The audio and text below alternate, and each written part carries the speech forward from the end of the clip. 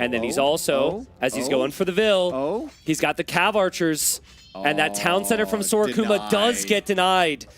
Little huge lost waste in the sauce, huge. Trying to go for a TC. And then this is where the TC should have been. Yep. Right? That TC could have been here the entire time, and Mr. Yo is going to get free value. Or does he?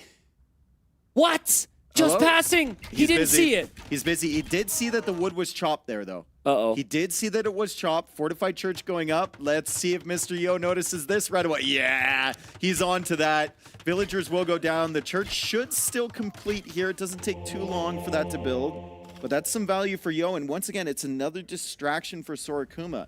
Like, he's so spread out right now across the map. Well, army type, right? It's like, what do you make? There's 17 Cav Archers. If you make your own Cav Archers, Georgian Cav Archers are solid. They regenerate. But they're not nearly as good as Japanese. They lack Thumb Ring, and Japanese get +2 bonus damage there. So then you need to make skirms. Skirms are rather slow, and it's going to take a lot of time to like chase things down. So I think Mr. Yo's found a really nice spot.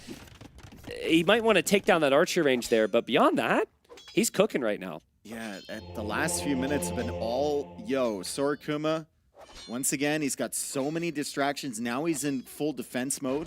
While he was on the attack earlier, he's trying to make fortified churches stop the Cav Archers. There's also army coming in on the right side. Still isn't walled here. He had plenty of opportunity to do that earlier. Yep.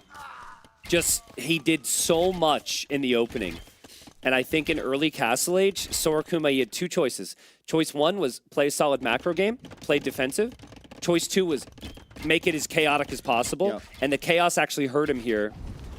He could still stabilize this. He just needs skirms, and I'm just waiting for the skirm count. The Navy is working away on the palisade wall. Cav Archer's trying to come in through the center here, and Mr. Yo goes for a dock on that side. He saw the fishing ships from Sorokuma, and he thinks that the transport at the back might be a good idea as well. Yeah, I like the siege workshop there from Yo too. Get rid of that archer range. He actually could eventually get rid of some of the other buildings there too. Sorokuma does sneak that up, so we can't forget that he's going to be building up some eco there.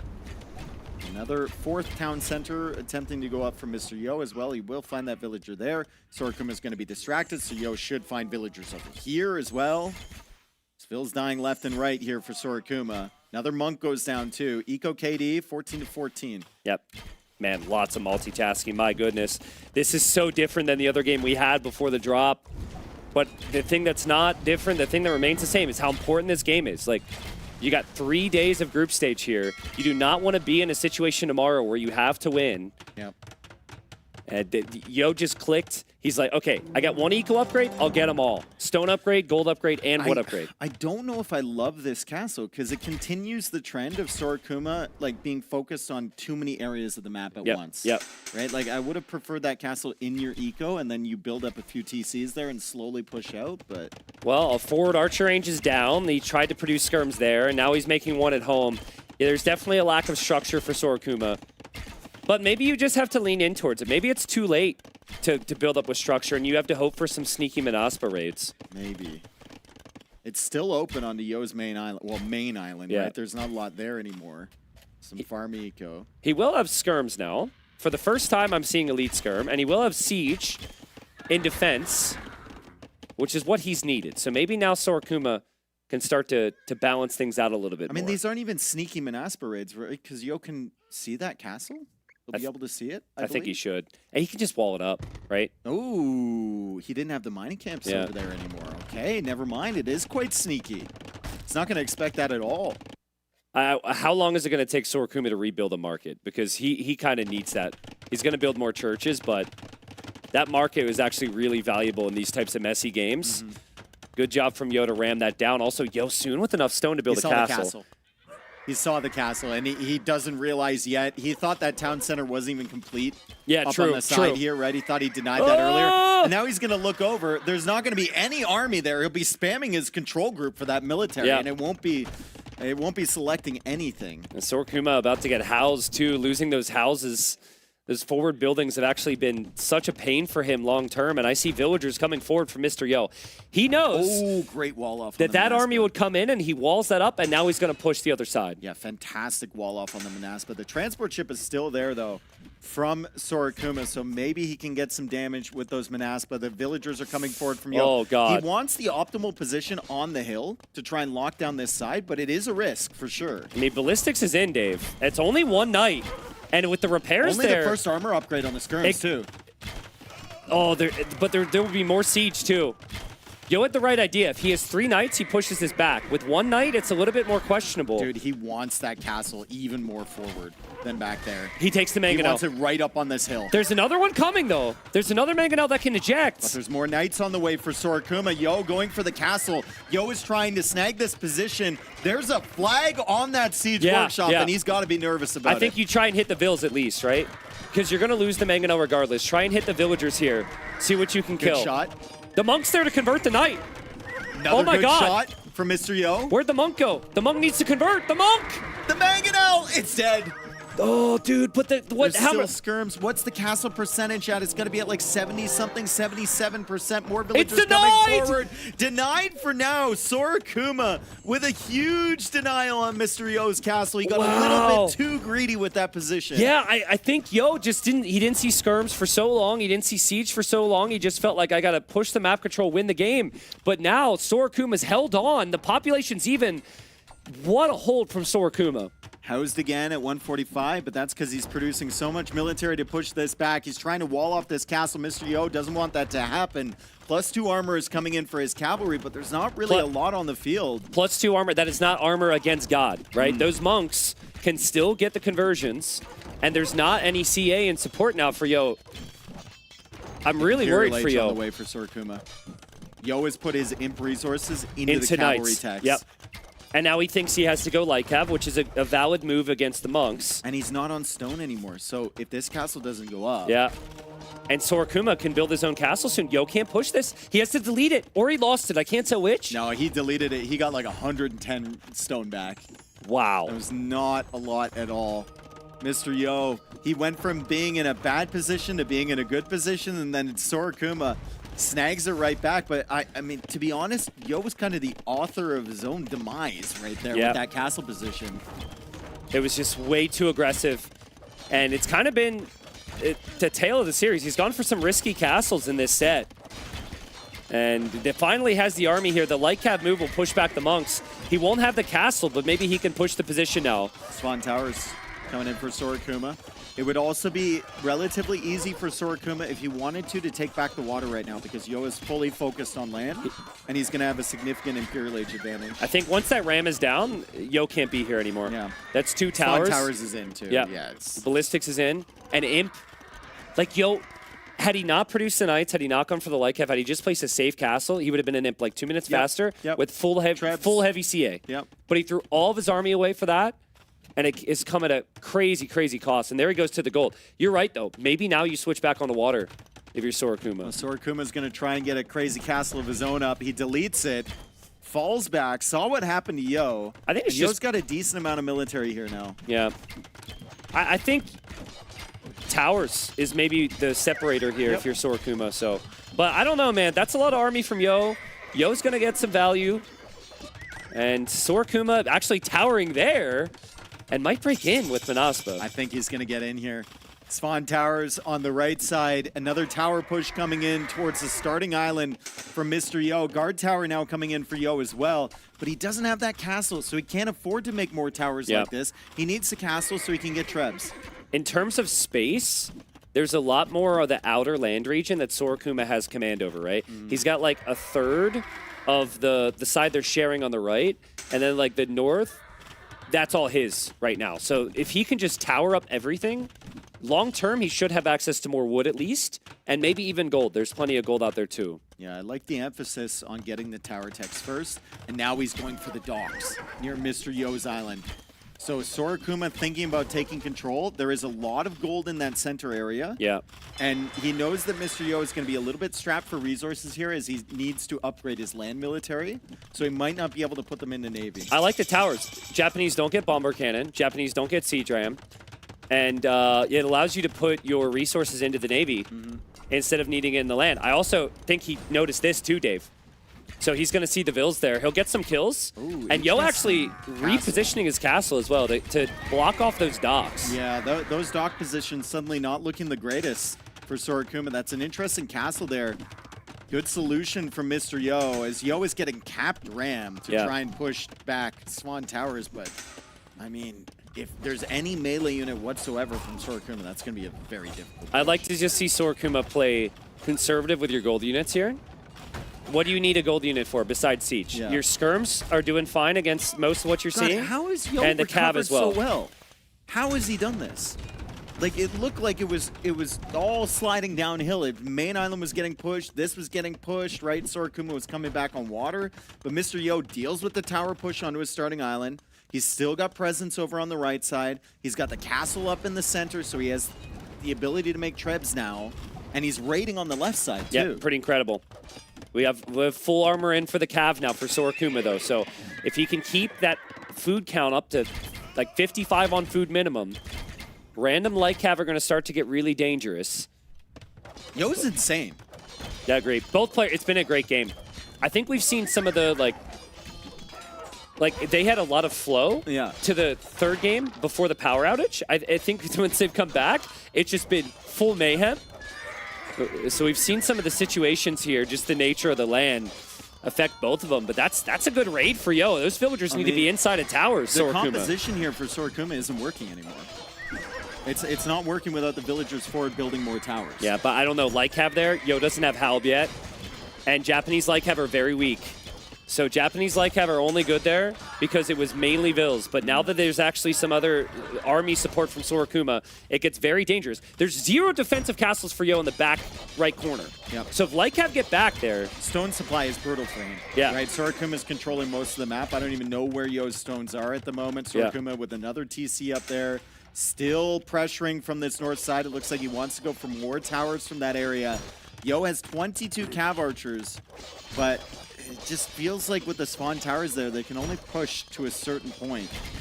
Can't advance any further. It's got to be a full raiding game for Sorokuma. The KD is going to be painful, but you just Light Cav into the eco, skirms on Cav archers. That's how you try and play this game. And then wait for your moments with the gold. Take down castles. Japanese Light Cav missing some crucial upgrades. So this is a temporary unit from Mr. Yo to try and take advantage of the fact that he had some food in the bag. He's going to go for another stable over there. Now he's the one trying to make it crazy, but that is an unnoticed tower from Mr. Yo. It's going up right on his farming eco there, and Sorokuma still trying to push from both sides. It's crazy, man. I'm still keeping an eye on that Cav Archer count. It's at 22 right now. It's no not heavy Trebs Cav either. Archer yet. Yeah, no Trebuchets is wild. No Cannon Galleons from Yo as well, which is a very good option for him on water at the moment. But I also like while Yo's taking some losses, I like how he's trying to hang around on the other side with his own random towers.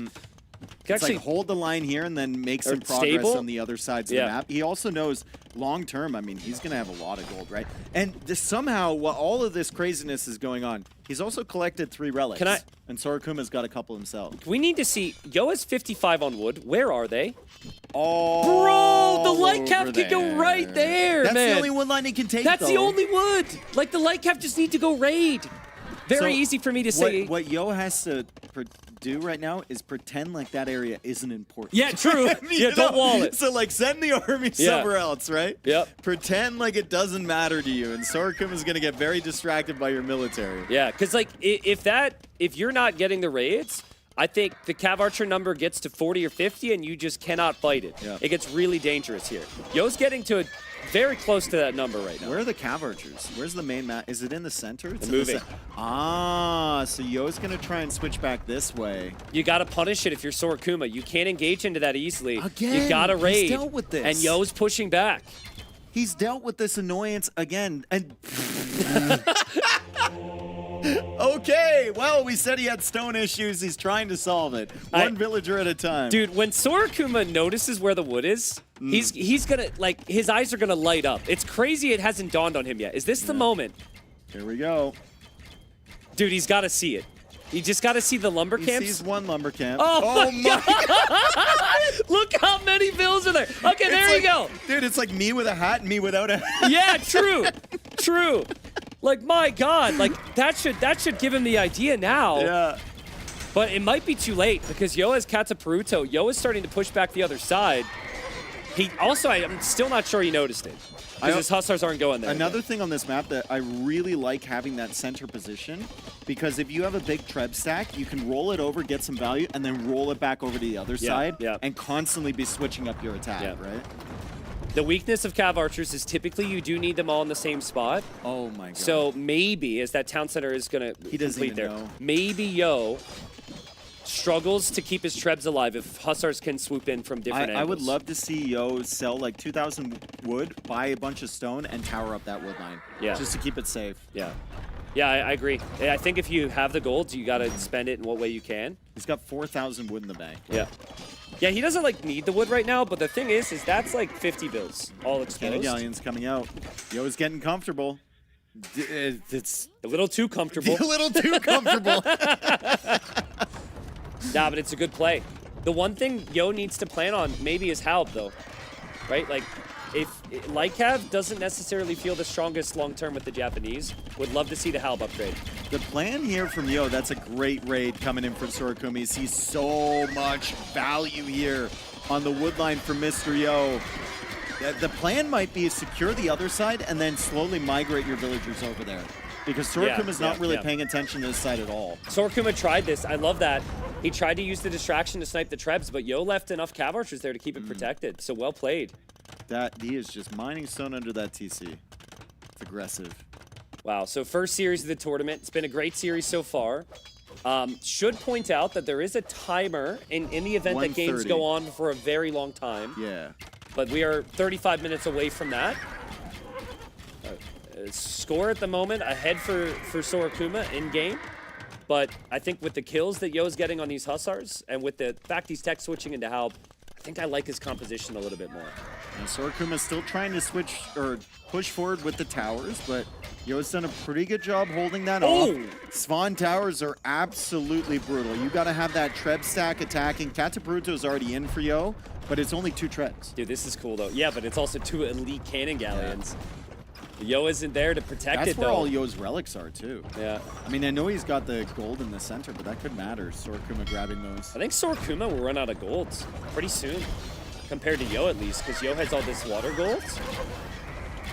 Yo will lose some units here, but Yo will keep most of the siege alive there. Does Sorakuma have the unique tech as Nari Cavalry? I don't think he does. No, I don't think he has any of those techs in, except for the... Nope. Okay. Yeah. That'll give extra pop space, or less pop space taken up by the Cav. So Yep, there you go, Dave. You called it. Few extra units on the field is a big deal when you're hard stuck at 200. How do you break Yo, though, if you're Sorakuma at the moment? He's, like, kind of playing the late game, like, hold on to wood. But Yo can't be broken in the middle. I guess maybe you wait until he is out of wood. Yeah, that's not ideal for Mr. Yo. Maybe that's what he needs to And buy. the 4,000 wood that he had, gone. Yeah, very quickly. That's the downside of tech switching into Halb, too, is it does cost a lot of wood. There are some trees in the middle, but yeah, Sorakuma. I'd love to see his Fog of War, actually. It should become very clear to him that Yo is going to be running out of wood soon. Oh, yeah, for sure. Yeah, he knows there's nothing up there. You can't there. see anything up there. You can see where Yo cut into the wood line at the south. Like, Castle goes down, though. Sorakuma's trying to push into the center with only cavalry, and there's going to be Japanese helps and a castle to stop this. So this will be a lot of units going down for free from Sorakuma, and they're not getting that much eco value of Mr. Yo. And while he's doing this, all of his army is stuck on that side, and Yo's free to try and push back these towers and gain some more wood control. Yeah, but eventually Yo might have to move up that hill. There's skirms waiting there. And Sorakuma also can just replace this with a couple more towers. So he's whittling down the very expensive Cav Archer mass. And it's with a cheap army, right? He's not spending any gold. I don't think gold is Yo's issue right now. He's got all that gold in the center. Yeah, it's a wood. He is banking a lot of resources. He's losing some Cav Archers here. He still has a lot of them, though. And he only loses 1 Trebuchet. And he might keep pushing up this hill. Sorakuma has Trebs waiting at some point in the very north. So I think he's going to wait for his moment and try and make a move. I just don't know where he'll go with those Trebs. He has to move into the center, right? The starting island doesn't give much value at all. Yeah. Other than a stepping point to try and assault this area again. It feels like he has to go into the center area. Yeah. It's going to be champion for Yo. I kind of like it if you have the resources Yeah, he he's has. got the food, he's got the gold, he can slowly make this tech switch, and he is Japanese. So Yeah, they're gonna be very, very it's strong. actually very good because Hussars and Skirmishers should struggle there, but holy docks here from Sorakuma. That's how he wants to spend his wood. Where's he going to find the pop space for this, though? Feels Yeah. like the Hussars Lose are a just couple going to take up Hussars. so much of the queue. Dude, Sorakuma's got to notice the wood line again. It's right there, man. It's right there. Okay, he's just noticed it again. That could be like 20 dead vills for Yo. Yep. Yeah, Yo doesn't see it. He's busy here. I mean, Yo will have, once he clears this up, he will have that little nub of wood that we're looking at right now. Yeah. That he can go take, but I think he hasn't really noticed the wood line that much. He's busy in the center trying to tower this off. Like I said, Sorakuma gonna struggle to get those ships on the water just because lack of pop space. We've actually hit a weird spot for Yo. He had gold before, but by the time he tech switches to champion, a lot of that gold's gone. He's bringing all the relics into the center. He's creating Why a little not? fortress in Why there. not? The Japanese healing fortress. And there we go, incoming. new lumber camp on that wood line. So Yeah. Mr. Yo finally has a wood line that he can take in the center there. He's just cleared it up. The villagers are all heading over. Pikeman coming in for Sorakuma. He doesn't really know about the champion switch that's happening. Yeah, this is a weird spot, but if Sorakuma were to lose some bills right now, it'd actually be pretty good. Yeah. Like, it doesn't feel He'll like lose it, 20 bills. but like, if even deleting 20 vills, that might be the difference between him winning and losing this game. Because he's got so much Navy, so much military queued up, he just I think he needs did to just compete. delete some. Okay. I think he did lose like 9 vills there. So he knows that this is a problem. He has lost 3 docks before he even produced a ship. Yeah. From over there. Yep, and he's going to try and build more with a bunch of villagers there, too. Mr. Yo's found himself another wood line in the center. And Mr. Yo's back on the gold in the middle, and Mr. Yeah. Yo's got the relics. And it's just Mr. a Yo's slow Trebs. pushback. Those Trebs are doing the job. The Cannon Galleons, though, need protection. And if, Champion count is rising as well. look at the micro there from Yo, though. He actually stands where the Hussars can't hit him. And now he can keep taking down the docks as we have coinage now for Sorakuma. Sorakuma, coinage does not help you here. Fantastic game. Yo just slowly trying to push his way back onto the map, and he's cleared up so many towers in this dock attempt. It's another example in this game. We've seen it like 5 times already of Sorakuma just getting a little bit too overambitious, Yeah. trying to do too many things, and Yo just focusing on his one little area, pushing back Sorakuma. I feel like he's losing this game. Yeah, I agree. I think he needs an answer to that Cav Archer mass now. And Navy seems extremely difficult to justify now. The towers there from Yo is good. Yo having 24 champions, 22 Haubs, 30 Cav Archers. It feels like the ratios are perfect for him right now. Like, poor Sorakuma's stuck. He's 200 pop, but he can't do a damn thing. This is Yo's game. This is Yo's game to lose. Once again, this is like the 3rd or 4th swing in this yeah, game. it's been a great game. It's been momentum back and forth between these two. The thing is, though, that's a lot of resources for Sorakuma. So if he can find a way to spend his golds, it could be really dangerous. But the key to this matchup is the towers for the Georgians. Yeah. And he's lost so many of those towers. You can see he's buying more stone here. He's using all of his gold to buy stone, and he I think knows he needs more of them, but the Treb stack for Mr. Yo is just clearing them up one by one. I think Sorakuma forgot the main purpose of Hussars, Yeah. and it's to raid. To raid. He's trying to take straight up engagements. He needs to be raiding somewhere. He is over here with Trebs and Hussars there too. That's where a lot of his But the pop has cannon been. galleons will come back over, and they're just gonna, if you have 3 cannon galleons, they're just gonna kill the Treb in one shot. Maybe. Sorakuma's trying to take out the Trebs over here. He gets one, but that's another 4 or 5 towers that have been killed over here. We need to see the other side. Those Hussars could go for the cannon galleons. The Hussars are there. The cannon They galleons. can't reach him.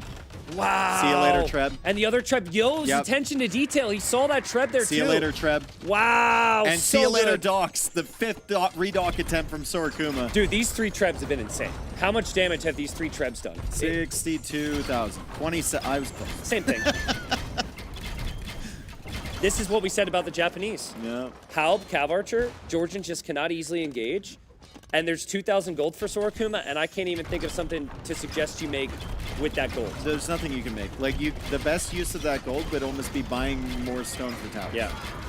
He's going to try and redock now on the backside of Yo's base. How many docks has he lost over the last couple minutes? Yes. Like, he's lost so many docks, bro. But he does have a Navy massing, and it is actually going to be superior to Yo's. Unfortunately, he's now losing on land. He loses his whole eco over here, Yeah. right? It's such a huge buildup of eco over on that side. Finally coming in with the Hussar once again. Yo's got some more woodline options, especially if he buys stone for defensive towers. Could help him defend that, but Sorokuma trying to take out some villagers, trying to get back into this, keeping his units on stand ground, and that's a lot of free units. There's a lot of vills back there he could have gone for. He's still trying to stabilize here. The champions were such a good addition. That was huge. Yeah, for I agree. Yo. Yeah. He had to think ahead on that, too. Yeah. Ooh. Yeah, Hussar's going here. I feel like there's no eco here to raid anymore. No, it's a feel trap. like It's a trap. Yeah, the back corner is maybe where I would go, but then again, it's like the middle for Yo as well, where he still has that castle. 0 on wood again for Yo. Yo might be losing some of the middle right now, though. Yeah, and there's going to be cannon galleons for Sorokuma, so pretty soon all that dies for Yo. He has to push here. I guess the question is, what's going to die faster? Is it this area over here, or is it the middle area for Yo? I think it's this area over here. I don't have an answer for you. Because the cannon galleons are just going to kill that so slowly. Yeah. Yeah, I agree. I really don't have an easy answer. Sorokuma, let's not forget that he's got that whole other side. Yeah. So this isn't all of his eco. He's got the whole other side here. I guess there's not too many fills there, but Yo keeps pushing. What a game. Crazy game to start this tournament off with. Yeah. Like, wow. Sorokuma is absolutely battling here. He knows that Mr. Yo is taking the momentum. He knows that Mr. Yo is winning right now, but he's trying to find a way back in. I mean, the micro's been patient from Sorokuma. He's trying to hit and run these halves. The problem is you lack the final armor on your skirms with this Civ. So you just can't tank damage like you can against other Civ's cav archers. Only one castle now for Sorokuma to make trebs, and it's in the north. Yeah, that's bad. That's going to be really bad for him, but he does have the cannon galleons out. There's not a lot Yo can do about that now. And the Hussars come in from Sorokuma. He snipes the trebs. He buys himself a lot of time on water. He's not going to be able to snipe the trebs. Villagers are repairing. Tower now behind for Mr. Yo. Trebs continue to roll forward. They've already wiped half the map. They'll wipe some more, and now forward barracks for Mr. Yo to keep the champion production going. The castle is being ranged from the side. So Mr. Yo is going to have to bring his cannon galleons over, range that from so far away, and take out that treb. Yo's still pushing so deep into the eco with these trebs, dude. They're both 190 pop. It's crazy, but I think Yo, at least on land, has the superior 190 population. Look at the cost here for Sorokuma to just snipe one treb. Yeah, I mean, we've seen for the last 10, 20 minutes Sorokuma queuing up Hussars, and he doesn't really care because he has the food in the bank, right? But now that Mr. Yo is pushing into that farming eco, it's going to really, really disrupt the food eco from Sorokuma, and the Hussar spam is going to end pretty soon. And the pop is going to continue to drop. 86 villagers only for Sorokuma, 40 in the queue right now. 40 in the queue. He is sending them to some pretty awkward locations, though. I think Yo just needs to keep doing what he's doing. Try and hold the middle as long as possible. Keep those cannon galleons alive. Drop more towers. As long as you don't lose the middle right now, yeah, you can clear out the south. Some fires go a long way here for Yo as well. Yeah. He's mixing in fires, and that's just... It's such an easy unit to use at this stage of the game. You just patrol it in. If Sorokuma's not paying attention to the galleons and the cannon galleons, loses his entire push. Yeah, Sora's population is going to look really, really bad here, Dave. He does not have the eco to Q military anymore. And even when he had the eco to Q military, he was not killing this army. This death ball of trebs and halves and 131 kills on this army, by the way, for Yo. So good. It's only 17 cav archers. The trebs, almost 50,000 damage. It's just great recognition from Yo. He almost threw this game, but he thought, like, if I get to heavy CA and Halb, there's nothing my opponent can do. Even with that lack of wood for a while, but he's been able to find a way. You can see his wood now. I think Sorokuma is going to raid it. It's still on the right side with no castles or towers. Like, it's still super exposed. Sorokuma had 40 on food 2 seconds ago. Now he's at 4. Now he's at 4. Yeah. This is a brutal situation for him. He's got a lot of wood. He can remake the farms on the other side, but the champions are killing all the villas as they go across the And the bridge. water as and well. And on the water, like I said, it's super easy for Mr. Yo. Just patrol in the fires and you take it all down. It's 127 population for Sorokuma. How did Yo manage this? Ah, Sorokuma can't believe it. My goodness. He knows it was close. I do love to see the reaction there from Sorokuma. Yeah. But Mr. Yo gets the job done. It was a crazy series because we had to have the one game restarted and everything. And what do you think he said right there? Like, you're crazy? I don't know. I don't know. Probably. The energy Sorokuma has brought to this LAN is Yeah. he's got a little bit of that recognition of all the legends that are here, right? I think he's a little starstruck being amongst all these amazing players. But he proved, despite losing the series, he belongs here. Oh, he's ready. He played really good Yeah. today. It's just, I feel for Sorokuma because game 2, I could have seen him winning that. Yep. If it went slightly different. Game 3 as well, but unfortunately he's on the losing end to Mr. Yo 2-1. I mean, it felt like he just tried to do too much there. Agreed, Right? Like, agreed. he was all over the place, and Yo was backed into a corner multiple times, and then Yo just manages to pull his way out of it, as he so often does. Eco was better there for Sorokuma. You see the food and the wood count significantly better, but the gold count The gold. was huge for Yo. And the units he was playing into, Champion, Cav Archer, Trebs, Navy, buying stone for the towers, like gold. Yeah. It's I all think gold. it was really good understanding of the units that the civs have available there. Yeah. And Mr. Yo was like, if I get to full Cav Archer, it's going to be tough for him to push me regardless of what else happens. So well played to him, and we will send it to Yo with an interview in a moment. Unless now's the moment. I think now's the moment. Yo's ready. So looks ready. We'll hear from him right now.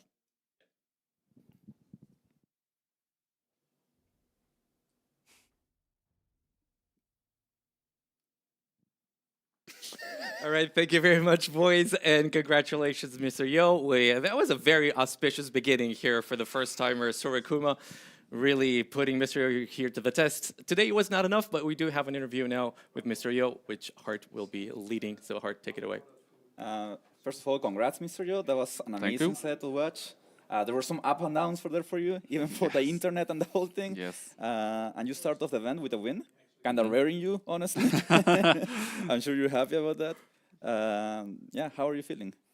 Let's say I feel relieved. Like you say, I never.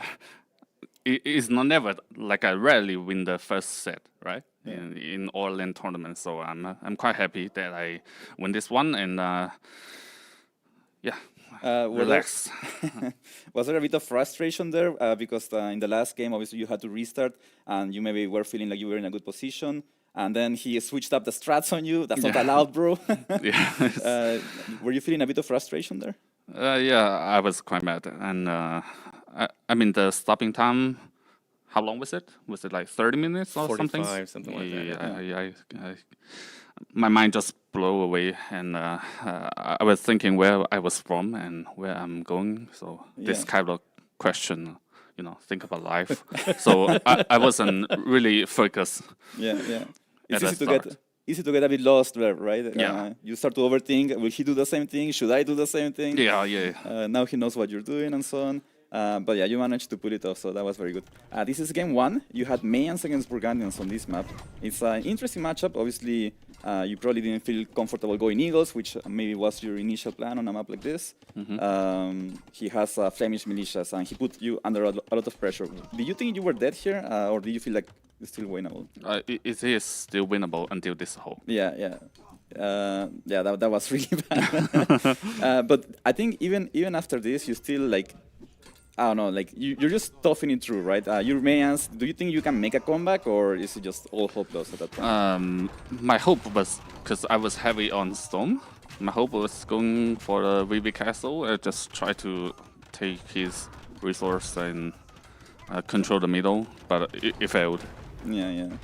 One of the many failed castles in this in this set. Respect to doubt. Of course. He's here with us as well, so have to give some honor to him. And game 2, Sicilians. Did you come up with this strategy? They look quite strong on this map. No, I stole it from Hera. So. Yeah. And he stole it from Sebastian, actually. Oh. Yeah, so it's a change. It's a third-hand strategy. Yeah. Very good economy for Sicilians here. You just hold in feudalage, you play strong. And then, did you adapt into the fast team knowing that he would go for a castle drop, or were you planning to do that from the beginning? It was adapted. My initial plan was just go full boom. Then I saw he's making a castle, which is surprising. Yeah, going to a break. I was expecting to go CA or something, crossbow. Yeah, that would be the common follow-up for Portuguese, right? But yeah, you adapted very well. I really like that play. Like, you go fast team, traps to control the map, take down his castle, and then just boom it back as Sicilians, right? And eventually you just overrun him in Imp. We were talking about the restart. I think you were suspecting something because his scout was around, he was being aggressive with it. Yeah, he only had one dog. Yeah, he had only one dog, exactly. And I think by the time you realized, it was a bit too late. But you had a good quick ball until this. Yeah, this was a bit disaster. I thought you were dead here. His economy setup's really nice, and you have so much idle time. I don't really know how you managed to stay alive here. I think he maybe overcommitted to the push, like he did so much damage and then just kept trying to push it too much. Yeah, he should just go boom. Go boom, right? Yeah. Yeah, so still I think it was impressive for you to survive this. Like, this is so hard to deal with. You just running builds everywhere. And then, like, once again, I think he made a mistake of like forward TC, too much forward stuff. Yeah, you know? yeah. Boom That TC doesn't make sense. Exactly. You were probably happy to see it. And then, like, even this is exposed, right? Why is the TC not there, for example? Yeah, I got lucky. I mean, actually, you missed the wheels for a while. You could have got a lot more wheels, perhaps. Then here... Another one. Did you think you were winning so hard that you could go for this move? Or do you feel like you needed that? I thought it was super over, but then I saw he got a scully. I was like, shit. Oh shit, I'm throwing maybe. Yeah, it was definitely looking bad here again. Like, I was like, no way he's throwing this after you went through so much in this game. And at some point, I think you made a decision to make the castle on the water to protect the gold. That was a bit risky because then you're leaving your whole economy exposed, right? Yeah. Did you know it was a risk, or was it like a calculated risk? I know I can defend his army with my cavalry archer. Like, he didn't have many, units. Yeah. So No many Hussar. I think castle in the middle should make more sense. Yeah. So you control the gold, so you can get to late game where you're probably comfortable with Japanese against Georgians. Yeah. That was an impressive game. A bunch of back and forth there. Really well done. And once again, you start off with a win, which is huge. But yeah, Sorakuma also did really well. This is his first set in the LAN event. And he's playing amazing. Yeah, and really good performance. So shout out to him as well. And congrats. Thank you. All right, Mr. Yo, thank you so much for your time, my friend. And we're going to be looking forward to the rest of your tournament. Really looking forward to it. And we're going to move on with the next series. That's going to be the South American duel between Nikov and Sebastian. But before we get to it, we're going to be going to a short break. See you guys in just a little bit.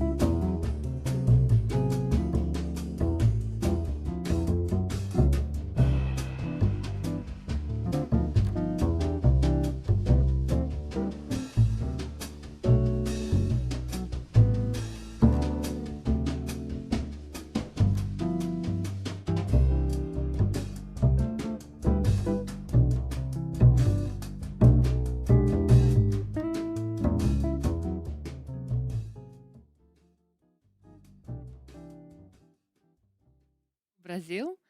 My name is Daniela. For those of you that don't know me, this is my first time casting at a LAN event. And together with Jordan right here, we will be your commentators for the next series, a series that I'm extremely excited about. We already started the day with a fantastic set, and I'm just looking forward to this one. Welcome, Jordan. Daniela, thank you. Looking forward to the cast with you. And what did you just say? It was Portuguese, I think, right? It was an attempt It was an attempt. And what Yeah. was it like? Welcome everyone, something like that? to Brazil. To Brazil. Yeah. Okay. Yeah. At first, I was not sure if it was French or Portuguese because we talked about French a couple of minutes ago. But of course, it makes sense that it's Portuguese. And we see the draft here already as well. So we have Nikov against Sebastian. And yeah, both of them are from Argentina. And Nikov has been in the game for a long, long time. He's an expert for the last 15. Now you guys can hear me better. I just wanted to test if you are paying attention. You are, so that's positive. So yeah, Nikov has been a pro gamer for a long, long time. I think 15 years or something like that, Daniela. And Sebastian, he has been relatively, compared to the Age of Empires 2 history, relatively new in the scene, in the pro level, so to say. But yeah, he has been on a very, very good run. The last two S2 tournaments, he finished top 4. And I think he's going to have a very good showing in this tournament as well. Right. Nikov has been established in the scene for a while. Sebastian was more or less seen in the last couple of years as the up-and-comer. I think he managed to establish himself now at the top. We're all the time seeing him in the LAN tournaments lately. I think this is going to be an amazing set. I watched them both fighting for a place here in the main event. In the qualifiers, I think this is going to be a fantastic series. Yeah, Nikov also, it's surprising because he was very, very good. Like he had very good showings. And I think last year he didn't have the best year, if I'm not mistaken. But this time he managed again to qualify. And I'm pretty sure he's going to show a few interesting strategies. Nikov is especially known to be very crisp in terms of the build orders. Like that's where I feel like he's always gaining a little bit of an advantage with super clear-cut build orders. And we have a lot of different new maps here, which you know, kind of invite for a very good build order advantage if you prepare for one. So I'm curious what he's going to be able to pick up here. We have 3 maps, which Daniela, you will have to support me in pronouncing them because I am very bad at that. Again, I'm just going to be trying. Portuguese is not my main language, it's not even the second one, but I will be trying. First map is going to be Festa da Pólvora, and it's a fantastic map. It's one of my favorites, personally. Yep. We've had some crazy action during the qualifiers. We've also had some additions to the map due to TOS wanting to make it more interesting. We had some barrels with explosive that players have to pay attention to them, you know, to break into the opponent's base. As far as the home maps, Sebastian actually went for one of the 2 new additions to the main event. One of them is Parque do Ipiranga. And as far for Nikov, he went for a classic one that we've seen a lot, especially during the qualifiers. One of the players' favorite map, I would call it, a hybrid map, Amazonia. Amazonia is also one of the maps I really enjoyed to play as well. For those guys who don't know, I was playing in the qualifier as well, but unfortunately I fell short. I think against, was it Barls in the second one? The first one I don't even remember, I think it's this gun. And yeah, Polva de Fossera, or no, Festa de Pólvora. Yeah, we will have more moments like that in the future. That one is, I think, my favorite one. Because with the barrels, you're capable of generating a little bit of a different style in Age of Empires, which we are not really used to, right? You can shot the barrel, and you can have moments where, and all of a sudden, a couple of units disappear because they are close to the barrel. So I find those kind of things very entertaining. That reminds me of a good old demo shot in the past, or a good Mangonel shot. So I hope we can see some of them as well. And there's a new map as well for Sebastian. So I think I've seen it in practice once, but I have not really seen it played out in the tournament yet. So yeah, curious how it's going to be played there. That's right. We haven't seen it yet. While we're talking about this, what do you think about the civilizations? That draft is already up as well. I'm looking at Sebastian, and yeah, okay, this is the duel of the South American players. However, no South American civs for Seba. Persians stands out right away as a first pick. I am kind of curious, or let's say curious that Nikov allowed Persians to be open. But then again, nowadays Age of Empires is in terms of balance in a very very good state. So there you can kind of play many civs on a certain map. So. Not too surprising there, but Persians definitely a very, very good pick. And also Koreans. I was very surprised to see Koreans as well, because I feel like ever since okay, I think we will switch now. Then I will finish my thought later, maybe. Ooh, all-time head-to-head in tournaments. Nice stats we have here. Last encounter was in the international qualifier. Important to state that Sebastian actually had an advantage there. Won the set against Nikov, so he's probably going into this matchup in particular feeling more confident. Sebastian, I'm kind of surprised to see such a, let's say, one-sided result in that case. Series count 8-4. So Sebastian is clearly the favorite in that sense. Also overall, if you compare it also to other players, and if you take into consideration the tournament results he has been having recently, it's just better than Nikov in that sense. But yeah, let's see. I mean, Nikov, he will be very motivated to show different results today, because he has a few things to show. I'm certain every player has been practicing like crazy. Every player wants to prove themselves for themselves, for their own pleasure, for their supporters, for the viewers, for people that watching and supporting them. And like I said earlier, we already started the day with a fantastic series. I am certain this one is going to be just the same. It's a player of 3 format, so every game counts. So we are going to start very soon. Also regarding the draft, Saracens, we talked about that earlier, Daniela. Yeah. Where you were, theorizing a little bit about Saracens, and I was like, you don't have to, because Saracens, I don't see them being picked here, but they're actually in the draft. So I'm curious. Like, it is the 4th pick of Nikov. So is he playing around, just trying to get into Sebastian's head, or is he really using them? No. Nelson, we have to talk about our host here. Yes. All right, so we are playing on Festa de Polvora. We see Sebastian here playing as Bengalis, already taking 2 boars. And on the other side, we have Nikov playing as Shu. And Shu, initially, when I saw the map a couple of months ago, I felt like Shu should be one of the better civs here. The barrels, which we talked about earlier, they kind of allow that you can apply the pressure early on. It's not like Arena, where it's kind of impossible to make things happen in Feudal Age. Of course, an Arena could do that as well, but on this map, I feel like Feudal Age should be the way to go. There's not a clear meta yet. Some people prefer to fast castle, some do with the faster Feudal Age to get map control. And I feel like Shu is very good in that. You can go up fast, and with the Archer play, Shu is known for that. You can really make things happening there. And then also in Imperial Age, with the traction trebuchet access, it's something you can really benefit from to get the early map control in Imperial Age then as well.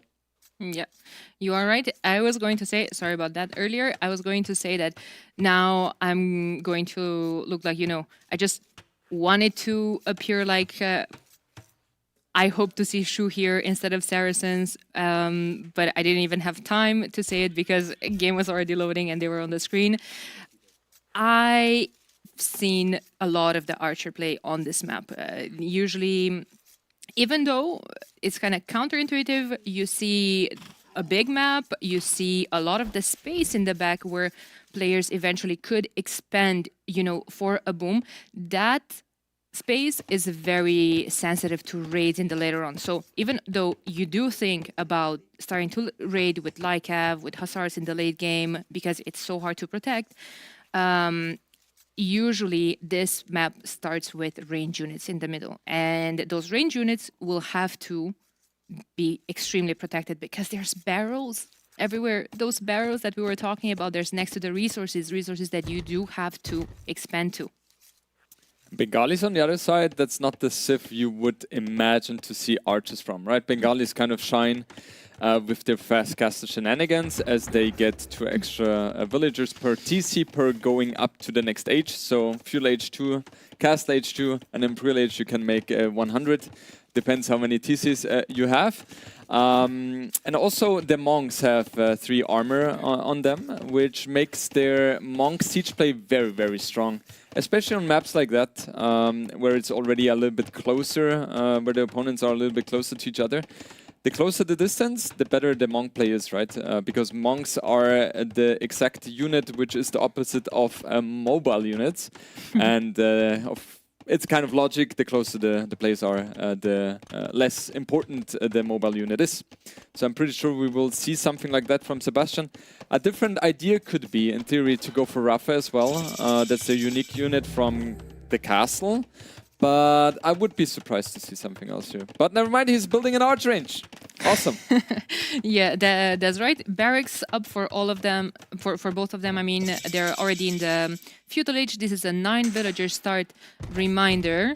I see Sebastian going to attack those walls. I would prefer if he would attack the barrel, but it's very important for that scout to not be forgotten there, because you do need that last shot on the barrel with a range unit, otherwise your scout dies with it as well. Yeah, that happened to me once already in a practice game where my scout was not paid attention to for 2 seconds and I couldn't find it in the game anymore. So yeah, it always comes with a risk, right? The scout helps in dealing damage to the barrel, so you can break in with your arch is a little bit faster. The arch only does 1 damage to the barrel, and the scout 3 or 5 even. So it's a little bit faster there. But yeah, it's always risky because, okay, Sebastian is paying attention, right? But it requires a lot of APM to do that because you have to pay attention in front. You also have to manage your economy in the back, and it's hard to balance those things. So seeing this opening from both of them, archer range into archers for Seba. Nikov built 1 archer and now he's starting the skirm production. In feudal age, I prefer Shu because they do have those discounts at both their archer ranges, technologies, and at the blacksmith as well. So I do feel like this is the moment to get a bit of a head start over Bengalis. Bengalis also probably don't mind to just stay on this comp for the feudal age. They do have 2 extra villagers from advancing up to this age. So let's say they're more or less equal, and maybe, like you said earlier, try to go for a Rata play from their unique unit from the castle. However, Nikov might be a bit too comfortable thinking, I'm already tacting to skirms, I'm going to be staying on them. But Bengalis could add light cavalry because it does have that +2 bonus damage against them. And that's one of the comps that I think Shu might start struggling. Yeah, it's interesting. The light cav play could definitely play a role here. And I really enjoy or like the way both kind of defended the potential barrel breakthrough with the walls. Sebastian on the other side has done exactly the same. In terms of how the game shapes out, I like it a little bit better for Nikov because he's kind of playing toward his strength. While on the other side, Sebastian is playing exactly the same, but Bengalis don't really shine in the range units compared to the Shu. Yeah, that is true. One thing that we didn't talk about this map in the beginning, we focused more on the civs, was that they both start with 3 bases that are independent. They are kind of weak, even though they could give you, that safe, that fake safe feeling, I guess. One of them has gold and stone. If you are pushed off of that base, you just have to go either on the outer area to get control over the gold and the stone, or in the middle. Again, not protected, You're exposed to the opponent's military, and yeah, I mean, Nikov was lucky that that was his food base, but that's exactly where Seba is going. It's also interesting. When I saw the map first, initially I was thinking about archers, and then I was like, yeah, well, if we play archers, then most likely we'll become a Scornbor. And so far, I have not seen that too often, because in most cases, one goes for feudal age, the other one goes for fast castle, so you don't really get into that situation. But this is the first time, I think, I've seen both players mixing in a lot of skirms. We have 7 skirms from Nikov, 6 from Sebastian. And if we take a look at Sebastian's production, he has 6 skirms, 3 archers, and he's not producing anymore. And that is something which is very high level, because he's saying with the army he has, he gets the value he wants, and that's fine. I don't need more. If I add more, it's not like I will gain more value from that. And by seeing that, we see him going up to cast stage already a little bit faster, just because he invests a little bit less. And also, if we take a look at the economy or resource collected, he's a little bit ahead there, right? Already around 400 resources, 300 resources to be precise. And that's very nice from him. And Nikov, he breaks the barrel, but is not really capable of dealing any crucial damage here. Yeah, there are walls behind, and he definitely is thinking about going up to the next stage. There it is. Bengalis, of course, like I said earlier, they did have those 2 extra villagers throughout the entire feudal age to bring in some extra resources. Thus, the resource collected difference. When it comes to the idle TC, again, they're both very similar, keeping it at the minimum under, 1 vil worth of idle TC time. So that 2 vil difference is kept throughout the entire feudal age. Which is yeah, sorry. No. Again, I just wanted to stress it again, that which is proves the high level of the gameplay and the preparation. Absolutely. And very interesting as well for those people who have known Nikov for a long time already. He kind of in the past had the reputation, I would say, to not really pay a lot of focus on researching economy upgrades, right? And that has obviously changed recently. He's been working on that, and this gameplay, or this game, kind of indicates that pretty well. He had horse color right from the get-go, wood upgrade, of course, as well. And Wheelbarrow, I think he added, or he researched very fast as well. I think at 9 villages on food or something like that. Where I personally think it's a little bit too quick, in my opinion, but it's interesting or nice to see that he pays a lot of attention to that. Yeah, absolutely.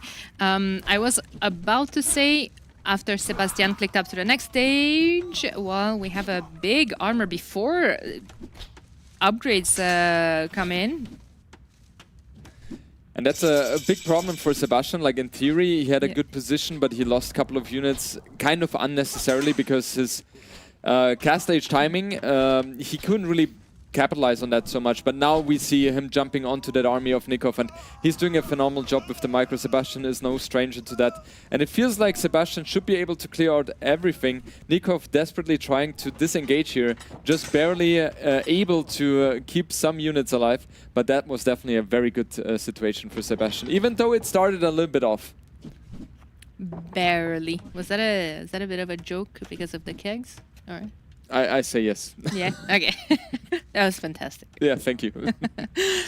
Stable transition, however, from Nikov. A couple of Haeguang cavalry is on the field. That's basically a regional unit from the Three Kingdom civs that do have access to. No access to bloodlines for them, however. And when it comes to attack upgrades, Shu are the civ that only get the first attack on the first melee attack from the blacksmith, so only forging available for them. That's very special for sure, right? Every other civilization has at least iron casting, but Shu has forging, and I'm pretty sure I said something wrong now, but I'm just testing chat here if they're still listening actively. And I know chat usually likes to correct me as well, so it's part of the game. But yeah, if we can take a look, like Nikov, very interestingly, that's like 2 steps ahead, so to say. He was not really committing too much onto the range units anymore. He was adding a stable as well. And instead of the stable, he could have added a 3rd archer range, right? Mm-hmm. But he did not do that. And instead, he went for the Haeguang cavalry. But Sebastian, he is already there with 2 monasteries as well, and he does not get the conversion. Would have been a big one, but so far Nikov disengages and Sebastian gains the map control, gets the relics in the middle as well, 3 in total in the middle, 2 on the outside. And so far I would prefer Sebastian position because he has first of all a lot of skirms, so he's going to be able to keep Nikov's skirms at bay. And if the Haiguang cavalry decides to engage, then he has monks to back off the skirms. So yeah, he's in a good position and getting the relics there. Absolutely. It feels like opening a stable against Bengalis only forces them to go into monks, which, like you said earlier, it's a fantastic unit. Extra pierce armor on them. They're going to do great. Sebastian is also putting down a 30C, which I do think is going to go up faster than Nikov's. He already has a solid Vil advantage. Again, extra 2 villagers, new age, same bonus. And yeah, I mean, I agree with you. I think Seba is doing well right now. He's in a good position. And that's exactly what I was expecting from Sebastian, right? Being very, very active, super clutch micro, paying attention to that in the meantime, in the back, setting up his economy like it's no problem. And a big thing to point out here is, first of all, Sebastian has ballistics already, which Nikov does not, right? So it will always be more comfortable in taking the engagements, and it's just a little bit easier because you don't have to pay as much attention, opposed to if you had not ballistics. And also very interesting to me, Nikov went for very, very fast handguard timing as well. It's crazy. Like, he prioritized that a lot, but Sebastian is not too far behind there as well in terms of economy. He managed to get a 1k1 resources advantage in that case already as well. And so far it feels like Sebastian has a little bit more activity on the map, has 3 relics already, and I'm curious who's going to pick up the last one. Yeah, Sebastian is definitely not the player to run away from aggression. Like in most of his games, at least the ones that I'm spectating, I see him going for aggressive strats. He always wants to, you know, force a reaction out of his opponent, try to get as much as damage possible, but he's not a type of, you know, all-in player. He's just adding a 40C. He is adding eco behind, and he manages to do that very well. I like the addition of the 4th TC just because of his civilization. If he was, for example, Shu, if I was Shu, I would play 3 TC because you don't need as much resources to go for the faster imp Arbalest play. And we see an engagement here, just barely. And the Lightcav should be able to pick up the monks here, and the monks are completely destroyed here by the Lightcav and the Mangonel. And Sebastian was not paying attention for a few seconds here and caught off guard here. So very nicely done by Nikov, taking advantage of the situation here. And I think Sebastian should pull back here, otherwise he's risking losing all the units. Ooh, Elephant Archer production. I see how it is. Then I do like Shu staying on scrims as fast, well, you know, for as long as possible. What I would like from Nikov in this situation right now, instead of 3 on stone, to have maybe 8 on stone and to slowly work his way towards the unique unit, the White Feather Guard. He definitely should also focus on trying to get a little bit more villages on farmers, because he would like to have the faster in play. Now Redemption is in for Sebastian, so those Mangonels have to disengage here. I think there is a risk where Sebastian could even get a conversion here. And if he manages to get 1 conversion, this quickly can snowball. The Lightcav trying to pick off the monks, and they are super successful in doing that. Sebastian not paying attention here. And that's really, really valuable for Nikov here. Yep. Kind of risk or saving a potential disaster here. Yeah. Nikov is starting to move a couple of those villagers that you were talking about on farms. He's definitely thinking about a castle. Now, I don't know if that castle should be in his base, should go further, maybe in the middle, maybe take some control over the resources, because I'm not exactly sure how much gold does he still have in his base. And for now, he does have the map control. He does have you know, the aggressive stance, basically. He has the map control. Sebastian on the other side, though, he has a very good defensive setup. He has already clicked up to Imperial. If you take a look at Nikov's situation, he is kind of flirting with the idea of clicking up to Imperial, but he's kind of, let's say, 600 resources short in that sense, which he will be able to get very, very soon with the economy he has. However, Sebastian will have the upgrade timing in that sense. And yeah, Bracers will be coming in here. Sebastian, that's also very interesting. Like, he's so confident in his micro, he's just going for it, right? He doesn't care. Many players would just sit back, wait for his imp upgrades, but he just likes to micro and to fight.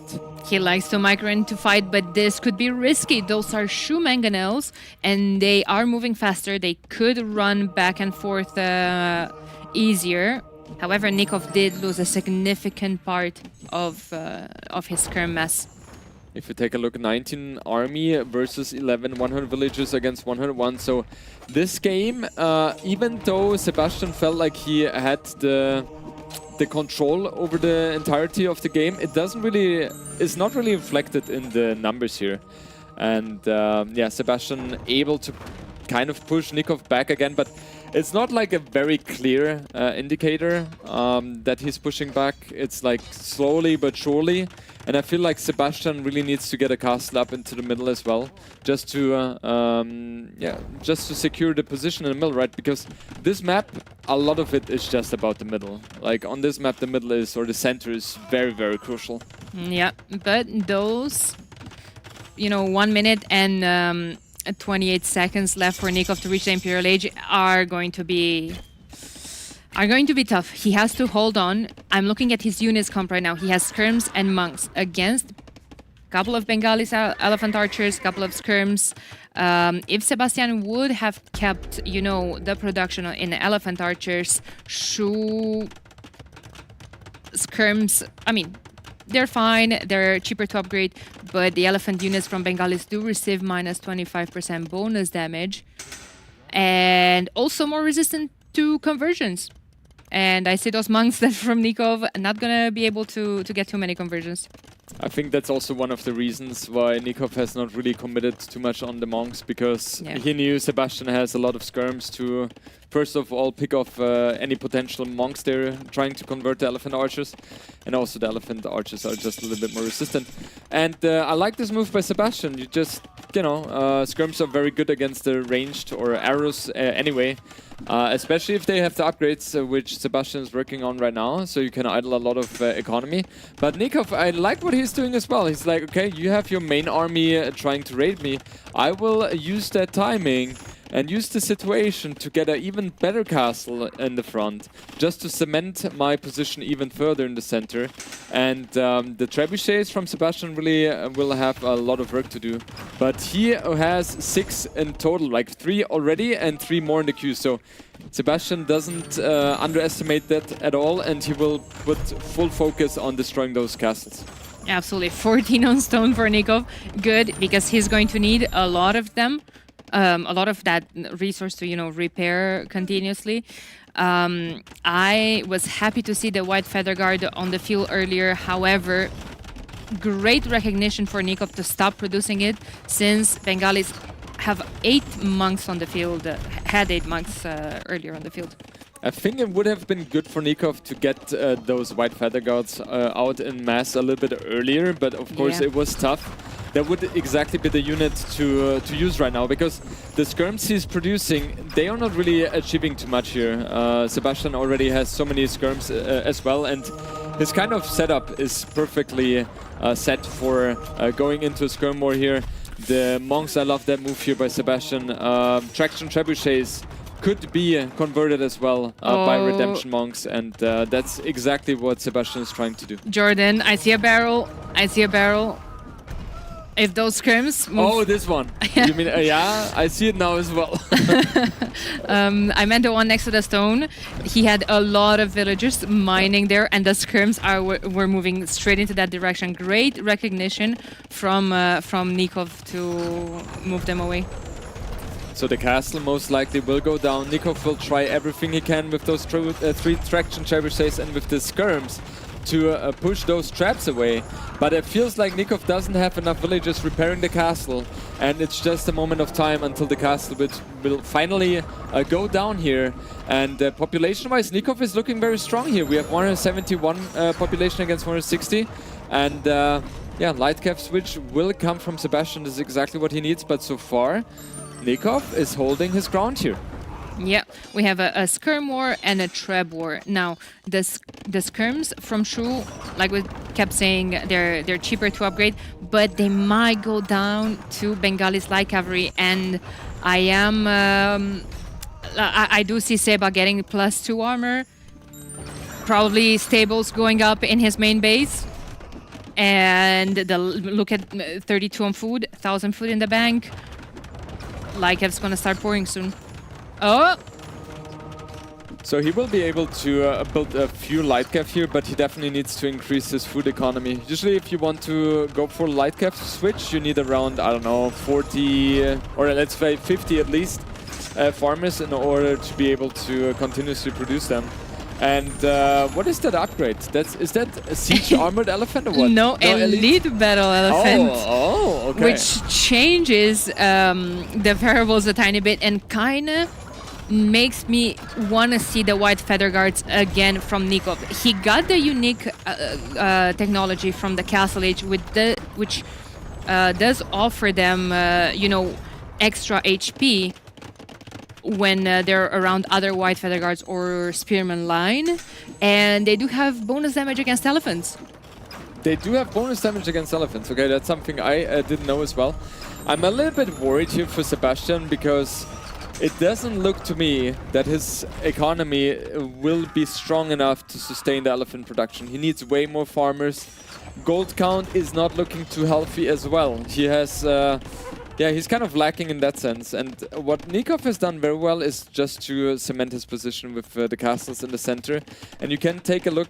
Sebastian is kind of forced to be a little bit more defensive with his castle placements. Has the advantage of potential raids coming in from Nikov to be able to defend that earlier or easier. But yeah, the center is so important because of the X resources, and Sebastian will try another push here. 2 trebuchets fighting the castle, while there are a lot of traction trebuchets attacking the castle from Sebastian, and it feels like Sebastian barely or desperately tries to repair the castle, but he's not capable of doing that. Yeah, they move a lot faster in Imperial Age as well, so they're just normal siege weapons at this point. Sebastian is doing a great job, you know, messing trebs, trying to be sneaky, but this is something that I don't know exactly how he is going to address. It feels like what Nikov is going for is just reacting or forcing a reaction everywhere for Seba. Seba has double the amount of military on the field, but military value is the exact same. I'm just wondering, he definitely needs to repair that castle in the back. Sebastian has to. What Sebastian has done very, very well is expand to the sides as well. He's on 200 population, and yeah, he now has realized that the castle is about to go down. And yeah, unfortunately for him, it was a little bit too late in that sense. But in the meantime, he was able to do a very crucial push in the center as well. And if I take a look overall, I think it was better for Sebastian due to the fact that he's getting control of the center, while Nikov just got rid of a little bit of a side portion of Sebastian's base. But it is easier for Sebastian to come back from that in terms of eco expansion compared to Nikov, because in the center, those resources, they are not movable. Yeah, I do agree with that. Right now, Sebastian, well, right now, 20 seconds ago, Sebastian was sitting at 200 pop. Nikov is at 166 and kind of dropping right now. I see the direction that Nikov is going for.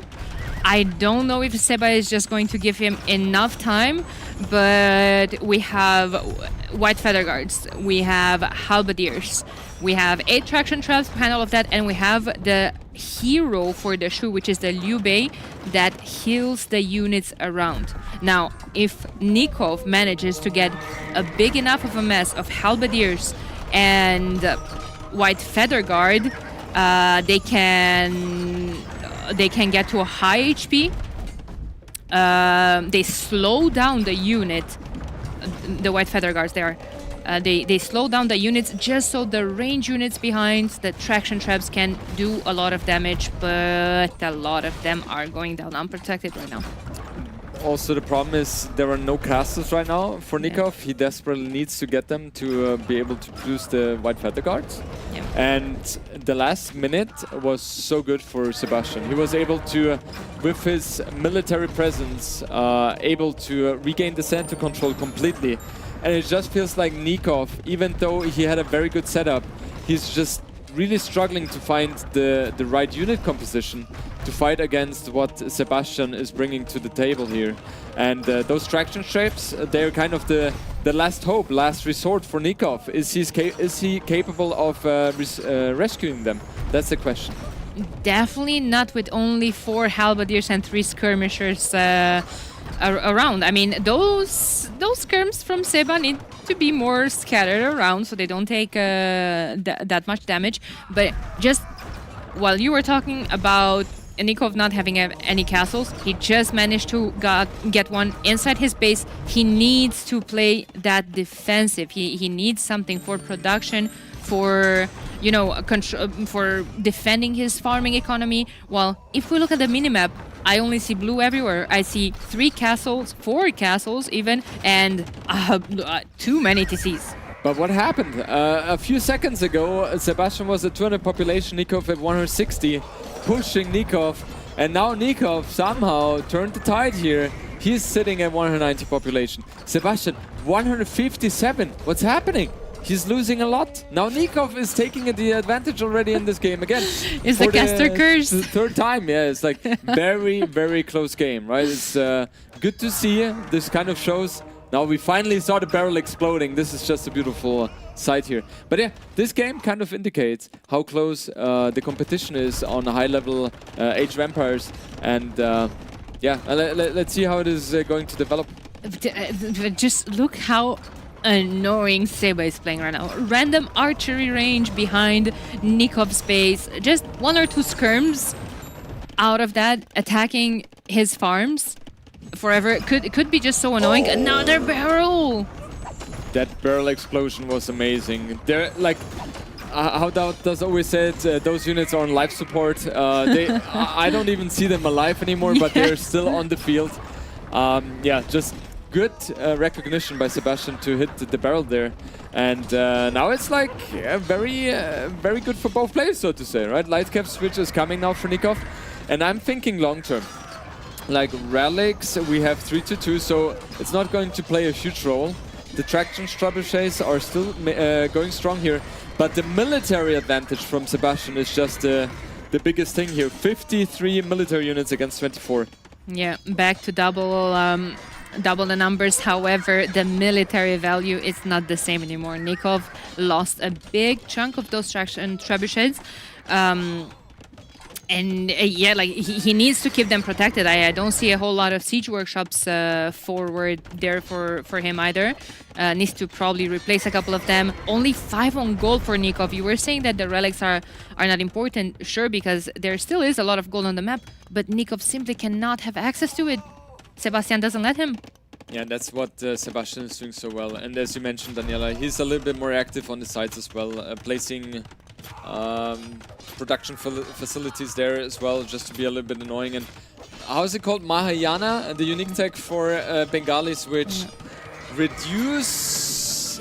Daniela, do you know exactly what it does? It is like you're able to produce more, right? More population? Yeah. So monks and villagers take less population space. Yeah. Villagers. Okay, monks, yeah. I knew that there was something with light calf or with calf and villagers, but I think that's for Georgians, if I'm not mistaken, right? I think that with cavalry. Yes, correct. It must be Georgians. Okay. I was paying attention to that castle. I saw the foundation was either deleted. I would assume, seeing that Seba still has 600 stone left in the bank, but I'm not sure if that was sniped or he deleted. It was deleted apparently, so he got the castle back, so no problem with that. And yeah, Nikov kind of struggling now, right? His wood count, if we take a look, it's a little bit imbalanced, so to say. We have 5,000 in the bank for him. If he was able to place, let's say, 50 more farms, it would be healthy. Is that a word? I don't think so. It would be helpful. It would be helpful for him to get more units out, right? But it is so tough. There are so many things happening in this game, and it's hard to find the time to place down so many farms as well. Fantastic series. I see 53 minutes. Do you start thinking about the time limit here? Because we do have that. I was thinking as well, Daniela, do we expect that to go that far? I kind of think no. My gut feeling tells me no. It just feels like Sebastian is one little step ahead in that sense. And yeah, but Nikov is holding on. It's like a back and forth all the time. Okay, he's still... well, he's 1,000 score behind, 2,000 now. Maybe with a lot of raids, maybe Sebastian's pop could be dropping a lot right now. He does hold, you know, the superior KD, the general one. Especially the eco KD is double in Sebastian's favor. But as a matter of fact, he's the one conducting all of these raids. Look at Nikov's pop. He's under 150 and dropping. Yeah, okay, Halberdiers are in defense, but they are slow. And one thing I mentioned earlier is kind of, yeah, playing into effect now. Sebastian placed his castles more defensive, so they secure the economy. Nikov, on the other side, he was placing those castles forward to get the map center. And those are dead now, unfortunately, for him. And he doesn't have the castles to protect from the raids, right? And that is kind of a problem for him right now. Nice! Another barrel exploded. So we have 200 population for Sebastian, 155 for Nikov. He's just barely trying to keep alive in this game. Is he capable of doing so? He's producing a lot of military units, yes. However, the military units, when they spawn out of their production facilities, they are picked off by the skirms right away. And the traction trebuchet goes down now as well. That was the last remaining traction trebuchet for Nikov. And I think with that, all his hopes go down and Sebastian is able to clinch the victory here. Fantastic game to start the series. We have a look at the players. Nikov is probably looking at the map thinking, maybe what could I have done better?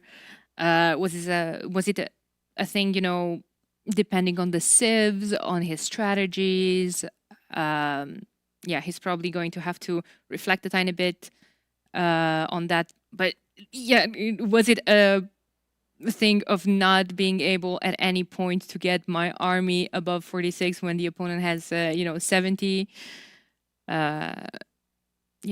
I think that plays a huge role. In terms of how the game developed, I would have even preferred Shu. Sure, Bengali should have a little bit of a better economy, but I would just feel more comfortable with having the skirms there, or in general. Well, that's not okay. So we see engagement here with which was very crucial, right? Sebastian could have had a very good moment there, but he was being caught off guard a little bit and lost the monks there. And yeah, those traction trebuchets in general are such a good unit because they're mobile, they have great range, they're also strong now at taking down buildings, and yeah, they're very, very good at pushing. However, Sebastian, he was able to, in the meantime, get the push going in the center as well while he was losing the side. And I think that was more important, right? Because the center is just a little bit more crucial. Nice barrel hit as well for Sebastian. It feels like Sebastian was also a little bit more aware of the barrels on the map, and he utilized them a little bit better compared to Nikov. Yeah.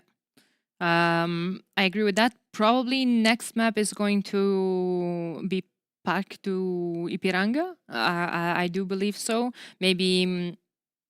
oh, no, actually, my bad. Amazonia is Nikov's pick.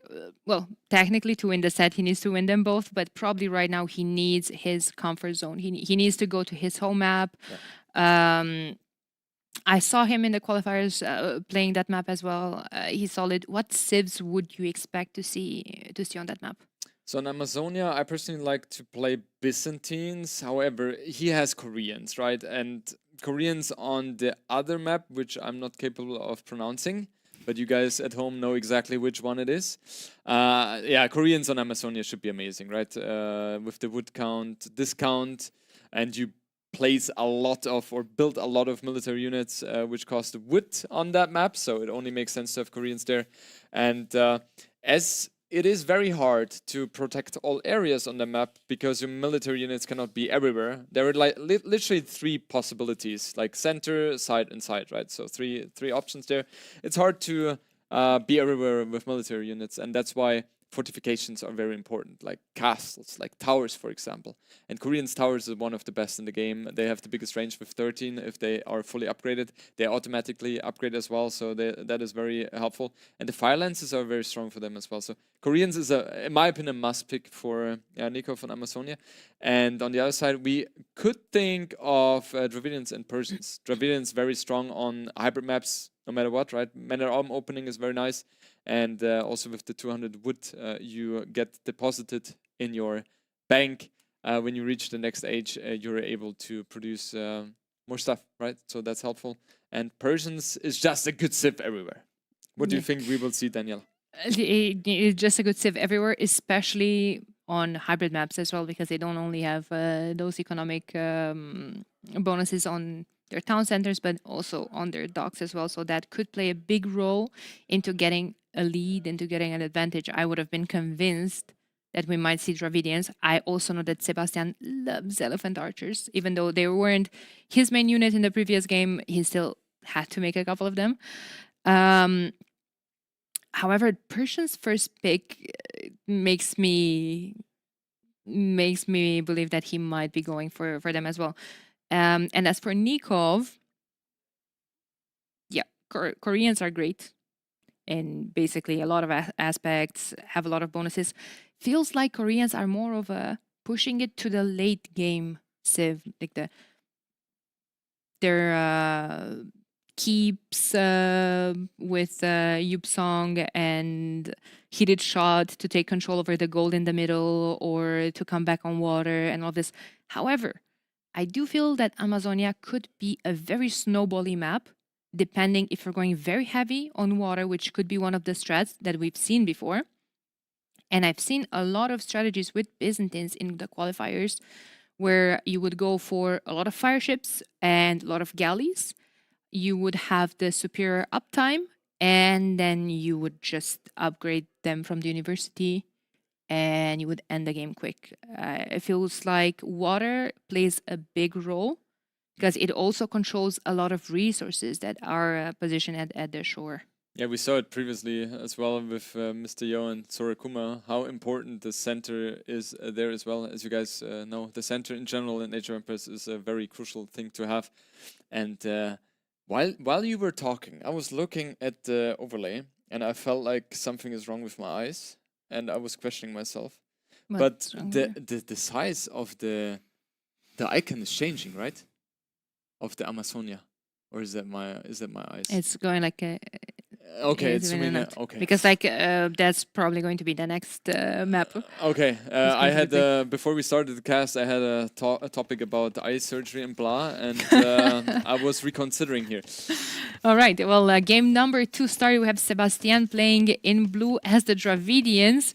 Love to see that, by the way. In the red, we have Nikov going for the safer pick for Koreans. He does want to take this to the late game. Like you said, he's not only thinking about snowballing it quick on water, he is also thinking about the broad amount of units and their discounts that he has in terms of land as well. So it is a matchup which I have never seen on this map specifically. In general, everything I have seen was Koreans has always been banned. I always banned Koreans as well because they're just too strong of a civ. Kind of reminds me of ACCM's run on the Empire Wars ladder with Koreans, where he had a very good streak, so to say. So yeah, that definitely played a role as well to have Koreans banned literally everywhere. And yeah, Nikov capable of getting that, very good for him. Dravidians is a civ which I have not seen on that map too often as well, because that's usually a ban as well. So, but that's also something I really enjoy about these kind of tournaments. I have obviously good connections to the top players, and seeing some of them just picking something out of the box is interesting to see, especially seeing that matchup. Okay, so with Dravidians, as I mentioned earlier, you have the 200 wood you get early feudal age and the other ages as well, caste age and imperial age, but of course main focus is going to be feudal age right now. That's where you kind of can have the snowball potential. Koreans, they have to play a little bit more defensive early on, but yeah, over time their discount is going to pile up and eventually they will surpass the 200 wood discount from Sebastian or from Dravidians, and they should take the lead here. So curious how that one is going to play out. Yeah, absolutely. We have a dock up already for both of them. Everything else will probably stay on food and to get as fast as possible to the feudal age. In the meantime, you do start with a couple of hunt around your little island, but that can be a bait. You can't be focusing your scout on pushing that because you do have to take your boars. Boars are at the further end of the bridges. You have to keep an eye on them. You don't want to have them lamed by the opponent, and you want to scout the resources on the outer area on the map because you do not have stone or gold where your TC is, so you will have to take the risk and kind of expand later on. On top of that, there's a lot of herdables on this map, as we've seen. We're seeing them pile up under both of their TCs. This map is very tricky. We have seen a lot of games on the map, especially in the qualifier already, and it didn't really appear to me that there was a clear meta. Now with the water changes which happened a few weeks ago, everything is changing, of course, in terms of the water play or all the maps which include water. And this map is very tricky because there are so many different openings. Do you commit onto water? Do you go for scout opening? Do you go for man-at-arm opening? Do you go for sneak arch range like we saw Sorakuma do a previous game? Water is questionable, right? Because yeah, it gives you a certain amount of map presence, kind of secures the gold in the center, which is super crucial as well. However, it's not like there is a lot of fish, and fish is usually the reason why you want to go for water and commit there, so you get a little bit of an economical advantage there. So it's really hard, meta is not clear, and yeah, I don't know. I don't know what's the right way to play. Most players are going for the water. It seems like that is the safest play. Ooh, I see Sebastian going for, is that a third dock? He already has 2 fishing ships in the queue from 2 different ones, so it must be a couple of fishing ships on oysters. Yeah, that's something that's very important because, okay, maybe you don't need to move more villagers on the outer area immediately on the gold, even though eventually you might want. The oysters only have 450 gold per tile. So I found that very quickly to run out. Dravidians are going to open fire ships with the galleys behind. I absolutely love that. I'm very curious how they are playing this. Okay, so both are playing with fire ships initially, and what do they transition to? They go for galleys. Interesting. Okay. Yeah. I have a strong opinion about people that transition into hulks, because I find a combo of hulks plus fire galleys very difficult to micro against a composition against fires plus galleys. You basically never get to touch the galleys with the fire ships because they're just going to have to attack the mid shield, which is either fire ships or even worse, hulks. So you would say galley and fire galley is the better composition? Either galleys plus fires or galleys plus hulks. Yeah. But galleys have to be in the backline. Yeah. Yesterday I played Hulk and fire galley composition and I lost. Yeah. Against galley and whatever it was. So is it the player or is it the army composition? I don't know. But yeah, it's like when you group them together, like Hulks and fire galleys, like it feels like they're stranded. One is there, and like pathing is not helping there in that sense. So galleys just feel a little bit easier to micro. But Sebastian with a lot of fire galleys really putting on the pressure, and it looks like he's having a very good situation here. Yeah, I mean, the dock bonus versus ships changed as well. So fire ships can stay there for a while, can stay there, kill everything, and go back. Seba can repair them, and he's already won water. He can add in a couple of galleys, because I do see Nikov trying that Hulk transition, or he can just stay defensive, look at his resources, look at his eco setup, and hope to just have a better uptime eventually. I like what Sebastian is doing. He's not even spending time into thinking what composition do I go for. He just goes for one unit, Fire Galley, and he's burning everything. And that was very, very good timing by him as well. And that is the advantage which Dravidians can give you, right? In the meantime, he even added an archer range. The problem for him is, and that's the tricky thing on this map, which side do you commit to, right? Because the scouting is hard to do as well. Of course, they're trying their best to get all the scouting information, but there's only so much you can do in terms of scouting. And yeah, unfortunately for him that the other side, Nikov, is in. So his archer range is not going to be potentially as strong as it could have been. Absolutely. And on top of that, not having time to scout, Seba even lost his scout. So I'm pretty sure now he's just blindly going into, you know, committing an attack on that side when, like you said, Nikov's expansion is all the way to the south of his TC. And I love what Sebastian is doing. Like, I was thinking, you always have to think as a player, what can your opponent do in order to equalize or come back to the game?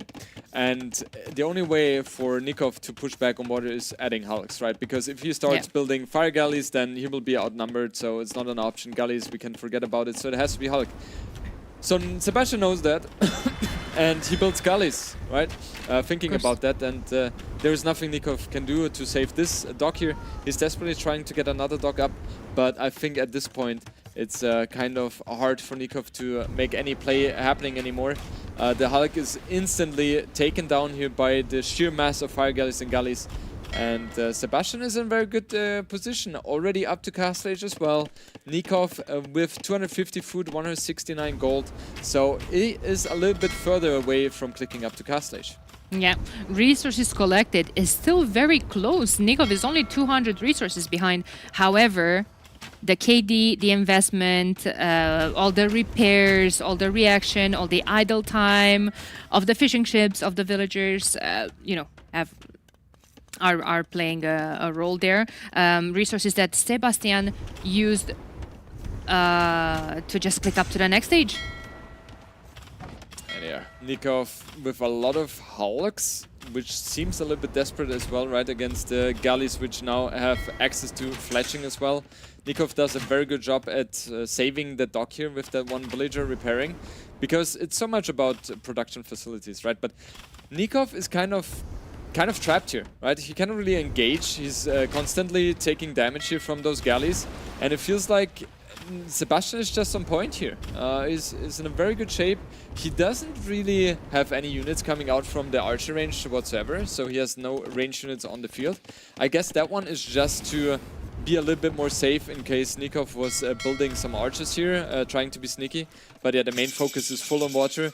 Nikov now not having the best feeling about his opponent reaching castle age, and Sebastian will momentarily go for the upgrade. How's that upgrade called? I have no idea. It's medium warship, and after the naval rework affects both the fire ships and the galleys. So that's actually fantastic for Sebastian. I'm also curious if he's going to go for a university right away and get all the universities. All the university upgrades for the ships. However, no, he opted to go for a second TC. Knows that he's ahead, and why not get even more ahead, at least in terms of economy. Exactly. It's the right decision, right? No need to continue investing into water because he already won that one very convincingly. Nikov recognizing the situation as well, not investing anymore.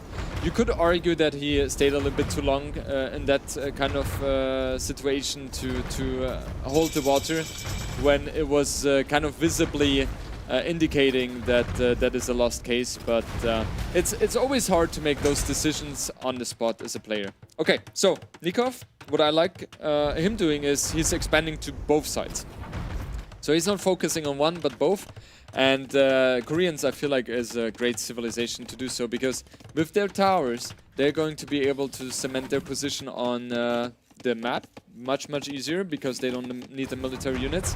Nikov, as of now, doesn't have access to stone yet, but Vodka, can you show if there's one of the TCs close to the stone spots? I'm wondering. Not this one and the other one not as well, right? But yeah, I don't think it will take too much time for him to go onto stone as well. And his scouting pattern, I think he didn't really see where Sebastian was committing to, right? No, he saw it. He saw it. So I think Nikov knows that Sebastian has expanded to the top side of the map.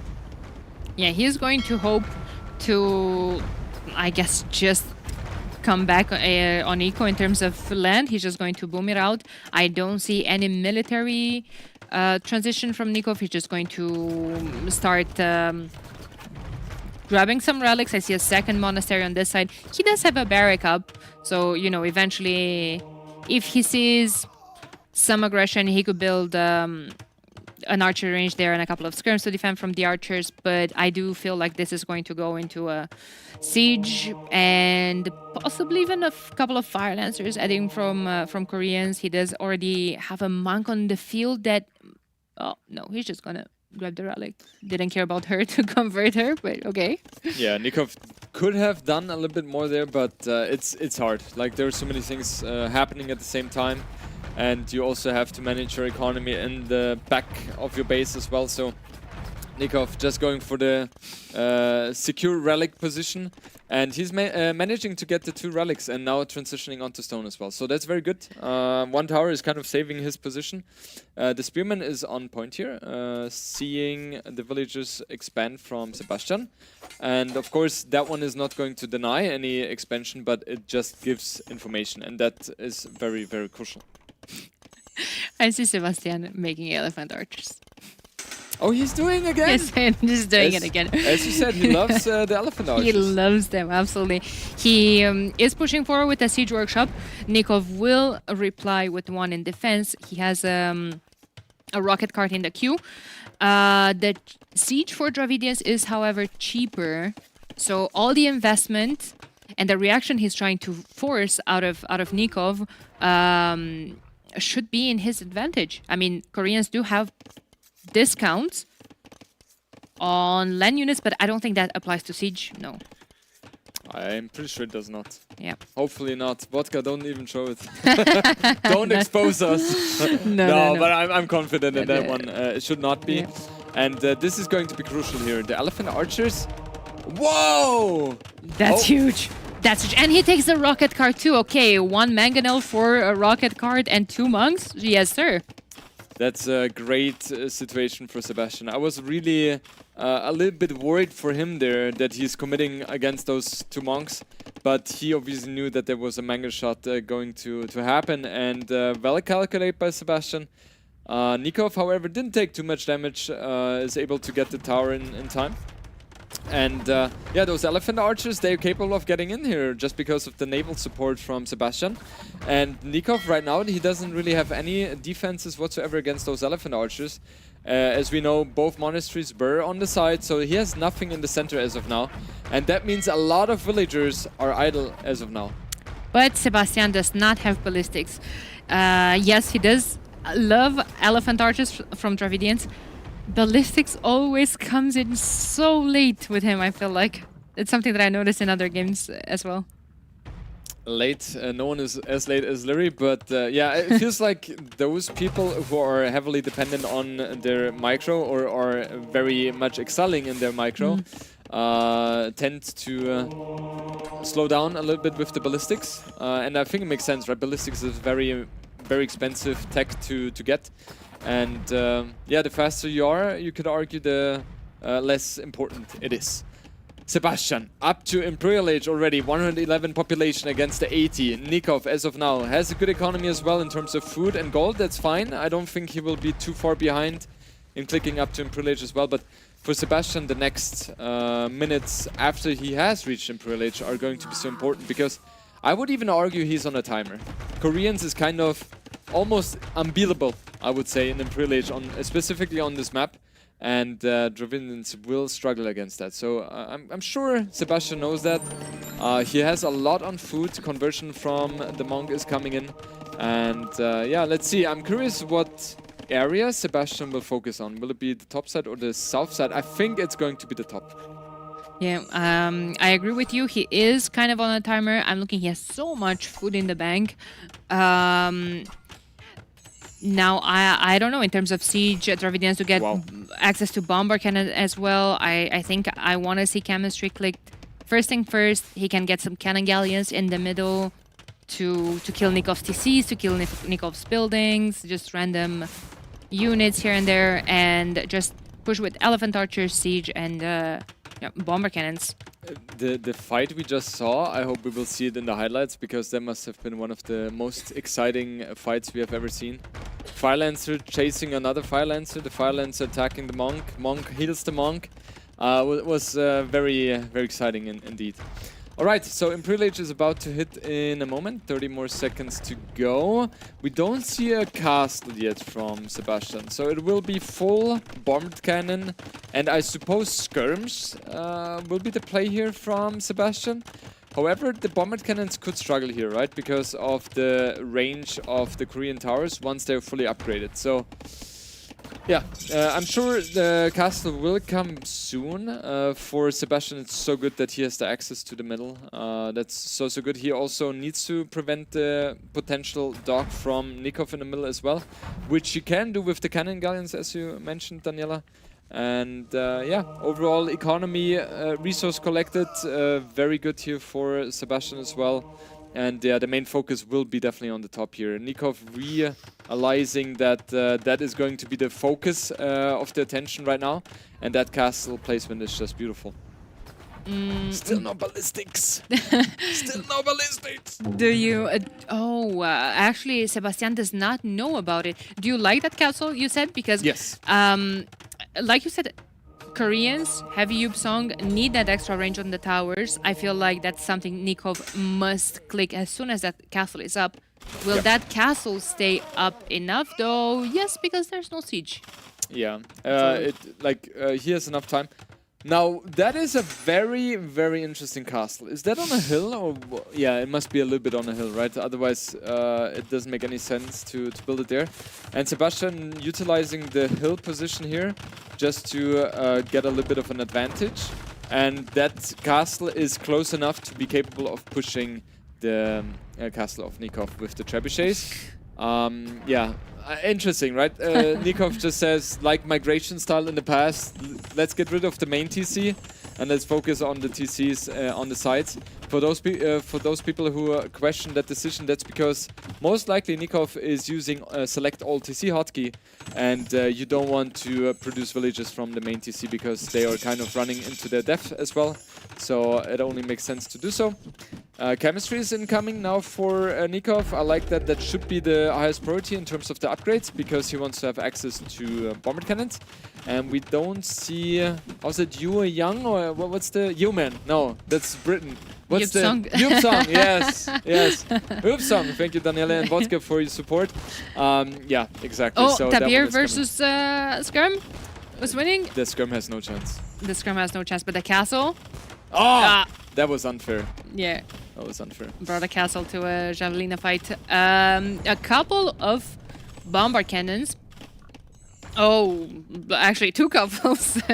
There's 4 of them already, and a treb. I don't think Yubson was in. No, Nope. it was not. Yeah, Nope. And it feels like Nikov is also struggling in terms of the economy, right? If you take a look at the population, 180 population against 100, which is a very big indicator, especially when both players have access to the same technology. Sometimes you have those situations where one player is an imp and has 100 population, the other one 160, whatever, in Castle Age, and then there are chances. But Sebastian is in a very good position, pushing now with Siege, Mangonels, Bombard Cannons, Trebuchets, also having a very good castle foundation on the left side, just to be able to secure much area there as well. Siege Engineers incoming for Nikov, however, so with the extra range, which Dravidians don't have access to, and fabulous micro, Nikov could potentially do something here. Yeah, I am looking at the military numbers though, and I am sad. It's 8 for Nikov versus 66 for Sebastian. Thank God he just lost a unit, because that would have been tragic to say how much military he had. But how do you stop this? Okay, Nikov just got couple of workshops up, 3 bomb cannons in the queue. You don't. The short answer, you don't. Yeah, I have to see, like, Sebastian, look at him. He's just very chill, laughing. I know Nikov said something to him, which definitely had an impact in that sense. But Sebastian has this aura to him. I don't know how you feel about it, Daniela. Ever since I met him, he has a very chill aura. I feel like very chill, very, very nice, right? And he's just very focused on the game. He also likes to meditate, if I'm not mistaken, which definitely helps in those situations as well. And yeah, his play this game was just fabulous. From the start to the end, just felt like 1-2 steps ahead in that sense. The first game doesn't really reflect that, but the second game has, and I'm curious how the third game is going to shape out. That is going to be played on Sebastian's home map. Yep.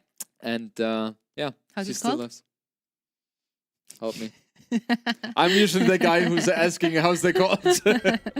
Yeah, Park dai Paranga. Yes, that's what I Piranga. meant. Yes, exactly.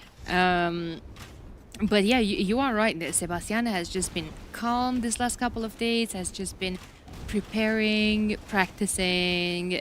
Like, you see that he's genuinely happy to be here. Yeah. One of the first questions that I asked when I talked to him was like, "Are you nervous?" And he just like looked at me, smiled, and said, "No, Yeah. no." Yeah. And Like, I mean, that's the right attitude. Like, it's just, I'm just happy to be here. I'm hoping to perform well, and he is. Yes. He is. He's showing definitely a very good performance. And initially, when there were, I've been always asking the top 4 predictions, right, in the podcast. Daniela, what do you think are the top 4 for you in this tournament? Ooh, top 4. So the semifinalists, basically. Yes. I think it's going to be Hera. Mhm. I think it's gonna be. This is tough. Leary. I have those 2 as well. Okay. Now I'm going with the wild takes. Okay, let's go. Seba Okay, yeah, I have him as well. and Winchester. I have exactly the same top 4. No way. Yeah, No, I don't exactly the believe you. same. I have exactly the same. Yeah, I think Larry and Hera are kind of not wild picks, so to say. They're kind of expected to be the top 4. But yeah, Winchester and Sebastian both, I think, have very good potential.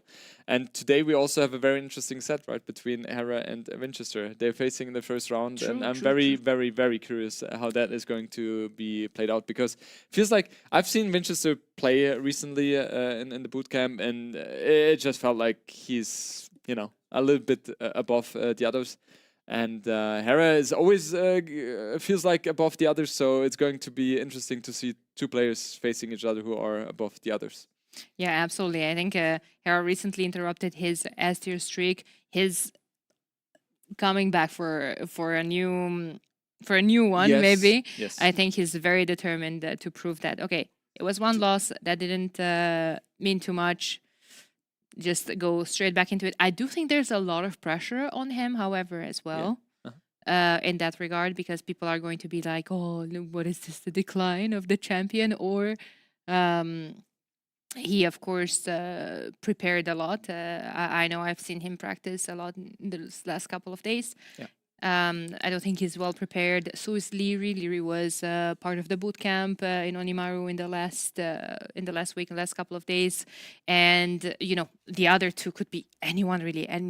Anyone is super ambitious, super prepared. And as I'm talking, I see that we're already in game number 3. We have Nikov in red playing as Kitans, Sebastian playing in blue as the Persians on a new map. I think we're seeing this map for the first time in this tournament. Is called the Parkida Ipiranga. And it's a very Arabia-like map, in my opinion. You do have some extra resources, a whole lot more resources than on Arabia. You have all that food concentrated in the south. I wonder if we're going to see some strategies in terms of players wanting to take control over them. There's a lot of the papaya trees there, a lot of hunt. Gold spread out all across the map, especially in the middle. 3 tall golds everywhere. And At the top, we have, I think this is actually the 2P wonder in game. It's a monument that does give you 25 extra population space. So in the late game, that's something that's going to be very important for the player that gets control over it, because that player could get to 225 population eventually. Man, the inner child of me, when I see that waterfall coming from the monument, I just want to slide it down, honestly. That looks exciting. That would be sick. I would love that. All right, so I personally have not seen this map from start to finish as well, so it's going to be interesting how it's played out. We see it is rather open, right? I'm curious how committed the players are going to be taking the food in the south. I don't think too much, honestly, because it is exposed, it is risky to take those as well, and it's safer to have the farms at home.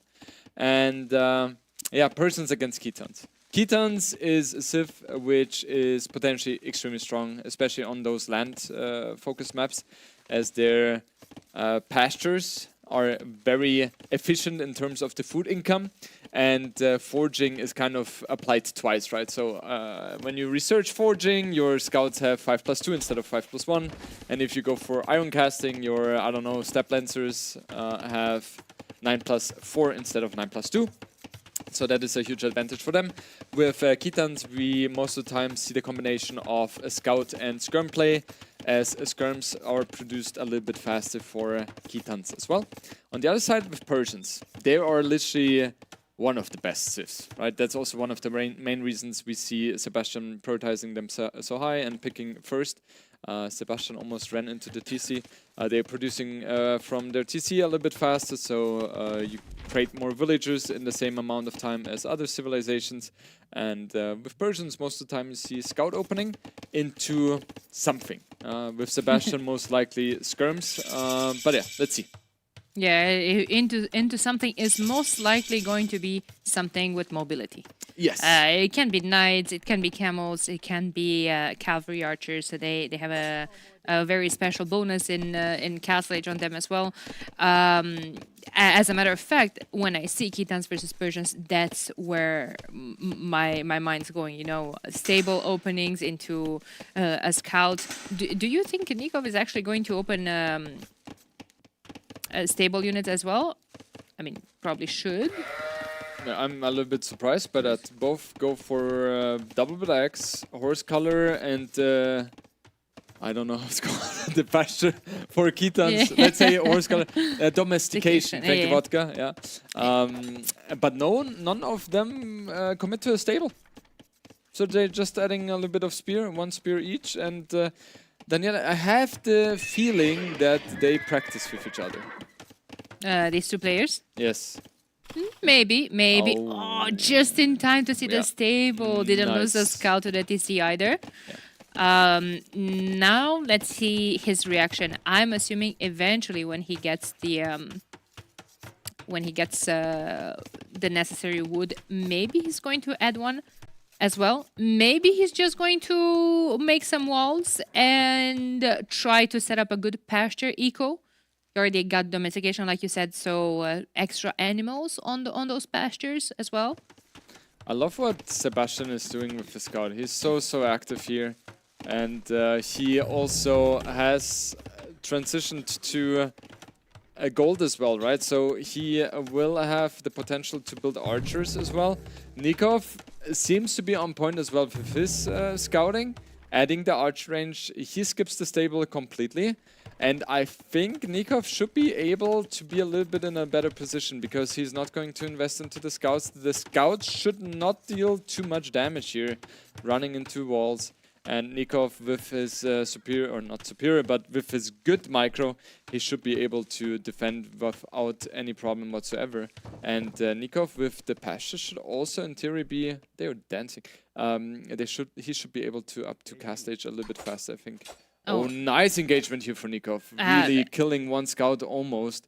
Very nice for him. And he has taken no damage here whatsoever. Yeah, absolutely. It's definitely, like you said, Persians very active with their scouting. Scouted the walls from Nikov, immediately added an archer range, gonna continue produce scouts and archers trying to break that defense from Nikov. Nikov, in the same time, obviously, did scout that in time, made an archer range of his own. I kind of expected to see maybe a couple of skirms. He opened archers, but now I see a second range, and maybe it's just going to be a mix. Like, no, the archers hit the scouts attacking the walls, and then the skirms focus on the archers from behind.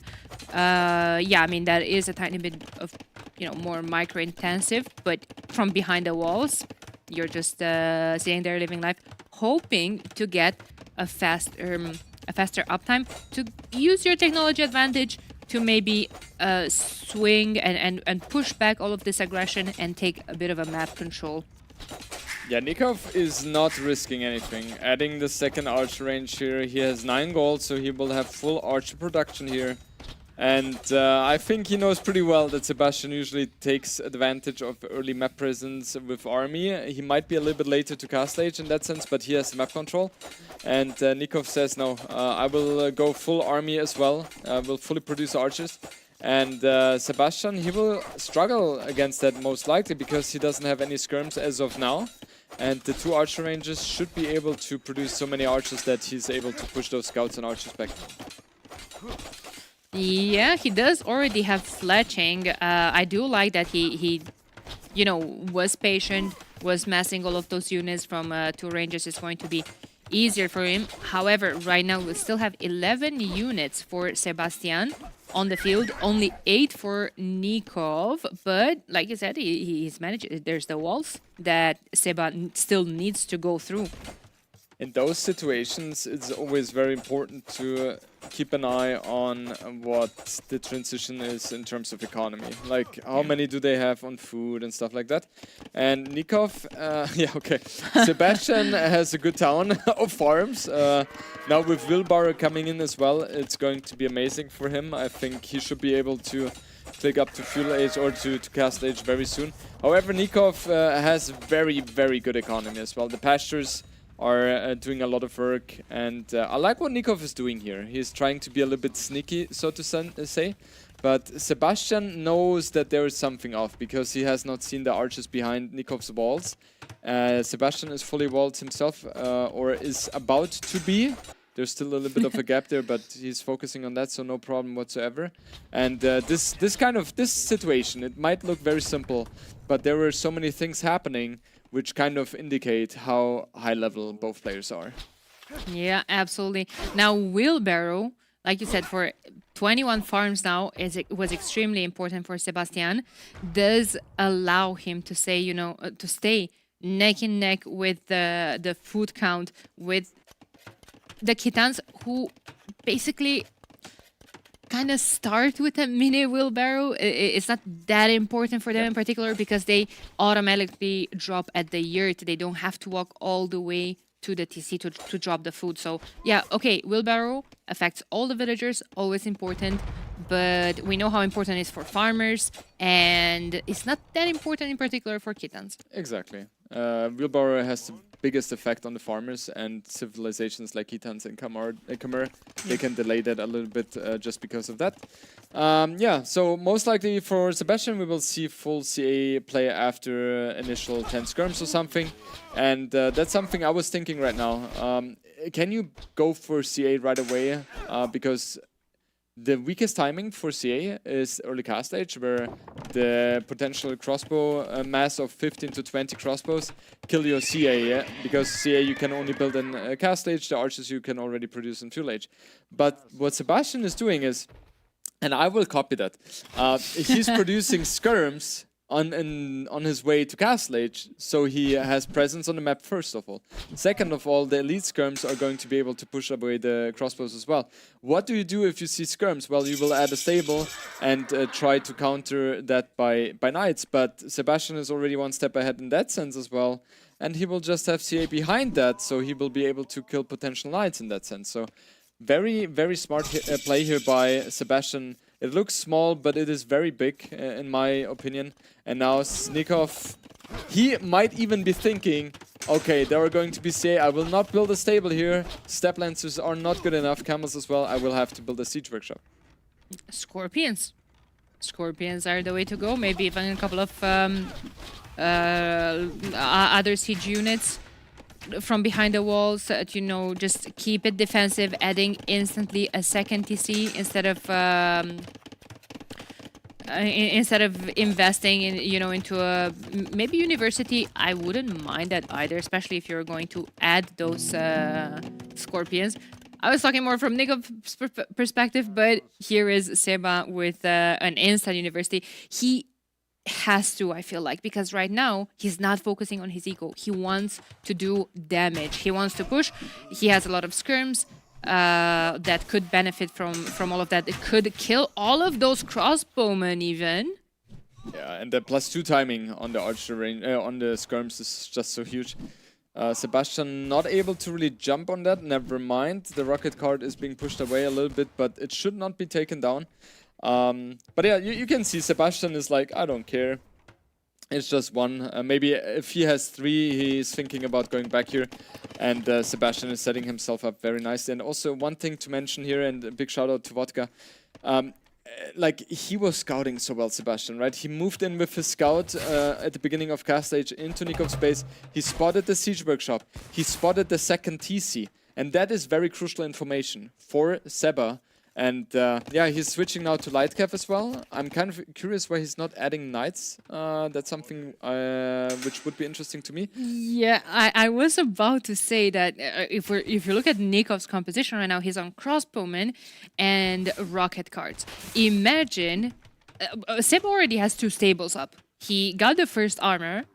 Imagine if he just prepares a sneaky transition into a massive, I don't know, 8, 10 knights with +2. They clean house, everything here. Do you think that Nikov might expect that switch?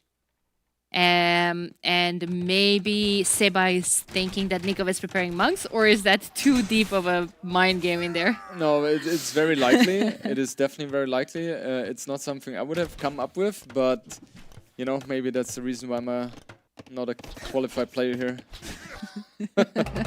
No, it's just there's so many steps which you have to consider, and this is like high level, so it's very likely. The Lightcap jumping onto the rocket carts here. Nikov didn't really expect that, and Skirms now with ballistics, with the armor upgrade as well. It's 100% that Sebastian is going to take the map control here. And the map control here is very important again as well, because there is the hill. Being on the hill, it gives you better stats, so to say, visually or in theory. And yeah, Nikov will be struggling here. However, his economy should be a little bit better with 3 TCs, while Sebastian only has 1. But I think Sebastian knows exactly, hey, I want to fully focus on army, so I get the hill in the center. Exactly. I was too deep into the mind games here, when Seba just built 2 or 3 Lightcap at once, makes a group, goes sniper, rocket cart, just to, you know, liberate the path towards the archers for the skirms, and the skirms are just going to finish the job. Yeah.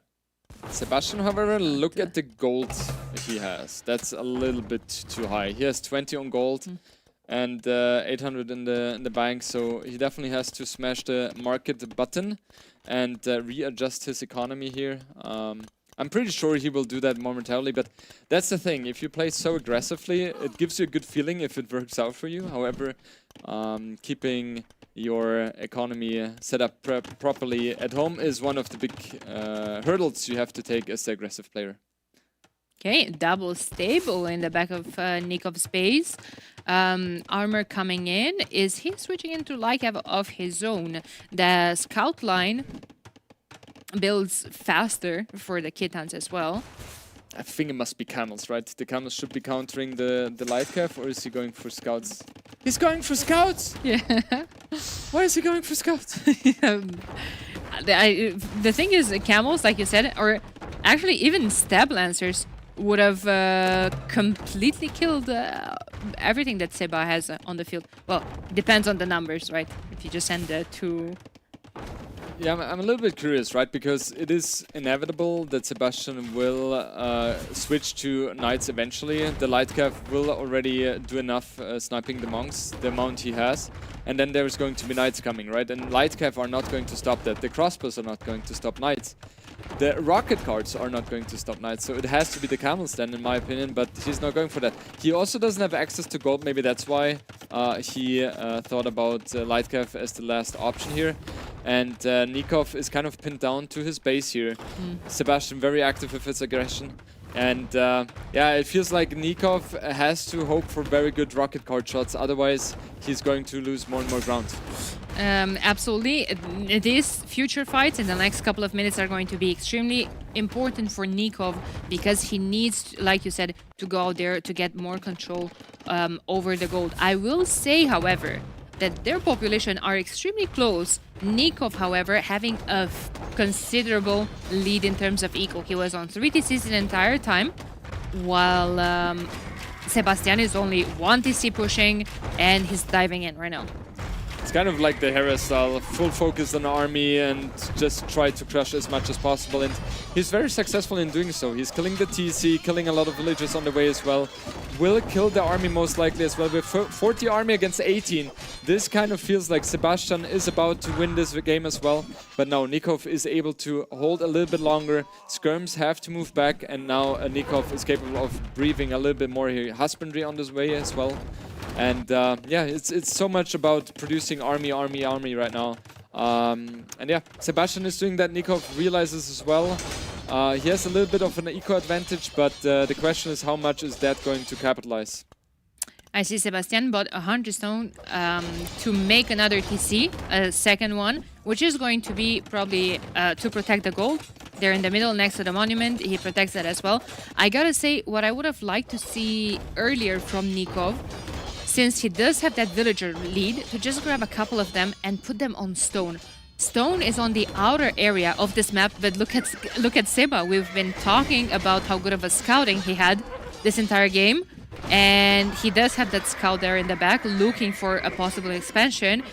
However, there's a big engagement in the middle, and Seba just does not take the gas off of the pedal. Oh yeah, there's a Speaking of big spike in gas right now.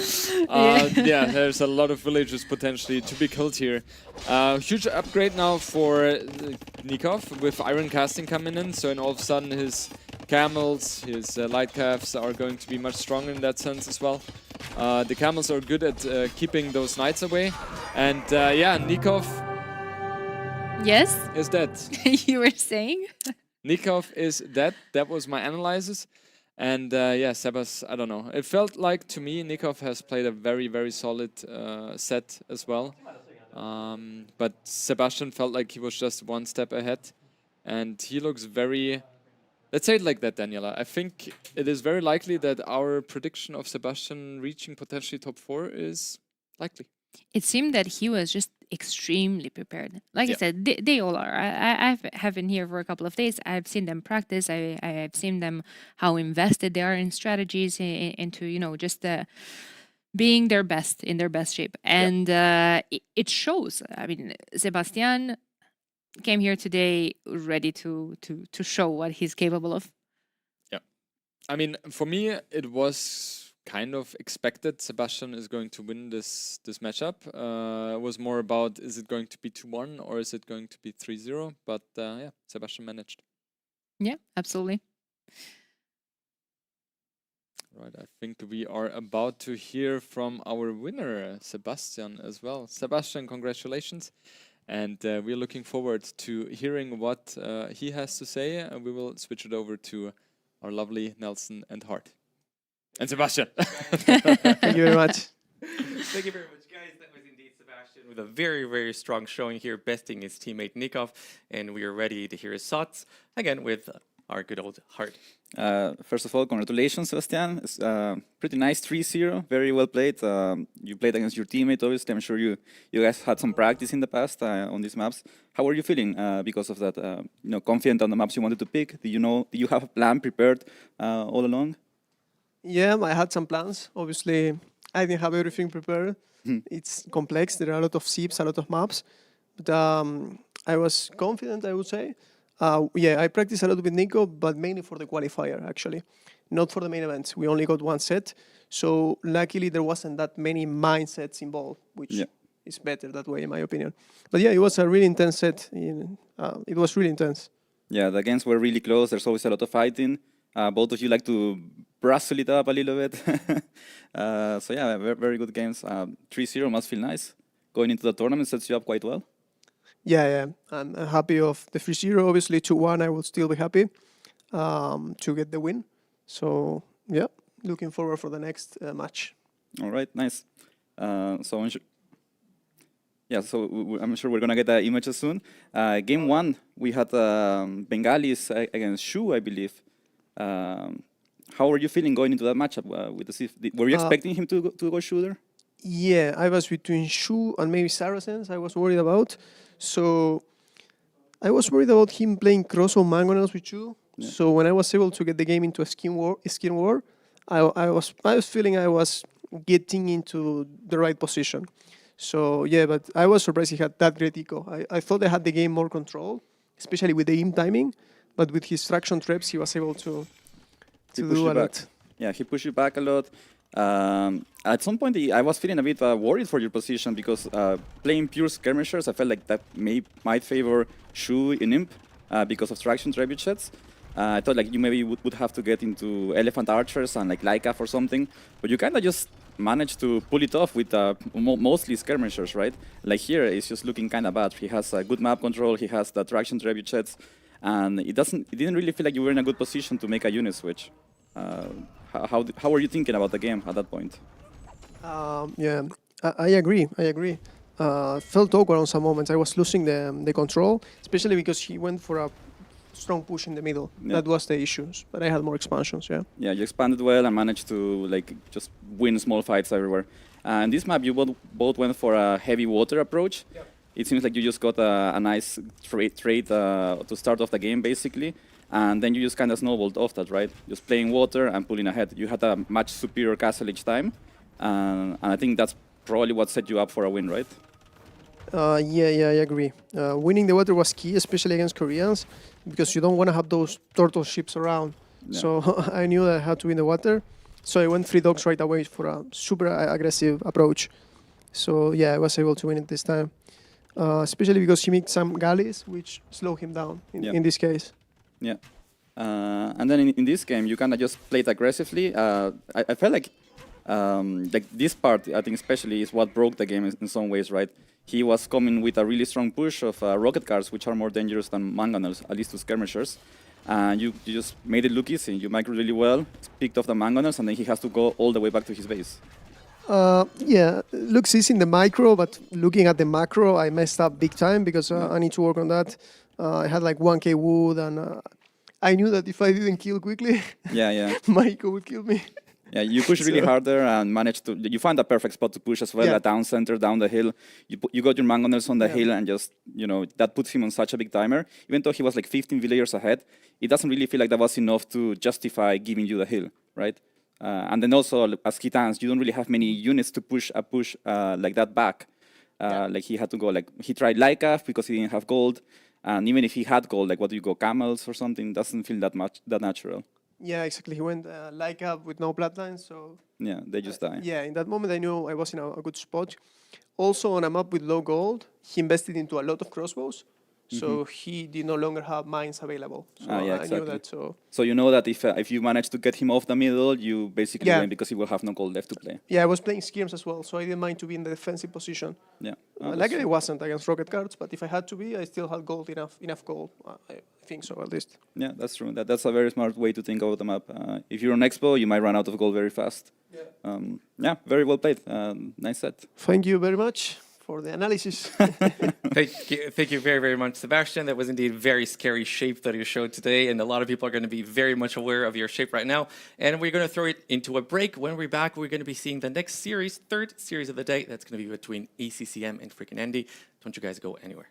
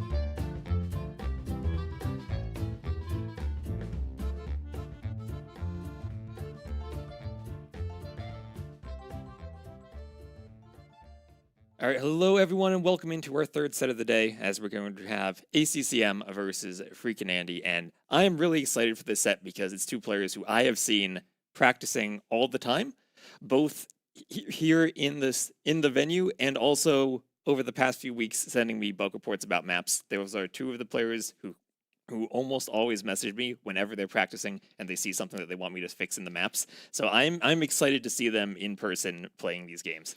I'm excited too, especially because the contrast between these two players is so big, in my opinion.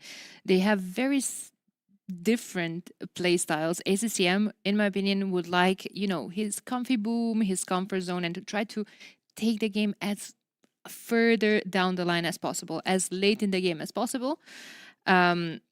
Whereas Andy is a very aggressive player. He has Exactly. sharp buildings. He just wants to create chaos all over the map, just a forced reaction from his opponent, attack here, attack there. Siege, 3 scrims in the wood line, 2 light calves there. I'm excited. I'm excited to see how ACCM will react to all that pressure that Andy has. And speaking of chaos, let's look at these maps we have. Festa da Polvora, and you can critique my pronunciation, and we'll try to improve over time. I don't. People say that you can critique my pronunciation. My pronunciation is being critiqued as well. My accents are all over the place. Last time I spoke Portuguese was a long time ago. But I'm trying as well, and you got as close as... All right, perfect. Well, I hope that we see some barrel explosions, because I was watching the last game in the admin room, and the one thing I was saying was, I want the players to shoot the barrels. I want them to shoot the barrels. And I'm sure that both of these players have practiced and have game plans for shooting those barrels, both some tricks to get inside the backs of the bases, maybe with some crossbows, but also in the middle of the map in the late game. When you have 20 villagers mining on 1 gold mine, you can do a lot of damage. Absolutely. We did see a couple of them in the previous set. I'm happy to see this map again, because this is one of my favorite maps, but it's chaotic. And I did say that the one that shines through all the chaos is Andy. That's true. And if we look at his map pick also, Monte Pasquale, that is an extraordinarily chaotic map. It'll be a pilgrim start, not just a nomad start, but you start on an island. You have a little transport ship. You can move your vills to the mainland, or you could build your TC on the island. We've seen both techniques throughout the qualifiers, and I have no idea what they're going to go for, because the last time we saw the map, the water balance was different. Yeah, exactly. I think the changes did affect some of the strategies that these players are going to go for. Like you said, Andy went for another hybrid, quite chaotic map, and ACM went for Sertan, which is very aggressive as well, which kind of surprises me. I would see ACCM going for some of closer maps, easier to protect. There's a lot of things happening on Sertan that we're going to talk about when we're going to get into the map. But for starters, let's look at the civs a tiny bit as well. Let's see what could we possibly see for the first matchup on Festa da Pólvora. Could it be Portuguese from ACCM? Could it be Vietnamese? How about, I don't know, maybe Celts for Andy? Why not? Ooh, I have a feeling, though, like Celts are going to be saved for Monte Pasquale. We saw that a couple of times towards the end of the qualifier, especially from Nikov. He really liked the Celts on that map with their wood bonus to collect wood and fight both on water and for TCs on the mainland. But I'm curious about his civ pick, though, for Festa da Pólvora. Maybe it's the Malay there? Maybe it's the Malay, yeah. Maybe it's the Malay because of their timings. Maybe it's Wei as well. Wei could be for Sertão, actually. We could have Maya on Sertão. Yeah, he has a few options there. And I like that we have 5 civs for 3 maps. So you have a couple of extra civs. You can pick and choose what you want. You can also see what your opponent drafts and still take issues at the end. Apparently, we're having audio issues on the screen. So hopefully all's good. It seems good for us. But yeah. As we're waiting to get in, apparently the players are having some issues, so we're taking care of them. We have our lovely admin room where the power is still on. We had some problems there earlier today, but I think those have been resolved. I mean, it's the first day of the LAN. These things happen. We have some of the best people in the team working on them. Viewers are patient, everything's fine, there's no tension. Yesterday, people were so stressed, and it's funny coming from me because I was so stressed. I was a wreck yesterday. Like I mentioned previous set as well, this is the first time I'm casting on a LAN event, and I put a lot of pressure on myself, but I'm enjoying this. I'm happy that you're here to cast with me the next set. We've been casting before as well. We're good friends, and I think this is going to be an absolute perfect set. Well, I wonder how Andy's feeling, if he maybe has some nerves too. Looking at that win rate, 15-1 series count for ACCM. That is a crazy good win rate against wow. Andy in tournaments. And with how good of a player Andy is, I might not have expected that before seeing the stats. But ACCM has been carrying this matchup between the two of them so far. Oh, look at the two of the tournaments that where they last faced in Midweek Madness. Let's go. And, well, like you said, different playstyles. And whatever the difference between their playstyles, it looks like ACCM has managed to figure out the matchup. Yeah, that's good that you're saying that, because I do believe that there's an entire art behind drafting and behind preparing a strat, a save on a certain map. What happens now when that save possibly gets banned? Now you have to kind of think about other sieves that you could still possibly do your strat on, or maybe your opponent already picked a civ. Now you change your mind. You want to counter his civ instead. We have some of those matchups where we do tend to prefer one of the civs instead of the other one. There's a lot of mind games with this, especially like you said, we have 5 civs for 3 games only. So okay, the opponent picked my counter pick.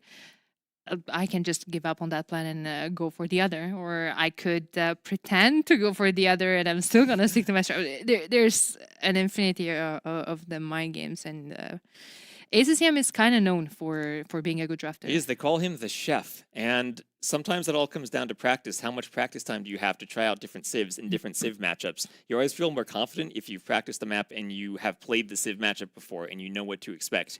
If you go in and you haven't seen something yet, you might have to just come up with your game plan on the fly. Of course.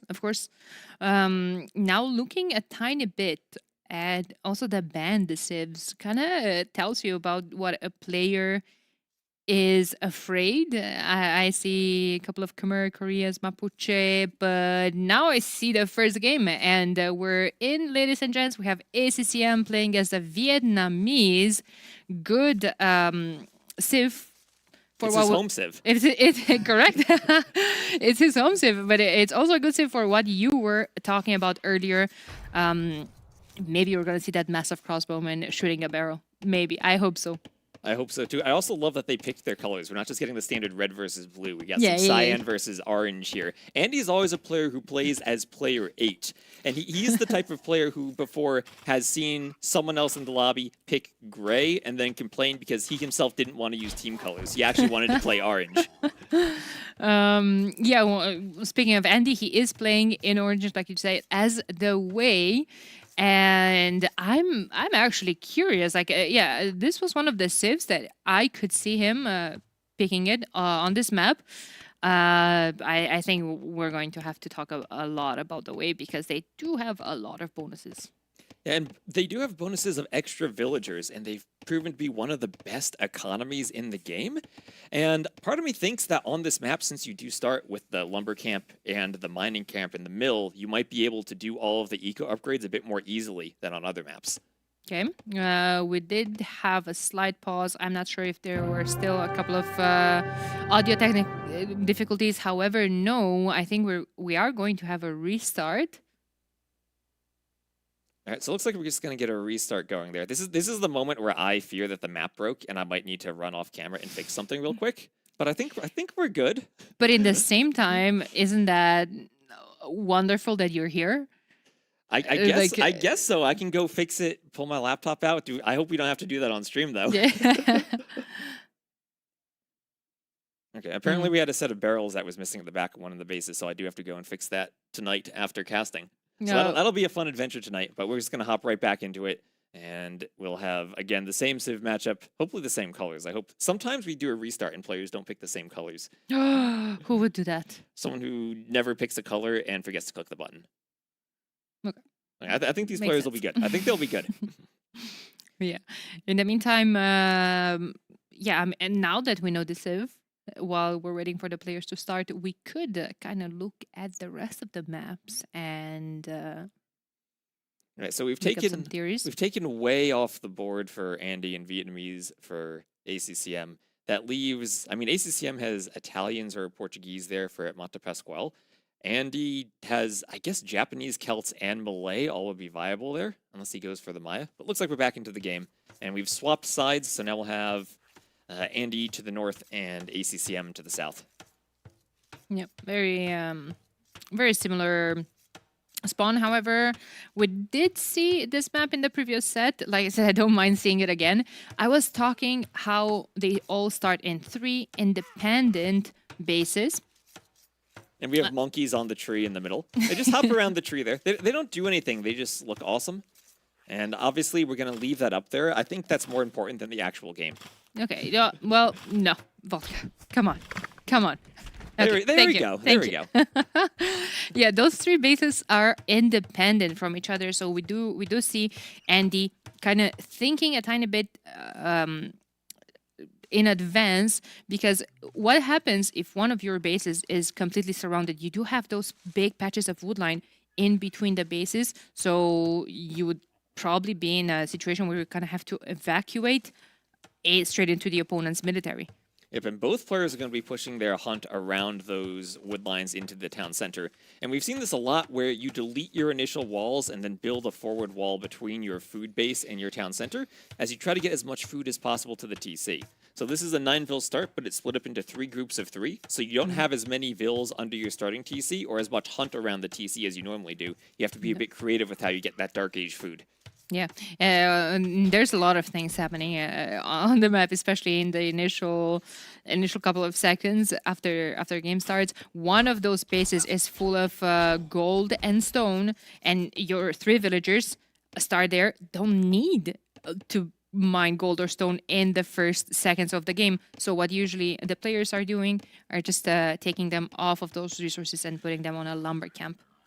Yep, and as we were talking about before we had the restart, both the Wei and the Vietnamese have great eco bonuses for having the extra drop sites. The Vietnamese research the technologies faster, they don't cost wood, and then the Wei get the extra villagers every time they do an eco upgrade. So on this map in particular, those are great eco bonuses to have since you don't need to invest into building that extra drop site.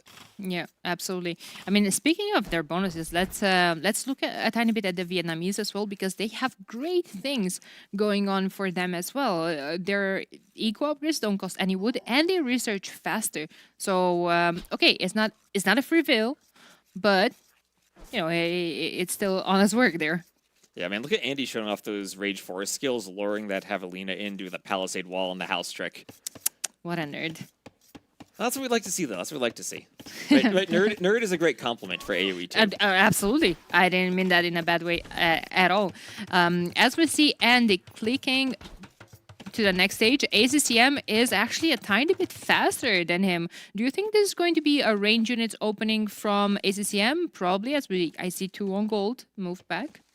Yeah, we could see a range opening. I don't know on this map if it's better to go for a fast castle approach or if it's better to try to raid with archers in the feudal age. We've seen sometimes men-at-arms trying to weaken some barrels just for the archers to open up holes into the side bases. There's a lot of different ways that you can play this map in the feudal age, or you skip the feudal age entirely. Yeah, however, they do seem to go up 22 pop, which is definitely not too early. Feels to me that it's not too, not late enough to go Castle Age as well immediately. This feels like a Feudal Age play into Eco setup. Like, we might even see a long Feudal.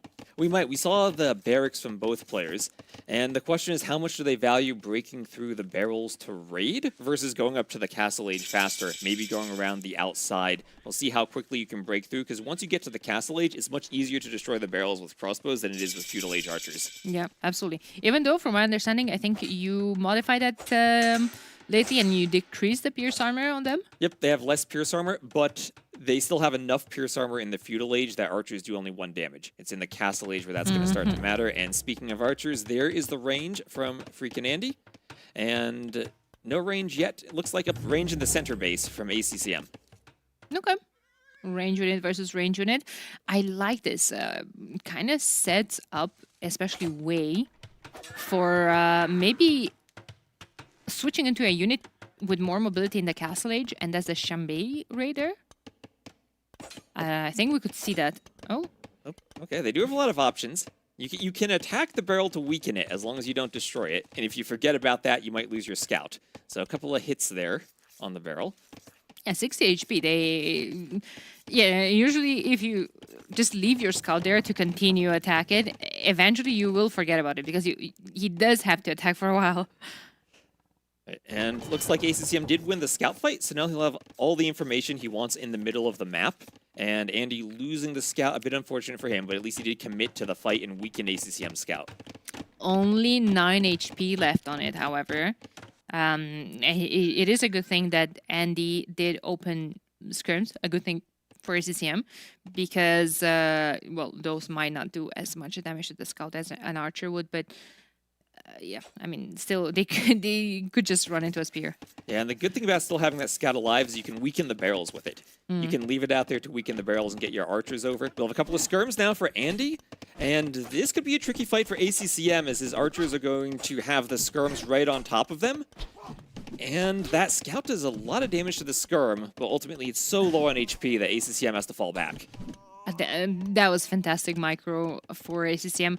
I do believe, however, that he might have to switch into skirms of his own, because why not? They're the best unit in the game, the skirmisher. And with Vietnamese, you have extra HP on them.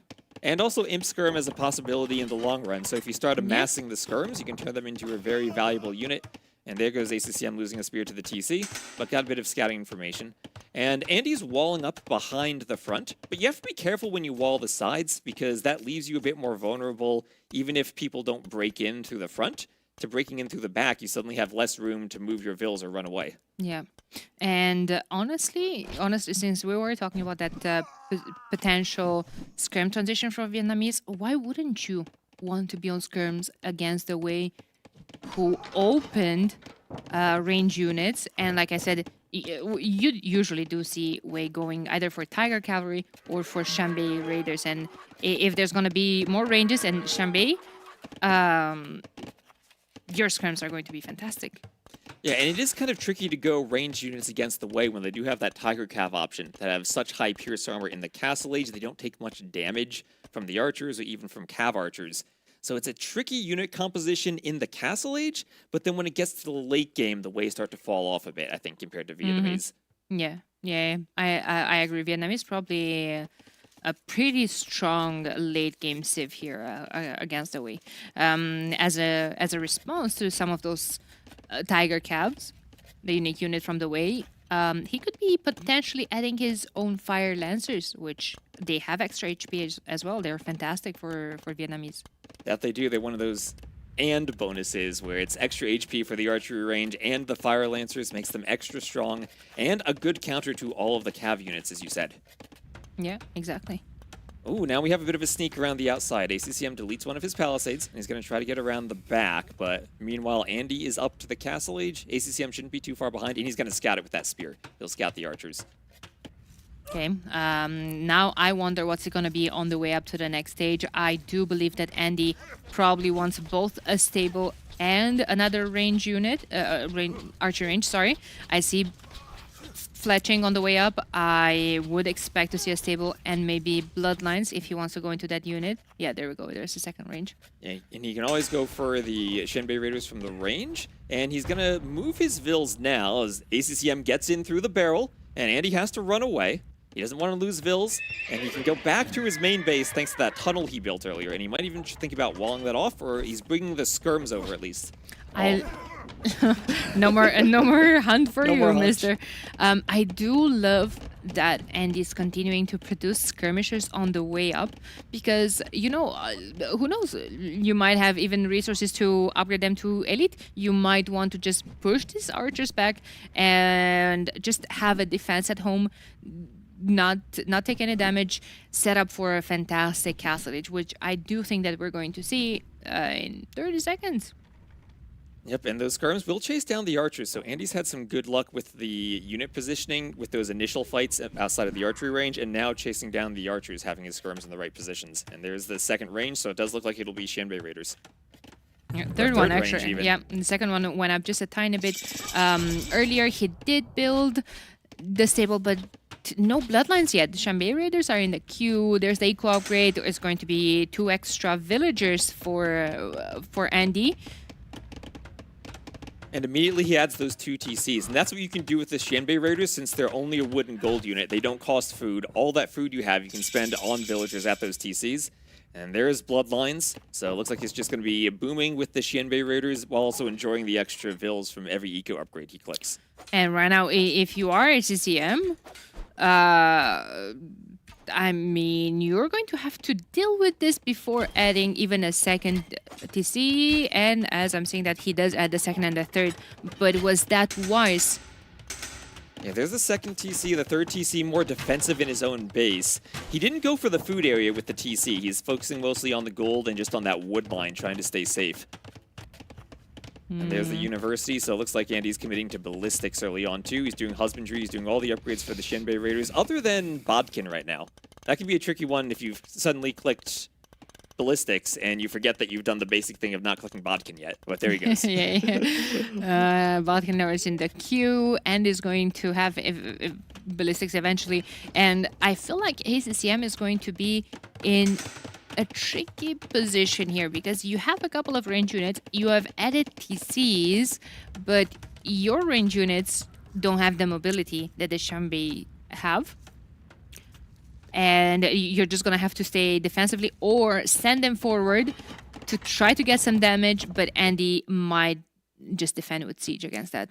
Right, Andy has more mobility from the Xianbei Raiders, and this map comes down to can you use that mobility to avoid the skirmishers that might win a straight-up fight, but get through the barrels to raid with the cav units. Yeah, exactly. Up and speaking of the barrels, here we go. That's less pierce armor on them, the crossbows will get in. The scouts to deal with the skirms. And there we go, ACCM ready to raid on that gold area. The damage that he's done with that single scout killing all the scrims is fantastic, but you know what? Andy's just pulling an Uno reverse here. Oh, and ACCM, he's microing his crossbows. He hasn't noticed the vills dying in his own base. This is a great raid from Andy. He kills 2 vills, and he'll be able to pull back. ACCM didn't get much damage on the other side since Andy noticed and garrisoned right away. Initially, I thought that Andy's not going to be noticing that vill on the wood line. He was saved. Let's go. And that's the difficult thing about the barrels. When you attack walls, your opponent gets an attack notification. When you attack the barrels, they don't get any notification until the barrel is destroyed. If you're not paying attention, your opponent gets in so quickly. Yeah, absolutely. A bunch of good raids actually still from ACCM. He's trying to do the most amount of damage he can. University is going up for him, so he's going to be probably investing into ballistics rather soon. Ballistics is in for Andy, and we have a big fight up the top. There's a charge attack effect on those Xianbei Raider as well. Yep, and this is what you don't want to have happen if you're ACCM, losing small groups of crossbows to Andy's mobility. You don't want to be losing the numbers and not getting that big mass if you want to push and maybe upgrade to ARB when you get to Imp. Absolutely. More population from Andy, however. And look at that KD from Andy now, 23 to 9, 7 to 0 eco KD, and he's starting to pull ahead in resources collected too. That's interesting. I kind of expected resources collected to be the difference to be bigger, seeing the amount of vills that Andy has in advantage. However, ACCM did a good job with Vietnamese. That's another fight that I think is great for Andy. We're seeing the mobility of the Xianbei Raiders. He can go through and kill crossbows whenever he wants. And, oh, that KD is looking so good for Andy right now. I mean, ACCM was trying to micro for his life, but more HP, of course, on those Xianbeis. Yes, the crossbowmen do have an extra range, but that's all they had going on for them. And like units with mobility will always be able to micro easier. They do have that fast back and forth to dodge the arrows. And now Andy could even think about applying some pressure down to the middle of the map. And we see that forward workshop coming up in the corner as ACCM is trying to go for the 4th TC and maybe recover some of that difference in the villager numbers. But I always feel it's very tricky to recover when you're already down as Andy breaks through another barrel to the right side. I really like the, re-walling behind the portions of the walls that have barrels. But while I'm talking about that, here comes the boys and the girls forward. And that castle is going to go straight on one of the TCs that ACCM has.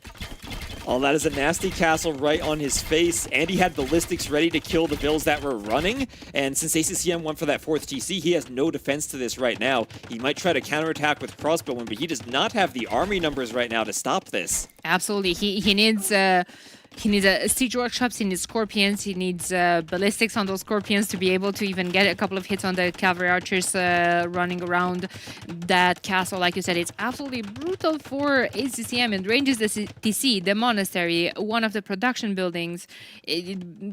Pre-enter to his base, to his farming eco, to a second TC on that farming eco. So just like a crazy good position to push from Andy. Andy's not even destroying the barrels yet. He's just raiding the wood line and continuing to run around. ACCM on the other side is starting to get to the back of Andy's base. He's hitting villagers too. Both players have to micro in so many spots right now, but no ballistics for ACCM. It's going to be a lot harder to hit the vills, and they'll get safely back to the TC. I gotta say, very good reaction there from Andy, running instantly all of his military. And while I am saying about how good that initial castle drop from Andy was, second one is coming further on the other base that has other 2 TCs. So ACCM might have to evacuate not 1 but 2 bases soon.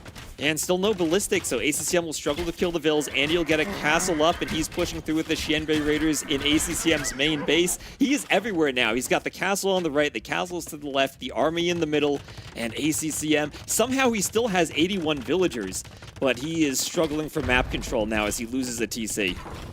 Wait a minute. What's happening in the EcoKD? What's happening is ACCM has some crossbows in the back, and it feels like Andy's been there. ACCM has managed to garrison some vills, but he's had a bit more idle time now. But, did the vills die to the barrel? ACCM killed 3 eco units, and Andy lost 12. He must have killed some to the barrel then. That's so much to micro when you don't get the attack notifications on the barrel. Oh my god, and look at this. The castle is in the front of the TCs, pushing the vills back, and Xianbei's in the back of the base, just stopping those vills from evacuation. ACCM has idols moving everywhere. 16 vills idle, probably just waiting to evacuate that space, but how can you with all that massive military that Andy has there? He has nowhere to run. Andy is everywhere. All those farms are idle. ACCM suddenly, he's now lost 33 vills, and Andy can do whatever he wants. ACCM can't be everywhere to stop the Xianbei Raiders. On top of all of this, ACCM hasn't moved from range units, archers, skirms, anything, but now Andy has 2 castles forward. It's so easy for him to just start pouring Tiger Cavalry with a crazy amount of Pierce armor and a bonus of +6 against archers. Yep, and what great defensive towers from Andy. Whenever he sees ACCM coming around with the crossbowmen, he's prepared for it to get some defensive towers ahead of time. And yeah, he might lose some vills, but the crossbows will be cleaned up. They're pinned against the tower there. Yeah, those were a couple of good kills, but will they be enough? It's 98 villagers to 66 from ACCM. Army number kind of similar, but in way more value for Andy. Way more value for the way. Oh, just way more value in general. Another TC going up from ACCM. Does it have to be so close to, that base that was already under attack? I think it just has to, because it's also close to that defensive castle. You can't expand too far away from, the fortifications that are keeping you safe. And he's also going to the back, so he's going just pure boom against all of this pressure from Andy. And this is where the Wei are at their strongest, in the Castle Age, where they can do the Tiger Cav, they can do the Xianbei Raiders, they can go for their unique units, and they haven't hit the point in Imperial Age where they start to lack upgrades. They're at their fullest strength right here. Yeah, absolutely. I think that's... The modality, I don't want to say it. That's the way to play them. That's the way to play them. Yes, you go for all of the cav units and you push as forcefully as you can, like Andy's doing right here with the forward castles. And I think ACCM might just need more TCs in the back because everything he has to the front is going down. He's just not giving him any time to breathe at all. Right? Just not giving him any time to, gather back his forces. ACM is doing it the best he can. He has a Mangonel behind that TC. Rams are gonna go down. That TC is still standing. If that Ram manages to somehow snipe Andy's Mangonel and push all of this back, I mean, it's still not over. And it's still not over, but look at that Vil count now. 110 Vils for Andy, only 72 for ACCM, and his TC is denied in the south of the map. He might have monks there to get it up, but that is not what he wants when he's trying to reboom. Definitely. And in the meantime, Andy is moving at the top as well with 4 TC. So in a couple of minutes, we're going to have 4 TCs versus 4 TCs, but Andy's have been working all this time. All of the eco around was not idle, was not reacting, was not moving from one side to another. Look at resources collected. It's crazy in Andy's advantage, of course. And he's able to click up to the Imperial Age. I know ACCM's someone who likes to hang on. This has the potential to be over as soon as Andy hits Imp. The only downside, maybe, he's the way, so he doesn't have trebuchets. He needs to make the traction trebs, and those can take a bit longer to push through buildings. Yeah, I agree with that. They are a tiny bit better after the last changes. They did get some love and some extra damage against buildings, but I mean, the siege workshops are already there. He had rams that I don't even know what's the damage on those 3 rams, but they've been killing a lot of production in front of ACCM's base. Yep, and there's another tower for Andy to defend against the crossbows. And he is safe. He has the Tiger Cav there to clean up the crossbows. ACCM cannot counterattack. He's going to lose that army. And ACCM is just struggling so much now. He's being pushed everywhere and can't find any room to counterattack. He's already destroyed most of the barrels, so he can't get in anymore. Yeah, absolutely. It's like you say, we might see the GG called when Andy hits him. That might give ACCM an idea how ahead his opponent is. However, I'm looking at his resources. He's starting to pile up on food in his bank as well. He might want to try for a tiny little longer because why not? It's the first game of the series. It's his first game in this tournament. It's a play all 3 with a time limit, so every game matters. Maybe he's gonna manage to turn it back. Who knows? And sometimes the time limit does encourage you just to play a bit longer, knowing that you're going to be limited anyway. Might as well just see if you can turn it around. But here come even more raids from Andy in the south. That is just devastating. And like I said, it's the first game. Gotta get into that tournament spirit. You can't just resign immediately. Yep, and he's adding more castles in the middle, so he sees Andy's up to Imp. And there's the GG from ACCM. So very well done from Andy. Aside from maybe one barrel explosion from ACCM, he really wasn't able to get any counterattack damage done.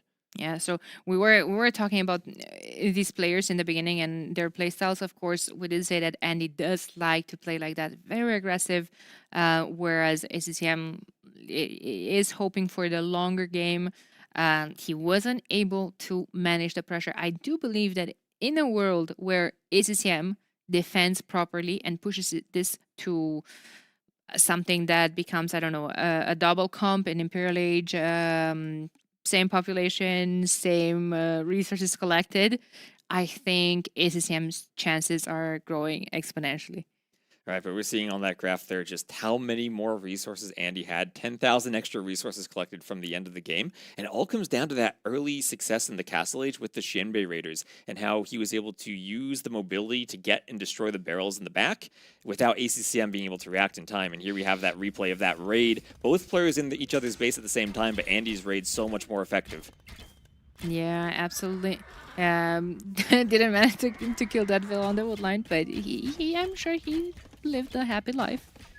But yeah, when you're stuck on a cavalry archer type of unit against a crossbowman, these fights always go like that when you have like a big mass of cavalry archers already.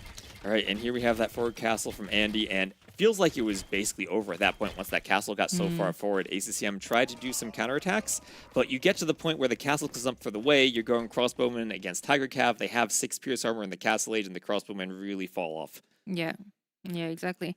And now we're probably going to just bounce back to the loser's home map, which is Sertão. Another map where I could see Andy going super aggressive. Absolutely. Has sparse wood line, hard to defend, has resources on cracked terrain. And honestly, I could look at any of his civs there as super aggressive civs, whether you want to go Men-at-Arms, the Japanese, or Celts, or Malay, or just play the Maya and go for the super cheap crossbowman, try to get a huge, massive crossbowman ready. And here we are right into it, and it will be indeed Japanese for Andy against Inca for ACCM. Interesting matchup because, well, I think this is going to be played into heavy infantry into range units, maybe many times into archers from the Japanese, many times that are probably some of the best in the games in the game for Japanese. Their attack increases every age starting in feudal.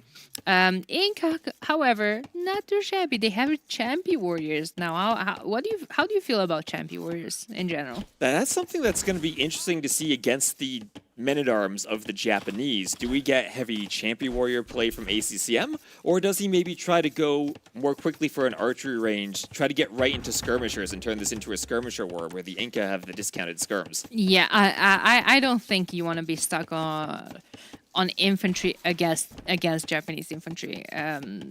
Not in the early stages of the game, not even in the late one, because they have access to hand cannons. But I agree with you. I do think this is going to possibly turn into either a skirm war, maybe if Andy just wants to keep it on, infantry in Castle Age and adds possibly some long swords to counter those. ACM could pivot to slingers. Yeah, that is a good point. Slingers are available for the Inca to counter infantry from the Japanese. Japanese also do have the option for cav archers if we get to the Castle Age. So so Andy could try to play it skirms into cav archers too on this map, or even scouts into skirms into cav archers, since the Japanese do have bloodlines now. Now? Yeah, they never had bloodlines in AOC. Oh, AOC, long time before. Long time ago. I mean, some of these ACCM was playing there. Lewis probably wasn't even born yet. True. But they didn't have bloodlines once upon a time. Oh, I actually didn't know that. I have no idea what happened before I joined the scene. And Well, here's that Champy scout. And one of the things you want to pay attention to if you're Andy is seeing if you can use your scout to pick off the Champy, especially once you get to the feudal age, since you get that speed boost and the attack boost. And you can try to keep track of its location. And ACCM just scouting the lumber camp now. We see Andy already with the barracks, and he's queuing the militia to go for those Japanese men-at-arms. yeah, that is to be expected on this map. I mean, like I said, woodlines are sparse. Even if you do have a good lumber camp, it's just so easy to find a hole in the woodline, or where is actually? Okay. Oh, that's a fantastic settlement. Let's talk a bit about them, because those are buildings that the South American civs do get access to. It's a building basically that replaces any other economic building that you have access to with other civs, and you can drop off basically any res at them. So if you build one of those between gold and a wood line, it kind of has like a TC in terms of drop-off point. Right, because you can save by not needing to do the lumber camp and the mining camp. You do one of them between two resources. And it gives you pop space, basically, which is, 125 wood instead of, 225. Right, and even extra pop space as the Inca. Correct, yeah. And here we have the men-at-arms from Andy. They are moving forward, and they'll start to break through the houses. What we want to pay attention to with the Japanese is, do they do an early arson upgrade for the extra attack against buildings? Oh, wow, it is going to be champions for Inca as well. And he committed to 4 champions now as he's doing the upgrade. Some of them will defend as the scout runs into the TC for Andy, and he loses the scout early on. That was a fantastic micro there. That was blocking with the Champy to debate the Scout more into the TC fire. But here comes Andy forward with those men-at-arms, 4 Japanese men-at-arms, and they get through houses so quickly. You need to be very careful with repairing. Absolutely. I was saying how, I don't see Inca going for Champy against the Japanese infantry, but he doesn't have to go against them. He doesn't have to take a direct fight. He has the mobility on those Champies. He can just run to his base, has the mobility. What's Andy going to do? Well, he's switching into skirms. Champions have a lot of pierce armor, and they're just going to eat the skirms for breakfast. Yeah, the goal is usually not to take a direct fight with the skirms, but rather to kind of camp around your TC, make sure that you yourself are safe if ACCM is going to start going archers, which it looks like he is. Yeah, Blacksmith is going up from ACCM. He's looking to upgrade his units. Fletching is probably gonna come in soon. One thing that players often forget, especially when you invest into a lot of infantry units, is double bit-X. And I think ACCM couldn't afford it. Now he made a Blacksmith. Now he has to prioritize fletching. He must not forget about it. Oh, yeah, that is rough in the best of circumstances, but here you've done all your other upgrades. You're used to having it early on. You can forget about double bit axe for a while if you're not actively checking for it. Yeah, absolutely. You're going to get into a spot, when you're going to want to be researching Bosa and Castle Age and notice that, oh, wow, I was missing double bit all this time. And here comes Andy trying to pressure ACCM, trying to find a spot to do some damage. And with those skirms, he can push the archers back. Oh, this is so tricky to fight skirms when now archers have to camp the TC so the men-at-arms and skirms don't chase them, and the men-at-arms can look for vills around the outside, force ACCM off of the berries. Champ is still roaming around. I think there was a hole in the wood line, but a couple of men-at-arms were there, so definitely they cannot risk getting trapped. Eco KD is still 0-0. I see a tower on that great settlement that I was talking about earlier. Let's try to do a little quick gate there. I mean, if you're in the same building as the Viper, I don't think anyone can resist doing a useless quick gate that does nothing. Yeah, that is true. It's just kind of infectious. I kind of love that tower that Andy is doing as well. Like that also protects both gold and woodline. Wait a second, I just noticed. Did we change the blue and red to blue and red? I mean. Wait a second. Oh, they are blue and red. They're not cyan and orange anymore. It only took us 11 minutes of game time to notice the colors are different. Like, I'm actually more used to this, so I wasn't... I was like, oh, this is just a normal game. I always keep blue and red. I'm just vanilla like that. Well, here comes Andy running to the north of the map. He might run into a Jaguar there. Oh, those men-at-arms are weak. Could the Jaguar get the kill? No, oh, no, he notices. He noticed now, but no, that was he could get the kill. Oh, Jaguar, yes, he gets it. That's why the trophy is a Jaguar head, because it will eat tons of men-at-arms throughout this event. Guys, I wish we had at least one of the caster's camera right now, because he was literally jumped from the chair. Okay, when he said yes. Okay, I mean, oh, will another one might get another one? Oh. And he's not noticing that. Oh, no. He could get another one. Are you going to jump again? Oh, he's so aggressive. He's dealt 46 damage. Oh! Oh, so close. So close. Jinxed by the casters once again. All right, so there is that another tower from ACCM that he had to do to defend the berries now? So it's so tricky when you need to do multiple towers to defend your base, because you really don't want to be mining stone. You want to get your farm set up to go up to the next stage. Yeah, Inca do have a discount in terms of, They have the cheaper stone buildings. Yeah, exactly. However, he's still not on stone, so he still had to buy it. And now here comes ACCM for a counterattack, but as you said earlier, that tower from Andy right on the wood line. Andy should be able to garrison, and he moves the vills right away. Ooh, I would like to see at least a palisade there from Andy as well. Like, I would expect him to be scared of all of this, because that's a lot of champies. Maybe he clicked on them, maybe he saw that they're lacking the armor at least, but they already have a lot of pierce armor. They could have, just dive under that tower. And Andy had moved to stone now, and he's trying to bring everything back to defend. We will have a big army of men-at-arms now. He kept adding more men-at-arms as the game went on, and that'll keep him safe, but not from the left as ACCM gets through one of those holes on the acacia trees. Andy loses a vill before he notices. Oh, needs to delete. Oh, well, actually, no, that was fully open. Oh, look at that. Look at the stone walls. Look at the micro from Andy. He tried to trap the army, but not enough HP, and ACCM will get out. First eco kill of the game. And on the other side, the men-at-arms are chasing the archers, but can't really chase them too much. ACCM is microing properly, finding those weak men-at-arms and focusing them with the archers. But Andy, look at that. He's up to the castle age. ACM is going to be just behind. He's idling a tiny bit right now. Needs a force drop, and up we go to the next stage as well. Currently, we are on a Champi Scouts. Actually, they're runners, right? Yeah, they are runners. They are runners. My bad. With archers from ACCM. Into what? Into a couple of scrims, into possible CA. Do we like CA here? Do we like Japanese cav archers against champions? I think so. I think so. But They have mobility. Yeah, I'm more curious about, does ACCM have to go skirms himself if Andy starts going for cav archers? Yeah, he does have cheaper skirms, Inca. Not only skirms, but all of his units cost considerably less food. Was even buffed recently, if I'm not mistaken. Right, because remember, the Inca used to have Ego Warriors that was swapped for the Champies now. Yeah. I wonder if you could still get away with doing that triple barracks Champy Warrior build like you might do with Eagles in the past, and then try to overwhelm Andy with numbers early on. It looks like that's what he's doing. He is going for it. Do you think he expects him to be faster?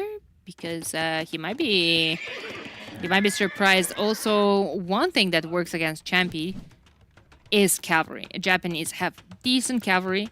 I mean, decent, fully upgraded in Castle Age, as good as any. Definitely not a unit that probably you want to be on later on in Imp, where they will be missing the last armor.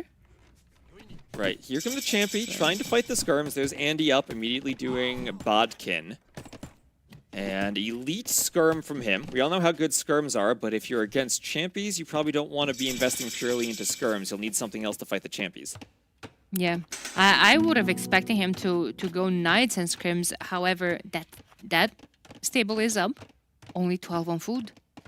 Is this the right play from Andy to go skirm? Because he's elite skirm. We saw the University for Ballistics against Triple Barracks Champy. And that's a deadly raid from ACCM if he can wait until his upgrades. Even 2 Champions could be decent against all those skirms, but he's everywhere now. He's trying to split up his numbers, get as many Champions as he can, get the upgrades, and then just raid. Full 1 TC play. Champion Warrior coming again. There's the +2 armor upgrade as well, and those are just going to run straight into under that tower. They could just chill there, take down the tower. Tower goes down, all of those vills are left for grabs. Yep, they have such good Pierce armor, they can dive under that tower and stay there for a bit. They wouldn't want to fight long swordsmen, but against feudal age men-at-arms, they can take that fight if they have the numbers. Wow, and is even investing into ballistics. Ballistics just to defend against Champies with skirms. I don't know if skirms are going to be enough against the Champy Warrior. It feels like if ACCM is able to raid and take fights properly, he's doing a ton of eco damage. Andy has to quick wall and pull vills. None of them are gathering wood right now. He has so much idle time as ACCM just moves in with more and more army. And is in trouble. Look at his resources. He still has a lot of military on the field, but look at the military value. He has skirmishers and yeah, resources just dropping from his bank. He's not producing villagers. Of course, you need to prioritize the military in this moment. ACCM is just absolutely putting pressure in every single corner of Andy's base. And look at that KD now, 21-11. Even that feudal age archer army still getting value on the wood line. And Andy has to start worrying about where does he take wood now. That first one with the tower is starting to run out, and ACCM's eco is just safe at home. Another lumber camp is being pushed back. Andy right now is completely surrounded. And he can't take wood now. That lumber camp he has to abandon. The other one has so little wood left. There's stone walls blocking all the vills. And he's trying to get a couple of knights out, but ACCM has such a large army now. Look, the thing with knights, yeah, they're one of the most powerful units in Castle Age. They're a power unit, so to say. But without upgrades to so many champions, they will die. And they're a unit that the more quickly you go up to the Castle Age, the harder it is to make knights, because you won't have the same eco if you were to stay longer in the Feudal Age. And I think these days, players have just found ways to go up to the Castle Age much faster than they have in the past. And that's where the Incas shine with these champions, because they're so much cheaper than knights. Yeah, of course, especially with their bonuses. I'm looking at the military numbers. It's 27 to 17 for Andy. He's also ahead in terms of vills. His TC has been constantly producing. He has only 52 seconds of idle TC time, which now that I'm looking at, Andy doesn't have too much more either. But Andy has 11 villagers idle. The other ones, these 5 up from the tower, they're moving somewhere else. Villagers from the woodlines move into the TC back and forth. Look at the resources collected. ACCM is getting that lead, and now ACCM is coming forward with a siege workshop that probably hopes that is going to absolutely win him the game. And here come the Cav Archers from Andy. That's probably the best unit he has for fighting the champions right now, but it's going to be so long until he adds them in. He's going to call the GG, and we have a tied set 1-1 right now.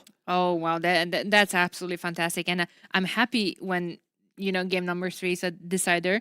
Obviously, it's a player of 3 format, so every single game counts, but it's just more exciting for everyone, for us, for the viewers, for everyone enjoying the set, which is not disappointing us. We expected a good set, and we're absolutely getting one. We did, and look at that military. We can just see on that graph where ACCM gets towards the Castle Age and then keeps the triple barracks champion production going. And I'm questioning Andy's approach of why did he go elite skirm in that situation? You're against the Inca. It felt like once he tried to go for the skirms, that wasn't the right unit composition at all against the champion. It was just a tiny bit weird. I'm thinking maybe he tried to go up to the next stage faster, so was about to continue into CA. Maybe that's why his food eco wasn't, set up as well as he had hoped to be, perhaps. So once he was just, in Castle Age and saw all of those champi going towards his base, he was thinking, oh damn, maybe cavalry would have been better. But at this point, your eco is set up for you to go a unit that's only costing wood and gold, and now you're thinking about knights, and now you're seeing that your food eco is just not there. And how are you gonna keep your TC running? How are you gonna produce knights? How are you gonna survive all the pressure? The tricky thing in that matchup is if you get enough Cav Archers, you can fight the Champy, but it takes time to do them. You're amassing Champy if you're ACCM on the way up. You immediately have 3 barracks, and you try to apply pressure, and maybe even hope that Andy isn't gonna be active in scouting if you're forward attacking him and forcing him to react. Absolutely. So that'll bring us also to our final map of Monte Pasquale. And I'm sure both players have practiced this map a ton. I don't know what we're going to see. We've seen so many different types of games on it. We've seen sometimes players just go docks and go water. Sometimes they TC the middle. And apparently Celts in the qualifier won a game. Nikob stole sheep using the Celts bonus on a transport ship. We could see anything. Yeah. We really could.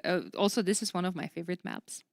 It's one of my favorite maps too, and I think the players are going to be prepared for it at this point. It has so many things going on it. It's chaotic. You have like that small island, like I said, the pilgrim-like start. You have to evacuate from there, but also kind of have to fight for the water. Water has a lot of resources on it. Has food, has whales, has access to all of those islands that are full of stone. So pretty much all the resources. Land is important as well. All of those res you can find to mine or chop in the mainland as well. I think one of the changes that you made for the event was that now players instantly start with herdables on. They've always had the herdables on the mainland, so you can scout a bit if you want to go for your TC. You can find where you want to do your woodline. It's really important to know the position and the location of all of those res. Right. I've also seen players just decide we're going to TC the main island, put those herdables, and bring them back to the island and have no scouting and just want to go pure eco. Yeah. I'm curious how this is going to play out. However, with after the water changes, after the dock changes. Right, because now you can't garrison in the dock. or you can't shoot as many arrows when you garrison in the dock from the Dark Age and in the Feudal Age. So it's a bit harder to defend if you start losing the water. Correct. It's not just like, you garrison your ships, 5 ships. The dock always does 3 damage starting in Dark Age. No, you're not gonna get any of that. Your dock is not shooting anymore. Then even in Feudal Age, when it's shooting, it depends. It does less bonus damage against the ships, so it's harder to defend. You're going to have to fight a tiny bit better or not better, but harder to come back on water. Right, and one of the new features on this map are the whales. I love when they add new animals to the game. I mean, whales don't make sounds, but I love having animal sounds to annoy T90. But the whales will give you gold on the water and give you an option to use your fishing ships other than just for food. And here we go, as it looks like both players will indeed be building their town centers on the starting island, but different dock locations. Andy goes more towards the front, ACCM more towards the back, and on this map, the whales always will be to the back. So if you want to skip the mining camp and just go for a whale for gold up to the Feudal Age, you want to go for a back dock. Oh, I have so many things to say about this map. I absolutely love it. First of all, I do think that the proper way to go about this map is to slam down ATC as fast as possible, because it's just important to start producing immediately. I've seen people go for the mainland. I've seen people that manage to make it work as well. But I'm just curious to see their strategies. Right, and we're looking at ACCM's point of view right now to see his scouting, and he's actually using his transport ship to scout Andy's island and try to see where he is. Yep. Yeah, there we go. He found the dock. Andy is just going. First of all, you do start with a lumber camp. Sorry, this is something that I wanted to say earlier, and then I lost my train of thoughts. You do start with a lumber camp. So it's just very important to place your TC away from that lumber camp, because you just want to take control over more woodlines. It's easier. Those woodlines are going to run out fast. And okay, in Dark Age, you might not have anything else to do rather than set up your eco, keep your TC running, keep your dock running, scout on the mainland with the capybaras. But in Feudal Age is starting to be tougher. You have to engage into fighting on the water, microing on the water. We've seen that ever since the naval rework, it's most likely that we're often seeing 2 units on the map, so a composition just like on land. And your woodlines are starting to run out. You have to make a transport. You have to slowly move a lot of that economy that's going to start being idle into the mainland. And this is already starting in Feudal Age. The longer the game goes, the tougher it is to do all of that. So we've even seen a couple of players eventually just giving up on TC, deleting it altogether. Yeah, it can be annoying if you use your select all TC hockey and you have that TC out there on the island and you keep making vills. But I think the tricky thing for this build is figuring the right moment to transport to the mainland, because once you take 10 vills, put them on that transport, they're going to be idle for 1 to 2 minutes until you find that lumber camp spot and make the lumber camp. And that can be the difference between continuing to produce ships or having to idle your docks for a bit. Yeah, absolutely. Absolutely. Now, Portuguese versus Celts, what do you think about this Civ matchup? Because a lot of bonuses to talk about here. Yeah, the big one for the Celts early on is their wood bonus. They chop wood faster, which also means they do run out of wood on their home island faster. But it's a good naval bonus since you can get your production up. Portuguese, on the other hand, have a gold discount, so their ships are a bit cheaper, and also have extra HP on their ships. So pound for pound, they are the better ships when it comes to fighting. Yeah, and I think in this matchup, ACCM is thinking about going heavy on water. With control all over the water, he can even move a couple of villagers to those little islands that I was talking about that have a lot of stone on them. keep a couple of vills there, mine some stone, eventually going for a castle on the main line, just creeping on with the castles, with towers, with anything to maintain the control and the lead. But when it comes to the water fights, not only they do have those 2 bonuses on the ships that you were talking about, they have great units, great choices of units, on water as well. But they also have the unique technology in Castle Age circumnavigation that gives them 33 faster production in terms of ships. Right, and now we have, what is this? Both I players don't decided know what they that want is. forward docks. I don't know if Andy is going to try to garrison in his transport ship to save the villager there. ACCM wants to stop the dock. Can Andy escape? Is he blocked? He's blocking it. He got out. He hopped onto the transport ship. I don't know, is that a good thing? Does Nilly need to fix that, or should he keep it how it is? Keep what exactly? Hopping over the enemy transport into your own. Well, did it really help? I don't know how the collision box came into play there. I think it was fine. I think. All right. Well, here we have another dock. And players, something I've noticed on this map, it's so important to have your docks in the right position when you take fights so that your reinforcements arrive to the fight in time. Yeah. And both players want forward docks as they're opening with hulks. Yeah. I would like to see that galley transition, and I'm looking at Andy, and he has 3 dogs producing galleys next. As the hulks start fighting, hulks don't really do much damage to each other. They just kind of sit there and tank damage for a while. Exactly. Also, the attack upgrade doesn't really matter when you're fighting hulks versus hulks. Exactly. But now galleys are here. They're into the comp, and what is ACCM going to do? Because ACCM, yes, thank God he's adding his own galleys. We were talking earlier with Jordan how I really don't like the hulks plus fires combo, but also look at the res collected. That's almost 800 more from Andy. Yeah. 1 because of the Celts bonus, 2 because he went to the mainland later, and now he just wants numbers on his ships. Galleys are the most wood expensive of all of the ships, and they synergize very well with that Celts bonus. yeah, absolutely. However, the longer the game goes, if this gets to Imp, they could suffer. They don't have access to Bracer.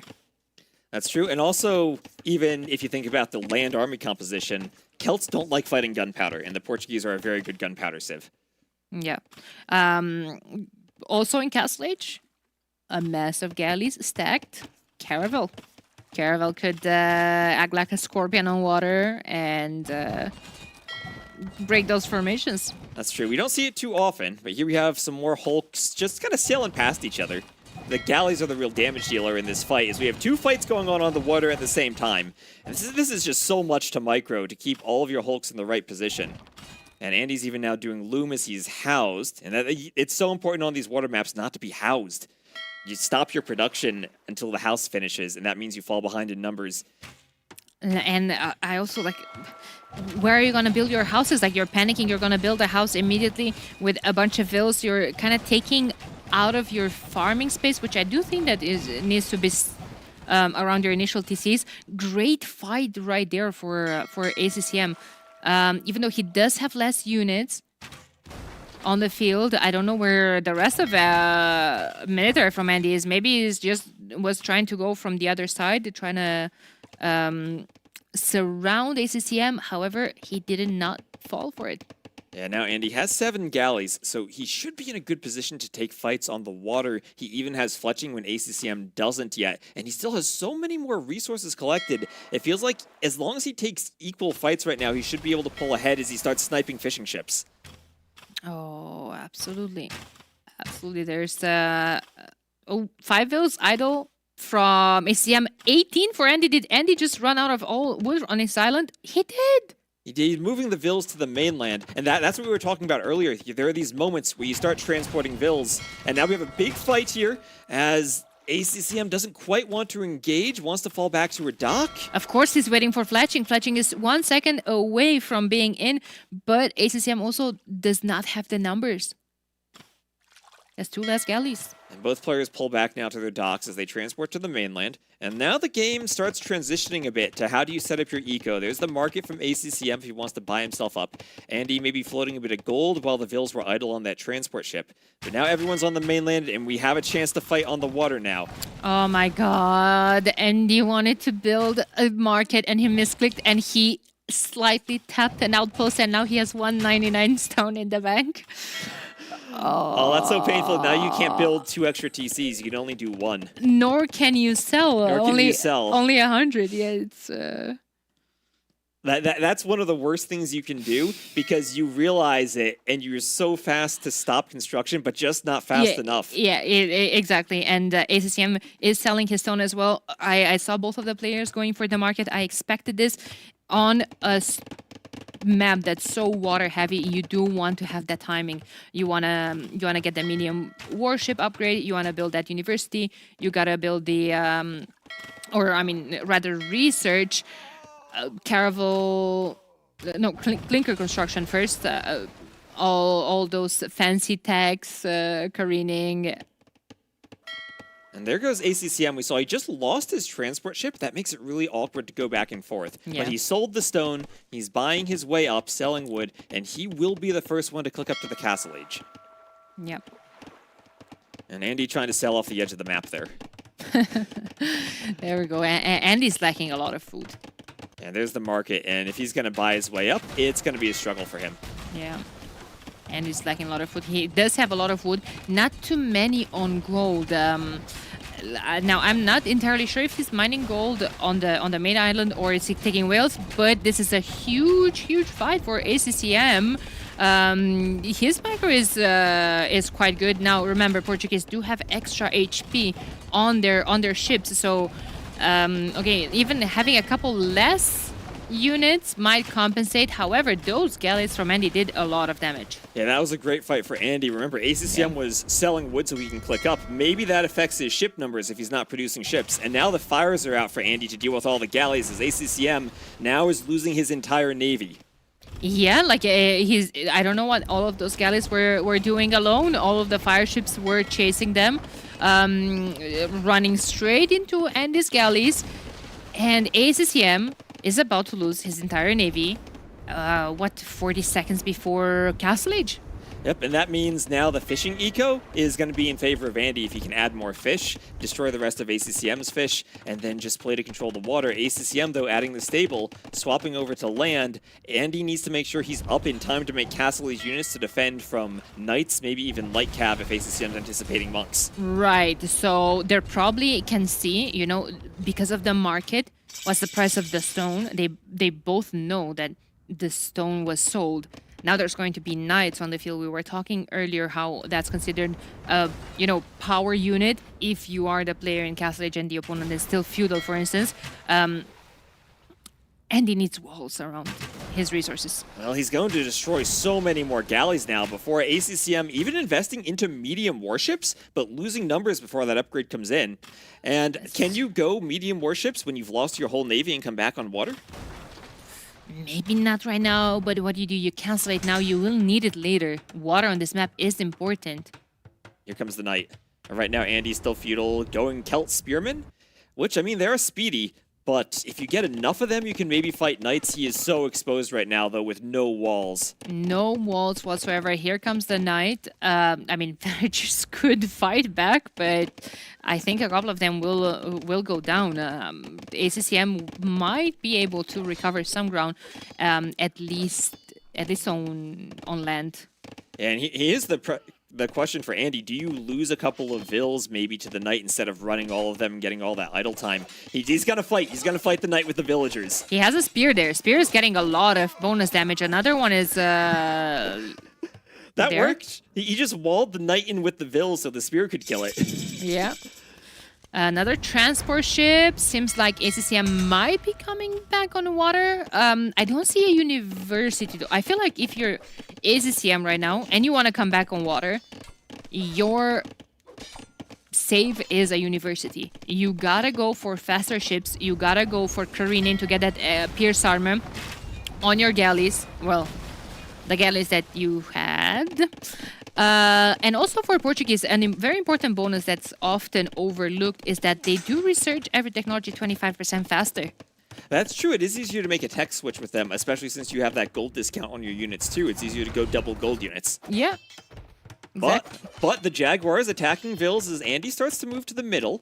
And in that eastern corner, we're going to have a ton of gold and stone mines on a higher elevation. So you control that area in the long run. You put yourself in a good position to control the rest of the map and all those wood lines too.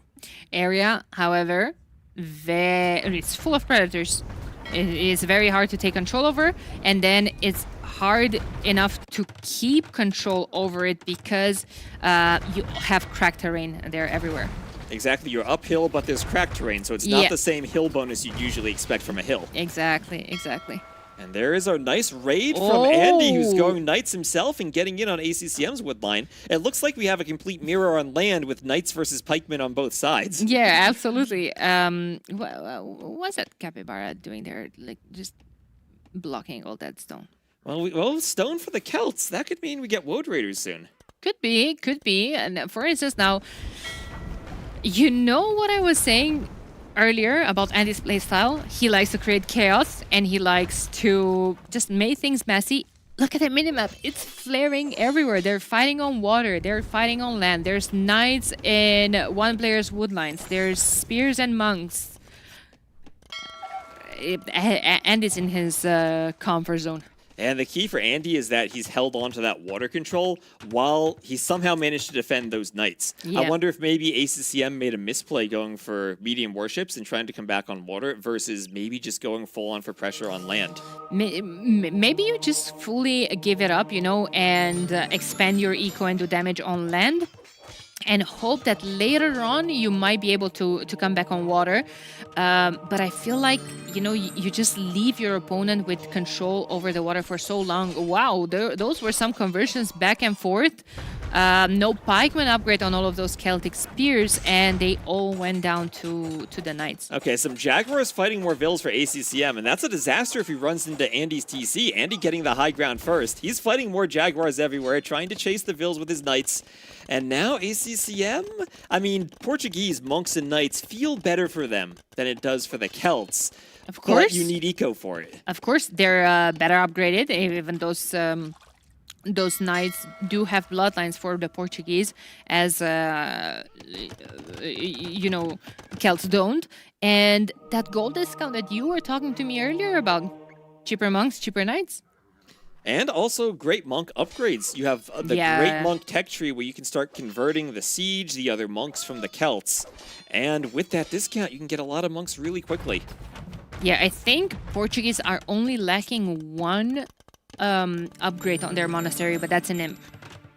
Right, and those are more TCs from ACCM. Right now, I'm kind of worried about Andy's wood economy since Knights have been raiding his Vils. He has the Golden Stone on the hill, but where is he really taking wood? I think he's just kind of trapped on the coastline. And look at those Knights. ACCM scouting everything.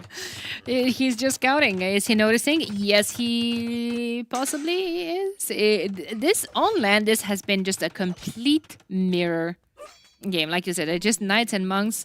Of course, better for Portuguese to be on that comp, but ACCM took some damage. Oh, but look at the stone count now. Andy, 668 stone. He's going to drop a castle right on ACCM's TC, but there's a workshop there. Yeah, but the workshop is not going to be up in time to produce a ram either. There are some monks there. Man, Andy's just sending the whole village. It takes a village to raise a castle, and he's going to build a... Is we going to get a ram from that workshop? Maybe... I don't know if the workshop's in time to stop anything, but the knights are certainly going to come over. Now, Sanctity coming in as well. ACCM's monks will have more HP on them as well. Yeah, that workshop's yesterday's news with Woad Raiders on the field. Like, all of those Vils could be in great danger. You know what I would like? A siege workshop from Andy as well. To help push against the rest of that base with some Celt Scorpions, Mangonels, Rams, anything the Celts can do. Absolutely. Absolutely. And now, well, one thing that castle does, it also secures wood for Andy. He can do a lumber camp right at the base of the castle like he's done and have a very safe Celt, faster wood line. Yeah, of course. could expand a tiny bit his farming eco as well. Like now he has most of the villagers at the top of the hill, kind of taking a tiny bit control over all of that. We do see that atonement. Maybe ACCM is a tiny bit scared of too many monks from Celts. Maybe, but I think it gives you a huge advantage, monk versus monk now. It gives you a target to convert that there's really nothing Andy can do about it.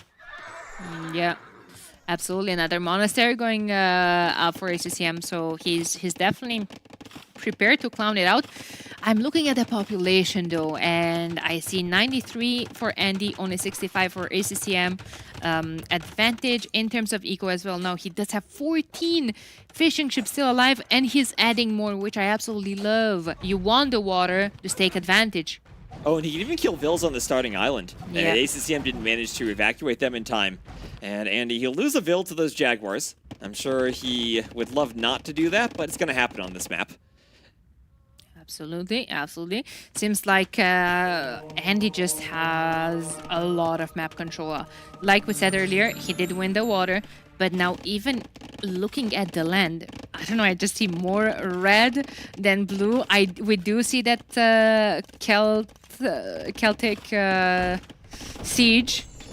And since he has both the water and the hill, that's not going to be any stone for ACCM. Absolutely, yeah. And look at Andy. Andy has stone for another castle. That castle could go for the TC in the south. He could do a castle anywhere, and right now it's going to be hard, I think, for ACCM to get wood control back against all of this castle positioning from Andy. Yeah, because the way that Andy started to play this out was kind of making his way at the top, and now he's starting to push from the top towards the bottom. So he's actually denying a whole lot of wood lines from ACCM.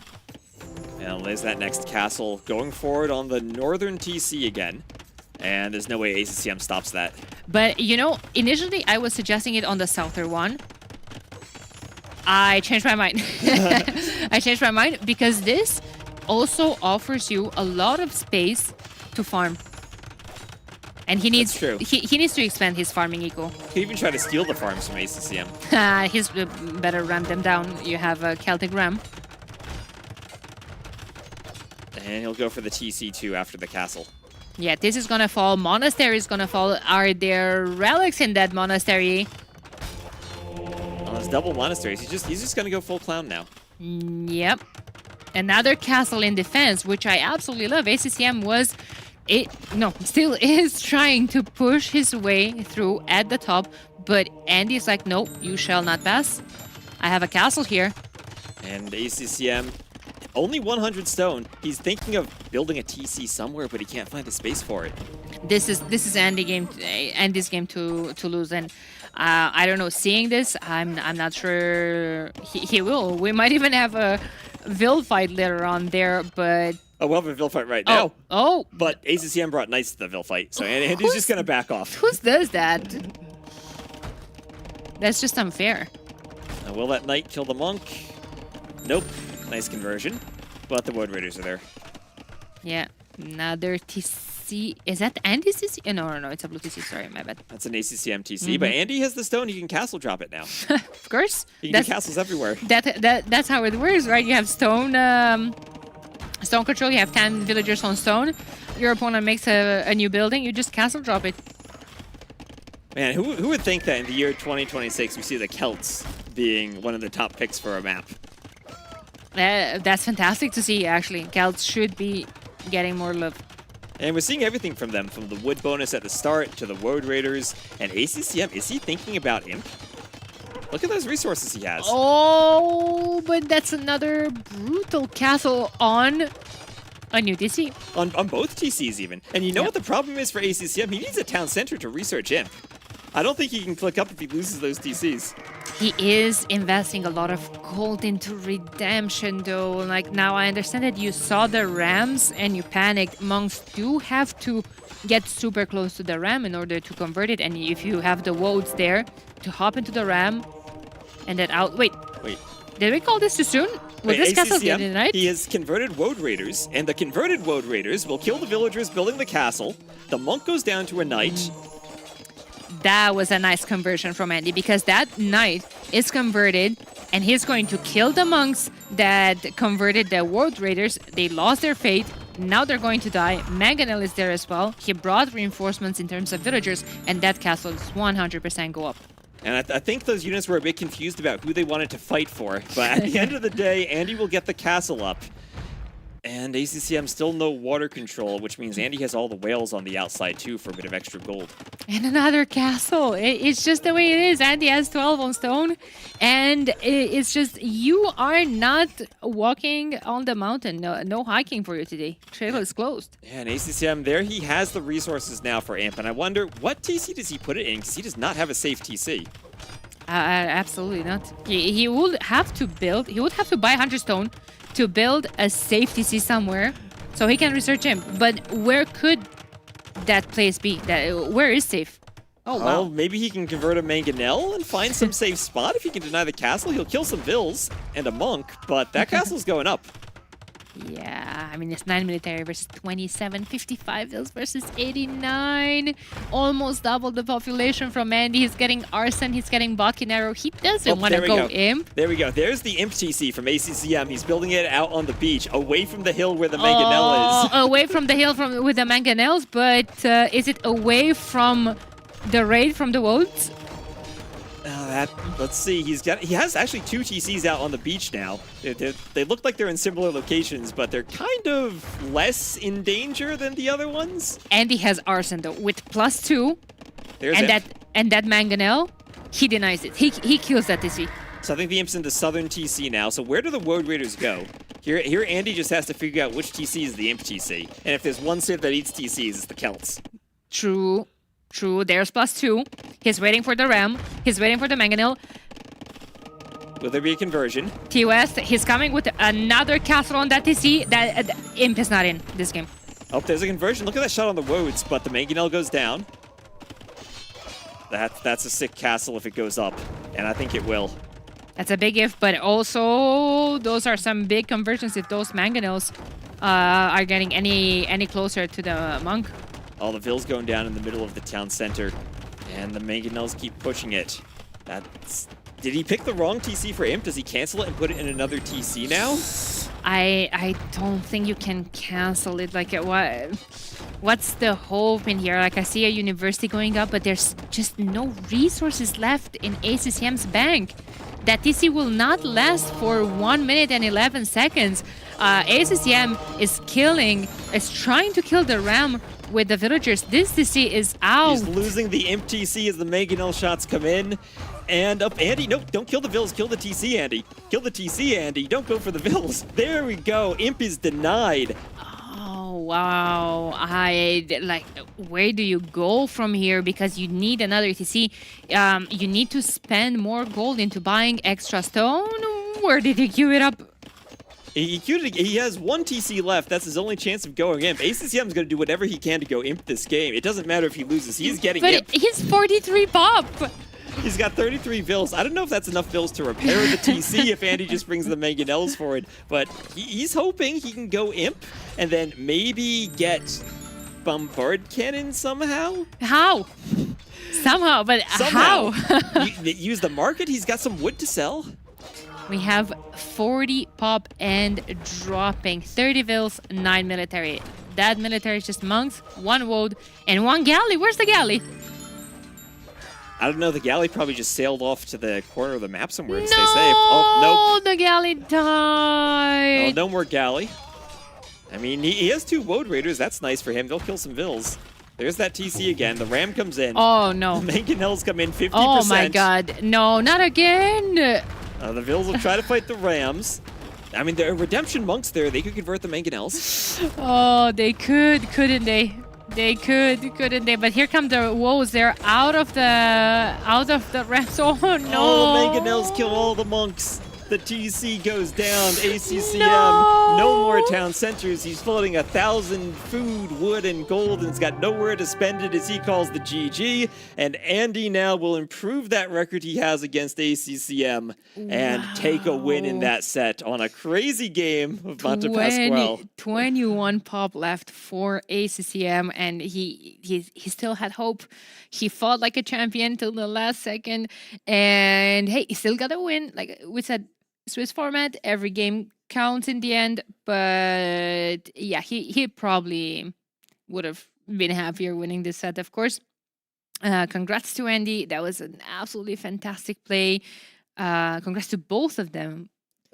Great set and just high level of Age of Empires today. Right, and the key to that game was the Castle Age transition. We had Andy staying in feudal longer, ACCM going to the Castle Age first, and lost the water, wasn't able to get anything going on land, and at that point, it was just him trying to find some way to get back into the game, but Andy didn't let it happen. Wherever ACCM sent fills, Andy was already there. Wherever he tried to find a safe economy, Andy was there with a castle. Absolutely. He just kept ACCM on his toes the entire game number 3. Just had a good strategy and, stuck to it, basically. Yeah, and it's wonderful to see that creativity on the map. I have a feeling that going forward, we're probably going to see the water opening from players a lot, but every game there is going to then be that key of how do you transition from the water to the Castle Age. Okay. Once again, congrats to the winner. And with this, we are going to hand you guys over to the interviewers and the analysts. GG, well played.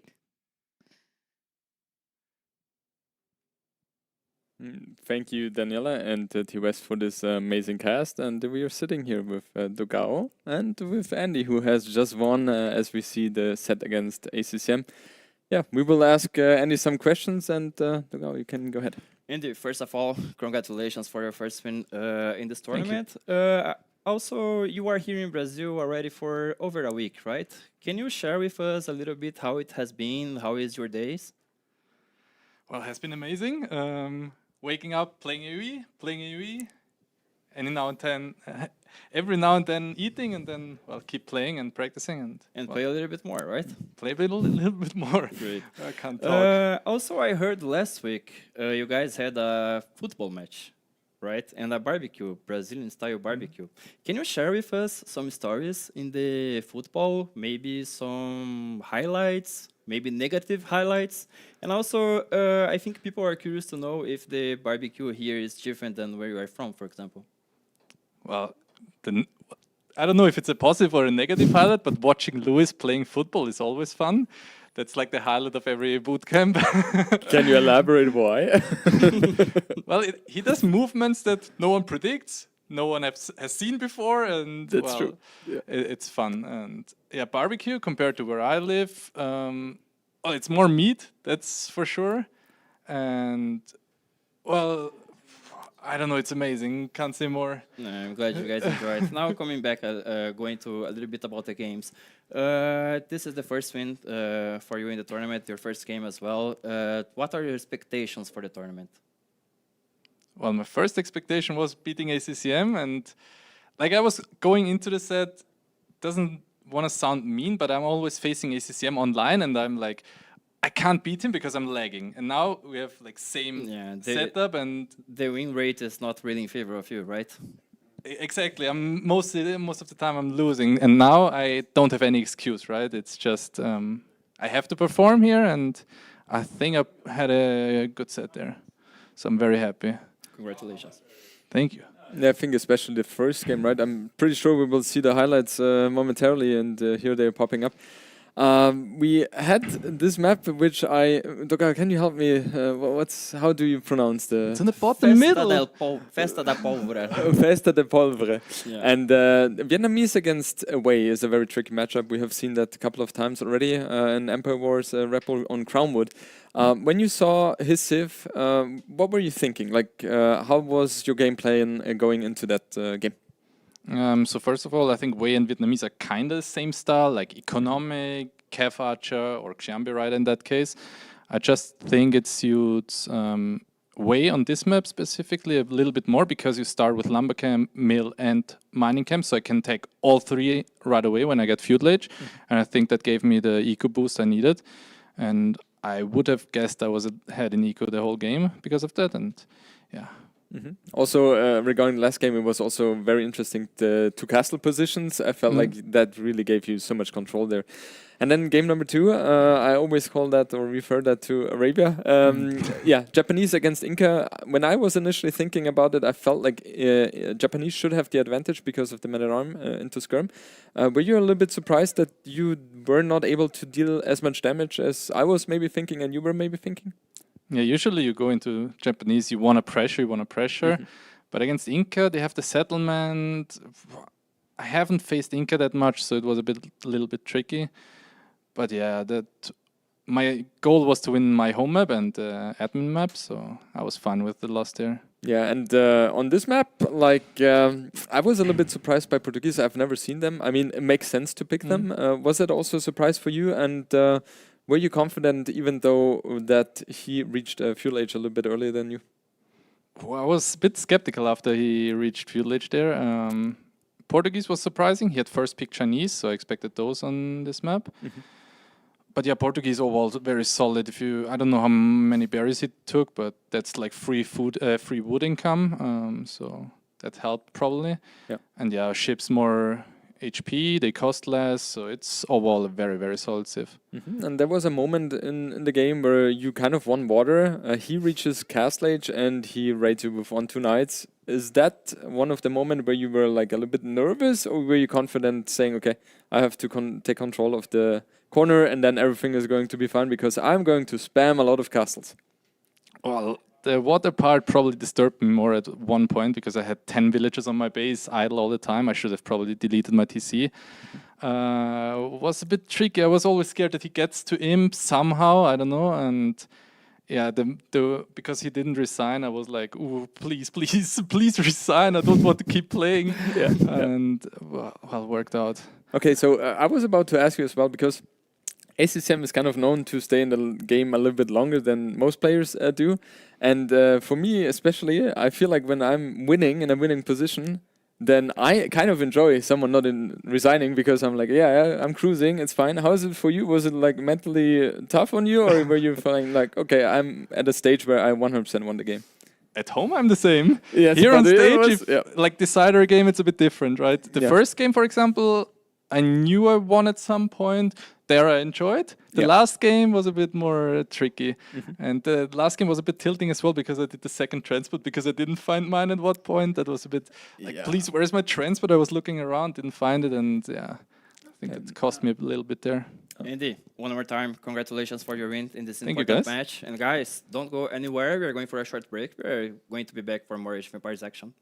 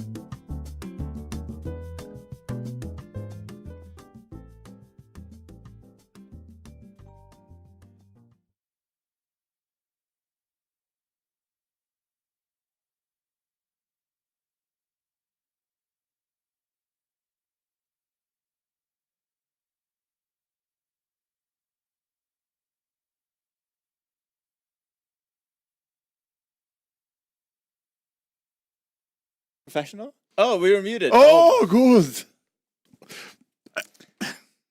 We were muted. Listen, hello everyone and welcome. I need to lower my own voice. Hold on. All right. No, I don't hear you. You don't hear me? No, it's fine. Okay. So welcome everyone. I'm going to be joined here by ex-pro player Doubt. You were that's the only reason you wanted to cast. Mosmara was supposed to cast here with me, and he took his spot. Just now Mosmara can come, right?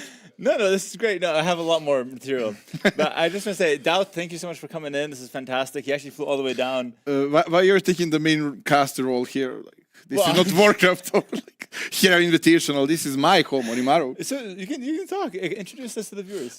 Hello, guys. This is Brazilian Dynasty, hosted by Onimaru, and here is our guest. Not even a favorite of this event because he lost last ST event. Ooh, true. And let's see if he's on the way down, like Viper is. Which is a great way to introduce the players. So we have Lewis, the guy who took me out, and we have Viper, the guy who's on his way out. True. This is fantastic. So I like how you did that. And, Lewis versus Viper, for me, this is the most exciting set of the day because we have Lewis, the up-and-coming guy. Some people say he's the GOAT. He says that himself. Viper, maybe the former GOAT, the fallen GOAT. What do you prefer? Fallen, absolutely yeah. fallen. And there we have the players set up. But in all seriousness, Lewis is on the rise. Viper, still trying to hang. And if he can win a pro tournament right now, a major tournament, it's going to be huge for him as well. So there's a lot on the line for both players. But I feel like Lewis is the kind of guy that's looking to prove himself now, which is interesting. Everybody's looking to prove themselves, but obviously Lewis is feeling no pressure because he's an upcomer and Viper. Every tournament loss makes a deeper and deeper scar to his heart, to his ego. And then one day, you don't even get to qualify. And then you even start He got carrying 5-0'd? PCs. Sorry, I didn't mean to cut you off. Lewis 5-0'd Viper in a Brazilian Dynasty show match. That's crazy. A show match. Oh, show matches are very important. Yeah, actually, speaking of show matches, Doubt just beat Lewis 2-0, but it should have been 5-0 because Lewis quit in the show match yesterday. In all fairness, he had headache, right? It was past 4 p.m. Yeah. It was very, very late. It was 4 p.m. and he couldn't finish. Yeah. Arguably, though, it's later right now, actually. It's 4:54, so... Well, let's see. Maybe he will have headache. Let's see how the set goes. Yeah, it's going to be really interesting, though. I'm excited for this one. I just want to say, Doubt, for those confused, is actually not part of the tournament. He actually lost in the qualifier. Yes, twice. Yeah, lost twice, in 2 actually. qualifiers. I didn't get the third one, like Nico, but I would lose that one as well. So it didn't even matter, yeah. Yeah, it's fair enough. Were you at Red Bull, by the way? I mean, Not even to carry PCs. That's crazy. Not even that. Yeah, actually, just to let the viewers know as well. So Doubt's role in this, it's a very important role, actually. He carries the players' PCs from downstairs to upstairs. He's really good at it. One of the best, in fact. Actually, yeah, it's like, we need a big guy, and I'm like, finally.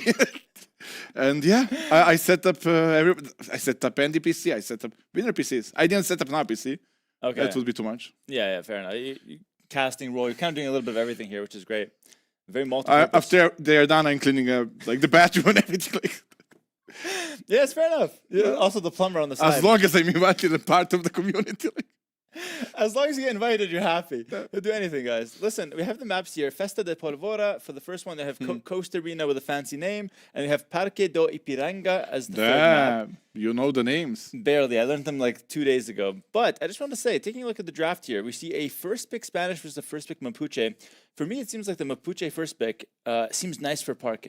Honestly, it feels really good. Mapuche just cannot be wrong. Those things are freaking broken, right? I can honestly see them on all 3 maps. Yeah, I can see them on all 3 maps. That's why he picked them first. That makes a lot of sense. That's very true. I feel like they have really good bonuses that favor like fighting with economy behind it. Bengalis, though, feeling really good as well for... Is that Lewis's draft or Viper's draft? They don't look alike. Like left is Viper. I'm so sorry, guys. Viper with Mapuche. The Civ's not that good. Sorry.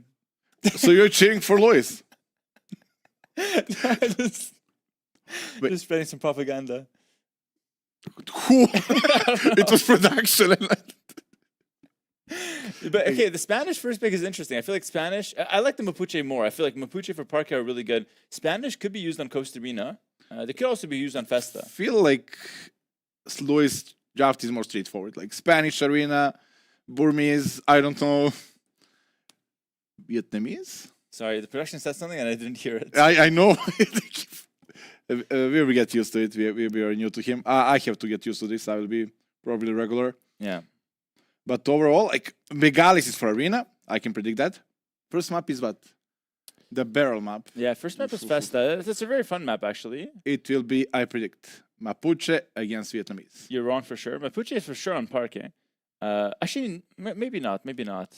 You may be right. You've been practicing with Viper. I've been practicing with Lewis as well. That's true. I practice with anybody. Yeah, I do like the player room. Feels like a one-on-one press conference. It's like a Zoom meeting, but you're not invited. How do you like trophy?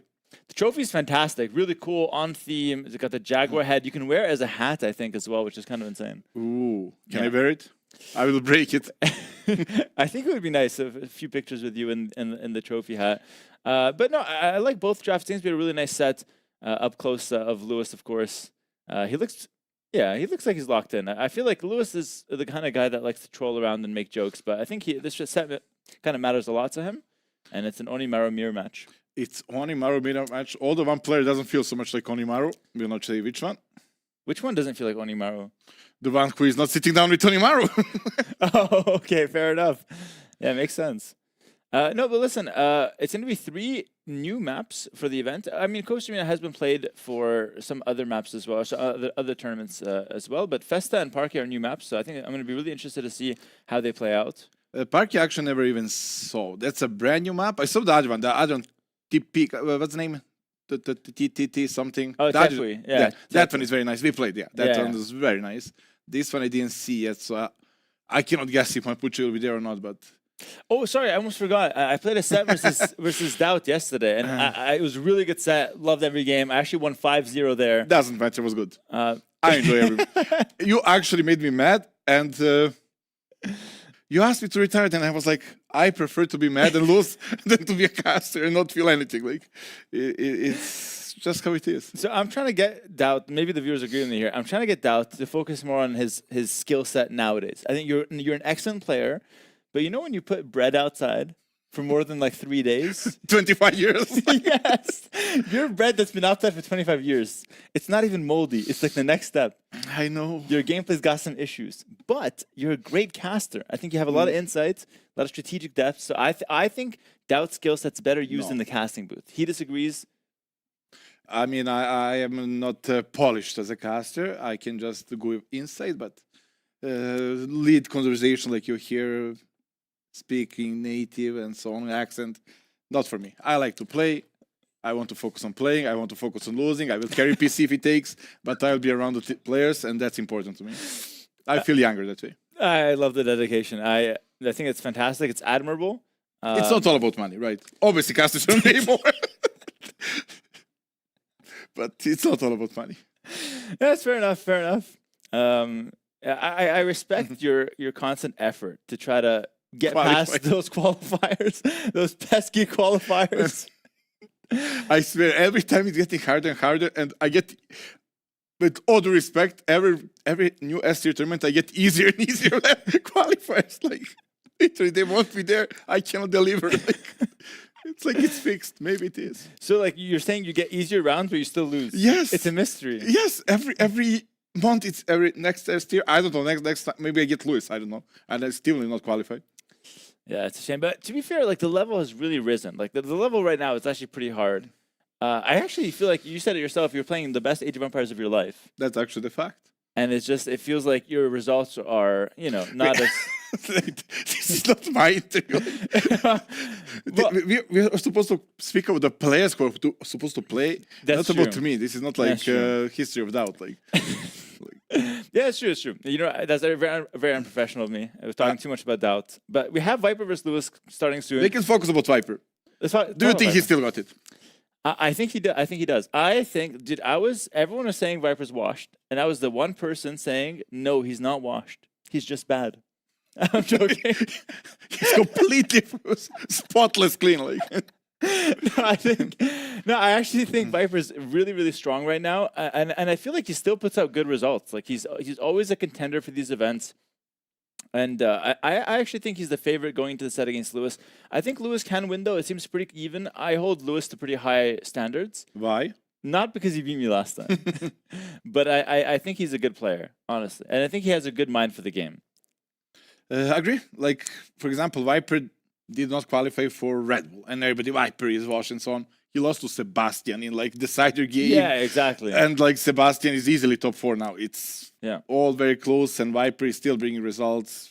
He's not number 1, as we're all used to, but he's still top 4, very, very solid. And also, he snuck into Red Bull through some, like, last-minute, issues, and he actually made semifinals. Yeah, he got top 4. So it's he like, got top 4. He's still always in the conversation. I feel like you can never count him out. And honestly, with the maps that we have right now for this event, the maps are not very standard in the way that you'd expect, like a regular Arabia, regular LAN map, regular arena. Every map has something special about it, something unique. And I feel like that's going to be favoring Viper a little bit more in this event. Agree. Got a lot of experience. Agree. I love the map pool. Like, it's very unique. It's not like Arabia, we just wall up to go scout. Every map is unique. Draft is very important. But also, you have to say, we have so many tips now, and everything feels good. Like, literally everything feels good. Yeah.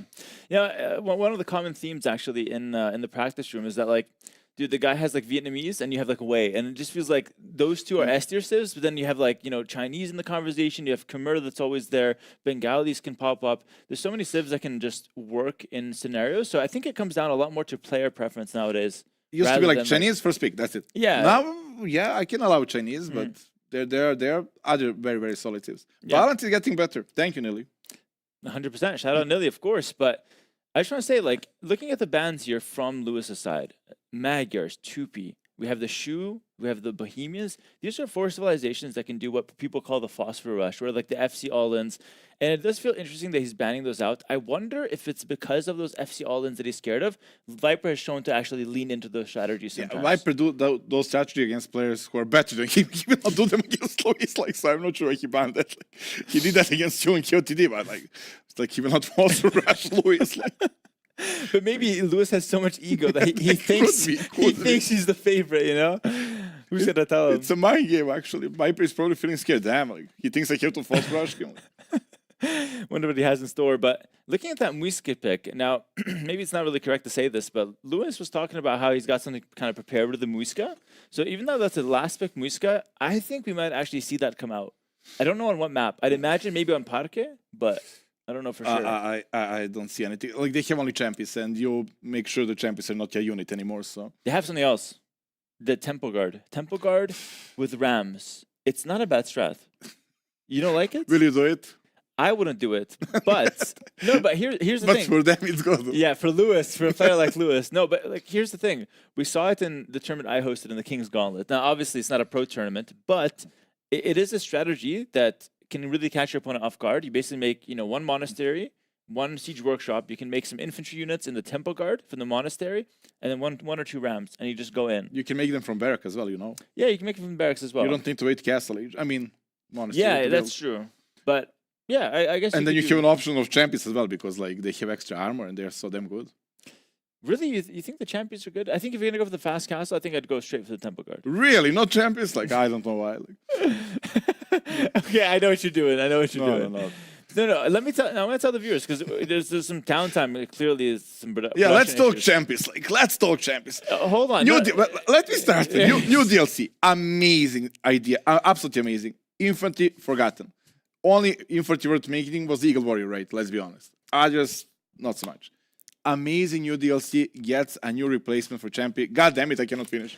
We'll come back to that story. Thank you all for tuning in. We have the first match between here Viper and Lewis, or first game rather, and it's going to be on Festa de Polvara. Very, very interesting map. As you can see on the mini-map here, they've got 3 bases each, but only 1 town center right in the middle. What do you make of this map, Doubt, and what do you make of Mapuche versus Burmese? And you were right about Mapuche, by the way. Of course, I was right. I was not expecting Burmese.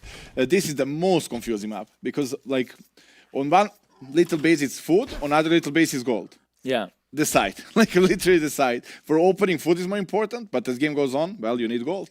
Yeah, if you take a look at the gold section for both players, it's actually very interesting. We see Lewis is mining a little bit of stone and a little bit of gold. He's setting up for a fast castle into unique unit. That's super interesting. If you take a look at what Viper's doing, Viper's just taking those villas off and just sending them straight to a lumber camp. Or that's a good settlement. That's a great settlement. That's the best one I ever saw. Like, yeah, thank you, Vodka. Could have been even better.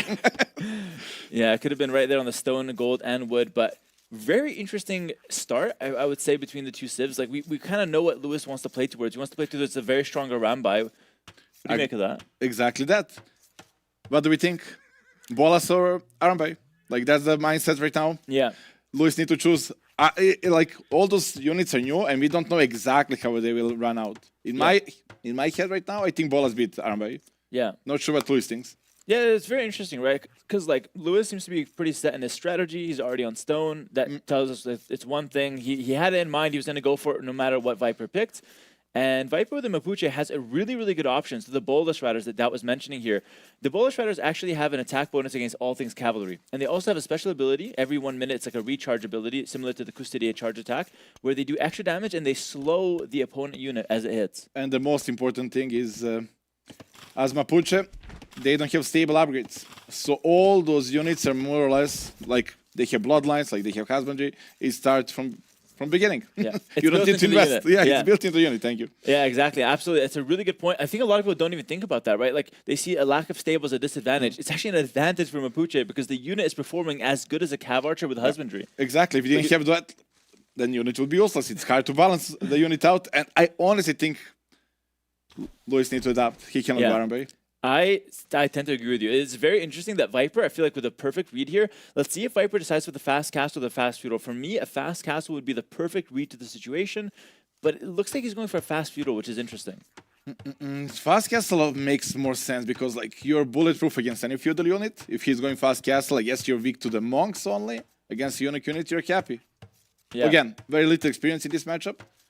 Nobody plays Burmese. Actually, nobody plays Burmese anymore. They're forgotten to you. Although you had a theory with how much wood you save for the technology research.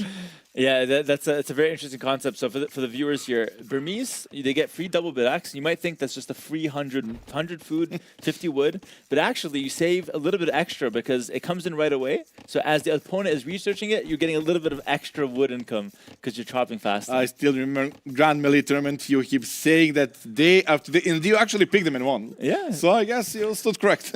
Of course, if you have to think about all your bonuses and how they apply. I just want to say, it looks like, sorry, I incorrectly called it a fast feudal. I think Viper's going to go for the fast castle. I noticed 3 villagers on gold. You get a lot of food on this map. I think he might just try to go straight into the castle age. I don't see this as a feudal age play. So for me, Viper has read this game perfectly, and he's playing a phenomenal counter strategy. Yep, I mean, he got to know, like Lois is put on spot. He needs to find a way. Mapuche got better unit. You need to find a way. You need to find solution. Now, maybe it's a mistake in the draft, knowing that Viper can play Mapuche on this map. Maybe Lois was thinking Mapuche is for a different map, and he stick with his plan. Again, let's see. I'm really convinced Bolas beat Arambai. Yeah. Maybe Lois not better. Yeah, it's really interesting. I tend to agree with you, and I just want to say, like, as we're talking here, if you're in Lewis's position, would you just commit to the Arambai and try to go for some kind of like forward castle, spice it up with a strong unit, or would you completely adapt your strategy as you see Mapuche? I would adapt. I would show the fast castle, but then I would switch to the monks. What's Okay. happening? Oh, point of view, nice. Nice point of view here, Lewis. Actually, one of the slower players. He's got, I think, less than 60 EAPM. Really? Yeah, he looks like he plays fast. He plays quite efficient, but it's kind of, he's a little sensitive about it. It hurts his feelings if you bring it up. He's a very slow player, very self-conscious about it. But no, I think he plays efficiently, though. Also, I love that he's pushing deer to the TC, not sending extra villagers to the berry side. That's so much efficiency. Yeah. Everybody's like pushing the deer next to the meal and send extra villagers there, and then you lose a lot of walking time. And walking time is not working time. Yep. No, absolutely. It's like when you need the PCs upstairs, you send Doubt. Doubt. Because players cannot waste the walking time. Exactly. But Doubt can. They have better things to do. Doubt is the deer in the scenario. Which is great. No, it's good that you know that concept. As you can see here, Viper's up to Castle Age, so it's going to be a confirmed Bolus Rider play. And I think he's good to just go straight into that Bolus Riders. Don't have to really even consider anything else. Like that's unit, I think, the most OP right now. It used to be Blackfoot Archer. Now Baller Raiders, no mistake, right? Yeah. It's good against everything. Yeah, it's an all-rounder. Like we talked about how it's countering cavalry, but truth is, it is an all-round good unit, which is, I think, the important It's part. really good against crossbow. I guess bad only against skirmishers and siege. That's kind of their weakness, but they have mobility. Champ. Like every time champ randomly dies in the middle of the map, I have to laugh. Like, Yeah. So actually, okay, I have a lot of things to talk about the Champy, but I really didn't like the recent changes on the Champy because it feels like now you can't move out with it. Because like the Eagle, you can move out in Castle, but the Champy can never move out. never. Or you can make outposts around your champion when you see enemy scout, and that's it. Like quick wallet. Wait, that's interesting. I never thought of that. That's kind of true. But that's an expensive quick wall for a very, very bad unit. And they also made the outpost being built slower, so you cannot even do that efficiently anymore. All right, Lewis seems to be very committed here to his Arambai play, of course. One thing that he really wanted to go in with this Burmese pick. It is a very unconventional pick. Viper's just going straight in with the Bolus Rider play with the Mapuche, of course. I don't know. It's going to be a nice castle from both players. I wonder where the castle's going to go for Lewis. But the very important thing, because that deer pushing, look at the resources collected. That's only because he was pushing those deer to the TC. 0 walking time. Yeah. So good build. A little bit of value there with the faster bid axe as well with Feudal Age, but besides that, yeah, it's mostly about that, that lack of walking time. We're seeing a forward castle. This is great. This is really good for Lewis, actually. He can kill the barrows right away. I don't like the forward castle on berries. Like, food is not that important right now. If you get him off gold, no bolas. Oh, you're so right. There should have been a forward castle on the other side. That would have been way more interesting. But does Luis know the difference on the side? Like, no, he sees the deer. He knows he's pushing the food side, but maybe he thinks that he just wants to push something. He wants to push something. I know what was the idea. It's because he used those villagers from stone. Just naturally drop a castle down. Like, yeah, it's most natural economy efficiency. Yeah, but I do agree with you that going on the other side, it would have been very spicy. Just targeting, Viper's golden stone. Let's talk about these barrels, though. It's very interesting. Can he hit? So Viper is actually weakening those barrels. Those barrels, as they explode, we missed this one, but it does massive damage to buildings in a 3.5 tower radius. And it's very significant damage. Like, it breaks palisade walls. It hurts houses and markets quite a bit. It's a very strong explosion from those barrels, so quite important to go for them. So far, I don't think I ever saw that barrel killing a unit. It's mostly like making a big hole in the wall. Yeah, no, they do kill units every now and then. Like in practice, it happened. Of course, you didn't really practice much for this event. So I don't know. Yeah, so you wouldn't know. But, of course, for the viewers, we hope to see some nice barrel explosions on units. For me, the most exciting thing that happens, it's like a demo. There's just I feel like the observer is intentionally looking away from the barrels as they explode. Because that's strike 2, observer, eh? We need the barrel explosion on screen next time, but we forgive you because we love you. Bullish riders on the field, look at that. And Village also slow down when under attack. Impossible to run away. Yeah. Great early pressure here. Lewis is caught out. He's going to lose a villager and a monk. Viper's looking really good in this early game. And he didn't even upgrade a lot. Like, he only did fletching. Like, very low upgrade on unit and still so damn powerful. Yeah, now we have this push coming in for Lewis, but it does feel a little slow. Like, you know, he kicked Viper off food. I don't think Viper was too bothered about that, as you mentioned. And now we have the Mangonel push, but that's very slow. Like, Viper's already on the map with the Bolus Riders. And just like that, look at resource collected, Viper ahead. Only because of the castle position. Like, that castle had to be more damaging. Like, either on the main TC, main base, or on gold. Like, on deer, at this point, we are up to castle age, we don't need food. You know what? I like it on the main TC. We'll talk about that a little bit later, though. Let's just see how Lewis will deal with these Bolus Riders. He's got a monk now, help convert. Not Backs committing. up, though. I think he should have committed there, but maybe a little scared. Viper's doing a good job just running in, hitting, and running back, kiting beautifully. And we have the conversion passed over here. And wall in, beautiful play by Lewis. Yeah, really nice. Quick little wall in, clears them up. So as you can see, Lewis still has options, but it's clear that the Bullish Rider's countering around by. You need something else. You need a monk in there. You need a Mangonel. And they're also cheaper by a lot. Yeah. And you don't need a castle. So like Viper now added to the second town center. So think of this game as you're watching here, that Viper's got the economic advantage. He also has the first move on the map with the Bullish Riders that he took advantage of. And now it's about defending the stronger push that Lewis is making. That's kind of like the game plan for And Viper. Viper already made the defensive siege workshop, so it would be like a Mangonel trade-off, while Viper is trying to use a high number to raid. Yeah, no, it's really interesting. Defensive workshop here, raiding with the Bullish Riders. Very There nice. you go. There we go. Love it from the observer there. And yeah, as you can see, they do massive damage to the walls. And we have this. I miss all Armby when they were like destroying buildings. That was a unit. Yeah, they've been nerfed now. So Arambai less good against buildings, but they kind of do like a splash damage against units. Since they're kind of inaccurate, it ends up being a little bit of an advantage actually.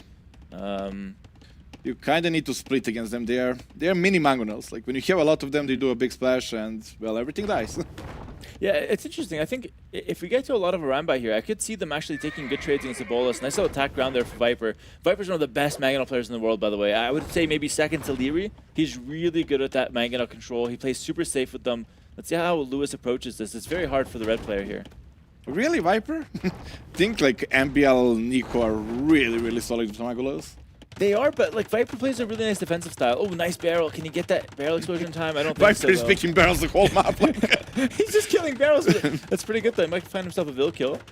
Yeah, looks good. That's kind of huge actually. That's also a big thing to point out because Armby cannot really hit anything long distance. They are much weaker at killing villagers and sniping and raiding. True. They're more of like a fighter / run up close and hit. And if you're not able to do that, the Arambai are a lot weaker. Whereas the Bolus Riders, as you can see, they're kind of finding kills at max range. Look at that nice attack round. Like, Lewis need to activate the last weapon of Burmese. Cheap monk upgrades. That's the only way. True.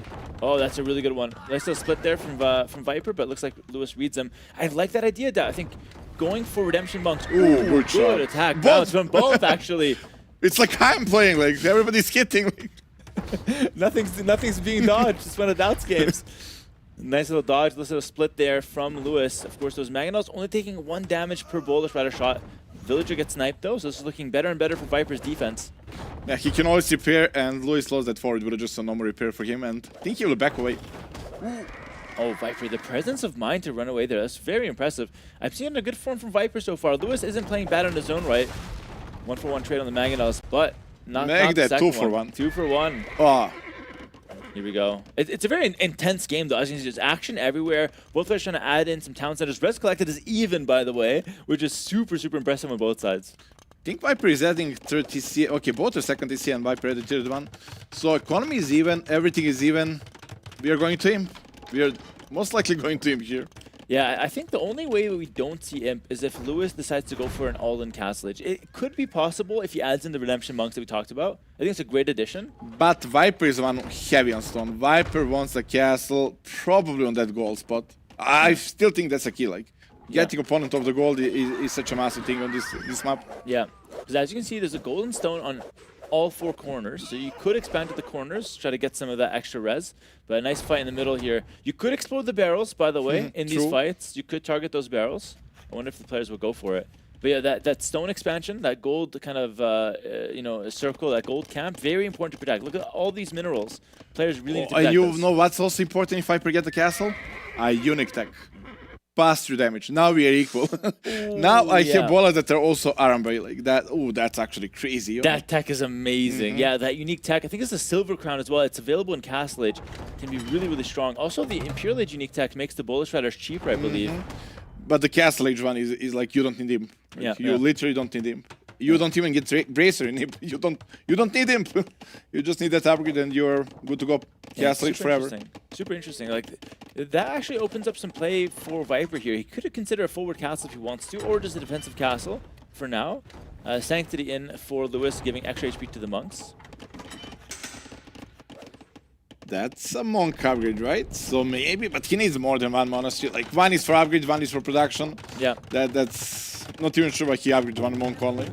Yeah, he got Sanctity, he's got only 1 monk, so maybe it's, you know, a sign of things to come, but I think he needs a lot more, as you mentioned, if he wants to make a monk rush happen. It is worth mentioning, though, Lewis has 3 relics, so there's something positive for him in terms of stats. And he's still controlling the middle. Like, yeah. There's gold in the middle, it's not only on the side. A very important fight. Oh, you can't lose these Mangonels, it's super, super important. Delete the walls. Oh! I'm not playing. Oh, but you're casting doubts. That's terrible for Viper. He lost a lot of Boldish Riders under the town center of Lewis. But Lewis is kind of paying him back. You see that slowed Aramba, actually. The Aramba got slowed as they approached the Boldish Riders. Mangonel 1-for-1 trade. Boldish Riders approach. Viper's looking for the cleanup here. But he needs to close the distance and then Aramba do the massive splash damage. Who wins? It's the Boldish Riders by far. The Bullish Riders are so clean. What a play from Viper. Cleans up their round by. Beautiful play from him. And also just, you know, clinches that Mangonel. So the Mangonel can never shoot. This is pro player micro right here from Viper. Looking really clean. Now he can choose where do I want to position the castle. You got stone. Yeah. You got clean map. Choose the position. Very important for Viper. Very important breeding time. You have a lot of options, by the way, for your castle. You could make it in the center, but you could make it around the side. If you go around the left side, there's actually some barrels behind Lewis's base. You love barrels? I love the barrels. Like barrels on the right, barrels on the left. You could consider a forward castle, break the barrels, and you can enter with the Siege Workshop. It's going to be a forward castle on the front, though. More of a traditional forward castle. What do you make of this one? I love forward castles. I freaking love them. That's true. that's what Age of Empires is all about. You send a lot of villagers usually, something like 10, lose No, them. I send like 5 by 5. Like 5 by 5 until it goes up. That's very, very nice strategy there. Still, Magon number is not there. Like I don't think Viper can go such a castle. Like Oh, he cancels. Wow. Playing it safe. Damn, he sent a whole town. Like this is how it's done, Down. Everyone does this. It's going to get cancelled now. And now, if it's denied, you lose the game because you lost 25 villagers. If you lose 5, it's no big deal. That's so incorrect. You're spreading some false propaganda. Oh my god! Big shots from Lewis. If he only has few more arm by Ram is doing the job. Oh, the Ram is there. The Ram. Double kill. Yeah, really, really nice outcome for Viper. I feel like that could have been a lot worse. Lewis kind of mismicroed a little, got too close to the Ram. The one monk just sitting there, got a conversion, but not doing a whole lot. I think Viper's happy with this. Honestly, whenever it's such a tense micro moment, I get too excited. I'm not sure how you keep the cool, like micro every single unit, but I would done same as Lewis. Like, I just go. Well, if you get too excited, you get bad results. I know. I cannot help it. I'm an emotional guy.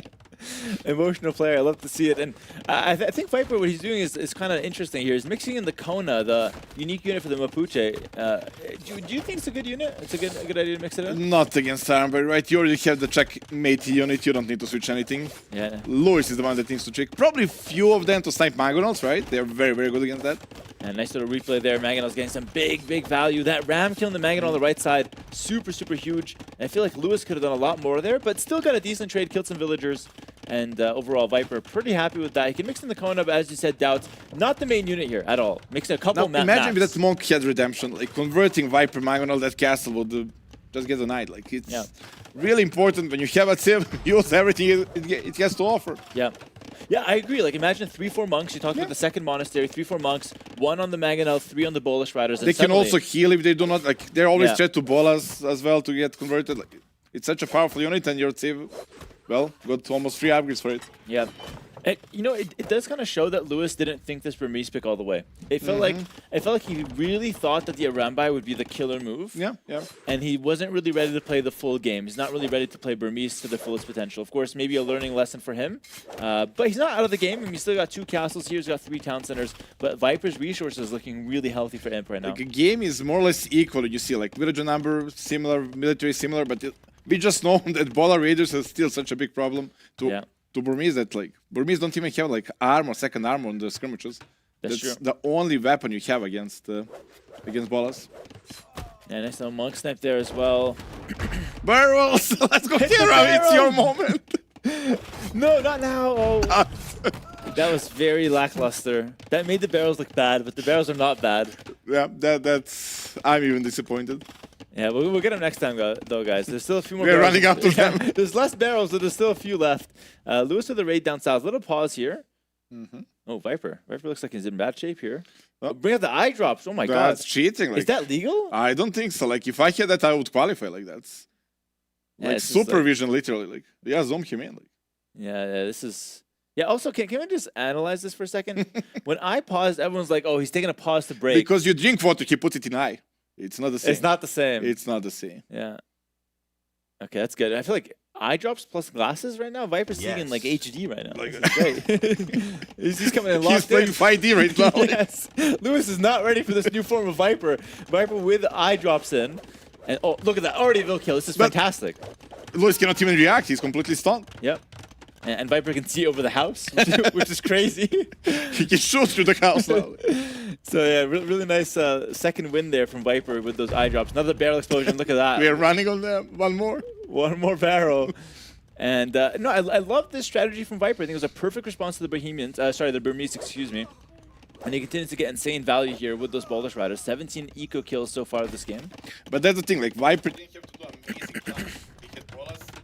It was up to Lewis to find a solution. And it's like he didn't expect, like, Viper played a random team. Like, you saw the draft, you could expect a Puchik here. Think about it. Like, you have time. It's best of 3. Yeah, this is really interesting, though. Maybe this is Lewis's weak point. He is one of the less experienced players. He's not really considering what his opponent can do. It's like when you're playing chess and you're only thinking about your moves. Yeah, your own strategy. But you're never thinking about what your opponent does. You get mated in one and you're like all surprised. But, you know, this is something that Lewis can learn from. He can think about, okay, my opponent is locking in Mapuche. Maybe Bolas Rider is his target. Maybe I can't go around by. And suddenly now you're getting to pro AW2 at the highest level, you know? Like, you should think, oh, Mapuche, you're playing because Bolas are so OP right now. Let's find a counter to it. And yet, you play the unit they're countering the best. Like, it's kind of wrong approach, in my opinion. Yeah. But what do you know? I'm didn't even qualify. That's a great reminder. Doubt actually lost in both qualifiers for those that are just joining us right now. Always good to remind the viewers. Yeah, keep them up to date. Maybe somebody still think I'm part of the tournament because I'm here. I can't have them thinking that, of course. But Viper hits Imp. He got that unique tech as well, the Silver Crown. That gives pass-through damage to Bolas Riders, Skirmishers, and Slingers. Although nobody makes Slingers. Thank you, Nilly. Nobody makes Slingers. Not a great unit. But the Bolas Rider, of course, with a pass-through damage, kind of like a Scorpion, can be a very powerful unit. Lewis does not have an answer to this, guys. Lewis is in Castle Age, nowhere near Imp. I think this game is over. Do you even know how the pass-through damage, like, do you want to hit first unit or the last unit in the line? I would hit the first unit usually, but I'm not sure if that's correct. I have no clue. I'm asking you because I didn't qualify. I was thinking you have an answer. I don't. No, that's not the difference between qualifying and not qualifying. Let's see. Pass-through damage is going through after the first unit. Maybe you're right. Yeah, I think you just hit the first unit and then it hits like the 2 or 3 behind them. It works really good when the units are clumped up, but so are the Arambai. The Arambai are also really good when units are clumped up. Lewis has a villager lead, something to play for. He's got the relics as well. Res collected, not terrible. But if you look at these Trebs now, how do you answer Trebs? Yeah, map is turning like arena. Fight for the middle, fight for the position, and that's all about traps. Like, that's the best tool to break the position. I'm surprised Viper's backing off. He really doesn't have anything to defend that castle. I wonder if this is chokeable, actually. It's possible that Viper can't quite finish it off. I'm not sure. Seems to still be in a good position, though. It's because, like, you get Imperial Age, you cannot afford the lead. The Bracer doesn't exist to your Civ, so you only got traps unlocked. Yeah. And you, well, invest 2,000 resources for that. It's not cheap. Yeah, that's a very good point. Like, the Imperial Age, 2,000 resources, a 3-minute investment. All you have is Trebs from it. But I would argue that the Trebs now getting insane value, and it was good enough for the Luis, win. I agree as well. GG's called, and Viper there looking good. Maybe not physically. Seems to have a little redness or something. He never looked good physically, but maybe he needs a few more eye drops. But no, I think he's doing well, and he's up 1-0 here. What do you make of Lewis's comeback into this? It is a play all 3, so there's still chances to win. every game counts, right? Every game is important. And I honestly don't like how Luis approaches it. You absolutely play to Mapuche. Like, every Mapuche is playing to the ballers. And what do? Let's go RMB. Well, yeah, I was thinking maybe he thought through. Maybe RMB actually good against ballers. No. Yeah, it feels a little disappointing. Like the whole game we're talking about, okay, Bolus Riders is the one thing here that Lewis has to watch out for, and it seemed like the one thing he was not prepared for, which makes no sense. However, this was Viper's first pick. It's like if it was Stato, for example, playing Burmiskis. Oh, he found a solution to Bolas. I'm excited to watch. Yeah. Here I was a bit judgmental. Like, did he find a solution, or just Luis being Luis? Like, yeah, he kind of went for the obvious strategy, and it didn't really work out. I mean, the forward castle was interesting. We're seeing some replays right now, some highlights from the game. A lot of nice trades back and forth, but I felt like the trades were even. I felt like both players actually played micro, macro pretty well. But, I mean, I'm saying this and Viper's losing under the town center, but, you know, it was a very messy game, and Viper had his moments that, you know, he was able to show the Bolus Riders to their full potential. But yeah, the round just weren't enough, clearly. we can see the stats, right? From the start to finish, resources collect the same, village number same. Only difference is, like, I have a better unit. Yeah. I have a better unit, and that's it. Yeah, it would have been really interesting to see if the Burmese could pivot, right? Like, instead of the Arambai, maybe even go for the forward castle, but then Monk rush after it. I was expecting something like that. Monks, fast stream, traps, arena style. That works so well against anything. You don't care about enemy units. They are yours now. Yeah, no, that would have been so interesting to see. A few Arambai maybe just to bait out the Bolus Riders, put some pressure on your opponent, and then you switch it up, bring out the Monks, play for that fast Monks and Siege, like, Bolus' biggest weakness is, well, they don't do damage to Siege, but then they can make slingers. that's why Nearly invented slingers. Slingers. Did you ever try to make slinger against Siege? No. Apparently they're good. Yeah, no, they have a lot of damage, but you have to micro them, and they're also slow units. It's like pros and cons. I think it's still worth going for, but it's not like... I tried once, but it's low HP unit. Like, yeah. I lose Knights to the Siege. Like, it's not for me. But yeah, that's true. Yeah, like, I feel like slingers in your hands, maybe not the best. Yeah, I tried them honestly once, and I even got converted. And I played against Monks and Siege, and I got converted and like clapped. Like, it was like, and since then I never used them again. Like, they're supposed to counter Monks and Siege actually. Yes, yes. They're crazy unit, but nobody makes them. Yeah, I haven't invested enough time, but looking at the maps left, you have Park left, and we have a Coast Arena left. The home maps for either player. Ooh, we already have Civils there. I guess they have started. Yeah, it looks like Spanish would be a really interesting one on the Coast Arena, I guess, but I'm not We really have tips for the map, Persians, Vietnamese, right? I didn't see that. Okay, Persians, Vietnamese, the Civs for Park. It's going to be Lewis's home map. I don't know that map. You told me there is a beautiful wonder that gives population, right? That's only telling I saw on the map. I played qualifier, and that map was not part of the qualifier, so I don't know. But okay, so you played qualifier, but not the main event. Yes. That's why I don't know. That's why I need you to to fill me in with the map. This is fantastic. We have a little point of view here. I think there might be some production errors, but I'm not really entirely sure. This could be intentional, but either way, the map is quite interesting. It's very intentional. So we have Viper's POV right away with the Persians. And I think the Persians are an interesting civ for this map, probably a very good civ, but so are the Vietnamese, both top tier. We'll talk about the map once we see it in full, but so far it's going to be Viper luring in a beautiful boar. And we're back to Lewis, who's also in blue. Doesn't feel intentional to me anymore. Look at the Lewis using that TC mod. That's disgusting. That should be illegal. Wait, You see the minimap? Oh, yeah. The circle around the minimap. He doesn't use that when he streams, but when tournaments are okay. Oh. I think he used it when he streams, actually. Really? I think he's shameless, yeah. The circle around the minimap. All right, we're going to go towards the cap trade here. There we go. So let's talk about a little bit about the map here. There's a lot of things going on. I'll introduce the map, of course. It's a new map. It's called Parque de Ipiranga, I think, something like that. It's based around something of Sao Paulo of Brazil. But yeah, it's very interesting. You have that monument in the center. This gives 30 population, guys. No resources, gives 30 raw population. You have a lot of gold around it as well. You have the 5 relics in a line from the top to the bottom. No stone in your base. The stone is only on the outsides, top and right side. So the stone is a really important resource, but it can only be accessed safely in the late game.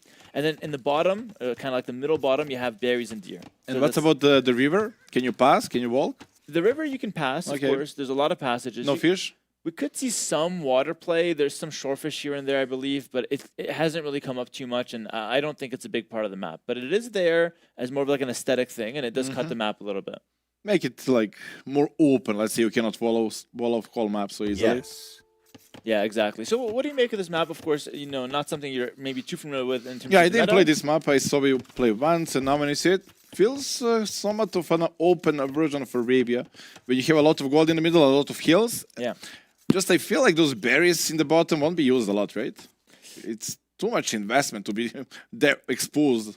Yeah, I can see like Portuguese trying to take advantage of this in the Castle Age, but from what I've played on this map, it's a very defensive early game. So it's a slow-paced early game. You could consider men-at-arms, maybe like a little bit of early aggression, but we tend to see like just regular feudal age, a bit of scouts, a bit of archers, into a very exciting Castle Age, because all the gold in the center, you only have 2 golds of 3 tiles in your base. Very, very few gold tiles available, and then you have to expand towards the middle. So skirmishers, right? Well, skirmishers are a decent opening, but if the other guy's going double gold comp, suddenly skirmisher's not as good, and he's taking the map with more gold, and you know you could kind of like the skirmisher seems like a good option, but it could not be. It depends on the It's situation. skirmisher. We are It's going to see skirmisher. skirmisher.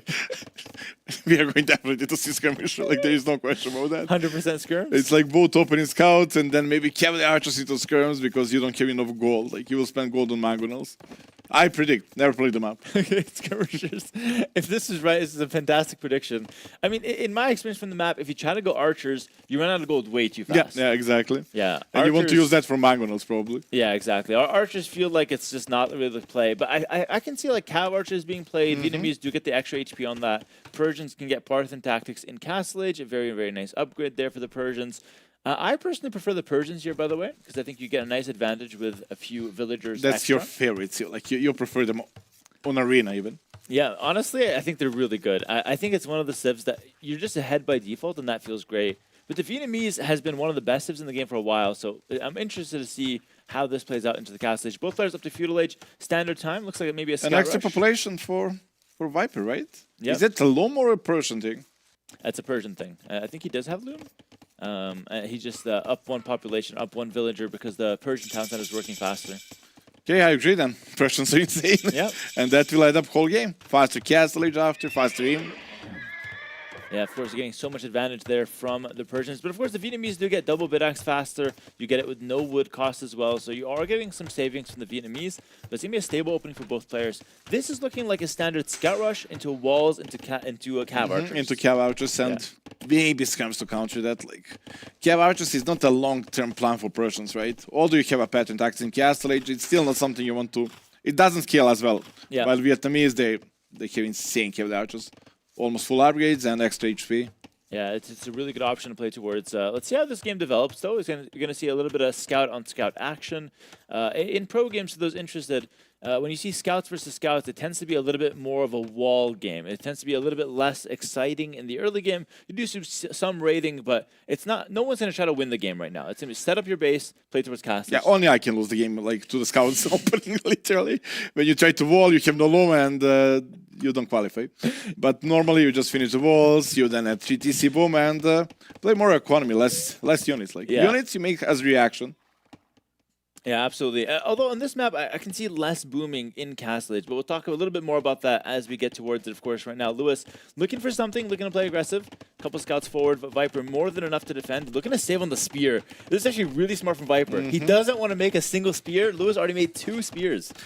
Those things are not cheap. Like it feels like they're cheap, but they're not. Like they're 60 resources. That's a lot. It's a lot. Like 60 resources times 2. It's 120 resources. Let's keep an eye on those spearmen. Because if those guys don't get any value, then we just wasted 120 resources, and Viper has a big advantage off of that. Yeah, they will not play any role in Castle Age. They will not even play any role in Feudal in a moment. Oh, that's it. Their role is done. Yeah, the Spear had a small chance to be a hero, but he whiffed it, and now he's not a hero. He's just a Spearman. He's going to die and kind of do nothing. So I would say advantage Viper now. No Spears invested. A couple extra villagers from the Persian bonus, looking to counterattack as well. If Lewis loses a single villager, it's a disaster here. That should not happen on this level. And map is, from what I see, very easy to wall in. Like, it's really hard to mess that up, but that villager is exposed, right? All the spearmen are forward. I will say it's Lewis. Like, Lewis is the kind of guy that would actually make a mistake here. He's really good when he's attacking, but sometimes on defense, he could get caught off guard. So far, though, looking good. He will get the house. He will get the house. No. Is it worth to chase scouts here, for example, for a spearman and villager? Oh, for sure. I would definitely go for it. Like, if you break in. You don't want to do that when the game is more active, then units play a big value. But now when we are both walled in, trading a villager for a units, well, those units will not scale as well. In the end, Viper was forced to make 2 spearmen himself, so the whole spearman game has been evened out. But overall, I would still say it's small advantage Viper with those couple extra villagers. Vietnamese could get them back once they research Wheelbarrow in some ways, since Wheelbarrow comes in a little quicker for the Vietnamese. But it's an even game. We're headed towards Castle Age. We will get most likely to post imp, and I kind of favor Vietnamese here a lot. Like, those Fire Lancers are absolutely insane unit. I favor the Persians. I think the Fire Lancers aren't that good here. Oh, let's see. Like, Persian best unit is Savar, right? Yeah. You cannot use it here. Yeah, no, you're so right about that. But because we're playing in Castle Age, what's the one upgrade Vietnamese are missing on their Fire Lancers? Armor? Yeah, Gambesons, right? Yes. Yeah, so they're missing Gambesons in Castle Age, so they're 1 less Pierce Armor. If it comes to like a Cav Archer versus Fire Lancers, I think the Fire Lancers are kind of unusable. In Castle Age. In Castle Age, Fire Lancers are unusable. That's an Imperial Age unit, right? Yeah. In Castle Age, you only make them when you're up to imp, right? Yeah.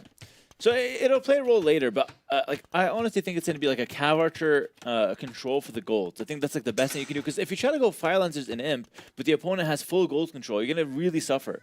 I think it's a Castle Age map. Agree that you need to play Cavalier Archers. It's more now similar to the last game. Now Viper needs to find a solution. You don't want to overcommit to Cavalier Archers, because once you get imp, well, Luis just got better Cavalier Archers and he wins. Yeah. So he doesn't want to go Cavalier Archer war.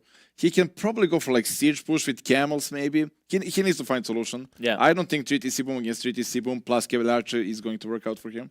Yeah, that's really interesting. I feel like for Persians, while you do pull ahead early, you're lacking Bracer and Imp. You're lacking some other important upgrades, you know, for your units. So I think you're also lacking Siege Engineers for your Bombard Cannons, for example. We do see the range, though. It's going to be an early Cav Archers most likely here for Viper. Although Lewis is actually making Archers, which is really interesting. Just 2, though. Okay, just 2. He does plan to go Cav Archers most likely still. Does he find any damage? Like maybe something behind walls he can shoot gold or something? Okay, yeah, that's why. Very smart, very smart. I like it. Yeah, it's not bad. He will get fletching on the way up as well. Not before to delay the castle time, but a little later. One thing, Dallas, of course, we're making a lot of jokes at your expense, but, you know, seriously, you were one of the first guys to make Cav Archers work in pro games. Seriously. I know. And I know. It was very commendable. You actually won Red Bull 3 using that. Really? When was that? It was a long time ago. We can talk about that the whole day. Yeah. I'm all game for that. But no, you did use Cav Archers for the first time, I would say, or made them popular in pro play. And they were weaker then. Yeah. They buffed them after. Exactly, and like that was like when Cav Archers were kind of like, you know, a little slept on, you can say. Nowadays, pros are very aware of how strong Cav Archers are. We see Viper playing a few skirmishers. I wonder if he thinks this will be crossbow play, if he's maybe baited by this 2 archer play from Lewis. Well, he knows if it's not crossbow, it's Cavalier Archer. You need to play skirmish. Like we said earlier, he cannot go Cavalier Archer against Cavalier Archer. Yeah. Skirmish is not also ideal since, well, they don't scale too well neither. But at least you are saving economy to boom up and you get somewhat of composition with like Josh unit plus gold, which would be probably Savar. Yeah. No, absolutely. I think the skirm here makes a lot of sense. You were kind of right about that, Dal. It's going to be a skirm main opener. And then Lois is going skirmish as well. And welcome to Age of Empires. But how come the walkthrough scissors breaks when some guy goes skirms? It's all skirms. Now, actually, honestly, if Lois goes skirms, he's in a better spot. His skirms are better. His skirms are better, he wins the game. Yes. Like, you see skirms. Why would they go Cavalier Archer? Skirms counter Cavalier Archer. Well, I have the same skirm, same price, but better. But what counters skirmishers? Apparently nothing. Apparently nothing. Well, fair enough. Listen, it seems to be a skirm versus skirm play. It is. I predict correct. And it is going to be skirms for Lewis as well. So it's going to be a 2 TC opener for Viper. I actually love this. 3 TC with the Persian, super powerful. Doubt, you look really happy right now. I do, but you remember at the beginning of the game I said it will be skirmish tomorrow. No way.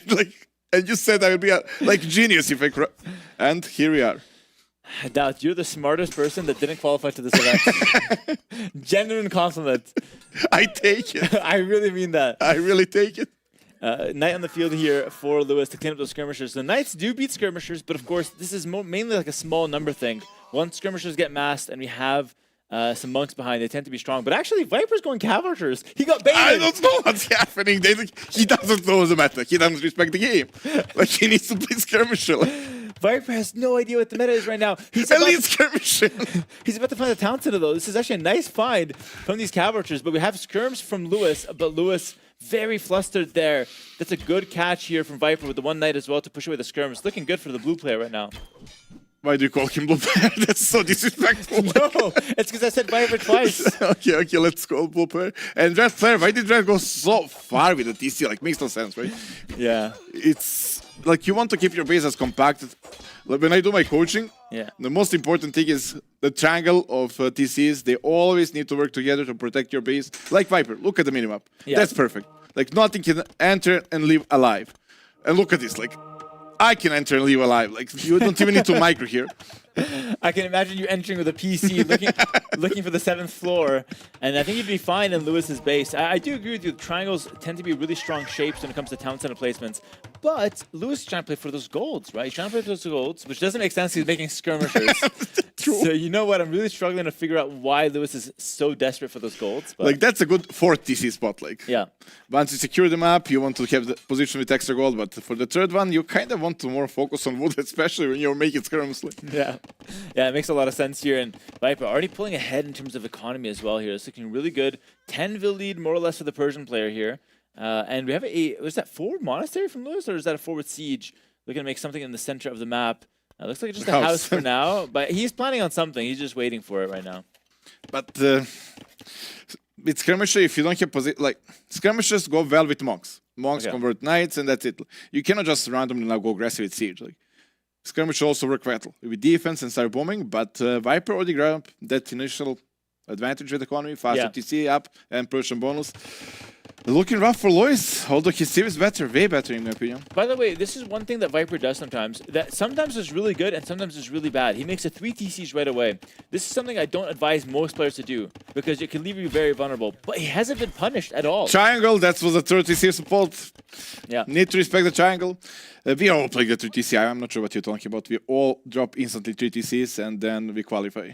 That's not true at all. Yes. No, that's not true. Dropping 2 extra TCs is very risky. Right away. Since when? Since Doubts. What are you talking about here? It's not risky because opponent is dropping TCs as well. No. It cannot be risky when we are doing the same team. No. You can definitely get punished with a forward siege if you go 3 DCs right away. You're playing today, and I will try. I will watch. Let's see if you make. Listen, I'm planning to go 3 DCs of course, myself. Don't quote me on it. I'm just saying it's risky. It's not. It's risky, but we will still do it because it's meta. Oh, here we go. Skirmish against skirmisher. Viper saw skirms. He needs the counter. He goes for his own skirms. Persian Knights, bonus damage against range units. But you go skirmishers. Dad, I think you actually understand this game very well. Skirms is the end game, but Vietnamese skirms have more HP, so they are stronger. Nice little raid there from Lewis. That's type of villager. Of course, stronger skirms to the side of the Vietnamese, but Viper with a little bit more economy right now. So it's actually kind of an even game. I would still say Viper ahead. Try to drop a stable to switch to knights? No. Continue skirms. Yeah, I think skirms, you have ballistics tact. I think knights. He is going to switch to knights, but I think it makes sense because he's playing towards Savar. A couple of monk skirm snipe there from Viper. Both players equally active with their military, it seems. Yeah, I love Viper play here. He is maybe the only one who does this. Usually after a 3 TC bomb when you have 80 villagers, you aim for Imperial each time. Okay. Viper. Okay, Let me finish the point. No, I'm not. Viper is going full castle age. A lot of time. Like he will now make 5-6 tables, and then he will spam the knights, take the initiative, and then go to imp. Okay, you actually weren't trolling. That's a really good point. I thought you were making fun of me earlier No, because no. Viper was taking risks with the 3TC. No, that's a really good point. I'm sorry I interrupted you early, but he is going to go for like the extended castlage instead of going straight for imp. That is true. I think on this map, that's the meta, by the way, because the gold's in the center. True, yeah. If you go imp and you're going to be sat there with food, wood, you're going to be up to imp, but you're munching on just food and wood. You got no gold, no power units, no map. It's horrible. If you go for the all-in castlage, or like if you can test the map at least in castlage, you have more access to gold, which is really important. Yeah, agree. On this map, it's absolutely amazing. But in general, like that's play that is underrated. It's like knights cost a lot to transition. Upgrades are expensive, unity is expensive. But being slower to Imperial Age doesn't mean you're losing the game. Like getting that map control, an enemy opponent needs to fight back to get that map control while you're doing the damage with knights. Yeah. I think this will work out. And let's see what Lewis does in response to this. Lewis is playing towards imp, as you can see, so we're seeing exactly what we talked about here. It's all in castlage on 50 farms from Viper. This is so impressive in terms of his economy. Lewis, though, up to imp and doesn't have much gold access, but has a nice stronghold with that town center, by the way. That's going to be kind of hard to break. I don't think Lewis is in a bad spot here, actually. Being on imp, if he switched to cavalry archer, we have enough skirms, like that's enough. With cavalry archers and imp, that's the beauty when you have the bracer and ballistic. Like those knights don't do a lot. But by that time, Viper should be up to imp. Like Viper just stopped one cycle of production, he's up. 50 farms is a lot. Yeah, absolutely. I think, okay, nice little monk snipe there as well. It's the second monk that died in the last like few seconds. We have knights and maybe some scouts here even raiding the base of Lewis. So Lewis is on hyper defense. He's considering fire lancers actually as the main play, not cav archers. Actually, very good. This could be a nice little Imperial Age switch to fire lancers. Of course, not the best castlage unit, but we talked about Imperial Age. Yeah, I'm not sure who said that it's a good Imperial Age unit, maybe even broken, but yeah, seems like that will be the case. Since he didn't commit to the Castle Age unit, Castle Age massive cavalry archer, this is very, very good tech switch. Yeah. But Lewis is missing a wood upgrade. That is costing him a lot of, like, he would literally 1,000 more resources right now. Yeah, that's true. He's down a lot of resources, missing that bow saw, that second wood upgrade. And Viper's raiding him all over. Take a look at the minimap. Viper's got a lot of motion right now. In the front of his base, behind his base. Lewis is in trouble. He just has the turtle to imp. But if there's one unit that can push this all back, it's the Fire Lancer, guys. The Fire Lancer is excellent versus cavalry, but it's also quite good against skirmishers. So Viper needs to answer this when he gets to imp, which is actually shortly after. Cavalry not important. He's good against skirmisher. It's a unit that's good against skirmisher, and that's why it's like one of the most popular units in the game right now. It's super important. It's good against skirms. Skirm is kind of deciding the meta from what I'm seeing, but nice little raids here behind the base of Lewis. And this is really annoying for Lewis to deal with. Like, two light cav, you can't fight them with vills, pull everything away. It's so annoying. It's so much inefficiency, right? And sniper villager came there. A panic castle, it should go up, right? It should go up. Got the monks. No one will get sniped, though. But I feel like, I feel like Lewis is in a decent spot here, to be honest. Is he? Well, he's gonna go up to imp. Like the castle will go up. He's gonna go up to imp. He's gonna have fire lancers. I'm not sure if it's not a winning position. Obviously, Viper is definitely ahead right now. But I feel like he's alive and he's able to at least try his fire lancers. He also got relics, and that's always nice to have. Like at least for me, like when I have relics, I feel like I have a win condition, and like just fight for it. Sorry, I moved to your side a little. I think our mic is switched, so yes. I was lowering me. Do you hear me well? No. Okay, I'm gonna raise me up a little bit. Yeah. Sorry, we're just having little technical issues. Stop playing with that. Okay. But yeah, right now it looks like Viper is 30 seconds away from imp, and he's got full map control for the most part. He's got the middle monument as well. Parth and Tactics looks like he wants a mix of cav archers and maybe Hussar, maybe Knights, something like that. He needs to find solution to the fire lancers, right? He knows he doesn't have time for cannoneers. He needs something right now. Knights will not do it. Well, cavalry archers, why not? Yeah, cav archers makes sense.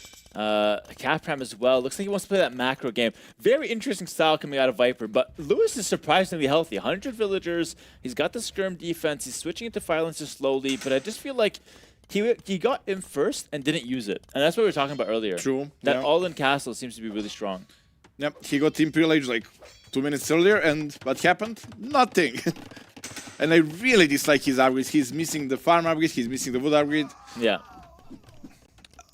My point of view is like you always want to get all economy upgrades in the game. Getting them as soon as you can is always a plus. It's always a plus, yeah.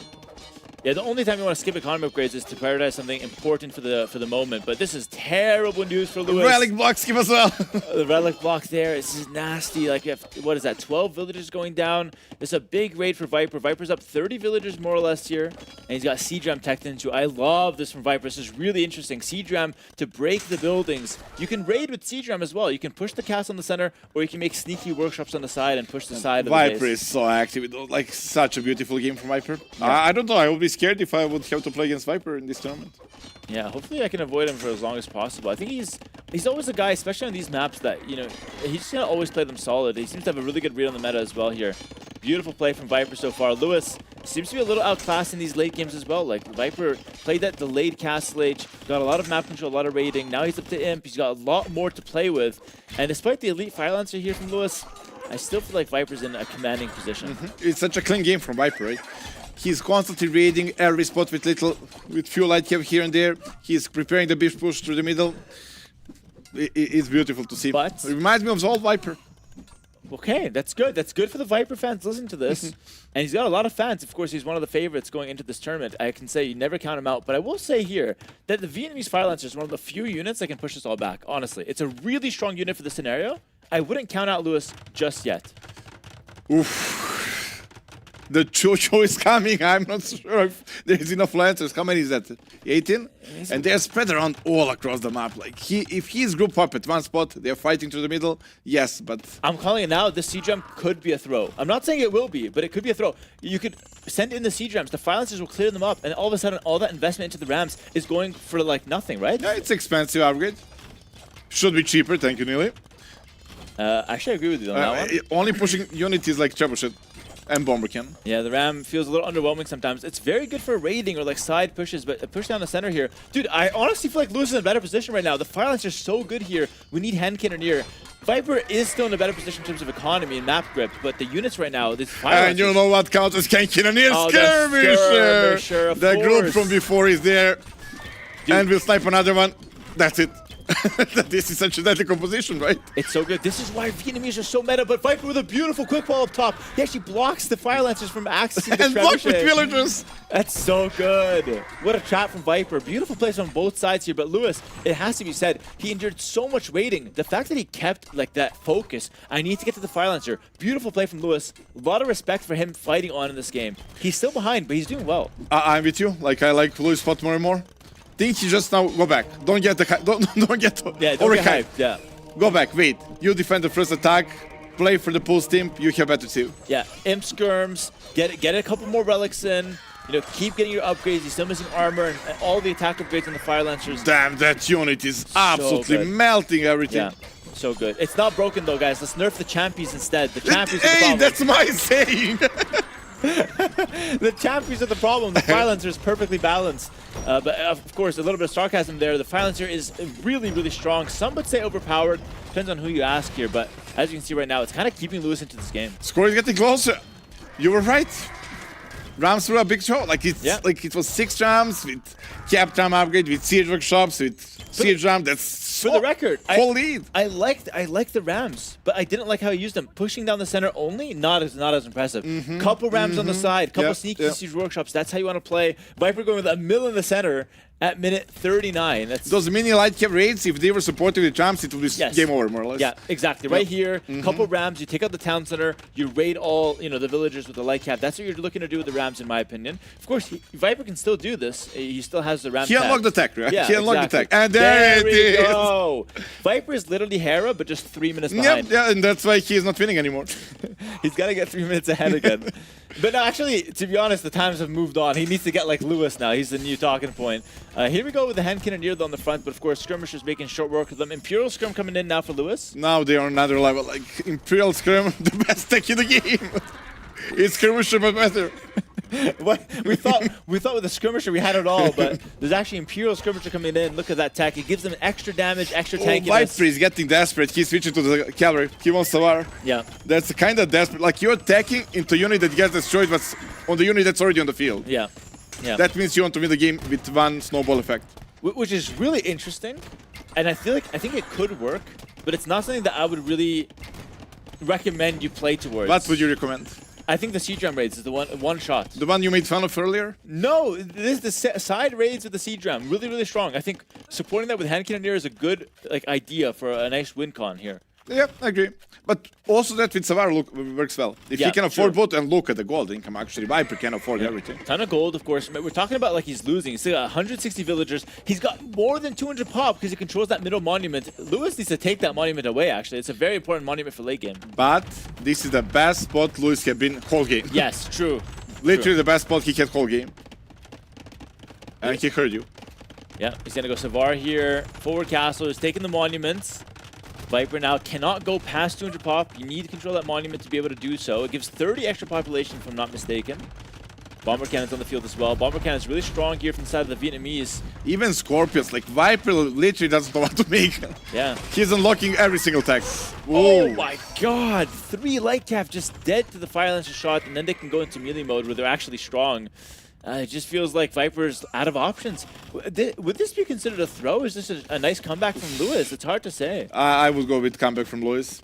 Like, it's not easy what he did. Yeah, no. Like, Viper didn't make a big mistake. It's not like...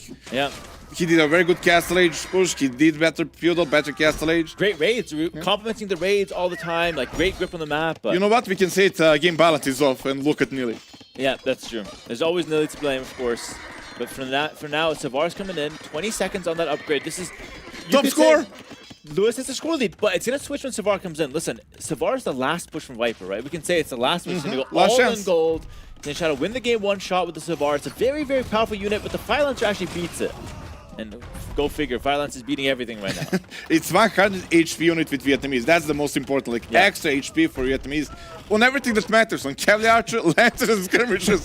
Like, the triangle of that. Like, those units are the best units in the game, and they got it with insane HP. Yeah, absolutely. Pretty much the reason why they are actually a top-tier civ right now. We have Citadels coming in for Viper. That's a tech that doesn't excite me because it does beef up the castle, but right now, what we need for Viper is actually a push, not a defensive technology. Lewis, more than 200 pop, snipes a bombard cannon there with the Trebuchet. Second one? Oh my god. That's so tilting. Oh my god, he moved it. There is nothing more annoying than that. Yeah. Like, that's... I love it and hate it. Like, that's the best part of Age of Empires. Yeah, it is fun though. A little bit of RNG there, of course. Viper moves the cannon, but the Treb RNG ends up sniping it. By the way, maybe I was wrong. Maybe the monument only gives an extra 25 population. Maybe. Well, unless Lewis is missing a house somehow, but we'll keep an eye on that. Castle goes down though. Viper is in trouble right now. He's got the Savar, but it's not doing a whole lot at the moment. Like, I'm just waiting for Heavy Scorpion and then he can give up. Like, he got everything else. Like, that's the final attempt. Let's try them. Why not? Yeah, at this point, might as well limit test a little bit. You could try to survive to the score limit, but right now it feels like Lewis is pulling really far ahead. Such an easy comp for Lewis to play. Skirmishers, you're making them anyway. It's the best unit in the game. Fire Lancer, you're making them anyways. It's the best unit in the game. Yeah, you're just making the best units. Second best unit in the game. That's why these civilizations are meta. You're just making the best units. They perform so well against everything. Savar looks damn cool, though, I will say. That's the cool. Like, I was so happy when we got Savar. Like, it was such a cool unit. Yeah. And it's very powerful, by the way. It's not going to look very good right now because it's, of course, costing a lot of gold. Viper's kind of out of gold as he's being pushed away from the center. A moment ago, he hit like 2,000 gold, 50 villages, some gold. Now, things change. Yeah, he fell off a cliff. Look at that gold income now. Only relying on that one relic. Lewis, though, thinking ahead. 4 relics for him. And guys, we're a moment away from a Lewis victory, which is crazy because Viper dominated this game for like 90% of it. And in the end, the one Fire Lancer switch. Of course, we could talk about the siege round play. We'll analyze this game again when it's completed. But, you know, Viper had some good moments. It's not over. Like, it's not over. Like, Viper position, he's controlling the goal, he lost the monument. He will now try to attack Louis' base, like the farm economy. But how do you stop this? Look at it, it's that ball. Hold on, you can snap some of the cannons to start off with, but once those Fire Lancers take a shot, oh my god. Game counter can't kill me. Yeah, hand cannons are supposed to beat those, by the way. Few raids here from Viper. I think Viper is doing what he should do, which is try to raid, try to make the game messy. But too late. Like, you said, he needed Rami those raids. Now, you damage villagers, but you don't kill. Like. Yeah. And in late game, like, look, he kills 10 villagers. Lewis is 145. Like, Lewis is not hurt by these raids anymore like he was in the past. You will hurt Lewis' resources collected, but you're trading army for that. Yeah. And then you have resources lost. In the end, trade that Lewis likes to take, especially if you spend gold units on that. Yeah, exactly. Like raiding with gold units feels worse and worse the longer the game gets. And right now, as you can see, Lewis looking unstoppable in the center. Just amazing play from him, though, to defend the raids. They were quite heavy. Defend the raids, push it through the center, reclaim the monument, and now just chase Viper around on all the golds. Like, push him off the castles, push him off the golds. This is great play from Lewis, and he's showing his class in this game. Yeah, I think Viper played more or less perfect this game. Can just say like that, maybe even overconfident push with the siege jump in the middle. Yeah. Good job. Let's clap. Lewis. That really, was really well played. Deserved a clap. GG in the chat, guys. Looking really good here. He's drinking a monster through a mug, by the way. It's the worst thing I've ever seen. He showed it to us earlier. He was like, look down, look what I have. He was so proud. He's so happy. And look at him, he's happy now. Yeah. He won the game. Yeah. Yeah, Lewis is... Yeah, I think honestly, I think he's got a very competitive mentality that's going to keep him in, in the competition for many years to come. This is only the start of his career, of course, but I mean, take a look at the rest collected here. Viper with 15,000 more resources collected. Do we have resources lost in the menu here somewhere? That's a good question. I don't think we do. But I mean, he lost all of those, but what he has in the end, right? He lost all of those. He lost all that. Like, maybe it's villages. Like. So whatever he had there, of course, was lost in the end. So as you can see, Lewis was taking better trades. But yeah, maybe we have some highlights at the end of the entire... No, we should have highlights right now because we had highlights for the first game. Would be interesting to look at. Yeah, there it is. TC, a couple mistakes from Lewis, Yeah, right? Lewis was making a lot of mistakes, but he made scrims first. That's true. Scrims in the field, a promise of things to come here.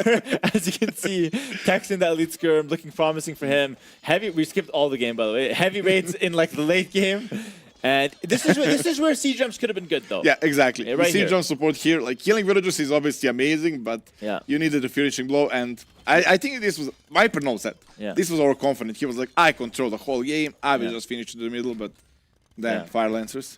I will say I called that doubt and you didn't give me credit. Yes, I agree. Thank but you, I had a lot of good calls as well, and I didn't get credit. No, you didn't give credit. Okay, I want more. Give me again. All the credit to doubt. Oh, this is just so tilting. If you're like behind already, trying to recoup You're on the limit game. in the goal. Like he moves it, it's not good enough, and ends up losing those two cannons. Of course, Lewis, very, very nice gameplay there. I honestly feel like Viper was doing really well to control the map and had better decisions for most of the game. But Lewis played the more meta options, just going straight for those like really strong units, and just he knew what the winning recipe was in his mind, and he just went for it. That's the thing. Like the previous game, when you have a better unit, better Imperial Age civilization, you need to find a solution. Yeah. This time, Viper didn't find the solution. Yeah, that's true. That's true. And what's the solution? Yeah, maybe here you don't have a you solution. find it like skirmishes. You cannot go skirmish. Like elephants, maybe no. So like, is the best sim in the game just the one that has the best skirms? And Fire Lancers. And Fire there is one Lancers. team with boot. Even economy bonus, like. Yeah, Vietnamese, yeah. And even your wood choppers give you gold. Like that team is actually broken. Yeah, like. paper money, yeah. Yeah, but it's not as broken as Champions, obviously, because that thing got nerfed 8 times. And Vietnamese untouched. Yeah, so Doubt is really salty about the champion raids. Sorry, the champion nerfs, excuse me. There's no champion raids because you can't, the unit sucks. You must read what? You lose it in Dark Age to the anything, like to the normal villager. Like you cannot trade. Like you can make outposts at your own base. Like that's the maximum you can see. Like it's for the scouting, you make outposts around your base. That's the scouting. Like that's the extent that the champion goes. Viper, of course, does still have his home map, by the way. So, like, in theory, right, like, whoever wins this match, by the way, has a big advantage for the rest of the tournament. Of course, it is a Swiss stage. The loser here is still in the tournament, of course, but the winner has a big advantage. And I will say, going in onto Viper's home map, must be feeling somewhat okay. yeah, I mean, Lois first civ is Spanish, right? And True. that is for this map. True, that's a good point. Literally for this map. Like Bengalis, Armenians are very solid. And I just realized the last pick of Viper is Berbers. That's a counter pick to the first Luis pick Spanish. Like Camel Archers to destroy that. Oh my god, I just realized, sorry. I was muting your mic when I went to drink water. If you guys hear me clearing my throat, it's because we're using the wrong microphones and oh my god. You're that's really constantly muting me. Yeah, I muted you like 5 times. Don't touch anything. Like, No, but I need to mute myself so I can drink some water. you don't need to, like... Viper didn't mute when he put those things. Like, it's fine. You're not professional. Yeah. I could be one day. Yeah, can we get Viper checked? Like, he put something in his eyes. What did he put in his eyes? After that, he lost, so it's fine. Oh, it's fine. He lost it. It's okay. The eye drops, of course. No, but he did that in game 1. He won. Yeah. We'll get a formal investigation later. But of course, jokes aside, 1-1 going to the But third if game. you're Viper, do you go for the counter tier Berbers or you believe your plan and go Bengalis? Like probably best he got here. That's a good question. You know, Berbers do counter Spanish, but the thing is, with Georgians and Muisca there that could play, you could play with them. They have champions. You can. They don't even have skirmish. Like you don't play that. Bro, I think he will go Muisca. No. I will go Haki, Makido. He won in my heart. If he go Muisca, that's it. He's a winner to me. I think he I will bites. do everything for him the whole event. Aren't you already doing, like, you're already carrying his PC? What more can you do for him? Not his yet. Oh, not his. Okay.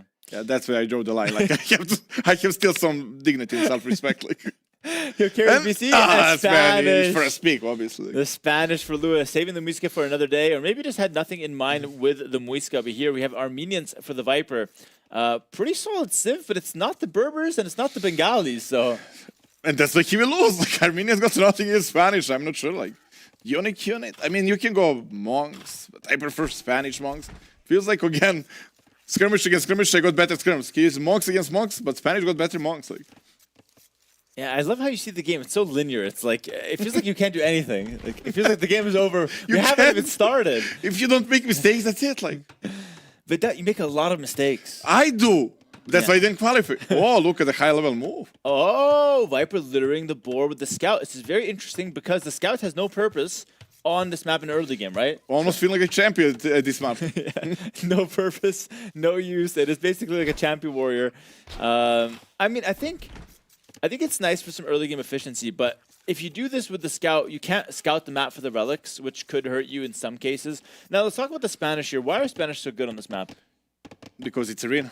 Okay. They're good on arena. Every arena map, like monks are in the middle. Map is very small, limited. Cogs like probably the best unique unit in the game. Yeah. Still. And they have the Inquisition that's in Castle Age that monk convert faster. Like it's just freaking amazing civ here. They're only lacking a proper economy bonus, but on this map, economy bonus is not so important because you have fishbowl. Yeah, you have the water. You can make a lot of fishing ships. It kind of covers that early game, gives you enough resources to get to your power unit. So we expect a little bit of fish fighting, maybe just a lot of fishing from Lewis. Oh, another one. And he's straight into the Castle Age units that are really strong for the Spanish. Viper puts in the second boar. He's giving me a heart attack here with these lures, but he will get it in. He's, of course, a very, very solid professional. He's not going to make these mistakes, and it's a good, clean 2 warlords. Don't try this at home, though, guys. You might Did mess it up. Lewis try that? No, Lewis lured it with the villager. Let's see the efficiency in 1 minute if it actually pays off. Yeah, we'll see how much res collected are in favor of Viper. Of course, you do have to calculate the mule cart efficiency as well. It's not so. No, mule cart is not efficient. Like I would take lumber camp any day of the week. They're just bumping it. Oh look, this is not efficient. They just keep getting stuck and they don't show up as idle. It's so annoying. Like, so you don't like the mule carts? I hate them. I used to love them. Like, yes, they betrayed me. Like they always something stuck in the mule cart. I feel like I'm listening to like a divorce story right now. Yes, It's like you used to champion love the mule carts. We had something in common. Now, not anymore. Oh, hold on. What is Lewis doing? There's a second dot going in. That's a forward villager. Wait, this is not anything towards the Spanish meta. This is a very anti-meta play. This is not what we expect from the Spanish. He's going for a forward dock. Is he going to try to push on water with a civ that is not known for that? And Viper is still going fast up, so that will backfire, right? Yeah. It's like you have a weaker water and. I don't like weaker this from economy. Lewis. I think he's trying to surprise Viper, which is okay. But I feel like you don't need to do that. You showed in that second game that you can hang with Viper. You can take a game You off want to him. surprise me doing something smart, not something like this. Like. Yeah. This feels a bit skeptical, to say the least here. Nearly stopped laughing. That's getting a couple of fans here. We have Jordan Nilly sitting here listening to Dad's commentary. It's fantastic. But I mean, I like the idea with another civ, but I feel like if you're playing the Spanish with no water bonuses against the Armenians to get the extra shot on the galleys, like it's like playing Vietnamese and not making skirmish. Like it's cardinal sin. You wouldn't want to do that. It's literally like threat dock. You cannot even afford that. Like yeah, it feels. Maybe if you don't use the dock at home because the distance, then it's actually smart. But still. Again, we're rushing water into the superior water civ. It's a bit questionable here. We'll see how it works out for him. Viper has a little bit more res collected, by the way, potentially from that scout luring. Oh, that's it. That will completely shift the game. Which is interesting. You're up like 40 or so resources from not walking with that build. It is interesting. Double bid axe coming in for both players. Of course, this And works not a little because faster. that dog villager walked the whole life to get there. Ah, true, yeah. That also matters for the rest collected. It's hard to really place it, but it's going to be full Hulks. Full Hulk opening from Lewis into full Gallia, which is the counter from Viper. But it's only a counter if you have space to micro. Maybe the forward docks make the difference here. Not enough because dogs shoot now, right? You can, like, Hulks is the best at killing fishing ships. Oh, That's their wait. specialty. Wait. Viper's committing to fishing lines, an economy upgrade that boosts his fishing ships. He's trying to go greedy. He thinks Lewis is fast castling. Not with that tap time. Well, now he knows, but he will not cancel. No. This is good for Viper, right? They also shoot twice. They counter twice. Like, this is hard to find any damage. Like, I would see Fire Galley opening because they are tanky, but here, ooh, maybe I'm wrong. Oh, I mean, a Galley going down. This is looking good for Lewis. Surprisingly, like, Viper has all the counters, right? He's got defensive docks, shooting some arrows, but he's already lost a fishing ship. He can go for those villagers. Those villagers have no Counter loot. system failed us again. Like, what can I say? Like, this is not supposed to happen. Like, The Hulk is the skirmisher of the water. Yeah. You just have to make the Hulk. yes. Who gets more scrims from the water wins? Like, simple as that. Yeah. And now he's making the Hulk. He's making Hulks now. He's making Hulks. He realized that this is the way to go. Nice little kiting back that low HP Hulk, forcing a full HP Hulk to chase it. Now you can close the gap on the galleys. Viper's actually on a back foot here, but it's not disastrous. He lost one fishing ship. It's not the end of the world here. But Lewis does have a lot of control right now. Problem is, like, Lois feels on the timer here. I think if it's a fake pressure and now fast castle, that's brilliant. I would love to see that. Like, oh, yeah, I love and then that. castle in front of the gold, because gold is always front, and castle on that gold is going to be a brilliant. I didn't know the gold was always in the front. I thought I got unlucky 10 times in a No, row. you're not unlucky. Stone and gold. It's just you need to scout it, but you cannot see it until feudal age, so it's a bit annoying. Yeah, so you know it's on the front, you just don't know where. Could be a nice target here for Lewis. He comes forward here, Mr. Viper, looking for a kill. Does find a villager kill, actually. And now he knows kind of about the forward docks. He knows there's a forward villager, so very suspicious play from Lewis, and Viper's kind of sniffing that out right now. But what do you make of this for Lewis? Like, should he commit more, or should he just, like, switch to something else right now? That's good when you play aggressive, right? Your economic home is safe. Like, you can now stop first making units on the water, and you're still having a long time until your economy on the water is threatened. Yep. So I would love to see Lewis now, maybe when you get market, get the top time, collect relics, if you can afford even castle in front. Yeah, exactly. So, like... But Lewis is not smart, we already established that. So fair enough. For the dog. He's gonna go heavier into water. Doubt. I really feel like when you're talking in the casting booth, I really feel like you're a player that deserves to be at these events and not just to carry PCs. Genuinely, really good strategic mind. Put a little bit of pressure. Go towards your win con afterwards. That's the way to play Exactly. this game. Play strength of your team, not weakness. And Lewis not there yet. Lewis is he thought he had a lot of faith in this forward in his forward dock, but I think as the game goes on, the Spanish are not doing anything on water that's different than the Armenians. In fact, they're actually worse in terms of galley line, at least. it's like Lewis makes a plan and he sticks with the plan. Like, Yeah. I want to win water. I don't care. Viper was feudal age same time as me. I still commit. I just had another dock. Yeah, just go for the fourth dock. You have to win water. That's the game plan. I mean, he is doing a nice job kiting. Like that low HP Hulk is going to go back. He's going to repair it. He's going to defend it home. It's all really good. He's got a nice counterattack on the right side as well. Mechanic-wise, Lewis is one of the best players. Maybe even the best, I'm saying. He says. Yeah, he says. Yeah, he says. He says that a lot. Yeah, he missed the repair on that bottom Hulk as well. But so far, it's kind of even on water. But this, of course, favors Viper, who's got 3 extra fishing ships. And skirmish against skirmisher. Looks good for the scrims.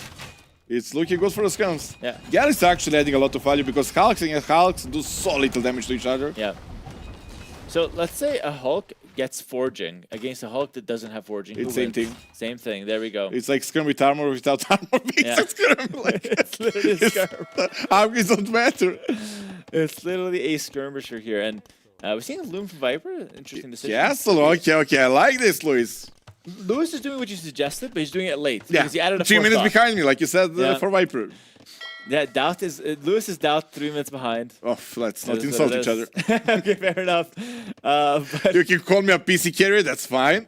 But like, you can't be compared to Lewis. Like you've got some dignity left. That's fair enough. But I think he's gonna have the faster castle right now. Like Lewis actually with the faster castle, getting Loom. He's gonna go for 4 castle. that's it. I actually think Lewis wins this because Spanish build faster is such a good bonus. It's an amazing. You can never go castle more against Spanish, and castle position here is so massive. I would only like to see like outpost or some vision. Viper not having full HP on scout will hunt him. Dude, Lewis is missing a building. Or he's not clicking castle edge. He's missing a building or something. No, he had it. He's just not clicking. He was like 30 seconds late on the castle edge. So now like Viper's actually fast at the castle, which is terrible. It's not that important, but yeah. It's more important that he gets the vision. Like, yeah. Outpost on the front. I think his scout is checking the stone, right? Of Lewis. Yeah, let's get a vision check of Lewis. He sees the stone. He knows about the gold as well. Both are playing the same idea, right? Both are heavy on stone now and wants to drop a castle. Yeah, actually, it's very important that Lewis did not click up instantly. Yeah, because if he gets the forward castle and he's later, he can like, lose the timing. We'll see how that goes, of course. We're talking about castle versus castle here in the castle age. 1 minute and a half for both players roughly here to make it to the next age. Viper is slowly winning the water. I think this is obviously par for the course. This is expected. Lewis will eventually lose water to the Armenians, but he's trying to stall it for as long as possible to set up the forward castle. The thing is, like, when opponent wins water and you invested less, it's fine. Like, it takes time, then you deny the fishbomb, and now he needs to invest into fishbomb when we are both in castle age, and then I unlock building TCs. So our economy is more or less even. So losing water right now is only annoying to the shoreline, but economy-wise shouldn't bring a lot to Viper. Yeah, absolutely. And let's see how this plays out. Of course, water, besides getting you some economy, does nothing on this map, right? Because you're not raiding wood lines from water. You have the forward castle now.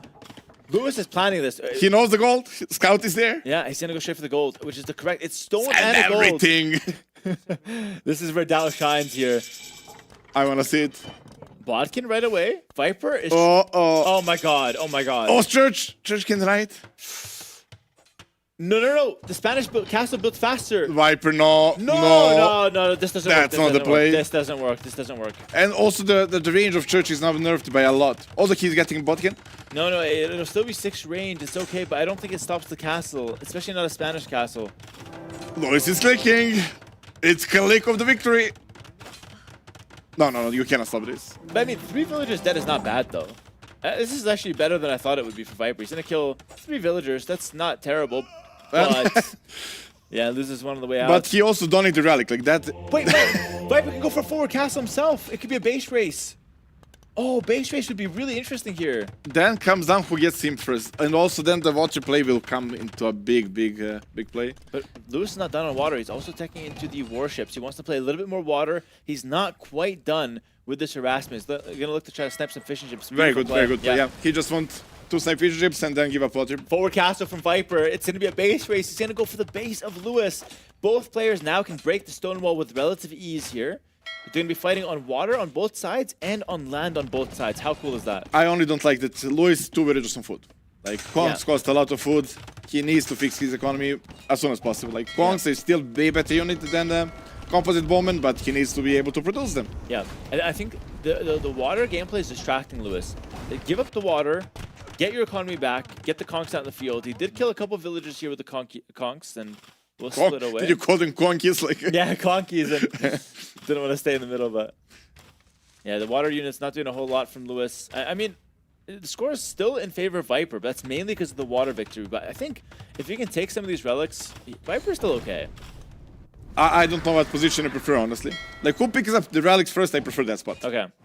You're on Team Relic. And you have Donkey. It picks up faster. Yeah, the Missionary does pick up the relics faster, but Lewis is not going for that. Like, Lewis doesn't even have a monastery, so relics will be in favor of the Armenians here for Viper.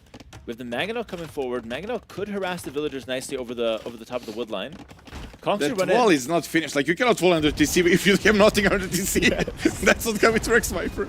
Yeah, the TC is naked. The Kongs are running in. The water at this point doesn't really matter. Viper's won the water. He's got 9 fishing ships. Okay, I shouldn't say it doesn't matter, but it's whether or not he can get snowballed on land or not, really, is what matters here. How are composite bowmen against Kongs? It should be solid, right? They ignore armor, and that's like the biggest threat of the Kongs, like speed and armor. In my opinion, they're not that good because they're missing a range. Oh, yeah. They're weaker against Mangonels. Yeah, true. So I actually don't think it's that good of a unit, but in Viper's hands, it could be a great unit, of course. It just depends on how good your micro is. Ballistics coming in. This could be really good for Viper if he's able to kill these villagers, which... Lewis! Oh my god. I think Lewis doesn't realize that he's in a decent spot. He's not adding farms, he's not doing... he opened the gate. Viper's gonna keep the gate Not open. only he lost the villager, but he sent them to open the gate. This is crazy. He opened the gate. This is terrible. He's got no answer to this now. He's got to run. Oh my god. Yeah, disaster for Lewis and all Viper right now. That's ballistic. He doesn't miss anymore. Yeah. And the conks here. It's just 2 conks, 3 conks. Like you said, we need villagers on food, and we just don't have that. Lewis's economy is terrible. Or everything gold by. Like I think he went to all English. He didn't realize that they're both all English. Yeah, yeah. He thought he was in a bad spot. Maybe looked at the score, got discouraged. He does have the conks out in the field now. It's a very reasonable strat from Lewis. Looked really good at times, but right now I feel like Viper did a much better job controlling the game. He's up Like so much. 0 right on now. food is so depressing right now. Yeah. Oh, berries! Let's go. Have the berries here. Viper loses 2 units to the castle, and Townsend is going down. So the game's still very much playable. Let's Nobody can make a villager anyways. Like Viper is also very low on food income. Viper's, oh my okay, god. That's a good and bad. But mostly bad. Mostly just bad. Better than not having villagers like Lewis, right? Yeah, exactly. Like at least he's got safe wood income, but it's just wood. 31 wood, nothing else. Dude, both players have no economy. Relics are going to be really important here. But Viper whole economy is wood, and he got water control. I think his fish trap boom is going to start soon. I don't think he can fish boom as easily as you think, though, because the conks can range them. I mean, he could fish boom on the Not side, conks. I guess. Yeah, there's no conks in the field, though. Never mind. Okay. The berries is actually happening a lot. Like now he got 11 on food. That's enough to produce villager and conk here and there. Yeah, looking reasonable here. Viper's remaking his only town center, by the way. Dude, this game is still really close. I know the score looks like very in favor of Viper. That's all military and water. It doesn't really matter. It can snowball. Like it's all about micro, and Lewis is really good at dodging. Like he's really good. Maybe even as good as you. I think he's better than me, honestly. Like, there's no ego in the game. Like I think honestly he does a better job, or at least he pays more attention to it with those conks. He does such a good job microing and dodging ballistics. That ram will die, but if you get enough conks and a couple Mangonels, I feel like you can push again. It's like composite bowmen are really weak against Magonel. Like you said, they have 1 less range. They also do less damage to them. But they are very good against villagers. Yeah. They are very good against villagers. Yeah, you have to watch out here. Like, Viper can just die for vills. He knows how bad the economy is for Lewis, so he's just going to go for the vills. And the conks are going to be dancing, right? But just don't hit the conks and you're fine. But, oh, the villagers get pulled. Oh my god. I think Lewis is dead? I don't see how he kills this army. He went all in. He should have dodged a bit more, I think. Yeah. I mean, he's missing like Bloodlines, which is a really massive upgrade here. Yeah. Yeah, obviously armor doesn't help against that unit, but Bloodlines would be fantastic. Ram on the TC here. Lewis feels like he's kind of breathing his last few breaths.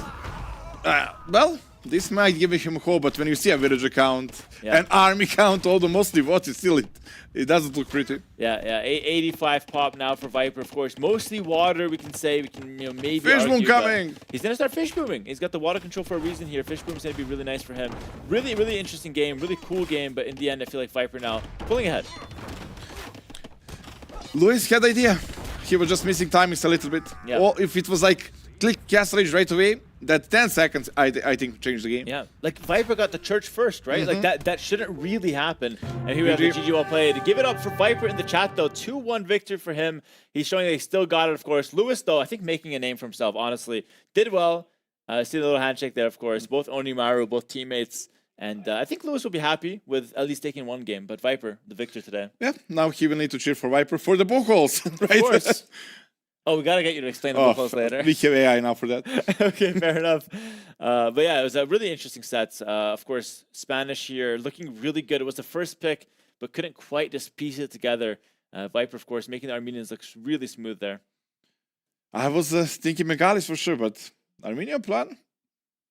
Yeah. Actually, I think it's bad. He just Lewis went full water. He played into him. Yeah, well, I actually like the water bait, but I think like 2 docks forward would be brilliant. Like would be 4 to 6 units. We are water. cookie strategy now. Yeah. Like literally the best. We just need to guide Lewis a little bit. Yeah, 2 forward docks. He'll react. You go castle, forward castle. Because if you go forward castle right away, and you can use berries in the middle as well after. Like, amazing. that's it. If you go forward castle right away, Viper would know and he would just react. It's like very predictable. But if you distract him first, then you go for it, you might have a bigger timing. And then you can collect. Game is much easier for you, much easier. Yeah, absolutely. Viper's gearing up for the interview here. I think Jordan's looking ready to talk to him, so maybe he will be passed over there for a bit. But Dan, it's been a pleasure casting with you. It's always pleasure. It should have been Mosmara, but you stole his spot. You really wanted to be here to point out that I carry PCs now. Yeah. Nelson will cast tomorrow. I just couldn't miss a doubt cast, and I'll be playing later today. Are you cheering for me? I will be doing winner's interview. Hopefully, I will not do an interview with you. No, don't say that. Okay, it's Vinchester though. Vinchester is a great guy. I wouldn't even be mad if I lost. But I hope to see you in the winter interview for sure. And interview's ready, so we're gonna throw it to Jordan. And congrats, Viper. Doubt you're terrible. Herald, thank you very much for the cast, and congratulations, Viper, for the very important win against Lewis. I'm here with Dogao again, and Dogao, you prepared a few questions. Viper, congratulations for your first win in this tournament. And I believe this is the second time you are here in Brazil, right? Correct. And I think Germany is like 5 hours ahead than here. Are you used with the time zone difference, or is it a little bit hard for you to get used to it? How does it feel? No, it's actually been quite easy. I mean, I've traveled on the plane together with this guy, and usually we travel through the night. So when we arrive, it's like 5, 6 a.m. So we just power through the day and one night to sleep, and then it's good. So no, for me, no complaints whatsoever. Me, you, Jordan, and also Riot, we played a team game tournament together in like 2011. So it was 15 years ago. Crazy. And since then, you became one of the most successful players to ever play this game with a lot of titles. And what I wanted to ask you is if you still feel a little bit nervous for your first series in events like this, because we know that you also always complain about how he's nervous in the first series and he plays below his average level. How does it work for you? I wouldn't say nervous is the right word, but like you always feel like first game jitters of a tournament, right? It's always exciting. You feel the energy because you know the stakes are about to get high. So you always feel a little bit, which probably impacts the game of many people, myself included. So yeah, a little bit. But you know, I've been in the game for a long time, as you say. Exactly. 15 years ago we played. No, I feel like I'm pretty used to it by now. My last question for you would be regarding the preparation. When you are playing important matches, do you do anything different regarding your preparation here in an offline event than what you do in your home, for example?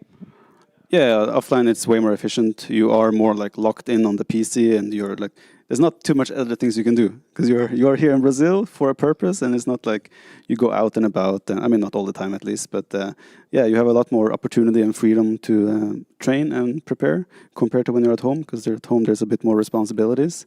So yeah, it's definitely better for me when I get a couple of days in surroundings like this to prepare. So that benefits me for sure.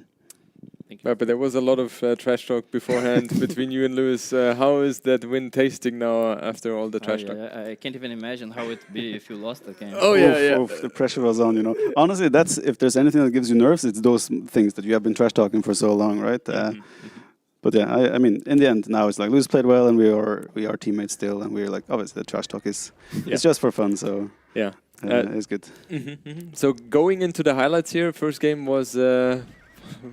Doga, help me again. Festa da Pólvora? Festa da Pólvora. Okay, maybe on Sunday I will know the names perfectly. We had Mapuche against Burmese. I was already thinking, yeah, Mapuche is a very good civ against Burmese here, especially with the Bolas rider. What were you thinking there, Viper?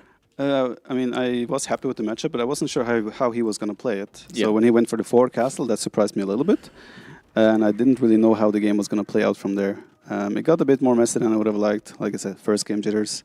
Felt like my macro and such was not on point. But I think decision making was okay. I got the more important moves in here and there. Made it a bit awkward for him. And Rest Collect is quite close as well. So I think it was just a civ advantage in the end. Yeah, I felt like the Bolas rider is just having all the counter tools against what Burmese have to offer. And the second game, this was very interesting to me because it felt like economy-wise you were so far ahead compared to Lewis, but it felt like you were not really able to finish the game. What do you think you could have done in hindsight a little bit better in order to finish this? It's hard to say, right? I knew I had an eco lead, but really hard to find the right units to make in this matchup.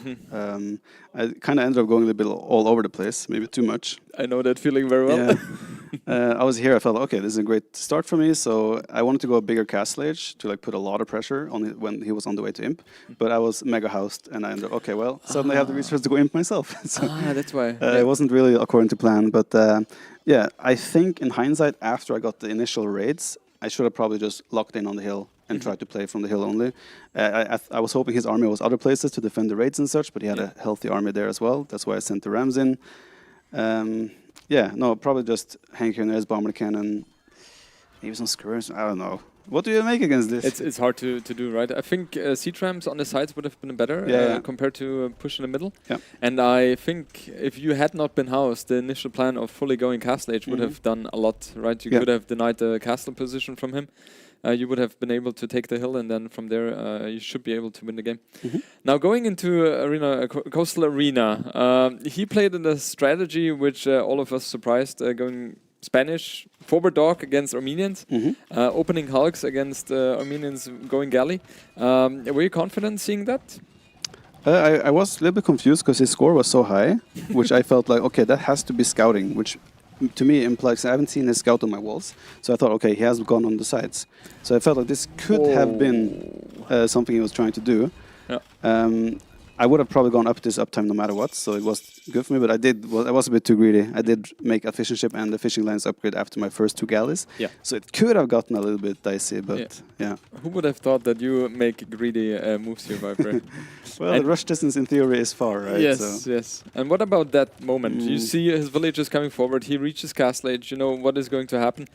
You placed the castle foundation as well, but then redecided. What were you thinking there? Well, I sent Wills forward because I wanted to castle drop him as well at the same time. So, yeah, I mean, this was a nice moment. Ballistics just kicked in, so I was like, I'm just going to camp here. And then, no, I mean, I thought the church would do better, but the churches are a bit different now, I feel like.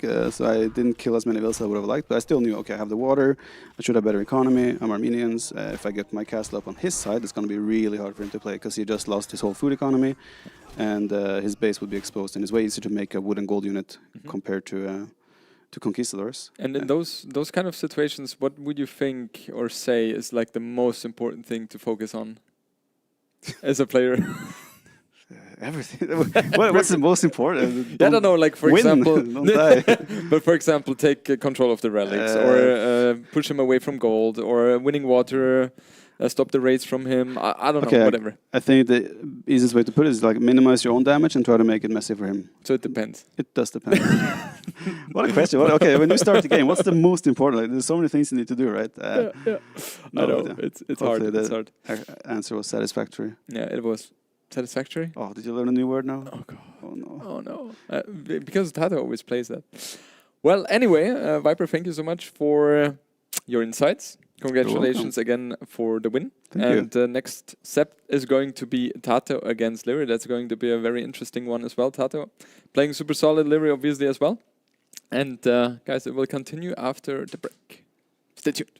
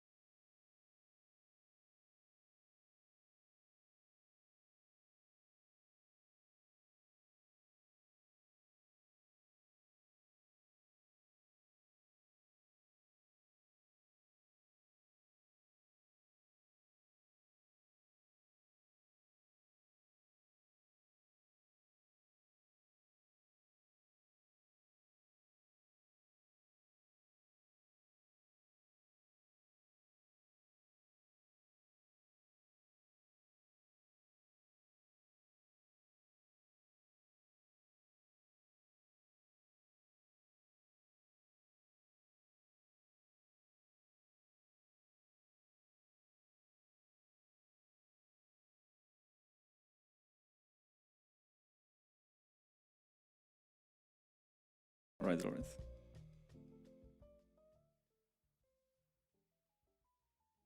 All right, guys. Welcome back, everybody. We are here again with more Age of Empires 2. I am T90 Official. This is Hart, who's going to join the casting booth, dude. This is sick. I'm among Age of Empires 2 royalty here. How you doing, man? So I can say the same as well. I'm good. I'm excited to be here. I've been interviewing the whole day.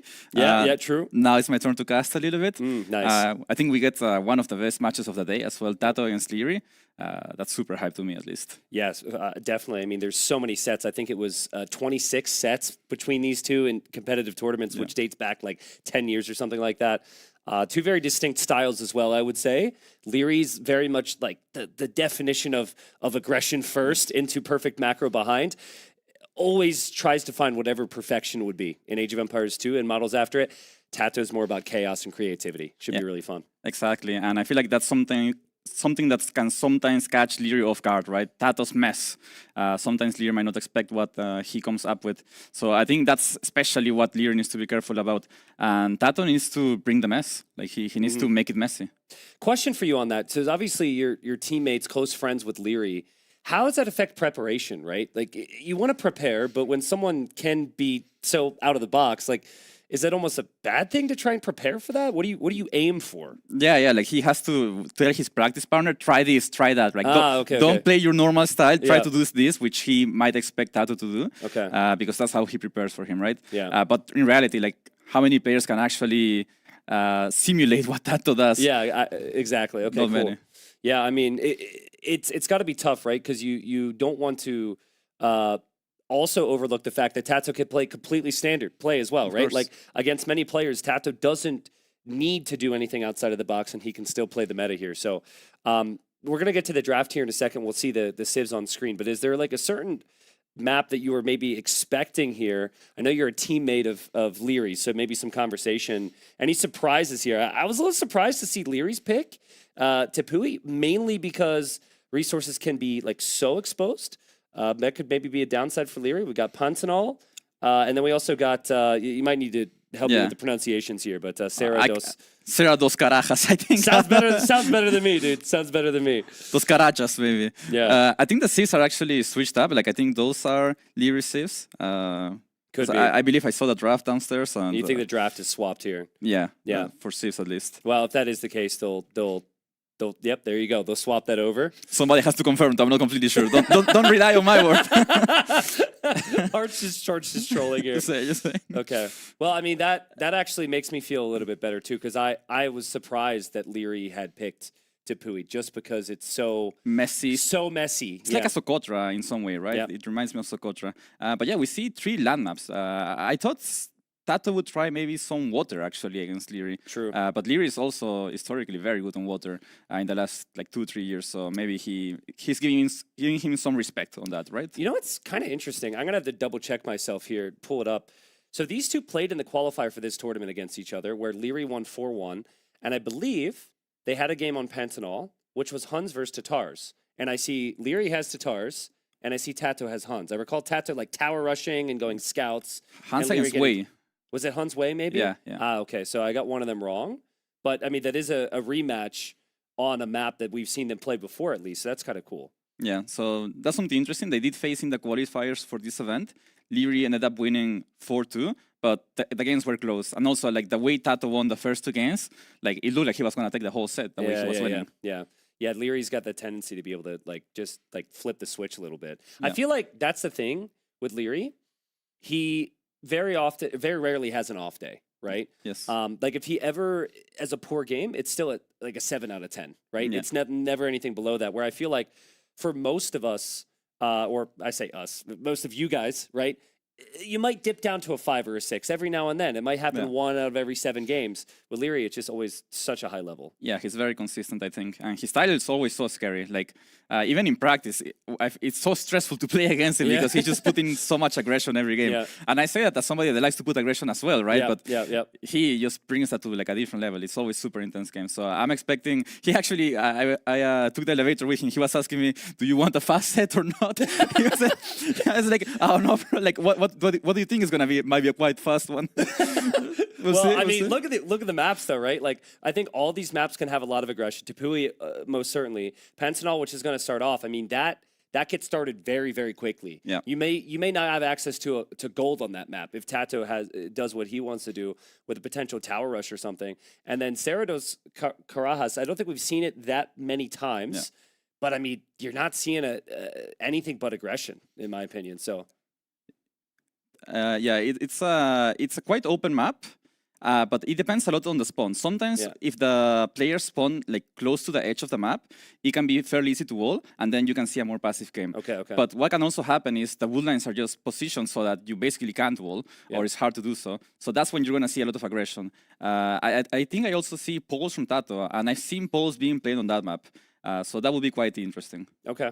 I'm going to run a strategy past you that everyone I've brought this up to thinks is trash here. So, feel free to tell me it is. But Tepui, right? All your res is forward. It's a 9-villager start.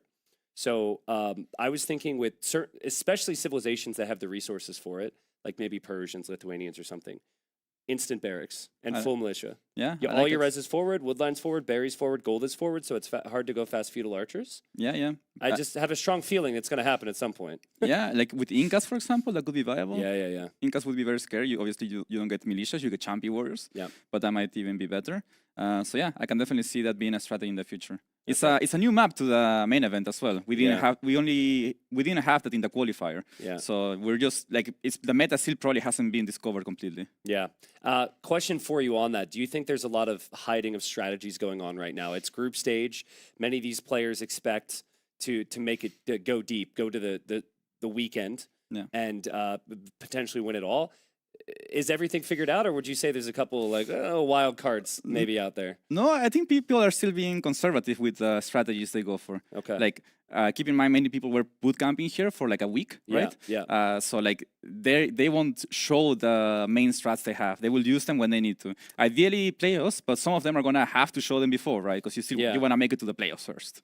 Has there been a change of approach for the high level players on the amount of people you test a strategy against? The reason I say that is because, like, I don't know, like ACCM, for example, was known for just train with everybody, right? And then he'd try all his cool strats, and then, like, someone would win the tournament, and they'd be like, yeah, that was ACCM strat, right? And I feel like maybe there's been this trend of, like, only showing it against one or two players behind the scenes. I'm just curious if there's been any changes there or any general things. You definitely got to be careful. Like, earlier we were watching Mr. Yo's draft. I was watching it with Hera, and Hera was like, "Oh wait, look at that rat, Mr. Yo. He picked Sicilians for Tepui actually." And he said like that was his strat. So Mr. Yo took it from Hera, and then in the background you hear Sebastian saying, "No, I showed it to you." I was gonna say, because like who takes credit for it is really the person who plays it in the tournament, right? So yeah, that's funny. Okay, well that's really fun. I would love to as a caster. Just have this the AWE food chain. It's like it started with Hart, it moved to Sebastian, it went to Leary, it was perfected by this person, So anyways, we're into it, folks. Two players who know each other very, very well, and two players who've won big tournaments in Age of Empires. We've got Leary in the blue playing as the Tatars, and then we have the Huns for Tato. This is one of our few Nomad starts, and it is still a 9-villager start. So what that essentially means is it's a little bit easier to find some resources. It's a faster start. We see Tato with 3 villagers over there, taking some food, and then the TC more towards the north. Hart, what are you thinking here? Both these civs are civs I'm a fan of. What do you think is going to be the style of play on this map? So I think Tatars are pretty much locked to a fast castle, because that's the only way they really get a good amount of bonuses, right? In Castle Age, they get sheep from town centers, and they get free tumbling for their CA. So I feel like that's pretty much set on stone. Hans, on the other hand, they have a horse. On Nomad Start, nowadays they have a horse, which means you can lame the opponent, you can find the resources, so you can decide what to do. With the scouting information, you can actually not only get so much food to go up faster, but also to put aggression, right? You know exactly where to attack. Yeah, true. I mean, and I guess there's going to be a little bit of guessing game involved then from Leary's perspective. But are you that certain it's going to be Fast Castle? I was kind of thinking Leary would go scouts and archers and adapt, but you think with the amount of food, Fast Castle is an option here? Yeah, I think Fast Castle is just very strong strategy on this map. Wow, he's got so... Hold on, especially if you That's get Hans. that much. Yeah, I mean, that's Tatars, right? Like, Tatars with so many sheep, like, he has food forever, so why not FC? Like, it's very hard to justify not FC when you have that much food. Yeah. The only thing he has to be careful about is getting denied his wood or his gold. So, the last time they played, it was Tato going Huns, and Tato went Scouts and Towers, and then it was Wei, and it was lots of Jean Bays, or like Cav Archers, basically. So there is a little bit of experience here from Tato. It's been a minute since I've seen that game, but it really feels to me like Leary did a really good job just like relocating if he ever got pushed off of a gold. So maybe in the back of Tato's mind, Tato will consider a Fast Castle as well. Yeah. A bit of a mind game as well, right? Since Leary knows that Tato went fast fuel the next time, will he do that again? Like, you have to be worried about it for sure. Yeah. But yeah, I mean, Tato, I think, has more flexibility as to what he's going to do. He does have a lot on food right now. We see only 1 on wood, right? So that might be a fast feudal age after all. Is there like a scouting pattern here, or did Leary just get very fortunate? Because I'm looking at the numbers here, and he's got so much more food underneath the TC. I think that's just luck. Like, I'm pretty sure Hans are supposed to have that many sheep, not Tatars. That's what Tato's thinking right now. Yeah. Yeah. Well, hopefully for Tato we can find a few more. But you get 1.5 times the amount of food from those sheep, right? Yeah. So that additional food boost is going to be huge for Leary. For sure, it's it just makes you feel safe about the game, right? You always have food. You don't have to make any farms for like probably that first 15 minutes of the game. That's massive. Yeah, this kind of reminds me. Do you remember the old Arabia versions? It's like when you're just getting into the game and you needed like a noob-friendly Arabia, the green Arabia. Do you remember that? Yeah. And the green Arabia. This is going to confuse people because these days Arabia generations are very frequently green. But that generation had like extra boars and extra sheep. And I'm looking at all these sheep right now. It's giving me a flashback. Yeah. I mean, for Leary, it feels that way. Like, he has infinite amount of food. It's like Yucatan or something, right? Yeah. Yeah. So I think Tato went up without a lumber camp, right? He has he has no lumber camp, so hopefully he doesn't forget to make one. He still needs the wood upgrade when he reaches feudal age. But yeah, we're gonna see some aggression from him. Doesn't look like militia yet.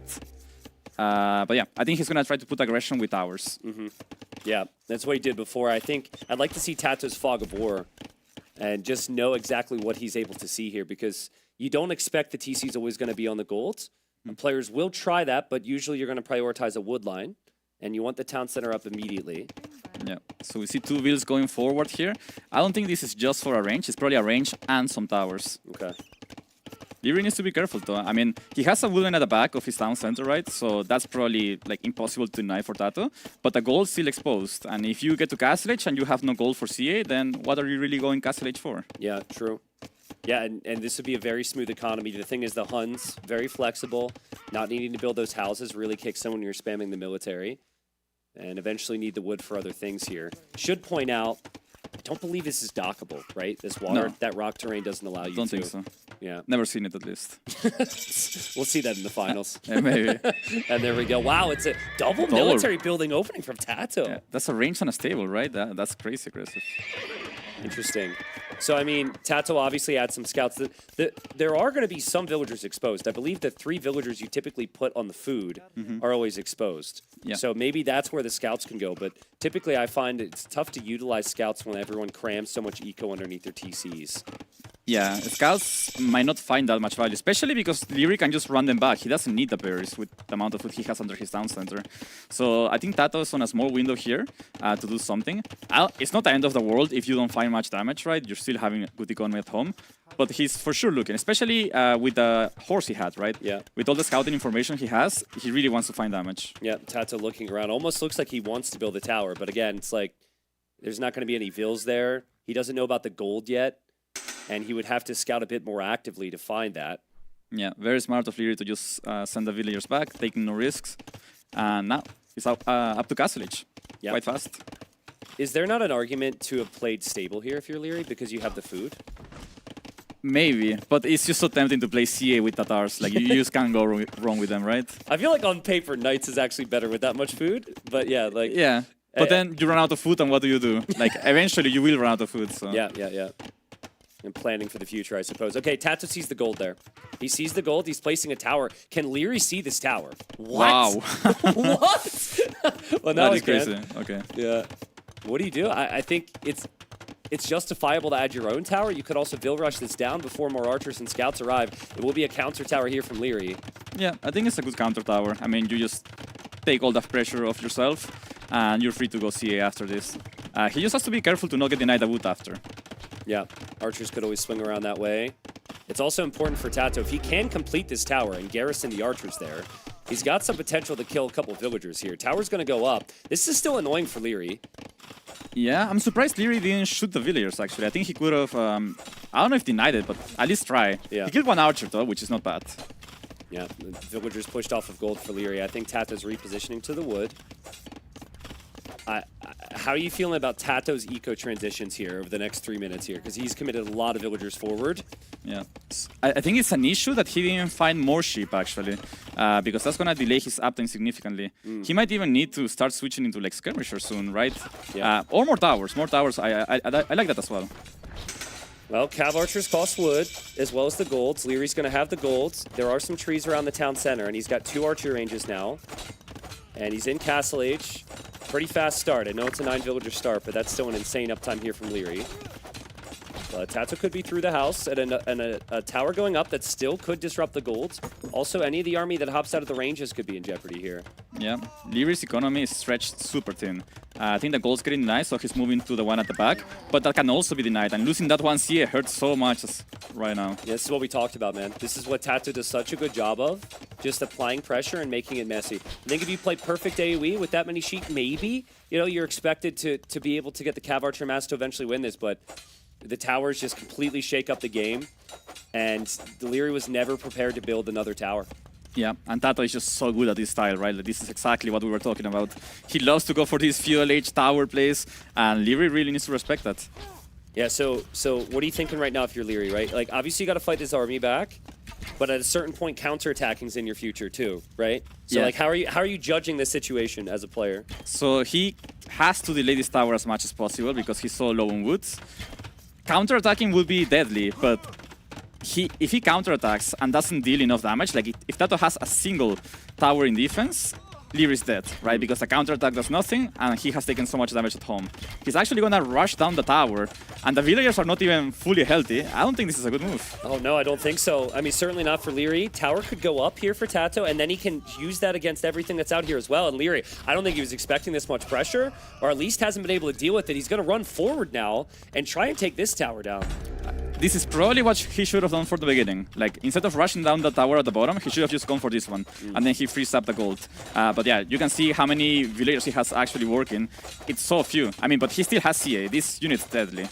Yeah. At the end of the day, you've got more attack, you've got more mobility than Tato does. And Tato's had to sink everything into Feudal Age. And you're seeing here, Tato with the armor upgrade, scouts still can't do much at all. Thumbring is massive. Yeah. It's so good here. It just feels nice.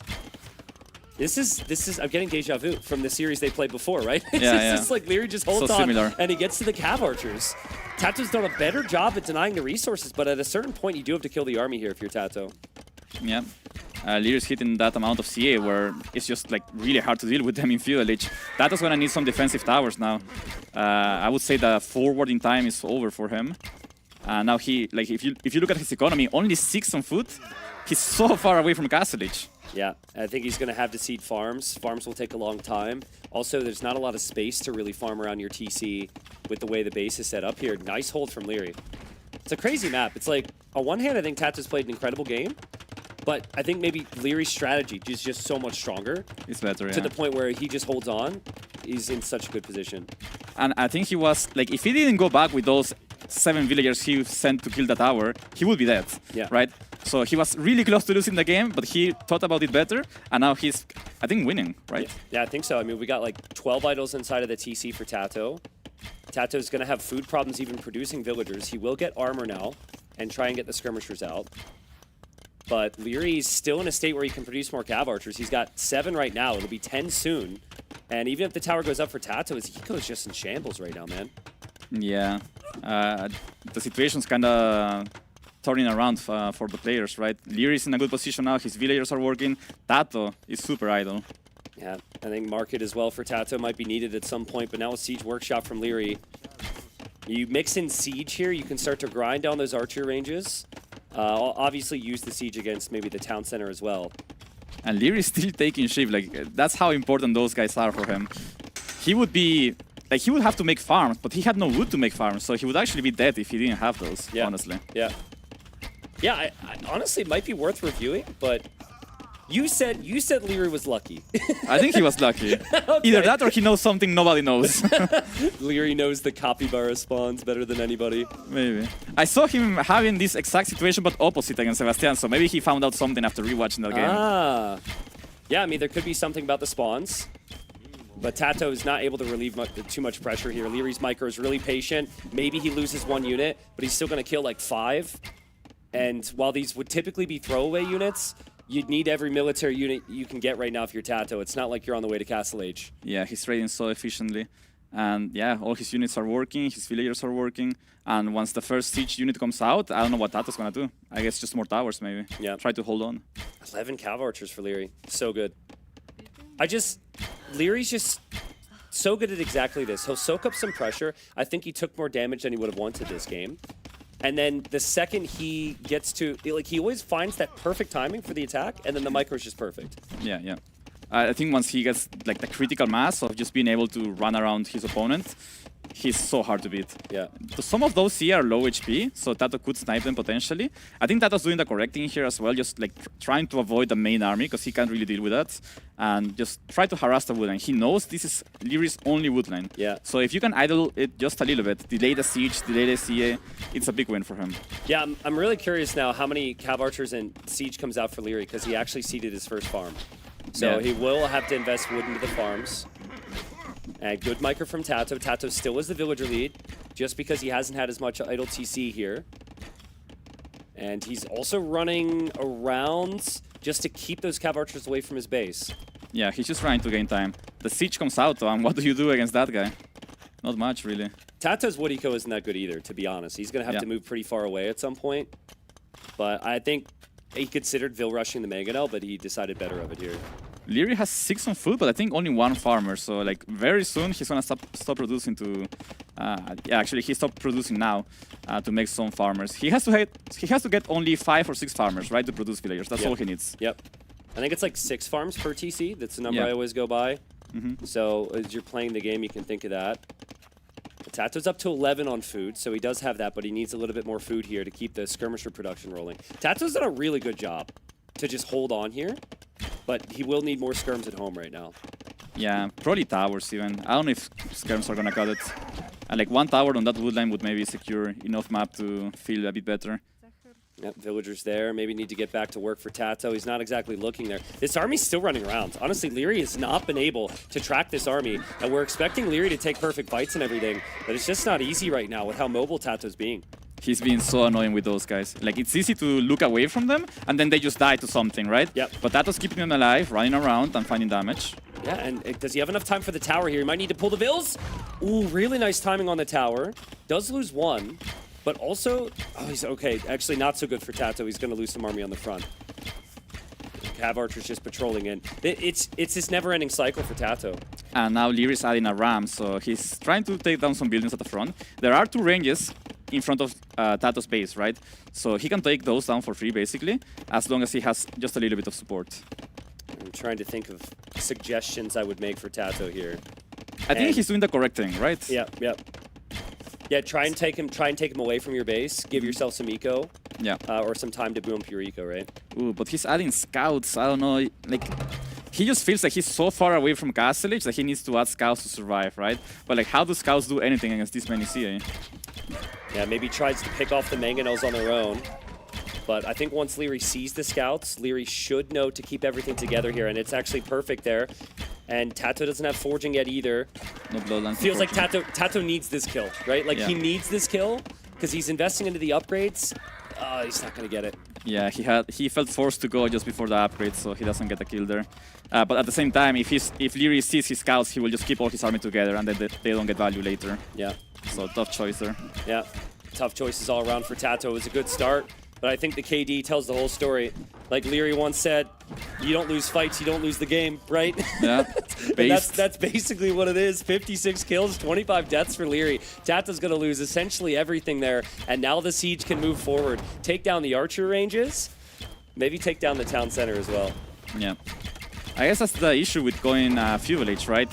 You don't have enough food to click up after an initial few village. It's just hard to afford it. You have to make so many farms to be able to click up.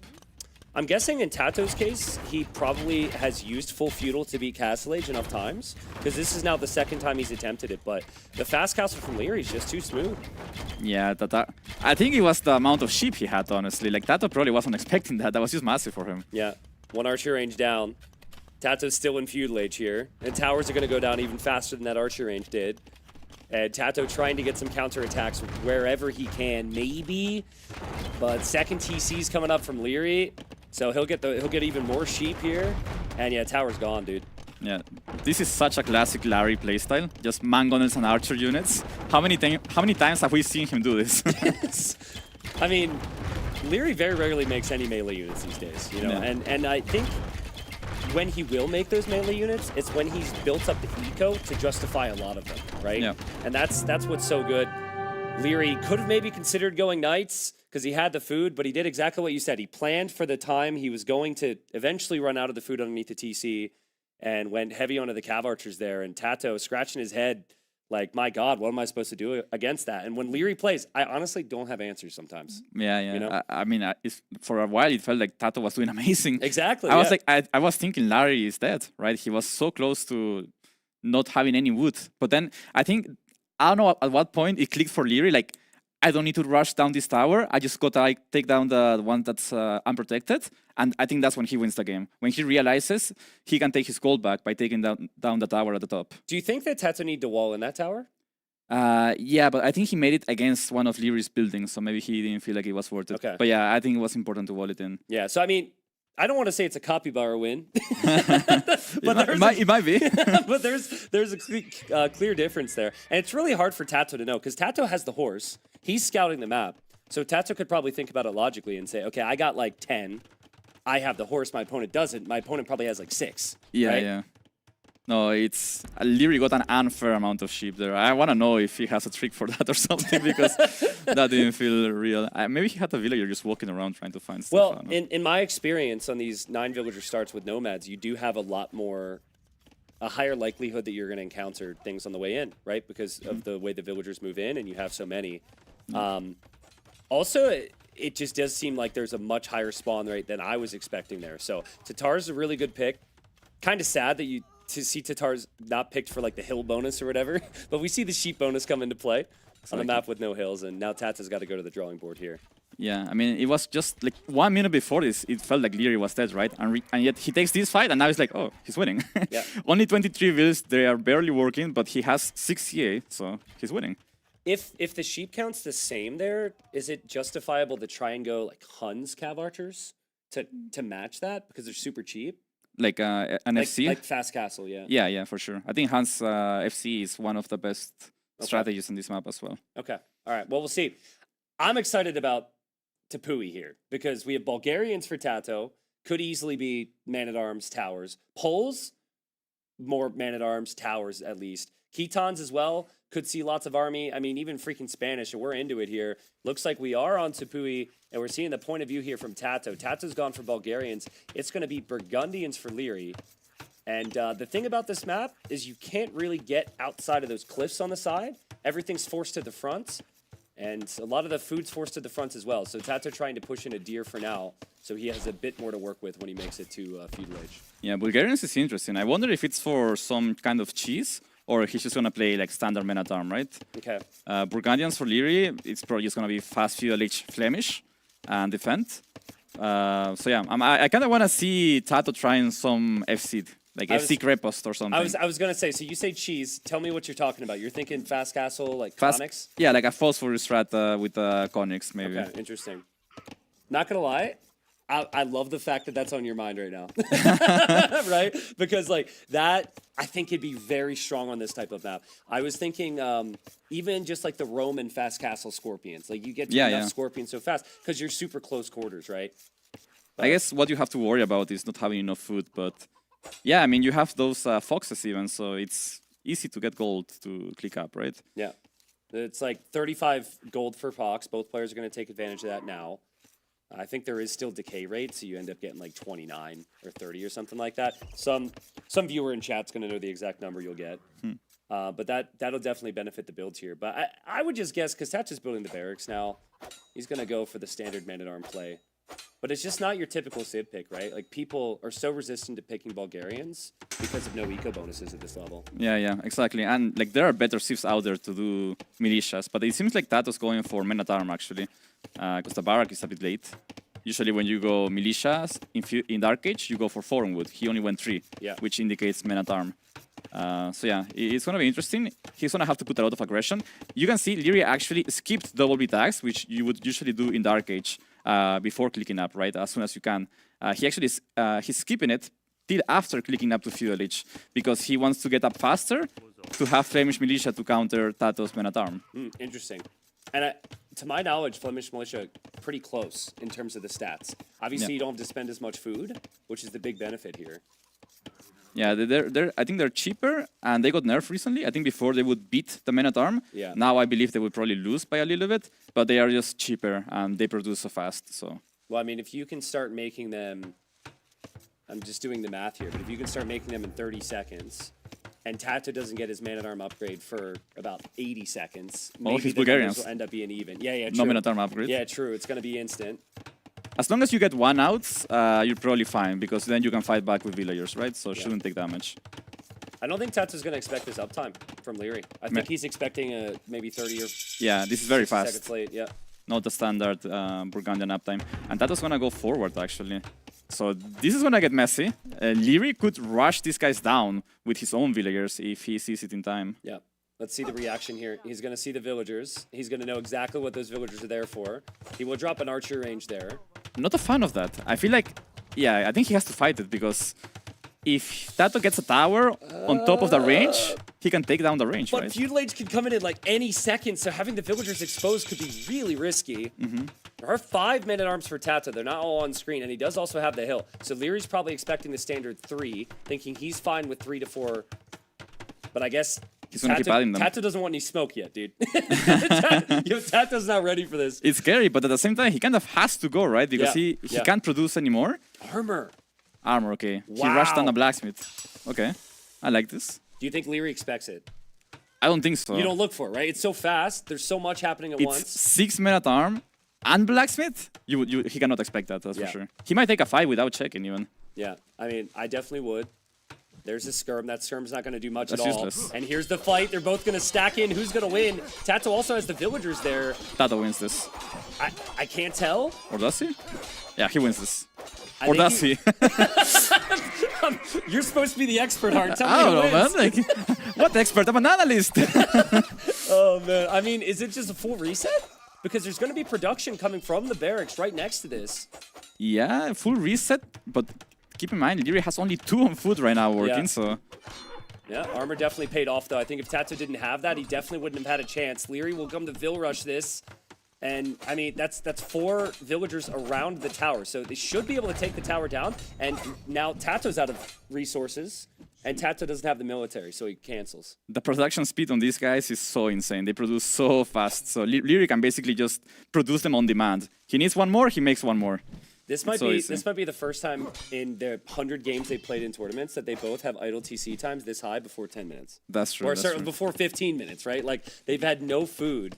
It's been crazy. Tato actually has the villager lead, not because he killed villagers, but just because he produced them more consistently here. Yeah, they are both pushing the limits. Leary is lacking gold. Like, if he could make even 1 more arch, massive difference, right? 14 for Tato, so he has to all-in this, I think. Like, he's in a position where he basically can't afford to produce from a range. Yeah. Even make 1. So he needs to go for a tower here, but I don't think Leary's gonna let him get 1. The thing I don't like about this strat here from Tato is just you're forcing Leary into range units. And Leary can hit and run you all day, right? Like, Leary's going to be very happy to do that. He's got the bit of a meat shield in front. And so, yeah, with no archer range from Tato, a little bit concerned because we know there's going to be continuous flood of army from Leary here. Yeah, I think Tato was really hoping to catch Leary off guard, like in that 25-second time window that he would have against most players who don't go up this fast. Yep. But Leary just he pretty much YOLO'd the build, right? Went up super fast and had the perfect defense. Yep, and Leary's got the better economic civ here as well, and 7 military against 2. Tato does have some nice farms, but the reality is he probably needs something more than just men-at-arms at some point here. Yeah, the question is when do you go for a range if you're Tato? Because right now it feels kind of hard to justify. Maybe right now, right? You're about to have enough for a range, Yeah. and you need one. Yeah, I might do it. You might do it over on the gold area, but these Flemish militia have armor, or sorry, they don't have armor. They had that was canceled. But fletching is in for the range units now, and Tato will lose a vil. One wheel goes down, and like the idle time as well on those wheels is gonna hurt. Nowhere to send them really. Maybe it was Straggler Tree. This strategy seems really strong, dude. This is the second time I've seen this today. Yeah. Just Flemish militia and range units behind in feudal age. It seems so strong. Yeah, it's crazy how Burgundians went from being a really bad civ on open maps to being one of the best because of this unit. Yeah. Getting buffed. Yeah, I mean, it produces very quick. It has good base stats. You don't need to research and upgrade to get to like Flemish militia, right? It just kind of exists for you there. And yeah, Leary, he's not losing fights. He's still got some headaches at home potentially, but Tato just has 3 men-at-arms on the field. They need some range units here. Still no archer range from Tato. Yeah, he can't really. I mean, he can make one, but I guess he just didn't feel like it was the correct choice. Yeah, it's looking rough. Leary has archers. He's just gonna micro forever, basically. Yeah. So Leary said what? He said what in the elevator? And he said he was going to speedrun the series? Yeah. No, he told me one way or another, like either win fast or lose fast. That's very relatable. I'm really good at the losing fast, not so good at the winning fast. I like it when he doesn't promise to win. I feel like Leary is speedrunning anytime he plays a tournament, man. Yeah. He's the most efficient tournament player there is out there. And he wins another game here. Wow, 2 straight games where Tato's just tried to find the chaos and the aggression. And it seems like he's waiting on moments, and Leary just better overall. Like this game is a perfect read by Leary. Like he understood Tato's game plan from the beginning. Skip double B tags in Dark Age, which like if we count how many people do that, how many games they have done that, nobody does. Yeah. Nobody ever does it. He went for it. He was confident about it, and it was jackpot for him. Tato went forward, and he was able to deny it just in time. And like Tato added so much, right? Like normally there's an expectation on what the military is going to be, and you want to find that next level. And it's like, boom, I'll surprise them, right? Yeah. So the first thing you talk of there is the numbers. It's normally 3. Tato went to what? 6, right? Yeah. Okay, so it's like, oh, shoot. All right, he's matched me there. I've got 6. He's not going to expect this. I'm going to get armor, and then I'm going to get forging, and then I'm going to have the tower. And Leary always had something there. He had just enough. If he had one less unit, he loses the fight. Yeah. I think the game is over because the tower going up on the berries, it would deny the berries and take down the range with the men-at-arm remaining, right? Like this fight was so close. I think maybe if Tato didn't get like baited by the scout, I don't know. It's hard to say. I mean, I think that also says a lot about the Flemish militia, though, because we had men-at-arms with armor, and still this fight didn't swing Tato's direction. There was maybe some small micro-elements as well, but like, seemed like the Flemish militia were strong enough on their own there. I just want to ask, like, how much of this is... So he reads that he needs to be feudal age fast. He knows it's going to be men-at-arms, but the rest of it, like... How do you have that intuition there if you're Leary? Like, is this something that he's practiced against, or is it just he somehow finds a sense for a completely unique scenario? I think he's just thinking, like, how do I lose this game? I'm Burgundians, he's Bulgarians, right? Yeah. How can I lose this game? So he's just thinking, I avoid dying in early feudal age, and then I go from there, because he has the better seat, right? Better economy, better units. Yeah. So he's just trying to survive. If Tato doesn't go for something super aggressive like he did, then it's okay. I'm still Burgundians. Maybe I sacrifice some economy, but I played it safe, right? So yeah, just a good read. So here's another question. So let's say it's a different opponent that tries the exact same strat there against Leary. Do you think he skips double bid axe? Like if that's Mr. Yo, for example. No, I don't think he does. Okay. So that's like respecting that Tato's going to be aggressive and knowing the opponent there. Yeah. I mean, I don't really know what you advise there if you're Tato, right? Because like you gotta go kill Leary, otherwise he's gonna kill you. If I'm watching the game as a spectator and I was surprised by how much Tato made, like if you're playing against that, no way you expect that, right? Yeah, like, you might rush down the men-at-arm or something when you see the tower coming up and just lose the game on the spot. Like Leary just had the right intuition. Interesting. All right. Well, I mean, Tato's got 3 very different civs that he could go to for the next game. Important to state to play all 3. Leary's looking good. He will win this series. He'll be in a winner's match tomorrow. But for Tato, he's going to want to snag every game that he can. Yeah. He's got Poles, Ketons, and Spanish. Not really sure what to expect here. I actually could see Poles being very good for an extended feudal age game.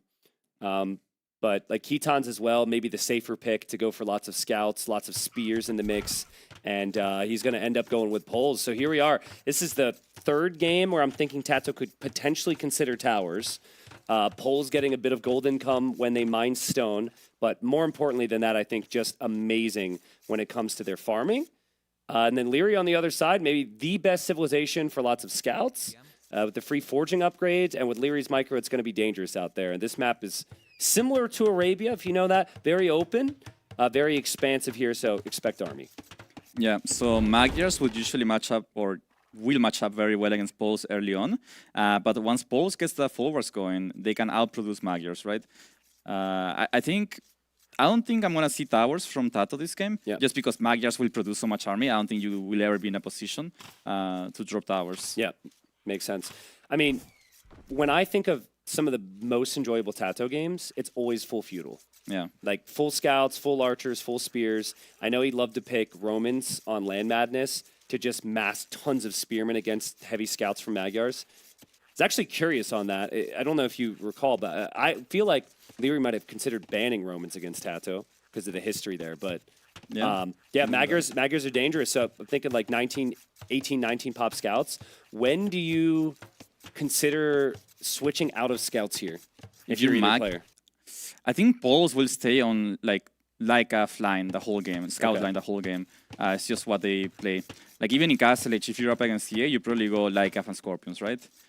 For Leary, on the other hand, I think you just match scouts. If Tato manages to full wall, then you stop making scouts. But if he's open, you keep making scouts. Okay. And you can even consider playing Lycaf yourself. There's Magyar scouts or Lycaf are still amazing. But if you find yourself in a position where you're greeding your way to Castle Age because you didn't have to make that many scouts, then you switch to CA. What do you think about long ranging golds at a certain point just to get enough gold for bloodlines, and then everything else is food and wood?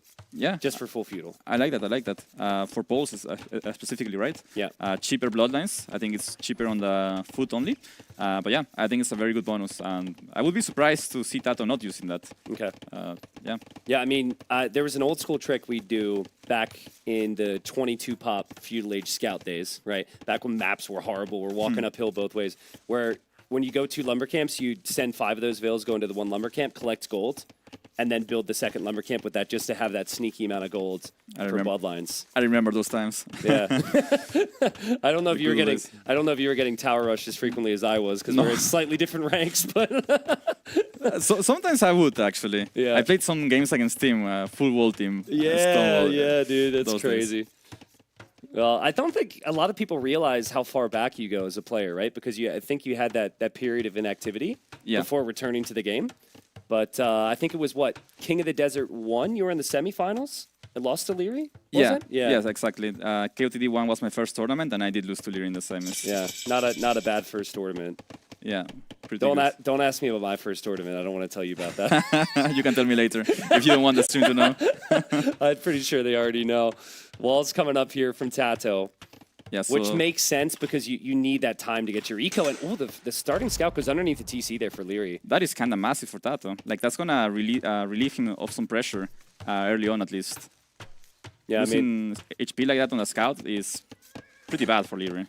Do you think horse collar is just 100% necessary here if you're Tato, or with the new farming change, can you delay it a little bit with Poles perhaps? I think with the uptime he had, I think you do it. Yeah. You can afford it, I believe. Yeah, he's going to get the kill there. That's huge. That's never a fight that Tato would normally be able to win. He'll get to move forward now. There is the nice thing of just knowing exactly what your opponent's likely to do for both. Whereas the previous game, maybe there was a little bit of worry on how much they'd invest, but it's going to be scouts and spears. Yeah, it's going to be scouts and spears for both, probably. So Tato actually skipping horse collar for now. Leary as well. Leary went up really fast, so it's kind of expected that he would skip it. And also, he's trying to put aggression, right? You can see he's still producing spearmen. So he's trying to just send spearmen forward. Probably take some risk at home, right? You don't have to spearmen at home. But yeah, he wants to find damage. Well, it's kind of tricky for Tato. First off, he doesn't know where Leary is. Second, he's trying to wall a lot.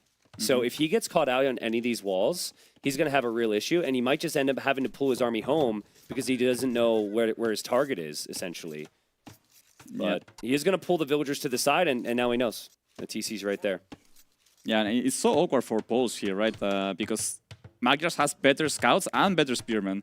So you basically can never fight one-on-one. Oh, that's, once again, pretty massive for Tato, finding that damage. Yeah, maybe a little uncharacteristic here for Leary. A bit more chaotic for him than we've realized. And Tato, assuming he builds this, I think he should be fully walled here. I think there is the one palisade, though, super weak next to the gate. I kind of doubt that's going to be spotted by Leary, though. Yeah, should be fine. I think Tato managed to full wall himself, which is very important here. The question is, how does he approach the game from here? Does he keep making scouts and like go for an all-in feudalage of some kind? Or just try to agree to Castlage? I don't think you want to agree to Castlage because that gives like an opening to Magyars to just play CA, right? Yep. I think as Poles you want to go for a longer feudalage. So when you get to Castlage, you have enough economy to spam scouts brainlessly, basically. I'm just keeping an eye on gold right now. That's always the question. It's like, how many farms you add before you extend that archery range? Jag's going to take down Tato's unit there, which is not great. That's unfortunate. Also, the distance between the players is very, very far. Sometimes they spawn closer, so this is like a perfect map for scouts against scouts. So Leary's not fully walled. The opponent is fully walled. There's a lot of guessing games here. So if you over-invest into defense and you're late to Castlage, you're screwed. But like, if you underinvest, you also could be screwed as well. So, so really tough situation for Leary here. Like, if I was in Leary's shoes, I would always keep adding army. Why? Because I'm against Tato. I know Tato will never agree to Castlage. Okay. Well, he's not really doing that, and Leary does save the villager there. Yeah, saves the village. He's still open, though. I kind of... Like, it has to be worth it to wall that top side for Leary, right? He's against Tato, man. He's so known for doing this. Well, Tato's hiding it so far.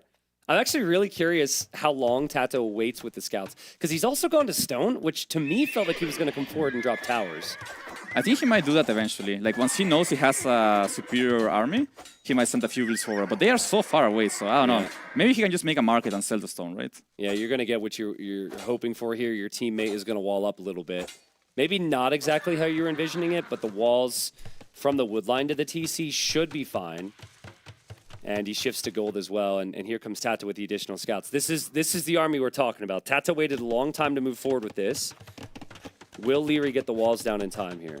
Yeah, I mean, he can always keep massing scouts and then just run through the town center, right? He knows that Leary is most likely not going to be able to wall in front of his town center just because of the layout of his base. So there's always that possibility. You can just run under the TC. Yeah.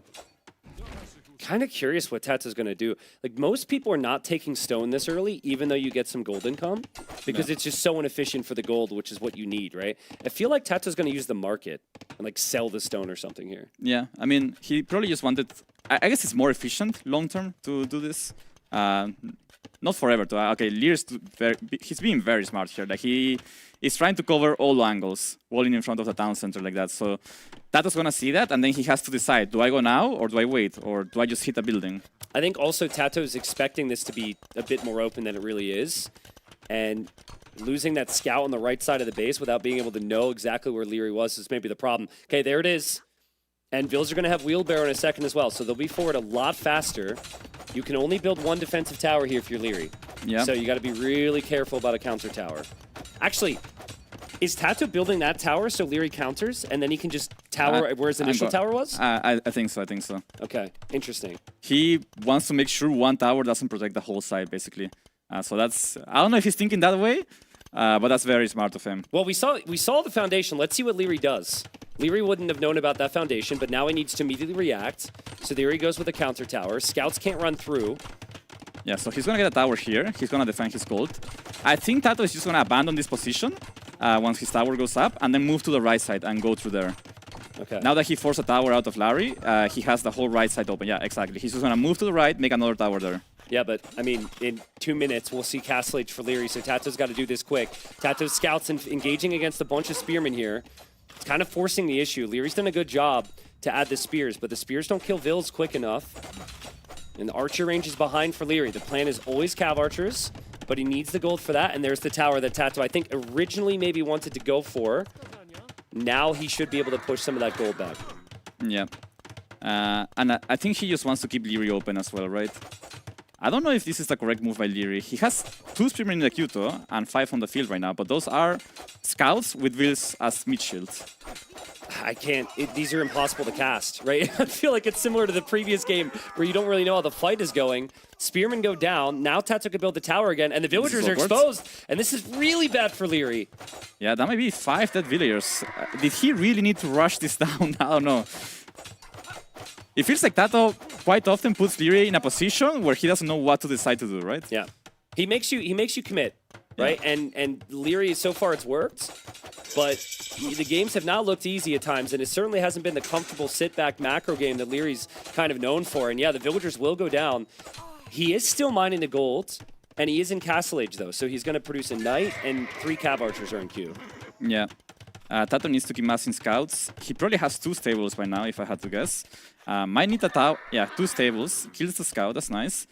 Leary doesn't have that much gold. Like, I don't think he has a market either. I think he's making one at the back. Yeah. Is that a university or a market? I think it's a market. A market, okay. So yeah, he can get gold that way. Yeah, I mean, he also can't counterattack Tato that easily because Tato's fully walled. Wait, does Leary not see, I mean, does Tato not see the ranges? Oh, he doesn't know he's going for CA, so he's going for a barrack expecting knights. Ah, interesting. He also might be clicking the tower to look for Bodkin, and Bodkin's not in simply because Leary can't afford it. Yeah. Oh, man. Yeah, Tato doesn't see the cav archers at all. Leary might move forward, but Tato could be in. What is Leary gonna do here? Maybe just stonewall? I think tower. I think he's missing 1 stone for a tower, maybe? He's missing 1 stone, oh my god. He sold the stone! Okay, what?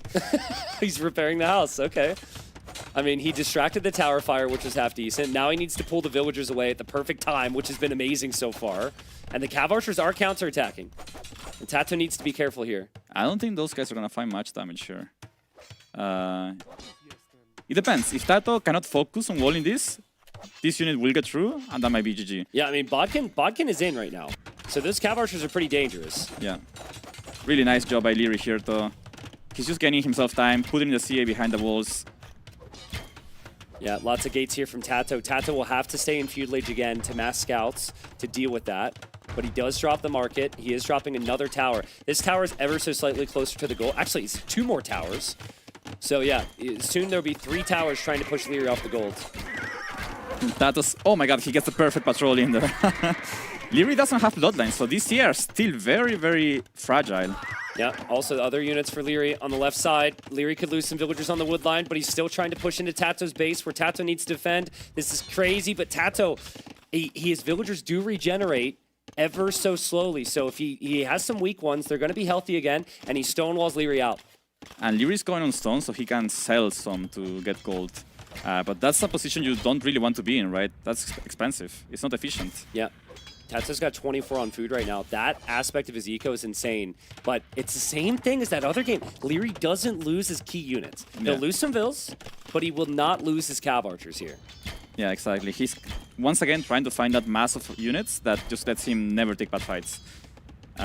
Tato doesn't spot a town center either, which is really bad for him. He really needed to keep Leary off gold. Yep, Leary will take the gold. He's going to need the wood as well. Leary also with 12 on stone. So if he was planning on selling, he's going to have a lot there. Scouts come back home from Tato, though. And these scouts might be able to clear this, but Husbandry comes in at a good time here for Leary. So he's able to run away a bit easier. Yeah, intense game here. I mean, Tato's still fine, though. He's super behind to Castle Age, but that's okay. When he does reach Castle Age, he's going to have so many CA alive. He will probably have to follow up with a push, but I think for now his position's acceptable, especially because he can defend with just towers against CA, right? Yeah, also Ballistics isn't in because Leary's had resource problems this whole game. Yeah. So the scouts can just kind of run on by, and Leary's left chasing because he just has to. Because so far, all he's seen in Tato's base is stonewalls.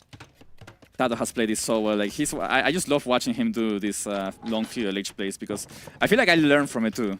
Like the way he structures his base allows him to gain time for him to get to Castle Age. So even though he's so behind to Castle Age, not only did he have potential to do damage in feudal age with that push, but I think he's also setting himself up for another push in Castle Age. I kind of feel like Leary... I mean, it's not a very typical Leary play, but I kind of feel like he's going to go forward castle here in a second. He's got enough stone for it. Maybe. I mean, he's not selling, so... Yeah. I think he might. A TC on the town center, that could be deadly. Also, what about a castle just to clear up those 3 towers? You build a castle kind of in your base, it shoots down the towers, and then they're not a problem. I think it's an option, but I don't like it. Like, he already has another goal. He doesn't need to take those towers down. Okay. A castle forward is risky, yes, but it's also deadly. Okay. If he gets it up. Yeah. It's deadly either way. Somebody's losing off that. It's a doubt castle. It ends the game. Yeah. Just somewhere Doubt's approving right now. Doubt's screaming that Leary is not going forward with the villagers at the moment. Oh, wait. There they go. I mean, they're going forward, but it might just be because they need resources somewhere. And Tato's got so many farms around those full-works. Tato's collected about 1,500 more resources, and the KD is even, and he's got the map control with those towers. So this should be a pretty good game for Tato, assuming he upgrades his military. Doubt's actually in the room looking at me right now. I think you heard the Doubt comment. Doubt is in the room. Doubt is in the room. And here, Doubt is in the room. Is it in the game? We got some Doubt energy, and there goes Leary. Oh, God. I can assure you, Leary had like a Doubt face crossing his mind right there. Oh, yeah. Oh, yeah. Just what everyone needs right before they need to win a game. Here we go. Villagers are going forward from Leary. Scouts can't break through, and Tato's it's going to take him a couple seconds to get the upgrades, and the Vills are here. Yeah. He's going to have to turn around. Yeah, and the scouts are kind of out of position, right? He hasn't seen the Vills coming forward. I think this castle will work. It doesn't hit that much, though. It hits a town center, which is nice, of course, and it's map control. But it's not that good of a castle. Okay, where are the Cav Archers right now? Because the Cav Archers, okay, they are coming in as well, and Leary was a little worried there because his Cav Archers were late. Castle will go up. Tato's like, okay, that's not going to stop me, bro. Yeah, he's going to keep going. I'm still going to tower rush you. Yeah, so interesting. He's gonna make a ram as well, so Tato just wants to get through. I think if he gets through, he has enough CA to do damage. He has +2 defense now as well. So, and he can always defend at home with more towers, Dude, right? Leary's, how difficult is it to have to like re-wall your wood lines like this? Like one overchop and you're completely dead. Leary's been quick walling so nicely behind this. He hasn't failed much, but honestly, the amount of... Like, he has been forced to react so much this whole set. Yep. Yeah, and it's just one of those things that we kind of take for granted with Leary. Like, usually you can't be the one who's reacting. If you give up initiative in AoE, usually you're dead. But Leary's kept the Cav Archers alive. He's kept the light Cav out for now. Tato knocking on the door with the Ram. And getting Bodkin, getting Ballistics. We might even see Guard Tower here from Tato soon. Yeah, I think Guard Tower's up next. This is a very, very scary push. I mean, Leary has so many CA, which are enough to deal with a Lycap, right? Yeah. But Tato can just run in and go for the Vills. Yep. Also want to know, like, okay, as the light Cav actually run through there, they'll die. Where does Leary have gold after the gold underneath his current TC is gone? There's not a lot around. Yeah, the gold is pretty scarce on this map. He would have to expand very far out to get more gold. Yeah, Tato's units, he can replace them easily if he's got the full works. And for now, he does. So nice defense from Tato. Guard Tower's on the way. Leary with this nice villager lead. We do have some Magyar Hussar coming home. Bloodlines as well. An upgrade that he really needs for his Cav. So more HP soon. I think Leary's army, if he can micro this perfectly, should be insane. The Magyar Hussar can snipe the Scorpions with their siege bonus, and then the Cav Archers can kill everything else. But there is a Guard Tower there. Yeah. On paper, Leary definitely has the better army, right? But it's not an easy fight to take. Yeah. Also, the guard towers are just gonna make everything more difficult. Ballistics is in for Tato too, so these guard towers are pretty damn good. Tato doesn't have any more stone. Leary is banking up his stone. He's mining it underneath the forward castle. I think Tato just realizes he can't really engage into that. Yeah, it's a tough army to deal with, for sure. Tato's economy is still looking very good though. Only one town, I think, well, he has 2 town centers actually. Will soon lose the one forward. That second town center he made is just to make sure that when he loses the first one, he has some protection there, right? Pretty soon, Leary might have to do the same thing. Leary's got a lot of eco back here that's exposed, but yeah, you just can't push this too easily for your Tato. The thing though is that's open. So if I'm Leary, I feel like I can never leave my base. Yeah. Because if you do, the light cap can just run in and kill those vills. Yeah. Now he has stone for another castle. Do you make it here defensively? He refused to make the first castle defensively and went forward instead. Will he make the second one defensively? I mean, I don't know if I could hear Doubt, but Doubt, where would you place this castle, man? Doubt. Forward. We don't even need to ask him. Doubt was put on the spot there. Always forward, man. Always forward. I mean, you have the vills there. You're taking the stone, and you're going to need gold. So just place another castle there, and then it shoots down the towers, and then you can just take your opponent's gold. True, true. It would also take down a lot of forwards, right? So Yeah. a crazy even game right now. Leary has the better army overall, but this CA, I mean, these Lycav are so easy to spam. So I think I actually prefer Tato's position slightly here. Oh, the Lycav finally get through. They finally get through. Finally get through. He's been trying for so long to get through but here. Leary is through. With Magyar Hussars into the farms at the same time. His castle shot down a piece of wall. Chaos on both sides. Magyar Hussar go in for the Scorpions. They kind of get body blocked though. And that's a really good fight for Tato. And I don't think Leary has more ranges, right? He has one range remaining.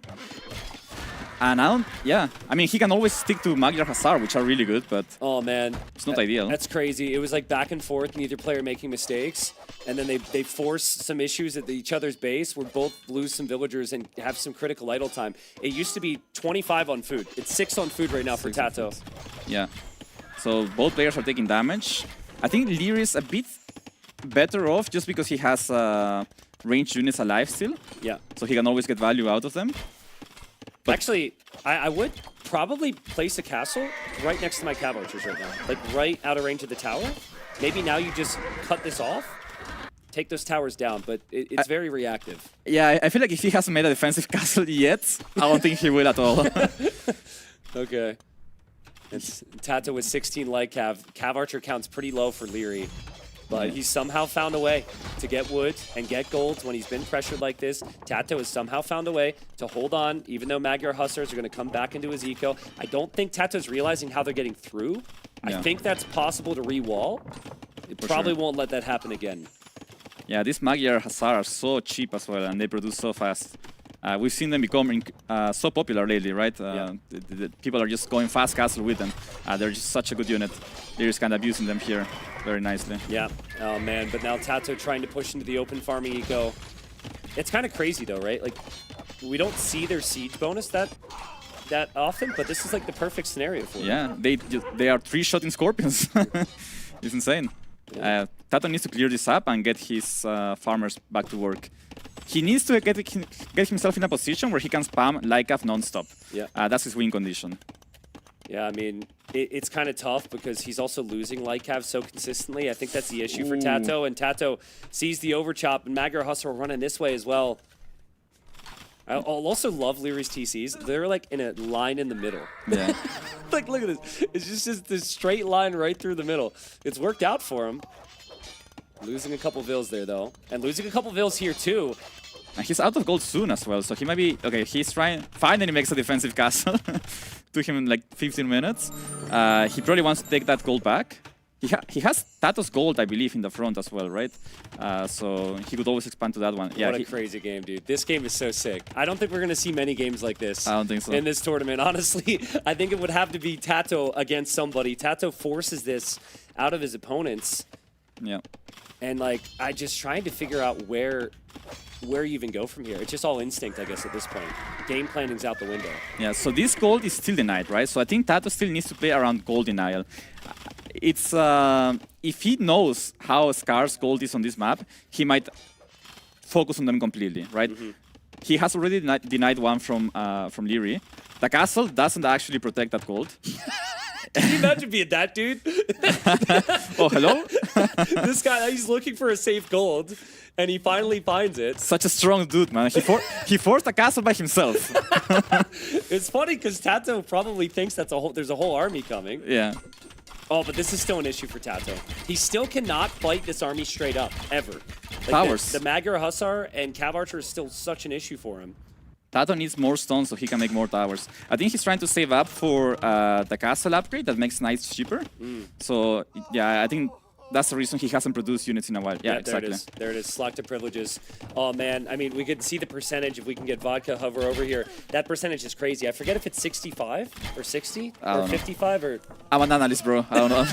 Since when are analysts not supposed to know that? Man, I don't know. I just click the upgrade when I'm a player. Then I click the upgrade, and if I have resources, I have it. Or if I don't, I don't. Well, Hart, that's a problem because that's exactly what I do. So, generally speaking, I know it just makes knights dirt cheap. Somebody call an expert, please.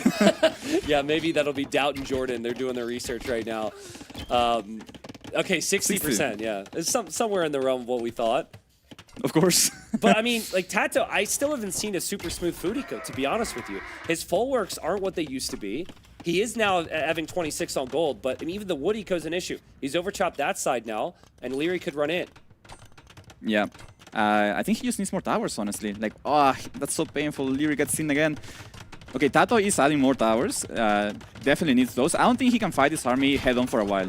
So his best bet is to defend himself with towers and try to raid with the knights. Yeah, it's going to be tough to know where to raid, though, because Leary has town centers and Leary has castles everywhere. He's got the forward castle. He's got the TCs all through the middle. It's like everywhere Leary has villagers possibly exposed, they're not. They're protected. Yeah. Leary's adding stables for... Okay, he's gonna go Lycav. I wonder... I don't think he has thought about doing the upgrade that removes the gold cost. I actually hate this so much.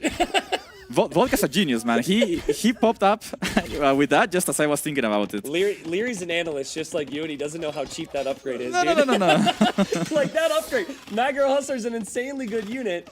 You have 2 castles. You get that upgrade, it doesn't cost any gold, but maybe gold is the concern. And he feels like Light Cav is just like super easy to afford. Yeah, I mean, he's also Magyars, right? So they are cheaper. I think the correct choice would be to get that upgrade and keep producing Magyar Hussar. But I think Light Cav will do well as well. Dude, I don't know where these knights are, but there's a lot of them according to Capture Age. Tato's got 24 knights. They're probably split up right now.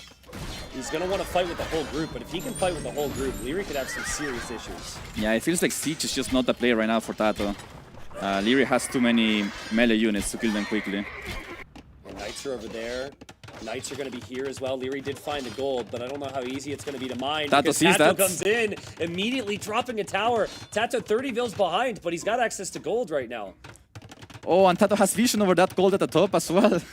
Wow. He's going to go hit that for sure. So Tato's, now he knows. Leary is hurting for gold. He's going to focus all his attention on that. I mean, Lycav is, it's good, it's cheap and everything, but Knights completely wrecked that. And the Cav Archer count's only 15. 32 Knights for Tato. This is insane. And this is where Tato specializes. This is where he's comfortable. More Knights coming in from Tato. Who needs villagers? You can just spam Knights so easily with this tech. They are so cheap. Left side as well. Did Tato immediately notice that? Yes. Oh my god. He's there immediately. He is through. And I think Leary's having some issues now. Yeah, now it's rough. Like, Leary doesn't have enough gold. He's getting the knight everywhere. His position's so hard to play because he can get hit from every angle. And Tato's just doing it beautifully. Yeah, it's insane from Tato to notice that. It would take me an extra 2-3 minutes maybe because you're doing so much damage elsewhere. But Tato will continue to try and push the main army from Leary. Leary only making light cav, still no gold income, and Tato with more knights running in underneath the TC. Yeah, Tato is just... he has to keep this up. He has to change nothing about the way he's playing. Yeah. Just keep doing what he's doing right now. Yeah. Don't add siege till he has enough units, basically. Yeah. When you get 50 knights, you can think about siege. But I think by then, the game might be over. Yeah, for now, the knights are your siege. Don't think about anything else. Leary's trying to raid him a little bit with some light cav, but the massive cav archers is still going down. And Tato just seeing these red dots everywhere underneath town centers. Leary can keep those protected, yes. But like, if Tato can keep spamming knights like this, Leary's going to eventually run out of villagers regardless here. We can't even follow it all. There's knights everywhere. Yeah, still at 30 knights for Tato, right? So he has more knights than Leary has army, but the knights are just more powerful one-to-one than whatever Leary can make. Yeah, murder hole's on the way as well, just because Leary might end up pushing underneath some of these towers soon. This is so good from Tato. Because it's been so good from Leary the whole game, right? Like, Leary needs to find a way to break into Tato's food economy. That's his win condition, I think. I don't think he's going to get gold this game. Like, Tato's just denying everything right now. Yeah. I mean, Pikes is good as well, right? Yeah. If you have food and wood, mixing in a lot of pikemen isn't bad. Pikemen and Lycav, maybe. Yeah. Well, he's through. And that's a group of knights that Tato has to chase with now, which isn't ideal. But there's another even bigger group of knights from Tato underneath the TC. That is not enough pikemen and cav archers for Leary. That looks so broken. Like, just the way Tato popped off right after getting that upgrade to make knights cheaper is insane. Yeah. Yeah, and I mean, but it's been a long-term effort to deny Leary of gold. Yeah. Leary was able to escape the first, second, third time maybe, even castle drop Tato, but eventually Leary just straight up has run out of gold here. He's got 20 or 30 idols, and he's got no military, especially not the type of military that Leary likes to make. Yeah, this is such a beautiful game by Tato. It almost feels like after the 2-1, like this is gonna be a 2-1 potentially, right? Yeah. But the one getting the winner interview is Leary, who just lost the last game. So it's gonna be, he's gonna come here for the winner interview, maybe feeling like a loser, you know? Yeah, it's like, Leary, congratulations, you won the series. No one cares about the first 2 games. Oh man, I mean, this game is a banger. Like, it's so good from Tato, and I think like maybe a confidence booster for Tato as well, because just because Leary was able to match him so nicely in the first and second game, this is clearly kind of what his long term would have looked like in some of those other games, right? Yeah. But Leary was just able to stop the pressure before it really got going.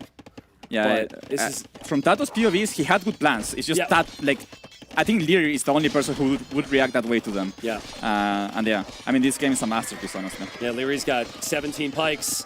Do pikes counter knights here? I mean, I don't know if there's enough of them. There's 34 knights. Tato's also mixing in rams. He's going to mix in some Obuk from the castle as well, which are really good against the pikeman fire. And there's just far too many exposed villagers here for Leary. Yeah, this is looking so hard to play from here. Magyar pikemen.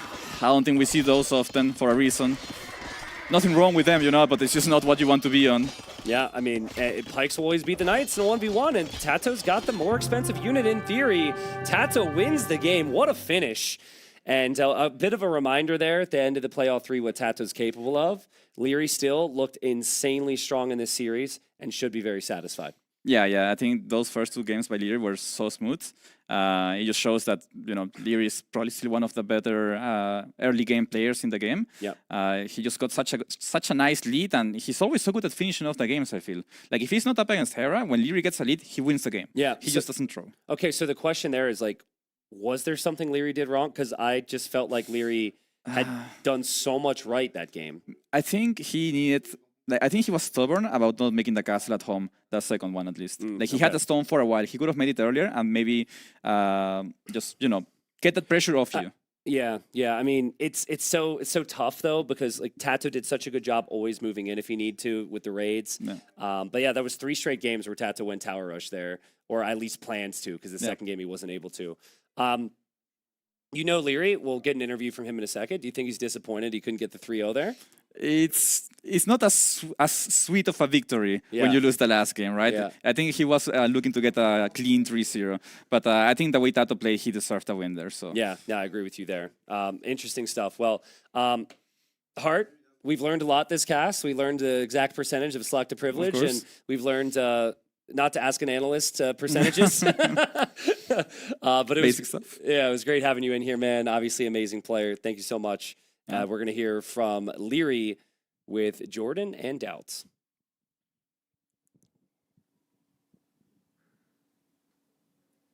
Thank you very much, T90 and Hart. And we are here with the winner, Leary. Congratulations for this victory. Hart mentioned it earlier. It might be a bit strange for you to come in onto the couch, and but losing the last game. How is your feeling right now? Yeah, it has been a while since I got an interview after I lost the last game, so it's a bit weird, but I will still take the win, obviously, so I'm still happy. Yeah. In general, Tato played a very unique style. I mean, you have faced him a couple of times already in the tournaments. Were you expecting him to fully go for the feudal age aggression in all the games, or were you expecting something else? Something tricky, right? Something unique. I know he's not going to play archers or the same way I play. We have very unique styles. He's very creative and very good with his special strats. So I knew something was coming, so I banned out all the cheese, but obviously there's like 15 left more, so can't ban them all. Yeah, absolutely. Dad, what are your questions? Before last game, we were not thinking it will get to the castle age, honestly. Like, every game was over in feudal age, like, very sure. And that tower got denied and was like, okay, it's over. But Tato managed to make a comeback. Not even sure how, like, what even happened that game, like... we climbed here to wait for you in feudal age, because we were like thinking it's over, but... Yeah. Same. It just felt like Tato was able to deny you from the gold income, right? And that over time, he just managed to, I don't know, weird. Denied your CA production. I'm not even on the picture. Why are you here, Dart? All right, so first game, Panantanal, Tatars against Hans. Were you surprised by the feudal approach by Tato? I think we had the exact same approach, same strat, almost same civs as well in the qualifier. So I had an idea it was coming. obviously Hans, they have the horse. So I knew he wouldn't play FC War against me. So I thought something was coming, and yeah, I already played against this, managed to hold, and then yeah. Do you think he doesn't go for the FC as well to play the CA war against you because he doesn't feel comfortable, or is it just because the Tatar is just better because of the thumb ring and the sheep? Yeah, I mean, it's just playing into the Tatar strength a bit more. Hans, obviously, you have the horse, you have endless amount of sheep exploration, so just playing their strength a little bit more. So, yeah. I also felt like there were certain moments, especially beginning of Castle Age for you, where it could have been a little bit more dicey, but him not walling the tower in front of your archer range kind of felt like that was the biggest issue. Do you also see it like that, or did you feel comfortable no matter what? Yeah, like starting Castle Age when he got the 2 towers up, it was a bit annoying because I wasn't having gold access anymore. I think I could have deleted the buildings though, because he built it right onto my building. So in worst case, I would have deleted that barrack or something and then do the same thing. Todd, you can also ask. In this game, do you know who wins, Militia or Man-at-Arm? I do actually. It's even. Almost. It didn't feel like this is the crucial Well, fight. well, yeah. He even had armor upgrade, did you know that? I realized halfway through the fight. I And was you like, still no. kind of won. Yeah, because, well, it's like even. Man-at-Arms have 1 more attack, but Flemish Militia have 1 melee armor from a get-go. So if he gets armor upgrade, he's supposed to win, but mine are twice as cheap, right? Or mine are like 20 res cheaper. So it's easier for me to mass them, and obviously as long as I hold, I don't get a tower up. Eventually I get to archers, and then the game is just over. So I even idled my TC for like 2 minutes, which was on purpose. So did he. Otherwise I would have probably died, or the situation would have been way rougher. But yeah, it was the correct play. So why do you think in that situation it's more important to invest into army rather than villager production? If I keep making villas, I can't really afford Flemish Militia. Then I would lose the fight. I would give him the position. He would make towers. He could raid me all over. While if I just idle my TC and fight him back, his whole game plan is ruined, right? That was his whole plan, like blacksmith timing, and that's it. So I just played my game and didn't let him force his game on me. All right. Yeah, and in this situation, in this game, it was interesting, right? You denied the first tower, the second tower as well with your villagers and the spearmen. You reach Castle Age. He is ages away from that. And I personally thought at that moment you almost won the game at the spot there. Was that your feeling as well, or were you concerned about certain things? I mean, the thing is, Poles still have insane eco, so I knew the game wasn't over yet. Quite a lot of decisions where I wasn't really sure if what the right. I could have made the castle here too, but I think the castle fort was actually pretty good. Forced him a lot of reaction, lots of walls. I guess Lykev wasn't the play. Maybe later pikes earlier. I'm not actually sure. Hard game to play. And now what would you have done? Only kill the archer, more and more of them. But he didn't have gold income, no? Sell. I sold already halfway through Crude Lake. Sell stone. I sold stone as well. Then just losing. Like, that's what I did. Yeah, it was. Yeah. Well, Lykev wasn't the play, that's for sure, in hindsight. But I had so much food, so many villas, but I had no gold. And eventually, once he gets knights and the unique tag upgrade, it's just unfair on that open map at least. So, do you think it would have been an option to go for siege ramps? No, for ramps, sorry, and go for his towers, which denied your gold? I was thinking about that, but he had like 4 towers there, so what do I even gain from that? I'd rather just raid him and do something else. Yeah. Those why didn't guard you towers. show gold? Maybe I spawned with less, I don't know. Why did you show gold? And you did not. Like. Well, I remember one gold I had in front, which I TC'd, and then I think another goal of mine was on that hill he was camping, on the right side. So he camped 2 golds. Then I had to go forward with some weird gold. Obviously, you could rate that, so... No gold. I was poor. Thought there was no gold for Lyric. I sold. But he sold everything already. I sold. Well, Well, you have seen the market prices. They were in the gutter. Yeah. Also, the problem is with the pikemen, they're not too fast, right? Yeah, that's the issue. So that's kind of a problem. Larry, who would you like to face in the second round now? It's gonna be a winner, right? Because like Buchholz system. Yeah. Not sure actually. Who were the winners so far? I think Sebastian, Andy, Sebastian, Viper. Viper. Right now you match with Andy, right? 2-1-1. Also Viper. Yo as well. And Yo as well. Everyone basically won. Yes. Nobody's 3-0. No, Sebastian. Yeah. I mean, either one is fine. It's a fun system. We'll see how it goes. I'm looking forward for Dowd to explain the Buchholz. So either way, everything is done by AI. Dowd, do you want to explain the Buchholz right now? No. Ask AI. He will answer. Who passed the group? We don't Read the have- script. Yes. All right. That helps. Yeah.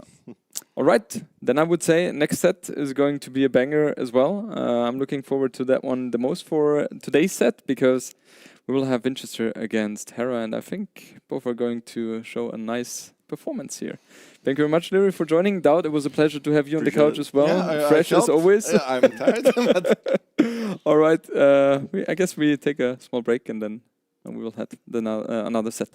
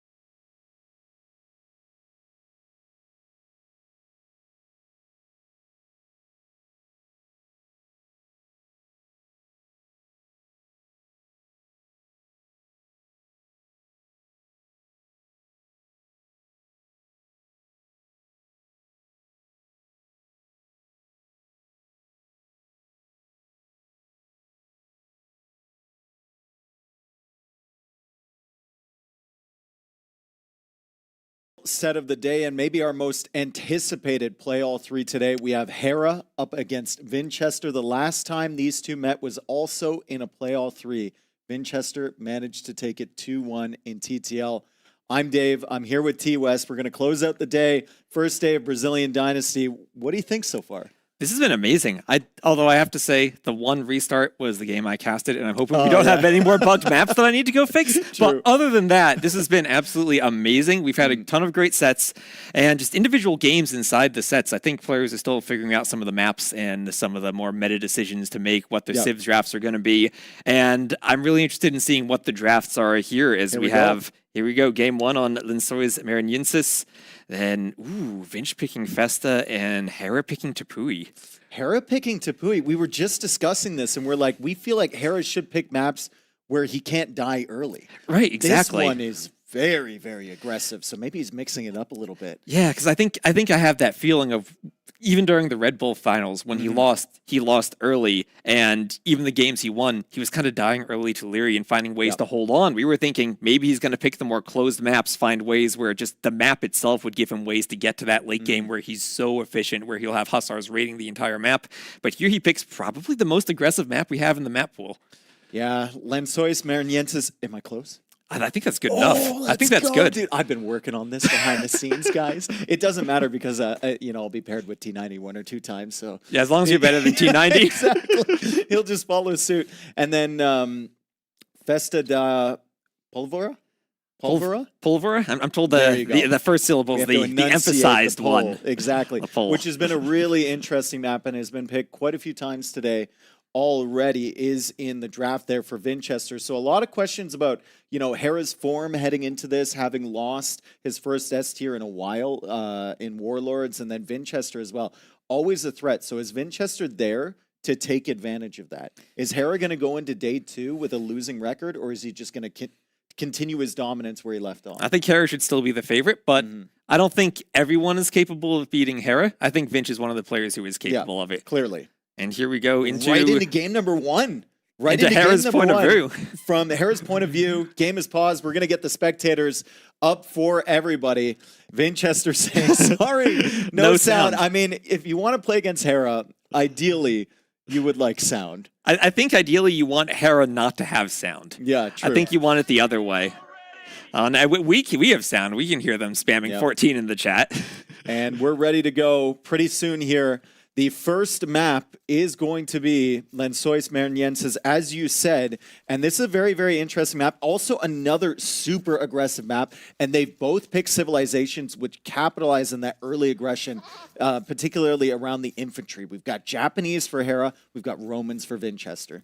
And Japanese, you think of maybe more as that water save. There's a ton of deep fish on the far top right of the map, and they can go for a great fish boom if they do win the water. But Vinchester's getting spicy here. Oh, Vinchester is sending 3 villagers right away. Maybe he's counting on the fact that Hera's going to go for an exposed lumber camp, and he's trying to take advantage. I haven't seen many players go for a straight-up villager rush, and if Vinchester has Loom, which I believe is in already... No. He's just build fighting without Loom? Well, I saw this once in the qualifiers. There's a crazy game with the Armenians sending a mule cart with the Vil so they could gather wood. Hera. Here we go, just a straight-up Vil fight. Yeah, the scout is there as well. Hera's going to run away with the weak one. Vinchester's going to trap in this other one. Vinchester looking for value immediately. He did send 3 villagers. That's a lot of idle time. He gets 1 villager. Can he get a second one? Luba's on the way, but it's 15 seconds away. Hera's going to lose 2 villagers immediately. There's 2, and that hill there is so deadly. The scout getting the final hit on the hill. That's 2 dead Vils and a third one. Very weak. And also, look at Hera's wood count. He sent a Vil to do a dock, and he doesn't have the wood for a dock yet. Yeah, that's kind of... really painful for Hera, right? He was counting on sending the villagers out there, them being saved for a while, and then having that Vil out on the water, making the dock, getting the fishing ships up. But now that villager has a long journey home, or he just has to wait. Yeah, and what's so tricky about this is Hera was worried about that Vil without Loom building the dock, so he sent the scout to protect that Vil, all the while Vinch was going straight for the lumber camp, and Hera didn't see it. Yeah, Vinchester now coming out for the water. He's going to look for an opportunity to go for the fish as well. Hera down 2 villagers. Vinchester sent his villagers home, finding some extra goats as well, and still has the scout alive. So an excellent opening from Vinchester, very creative opening. And he still doesn't have Loom. That's crazy. He sent 3 Vills to fight and brought them back, didn't lose a single one with no Loom. 18 villagers for Vinchester, 15 villagers for Hera. The Romans obviously have a better eco early than the Japanese because of the extra 5% gather rate.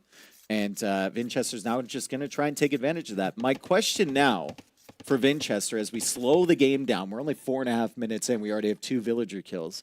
But how does Vinchester follow this up?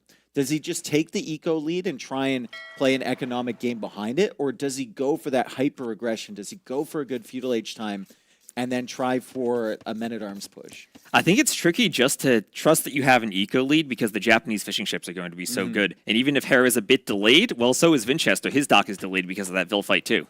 Yeah, second dock for Vinch. Is that just a fish boom? It's killed be. 2 villagers on the wood line and then just go for double dock fish boom behind? I mean, Hera probably wouldn't expect that. Yeah, and remember now, with all the water changes, the fishing ships that can garrison in the dock in the Dark Age, but they don't shoot any arrows yet. This is big. If Hera finds this, this is huge. And that's really smart scouting from Hera. If he finds the second dock as well, this will give him a great heads up on what Vinchester wants to do. But he makes an assumption. He makes an assumption that it's only 1 dock from Vinchester, and he might not prioritize getting up to feudal age fast and trying to kill those fish now. Right, and also that Vill, is that Vill still out there without Loom? If the scout had seen that Vill, it might have gotten a kill. It's fine. He made an assumption. He didn't go that way. He's coming back now with the scout. Maybe searching for the villager around here, right? Wondering why the Vill isn't collecting the food, and something just seemed a little bit fishy, pardon the pun, to Hera as the scout now moves along, and he will find the second dock from Vinchester. He will find the villager without Loom, but Vinchester leaves just in time. Yeah, I think Loom actually just did come in for Vinch as he clicks up to feudal. So they're both up to feudal at around the same time, but look at the difference in resources collected. Around 200 to 300 more for Vinchester, thanks to those 2 dead villages from Hera. And Vinchester now, in addition to the extra fishing ship that he's had over Hera for a minute here, he has 2 docks to produce down in the south. So if he wants to go and protect his fish or attack the fish from Hera, he's going to have an advantage inherently on the water. Hera's going to have to make a decision here. Does he want to go for the second dock, which he's doing at the moment, or does he want to add in some land pressure as well? And also remember, the Romans do have that extra armor on their galley line, so they do have a bit of an advantage against the Japanese in the water fight. It is also huge with the way that the map is set up here, with the whales being included. If you are the first person to your opponent's docks, you can cause them to garrison their fishing ships, and then they're not bringing in the gold to pay for the Navy, right? So you're severely handicapping them on trying to get the Navy out that they need to defend or push your fishing eco. Right, so it looks like Hera does have a mining camp on his gold, and if he takes the whales and has to go back, it's good to be the Japanese because that mining camp is cheaper. If you're relying on the whales as part of your builds, it's a bit less of a risk because if you lose them, you can still go to the gold more easily. So I've got my opinions on what to open with Navy, but what's your thought process here? Are you opening Hulk? Are you opening Fire? Or are you going Galley? My thoughts are Hulk into Galley unless you're up significantly faster, and then you can go Fires to pressure the docks. Okay. I still think it's Hulk into Fire into Galley. But I don't think it's like 100% of the time. It's very adaptable, right? As we see Hulks now from both players, 3 dock production from Vinchester. He obviously agrees with you. And the Roman galleys do have a bonus. They do. They have that extra armor. And the Hulks don't kill each other all that fast, but they might force the Vill away from the scout. Villagers are fighting back. This is tricky if the galley hits the scout, though, or the Hulk hits the scout. And Hera gets the snipe. Hera gets the snipe at the last second, saves his scout at 1 HP. Vinchester still has his scout alive, but he's got bigger fish to fry here. He's trying to clear up these Hulks before the fishing ship goes down. Excellent blocking there from Hera, and he snipes that fishing ship over the Hulk of Vinchester. Is it worth it to sacrifice all those fish to kill the Hulks, though? I think he might just want the naval advantage to try to win the water in the long run. I mean, I think he was just trying to get that fishing ship home, and Hera did an excellent job, right? Look at the food as well for Hera. He's got 12 on food. He's got 12 on food right now, and he's got 500 food in the bank. This should be an excellent transition for Hera, even if he does lose the water. I mean, at the moment, All he needs to do is keep Vinchester busy over here, try and get that Castle Age timing, and then he can hit him on land. And look at the food he has. He's almost up to the Castle Age, but just perhaps in the nick of time, the galleys are going to get forward and force the fishing ships to garrison. Yeah, good galley mass here from Vinchester. He's going to take out the Hulks. Really good pathing from him. He's managing to stay in front of those ships before he takes that volley.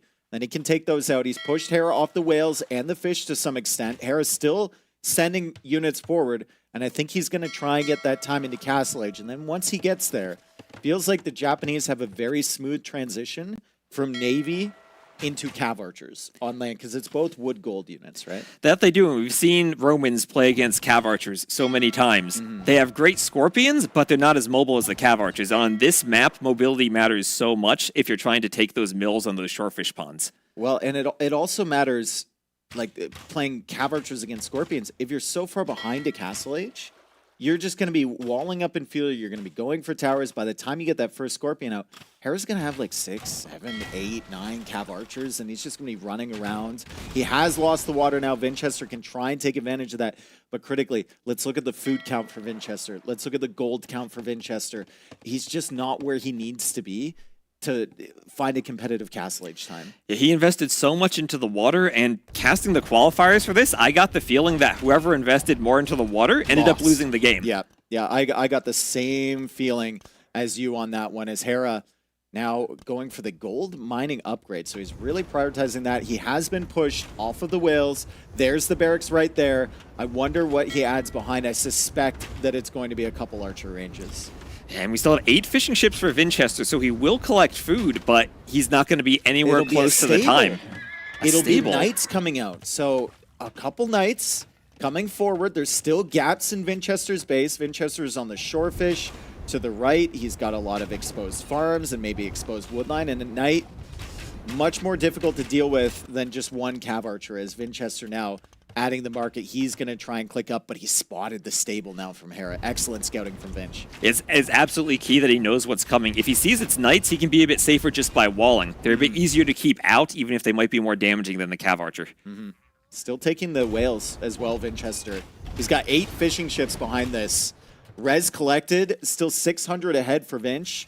He has the archer range. He's going to some archers now. And double workshop from Hera. He is not messing around. He is going to hit Vinchester with a really, really powerful attack on this side. And he's got the wood and he's got the gold to produce from both of these right away. So stable, double workshop, and what also scares me are Japanese monks. They have such a good monk tech tree for pushing the Romans, so if Vinch has to go for a Mangonel defense, Redemption could come in for Hera. Yeah, but at the end of the day, it's going to be this, and it's going to be nothing else, because Hera has 32 food in the bank. At one point, he only had 1 on food there. He's been kicked off the fish, right? So it'll be siege monk push for Hera as Vinchester tries to wall the knight out. That's good work. And Vinchester will have the fish, and that will be able to back up his own knight production behind from the double stable. Does Hera see the double stable? I don't think he does. He was close. He sees one of them. Okay. So he has some expectation of what's happening. The monks will help with that a little bit, but it's a very expensive army comp that He's opening double ram. Go for. Dave, he's opening double rams. He is being so aggressive right now. He's not even messing around with a Mangonel. It's just a ram followed by Scorpion push. And I think he needs to, right? He needs to take out the production buildings. He needs to take out the houses. He needs to apply a lot of pressure. He knows that that fish is going to scale very well for Vinchester. Still 57 seconds away. Vinchester momentarily concerned about maybe losing his town center before Castle Age comes in, but it's a good villager defense here. Hera is finding value, though. So many villagers going down from Vinch. Oh, Vinch is so worried about that TC. How many vills did he just lose there? That's 8 vill kills now? 9 vill kills for Hera? So, and Castle Age might not come in. Travis. He has 20 seconds. 20 seconds left. There's 2 rams attacking. The one ram is being repaired. Vinchester can't take out the other one. What is the HP on that town center with 8 seconds remaining? Okay, it's coming in. This is so close. Just 800 HP. How many Knights can he get out, though? Still only 6 on food. Vinchester down to 25 villagers. It felt like Hera was falling behind when he lost the water, but then he just slammed his foot down on the gas pedal, and he is underneath Vinchester's TC with Scorpions. And the only good thing for Vinch now is he has those whales on the water, so he can run from those gold mines, and he'll still have gold income to make Knights. That is not a very Hera-esque push right there. That is very unexpected It's from not. him, but it's exactly what he needed to do. Excellent game sense from Hera to take advantage of the fact that he was floating gold and he was floating wood. He went for double Siege Workshop, Ram, Scorpion, Monk. And the Monk's out in time to get a conversion. I just don't know how Vinchester recovers from this. I know he's got the 11 fishing ships. He's got a second TC up now, but he's lost all the farming there. If Hera scouts the gold, he's in trouble, right? If Hera starts pushing this area, he's in trouble. And Hera is getting his food under control, so he can keep the villager production up, and he's got a 10 villager lead currently. And that was insane. In like one push, 15 Vills dead from Vinchester. He had a Vill lead, a huge Vill lead, but now that has all disappeared. And it wasn't even a bad play from Vinchester, because if he doesn't fight with the villagers there, he loses Castle Age. He had no option. He had to fight. Exactly. The timing was impeccable there from Hera as more scouts come out to deal with these monks that are trying to convert the Knights. Excellent control from Vinchester to take out a Scorpion on the right side to save his Knights from being converted on the left. But Hera's control is amazing, as well as he dodges away from another Mangonel shot. This is the last stand for Vinchester up here. At the very least, he has a hill to defend with, but that's just so much pressure from Hera. The good thing, though, as we said before, for Vinchester is the fish, right? And that fish is just going to scale very, very well. Vinchester now takes out the Mangonel from Hera. Can Vinchester hold up here on the hill and hold long enough to start taking advantage of his superior fishing? Oh, he loses the Mangonel. He needs to keep all of his Mangonels alive. His advantage is since he's uphill, he'll tank one Mangonel shot without dying. But if the Scorpions pick it off, that's going to be so deadly. And there's the expansion from Hera. So Hera, he knows he's done a ton of damage. He knows how many villagers he's killed, but he also knows he's behind on the fishing ship count. Doesn't have anything on the water at the moment. He's trying to get some more villagers on the field. He hasn't spotted those vills that were still on the gold. And a nice sneaky TC coming up from Vinchester to try and take advantage of all the food flying in towards his docks. Yeah, now it's so important that Hera scouts properly. We have some monks out for Vinch, and with some monks and a few Mangonels, he might be able to hold that hill by the wood line. This might be one of those games, as we kind of slow down again. We sped up at the beginning, you know, through the water fights, to that TC attempted snipe. We slow down again. This might be one of those games that ends up going a very long time. One of those early, scrappy games. Hera does a ton of damage. Vinchester takes him off water. And then they both start expanding on the land. And this is also one of those games where the conversions on Knights are extra valuable for Vinch because the Knights pick off Hera's siege. He got a couple of them. Hera got a couple good shots, though, with the Mangonels. 43 vills now for Hera. 32 villagers for Vinchester, but 5 extra fishing ships coming in for him. So he's going to take all of the available resources from the water. And he gets another conversion. Hera instantly tries to convert that back. How long until Hera notices that town center? He was picking up a relic. Did he scout it? Oh, he saw sees it. He sees it. He knows it's there. And that TC is all alone out there. It doesn't have the hill. It doesn't have the monks or the Mangonels to defend it. If Hera has the army to swing over there, he can destroy it. But look at his siege count. He's down to 1 ram, 1 Mangonel. He's kind of stalled out trying to push up that hill. One great thing that Hera has done, instead of trying to push up the hill with the rams, he's used the rams to clear all the houses. He's clearing the barracks. He's clearing the farms. He's going to clear the market as well. And you can see Vinchester is housed right now as he's trying to expand his fishing economy. Hera now coming in with more knights. Vinchester out of position on this side. Hera, no respect for that town center. He dives right underneath, takes out the Mangonel, forces the monk to garrison, and all of those villagers are doing nothing inside of this town center. Hera is idling half of Vinchester's economy. Okay, Vinch might have gotten a Villa 2 there, but Hera gets the TC up, and now he's ahead in town centers too. And the market's going down, which is such a crucial building for Vinchester right now, with Hera causing so much idle time. He's trying to take advantage of all the whales he's getting with the fishing ships. Hera, defensive with a monk now, is going to be able to take out that knight. Good delete there from Vinchester. And I now wonder if it's time for Hera to start moving towards that town center, that random town center in the middle. Speaking of markets going down, Hera might lose his. We might just have a marketless game here. The galleys on the water are going to destroy that market one arrow at a time for 2,000 arrows. This is Age of Empires 2, T-West. There is no such thing as a marketless game. There is always possibilities to drop a market. Scout now coming in for the Monk. Winchester, risky, gets away just on time and sends his own Mangonel forward. The Monk dodge. This is where it gets kind of risky for the Romans because you don't have Sanctity, and those monks will die in one Mangonel hit. All right, so we have Knights searching for the villagers. Hera might have spotted that town center, but I don't know if he's aware that it's actually up there. Because he hasn't really moved out in that direction at any point. Great dodge on the attack ground there from Winchester. Hera's going to try it again. He thought Winchester would dodge back, and Winchester just went straight forward. And well, we see how valuable one or two cav units. Oh, the Ram's going to attack the scout. I mean, the Ram's destroyed houses, farms, now it's going for scouts. All right, so Hera starting up his farm eco. Look at the economy from Hera. Unbelievable. 4th TC coming up, 28 on food. Good gold count. He's still got some presence in the middle of the map as Winchester expands his eco over here in the emptiness. Hera doing all the right things here, considering that he lost the water early. Winchester just trying to take advantage of that water. Again, it's 78 population for Winchester. Still behind is Hera with 72, but a lot of that pop is useless Navy at the moment. Yeah, and as the fish get farther away from the docks, as Vinch continues to do fishing lines and add fishing ships, it's going to get less efficient. It's going to get farther and farther away. He's already taken, I think, 2 of those whales, so he doesn't have much gold income left. Hera spots the 2nd TC as well. What's the decision here from Hera? I mean, he could keep running around with Knights. We've seen he doesn't really respect TC fire that much. Does he move forward with Siege? Does he make another Siege workshop up there? Does he go to Stone? I think you want to push the outside TCs. They're on level ground. There's not much wood defending them. There's no monasteries or workshops there. And if you take them out, the villagers have nowhere to run. They have nowhere to go. I mean, Vinch could make a transport ship and try to run the vills out to sea. Another excellent thing that Hera has done to add to the list of excellent things that he's done this game. It's a long list. He has 4 relics. So he's thoroughly taking advantage of his map control on the land. And I think that Monk was going up to pick another one. So it could potentially be 5 relics here for Hera. Excellent gold income potentially for him. And a conversion on the low HP scout too. Yeah, he's been working on that one for a while. Been trying to get that guy.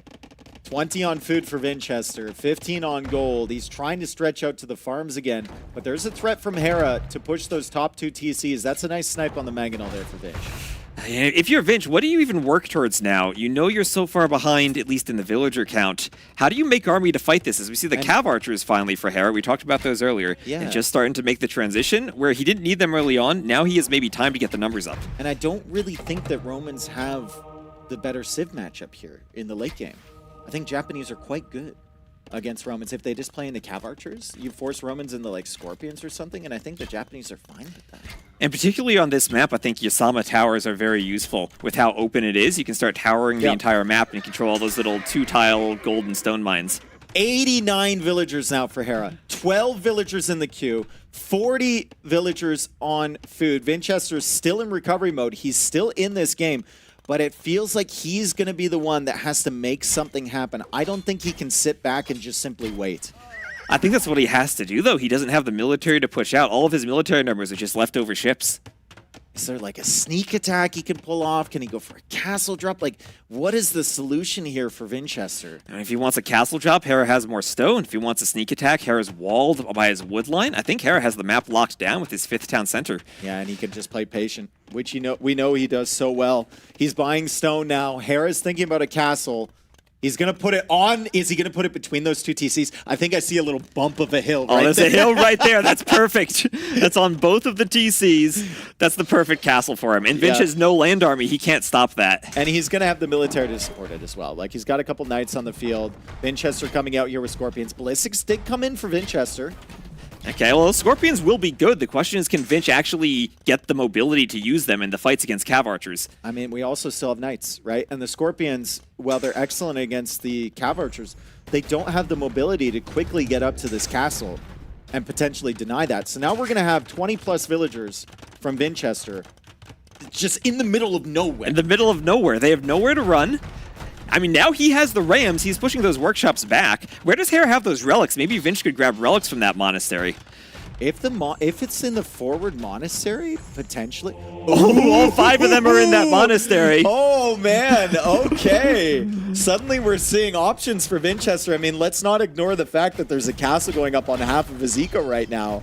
But the relics being forward, potential maybe for a comeback. And that's a forward castle from Vinchester on the town center, on the farms over there from Hera, if he can hold off these Cav Archers and the Mangonel for long enough. And we talked about the lack of mobility for those Scorpions. Maybe Vinch doesn't need mobility. Maybe he can just control the wood line and play in one location for the rest of this game and try to deny Hera from wood. Counter castle from Hera. I think both of these castles will go up. Hera's got significantly more villagers, but Vinchester started building earlier. He's got that extra 5% from the Romans. I think Hera might lose some bills here. He'll lose a few vills, but he has vills to spare at this point. It's going to go up. Yeah. It's going up. It's going to go up. We have faith. Scorpion's now working away on that monastery with the 5 relics in it. Hera needs to run away with some villagers.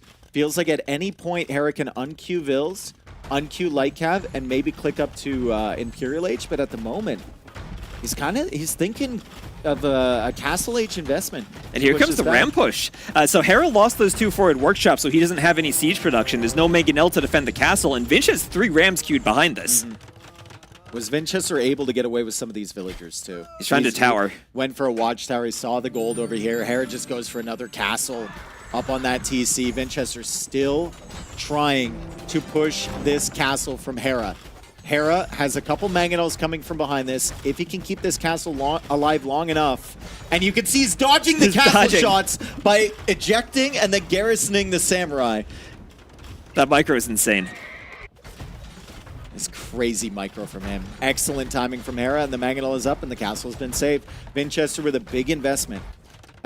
4 Rams already coming forward for that to try and take that thing out, and it feels like Hera will keep this alive. It's crazy what one Mangonel does to protect against Rams. One Mangonel destroys all of them. He didn't have it in the right position, though.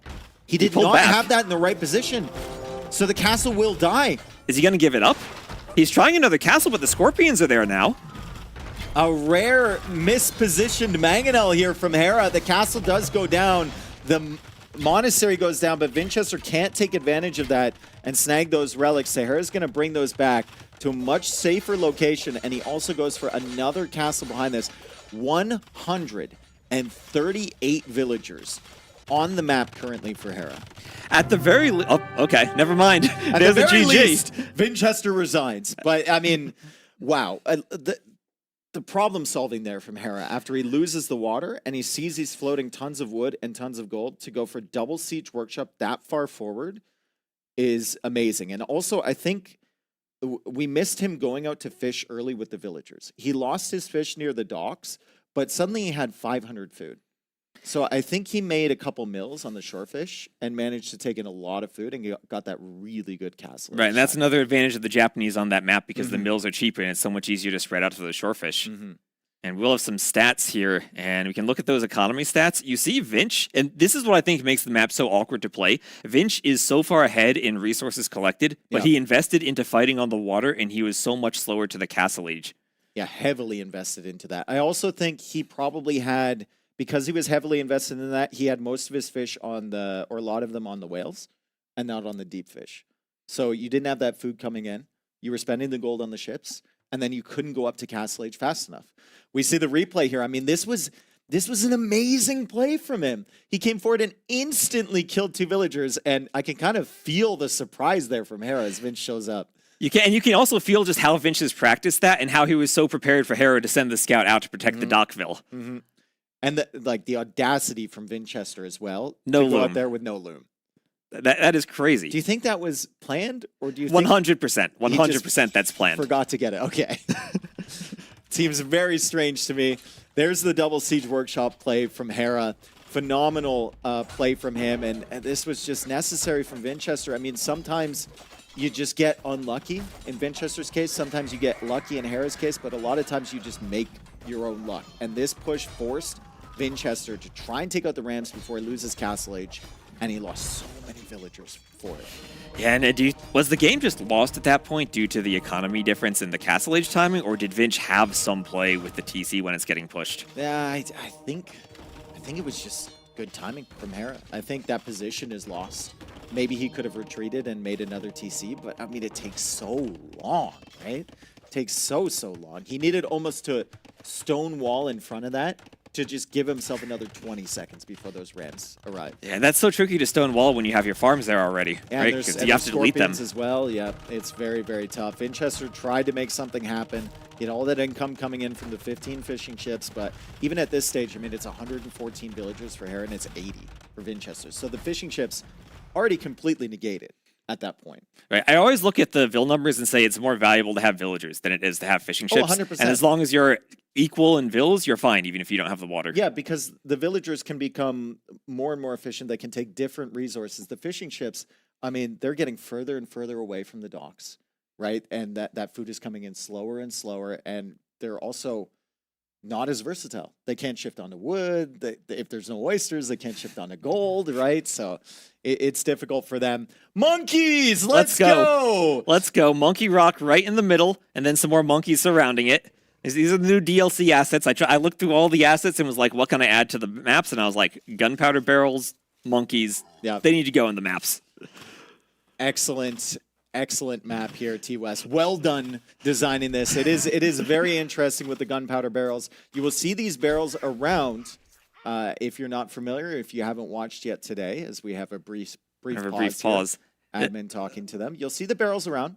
I don't know what their radius is. Looks like it's 3. It's about 4 tiles. Are we getting an admin restart? Is this a map I'm going to need to stay up late fixing again tonight? Not enough kegs. Not enough kegs? Not enough kegs. Anyway, if you kill those kegs, they will explode in a 4-tile radius. And I've heard Hera on his cast, he was telling everyone they need to destroy the barrels. I want to see Hera destroy some barrels. Yeah. Well, I remember in the qualifiers, there was a couple moments, man, where people would have a giant army next to a barrel, and I'm screaming and they at wouldn't the shoot the barrel. Yeah. And they're microing, they're dancing back and forth, and it's just like they just don't see go the for barrel. it. And then there was a moment earlier today, and I don't think you caught it, at least I don't suspect that they caught it on the main broadcast. Andy lost 9 villagers to a barrel. Yeah, ACCM had a raid, and he didn't see it. Okay, so I asked Andy later, and he was like, what? And Andy didn't see it either. No one saw it. To a barrel? Okay. Hopefully ACCM saw it at least. Yeah. It couldn't help him out in that game. That's what makes it difficult, though, because when someone attacks the barrels, you don't get the attack notification because it's the barrel getting attacked. So your walls blow up, and you might not notice it. Mm-hmm. So Winchester getting an excellent start last game. Huge advantage, killing those 2 villagers. He had a little bit of idle time, whatever, but he also won water. Hera manages to pull it back. Is Winchester going to go for some hyper-aggressive strat here as well? He is playing the Koreans. Less common civilization, I think, in this current meta than the Vietnamese here. I mean, what a Civ matchup this is. It feels like both these Civs want to go Fire Lancer plus Skirmishers. Yep. We saw Koreans so much in those Red Bull qualifiers when we had ACCM winning 37 games in a row with the Koreans. They're a bit different now after some balance changes, but I think they're still an incredible Civ. Oh, yeah. Fantastic Civ. The only issue with Koreans over Vietnamese is Vietnamese have a better economy. And this Civ, or this map, rather, you start with walls, right? So you can wall yourself off. You've got a lot of extra food to take in, which means you can get your eco upgrades in earlier. The Wei are very strong here. The Vietnamese are very strong here. All those eco-focused civs. Koreans are more of a late-game kind of military-focused civilization. I'm actually wondering if Winchester wants to go for either towers or maybe even like a war wagon play. I feel like towers could work really well on this map because there aren't too many spots where you're actually going to be able to take gold. You have each player has their own base with a few gold tiles, but if you control that, suddenly you're forcing the other player to the outside of the map where it's so much easier to raid them because you can't wall it off with all that rock terrain. So I want to ask you, because we're going to have a few moments here without any action. What was your thought process with this map? Because it is a really, really unique design with the kind of 3 different bases. Hopefully we don't have another admin rig. My thought was, let's make a map that breaks so that we can extend the stream and get more view time. That's it. You're staying up till 3 in the morning scripting this. Oh my goodness. The best part is when players play thousands of practice games and we don't get any bug reports, and then we play the game, and then we actually tell the admin, hey, check for this one thing, and we realize they're missing. Looks like we're going. So, or not. You were the right person to have. Okay, so what was your thought process with this So map? my Let's go thought back to process that. was there were, I think, 2 maps that inspired it. There was, what was it called? Lookout in the LY Cup. That was a 9-Vil start, but had separate bases for the Vils. And there was a Basmo from Warlords 4. Basmo that had the woodline base. Right, that had the with woodline stone. base that was separately walled. So my thought process was we can kind of do something similar with a 9-Vil start where we split up Vils into separate bases, and then we'll have the barrels there so you can go in and out of the separate bases. Were you the maniac that came up with the idea of the barrels, or was that That was, they were in the campaigns, and I was just looking at the new DLC assets, and I was like, gunpowder barrels. This is a good idea.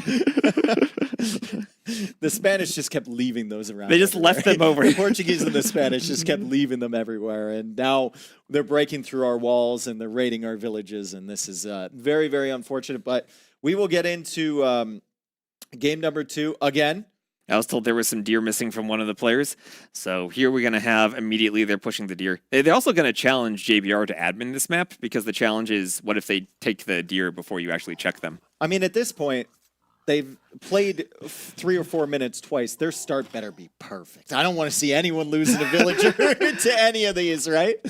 We've got Vinchester once again playing as the Koreans, Hera playing as the Vietnamese. Now, I'm assuming that when you script a map like this and you have these separate bases, things like equal amounts of guanachos or rhea or deer or javelinas become more of an issue. They do, and I think particularly on this map, the way players have adjusted to deleting walls and making those tunnels between bases, I didn't know what would happen because we have all those extra eco buildings where our player is going to send the Vils. What they seem to do is just have an extremely long Javelina lure that they go for and try to bring everything to the TC, where you don't have as much hunt where you would in a normal game. Yeah, but it also means that like bringing them all the way there means your villagers aren't walking consistently out to those outer areas, right? So you're not wasting the time. It's easier to just send one. Makes sense when you think about it. And looks like both players have gotten their javelinas in. We have this nice little area over here, which is gold and stone. And then, of course, the other area on the left side is going to be that food area. And then you can see those barrels. They look so dangerous. They're ready to explode. Players have barrels on the side bases, on the fronts, and on the backs, and in the main base on the back. So if you go out the outside, you can raid with crossbows, cav archers, whatever you want that's mobile to try to get in through both sides. So Vinchester's already connected his bases. So he's already walled that off. It's quite early, but he had a villager over there. He's already going to start with that wall. Hera's got quite a gap there between his stone and his gold base, and then his TC, and then the food side is still open, but the pressure's probably not going to come in until Castle Age, realistically. And one of the things I really like about the Vietnamese economy on this map is their bonus is their ecotechs are cheaper, they don't cost wood, and they're researched faster. And you start with the mill and the mining camp. So you build one lumber camp, and you don't need to do the other buildings. You can do those ecotechs whenever you want, and they're even cheaper than normal because you don't need to invest into the building. I mean, wheelbarrow is also nice when your villagers are constantly running all the way across the map to try and get gold and stone. And they might be running away if someone breaks through your base with the barrels. Yes. There's no security on this map. I think that's one thing I've noticed is, like, if you have villagers exposed on one area, you have to build a TC there. It feels almost mandatory, right? Just because if they just kill one barrel, they're in, and then all of those villagers die. Yeah, and even if you do wall behind the barrels, you're giving up so much map control and so much space. If you try to wall to keep your gold and stone safe, then you get tower rushed or castle dropped immediately. Vinchester goes up quite early here. Hera goes up early as well, but they should be fine. I mean, you mentioned already having that mill, having all of the food available. It's a really, really nice start here as we see a barracks now from both players. And you can really optimize your builds on this map. It's so non-standard that it takes a lot of practice to figure out exactly what you want to do in the Dark Age, how you're going to assign the vills and move between the different areas of your base. All right, so I wonder what the opening is going to be. We've got 25 seconds left until Feudal Age for Vinchester. He's already starting to attack the barrels. He won't fully destroy that barrel, but he's going to make it weak for the future when he wants to come in. The barrel does have quite a bit of HP. It's only 3 damage being done by the scout as Vinchester now gets to the Feudal Age. He's going to go for the wood upgrade. And he needs to remember this. Okay, 2 HP left. You did that perfectly. I've seen players, they'll attack the barrel and then they'll go do something else and they'll forget about the scout. All right, wood upgrade coming in for Hera. Play for Vinchester. Seems like it should be an archer range at home. Yeah, there we go. So do you open archers, or do you just go straight for skirms in this Civ matchup? Because both have really great skirms. I think you do open archers, right? Because archers at least have can threaten damage. If you go skirms, even if you break through the barrel, he's not very concerned about his villagers, right? They can just go one-range skirms to counter that, and it's just whatever. The villagers will get tickled. So I think archers provide that threat early, and then skirms are more of a response unit than anything else. Yeah, and then I wonder when we get to the Castle Age, how important are Fire Lancers these days? Do you go, if you see a lot of skirms, Fire Lancers can be a nice transition since they won't take any bonus damage from the skirms. Also, it depends on where your eco is at the moment, right? If you're a heavy food eco, then Fire Lancers might not be the optimal solution, right? If you're heavy on gold and wood and you're being pressured like crazy, Fire Lancers are an excellent unit to transition into. They're still strong. They've been nerfed, but they're still extremely powerful. I mean, we saw that in that Viper Lewis set, just how strong those Fire Lancers were in the late game. Viper, even when he came out of this set, he's like, man, I just didn't know what to do against Fire Lancers. I had 140 villagers, couldn't really come up with a solution for them. But then again, he was playing Persians, right? Koreans and Vietnamese both have better counter options to that. I mean, they both have Fire Lancers. They can both go Fire Lancers. Oh, nice job from Vinchester. Snipes the scout. Can he keep his scout alive? This is actually important. There's a lot of extra resources on the back side of the map to scout. There's also some relics there to find. So he keeps that alive on 1 HP, and Vinchester can definitely make use of that. Yeah, and you want to have that scout everywhere on this map because it's so hard to go in and out of the two bases. You need to know where someone's expanding. Yeah. Archers now pushing Hera back. Hera was a little bit later to fletching, but Vinchester manages to get a couple kills. Hera's got fletching now, and pretty similar position for both. I mean, Hera had a bit of savings on the eco upgrades. There we go. Boom. He's in, and guess what? Hera's walled behind. He's walled behind, but he has a lot less map control now. He had to go for the wall. If the Korean player wants to go for towers, that's going to be a very aggressive tower. Remember that Vinchester gets the armor for free with Koreans. So Hera's getting the armor right now. He's going to try and match that. Vietnamese do have a little bit of extra HP on their archers, but Vinchester consistently with more archers here, and he is taking out the archer mass from Hera. Hera can't leave his base yet. Vinchester can decide whether he wants to add more archers or whether he wants to go for the Castle Age timing, right? Does he add a market soon? Does he try and sell a stone? Does he try and get up there faster? Looks like he's just going to expand his eco and stay in Feudal Age a little bit longer. Yeah, and this is a map where we've been talking about the different eco setup at the start. You really need that practice to know what the different options are for you on this map with how many farms you need to add when you still have that hunt area versus if you lose it. Keeping Hera pendant still. Hera, only 3 archers, 1 skirmisher. Vinchester going to explode over here. That's a lot of extra res that Hera has spent trying to wall behind, right? We see 5 houses over here. We saw an equivalent number on the other side of his base. And once again, as you said, it's just giving up map control. So Vinchester can pressure forward here. He can push these villagers back. Excellent use of the Vietnamese bonus there from Hera to get wheelbarrow at the moment. And that's going to boost his eco quite a bit. But Vinchester should be the first player to click up. His eco is very well set up, and also if he's Koreans and he wants to go for the towers, there's no stone for Hera if he loses that mining area. It's going to be so much more difficult to do a counter tower or to do a counter castle. Yeah, there is a stone pile behind, so for now he's okay. But that forward one is very, very risky. And there's also the threat of that army from Vinchester, which I think he's doing right now. He figured out he can't pressure from the front. He's going to bring it along the backside. He's got a scout at the backside of Hera's golden stone area. And he's going to go after those barrels and try and he's going to weaken it. Weakening it right now. Excellent job from Vinch. Does he... Okay, Travis, does he lose the scout? Does he remember? He's got to be aware of that. The question I have is, does Hera notice this? Because like I said, he doesn't get an attack notification, but he can see it. No, he's good. He's good. Vinchester. You gotta have faith. You gotta have faith in it. It's his home map. You know, if it were the other way and the other player picked the home map, then maybe you lose the scout. But Vinch knows what's going on, and he's in. And Hera knows what's going on too. He's got skirms over here. He's got the armor for his skirms. He should be able to push this way. But it's a lot of like response time forced out from Hera this game. It's been all Vinchester on the attack. Hera's just been kind of sitting here. He's been biding his time, right? Vinchester trying to micro against this. He's going to leave. And it'll be a significantly faster castle age from Vinchester because Hera was forced to invest so much into defense. Yep, and he will clean this up, but that's a cleanup at the cost maybe of some castle age time when he had to add those extra skirms. And I'm not certain with just skirms that there's much threat of an attack here from Hera. He's pushing it on this side now. That is interesting if Vinchester doesn't notice it.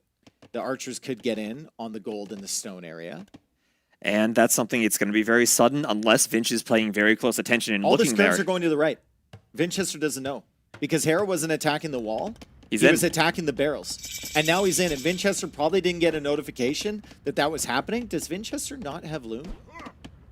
Does he not have Loom? I mean, he didn't do Loom last game. Like he doesn't have Loom. He doesn't have Loom. He's getting Loom right now as Elite Skirm comes in. Bodkin Arrow on the way as well. Vinchester losing a couple villagers on that side after all that pressure early. Hera with the sneak attack onto the barrels, and he finds 3 villager kills against Vinch. Oh, man, what is it with Vinch? He doesn't want Loom these games. He doesn't need it for a Vil fight. He doesn't need it to defend. And at the same time, on the right, Hera cleaned up Vinch's army with his skirms. That was so well done from Hera. Yeah, I mean, he's trying to play optimally, right? He's trying That's what he does. He's trying to not invest in anything he doesn't have to. And Vinchester getting punished for not having Loom. He still has a significantly faster castle age timing, though, which means that town center will go up faster, which means he can start to catch up on villager count. Remember, Hera got wheelbarrow super early. So if we look at the res collected, Hera's eco has been a little bit more efficient. He's brought in more resources, and he should have a decent res bank when he finally does get to castle age. I think he might be able to drop 2 town centers immediately. He probably can. Here we have Vinch also getting with some skirmishers. There's a weak Loom Vil. for Hera? No, there's no Loom for Hera. I'm like, man, these Vils are taking hits. There's no Loom for Hera either, so another villager kill, this time for Vinchester. He's going to run away with the villagers from the food area. Doesn't have a town center over there. He's also adding a market right now as Hera tries to push in. And both players just kind of sitting back on defense a little bit, clearing up the armies at home. Vinchester at 39 villagers when Hera gets to the castle age, but obviously Hera with wheelbarrow should still have a better eco. With wheelbarrow and still the cheap handcart for the Vietnamese if he wants to pull ahead even further. And there's Loom, heavy plow, bow saw, a lot of upgrades coming in for Hera, and the pressure is forward. Now the question is, how does Vinchester play from this point forward? Does he go for Siege Workshop? Does he go for a 3rd town center? Hera is in again. Over on the gold area, Vinchester with Loom this time. It's not going to help her. She goes down. Well, he does have the TC finally. He has the TC, but where does he have gold right now? He's not mining any gold. You don't need it for skirms, but he does want it for those monks he was trying to add in the middle. And it looks like he was trying to go Fire Lancers too. So if he doesn't have gold access, that gets tricky for him. Yeah, he'll need to go maybe for a tower. I mean, he is Koreans. He does have guard tower. Maybe he could protect himself over there. Hera paying attention on this side too. Both of them dodging the shots from the skirms, and Hera's just going to come back over here, and he's going to be as annoying as he possibly can with these skirmishers. It takes so long to clean up skirmishers because what unit do you make? You can go Fire Lancers, but they're a melee unit, and Hera's just going to pull back. You can't really kill them all that easily. That's a good solution from Vinchester at the back. So Hera's going to camp the gold in the gold area. Vinchester says, he agrees with you. He says, it's going to take me forever to clear up those skirms. I'm just going to stretch to the side of the map. I'm going to go for a town center on that gold as the Fire Lancers now push back Hera from across the middle. He's just going to retreat, and he should be able to deal with these once a monk is out. But like I said, that town center, the 3rd town center from Vinchester, secures the gold. And it's so crucial to scout those corners, too. Make sure you figure out where those resources are. How many hits does it take to kill a house with the barrels? Well, I don't think they destroy houses. They destroy walls. They don't destroy houses that well. It's like, what, 250, 300 damage? Something like that? Something like that. Okay. Vinchester trying to take out this army still. Hera seeing that there's no villagers on the gold anymore. Vinchester is back on gold, of course, with that 3rd town center. But he's still behind an eco. And he has those Fire Lancers out now, but he doesn't have all that many of them. I think that gold pressure kind of ruined his plan of maybe making that Fire Lancer switch to deal with the skirms. Yeah, ever since the raid that killed those 3 villagers, Hera just kind of feels like he's been in control of this game. He's getting ballistics now. He's got a fantastic eco behind it, and his skirmishers are absolutely mopping the floor with the skirmishers from Vinchester. He got some really good engagements early, but now it's been all Hera for the last few minutes. Like I said before, he he doesn't respect TC fire. He hasn't for years. He's just constantly under the town centers. If he sees a villager he can snipe, he'll snipe it and then he'll retreat. He doesn't even have the armor for the skirms. He's just diving that.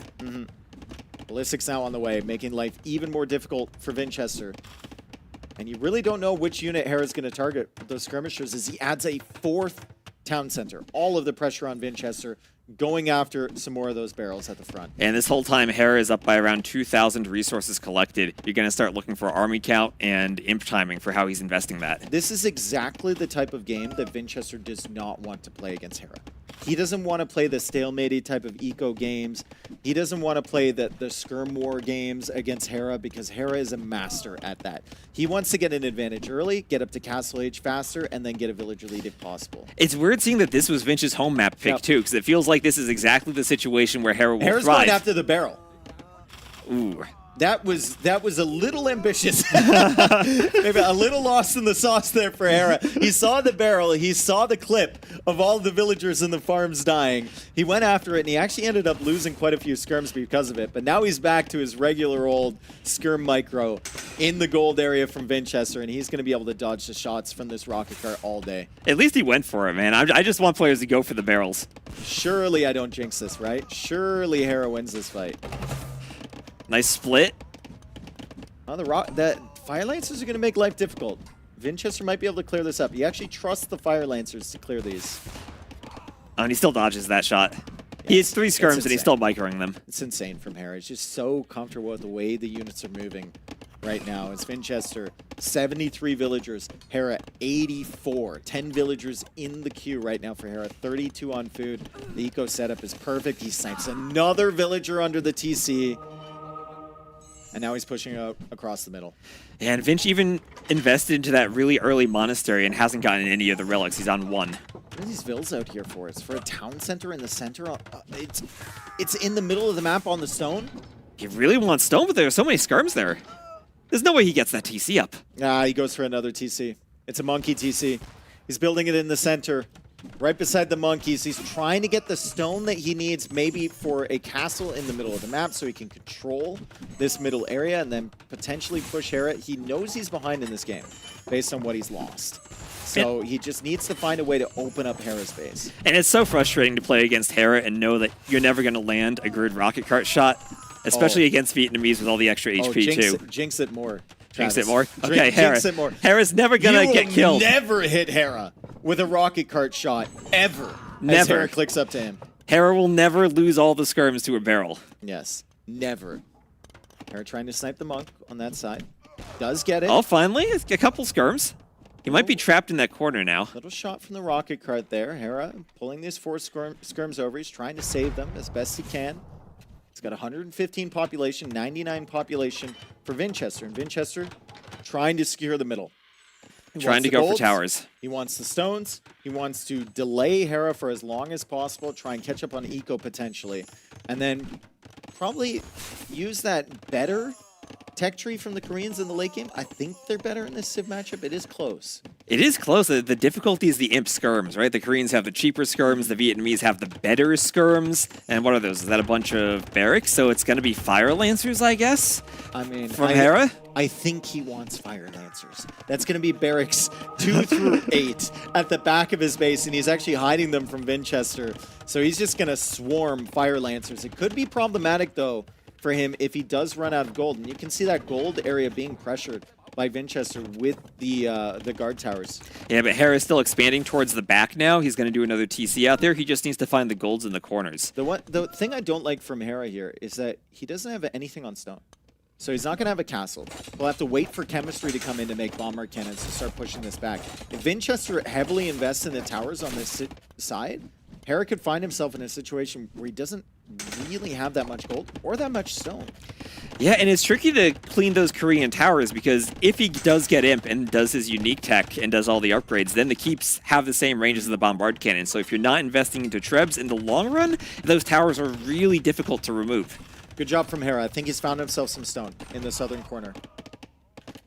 Yeah, there he he's goes. found himself some stone. He's got 11 on stone. He's hard committing to that now because he knows he won't be able to take the stuff over here on the right side. He gets to the Imperial Age now, and chemistry is an instant click because he doesn't have that castle for trebuchets, wants to start working away on these towers. We look at the status of Vinchester's Imperial Age. It's nowhere close. It's nowhere close. He doesn't have food. Yeah, he doesn't have food. And he's just going to fully invest in the Castle Age units. He's going to go Rams, he's going to go Fire Lancers. Little does he know that Hera has 8 barracks to produce Fire Lancers from. And the map is so spread out now. Hera's in both corners. If Vinch is going to raid and he's going skirms and rocket carts and Fire Lancers, it's hard to get to both corners. Another town center for Hera. So that's what, town center number 6? Yeah, town center number 6 for Hera over in the corner. He's found himself another gold, which can enable the Fire Lancer production. It's actually Imp Skirm, so he's switched kind of away from Fire Lancers because he was low on gold. He's going to go into the Imp Skirm tech. He already has Bracer. He's already got Ballistic, and he's still got 19 scrims on the field. But good job from Vinchester, pushing in again with another tower. Yeah, can he get that tower up? He's scouting at least with the Fire Lancers. He's seeing with outposts on one side, Lancers on the other, where Hera's expanding. Can he get this tower up? It'll be close. It'll be really close. 87, 89, 91%. I think he might be able to get this tower completed if he manually clicks. He needs to click. He does. One final hammer stroke, and she completes the tower, but Hera is all over that. Imskirm's coming forward now. They should find good trades against just Castle Age Fire Lancers, and they are.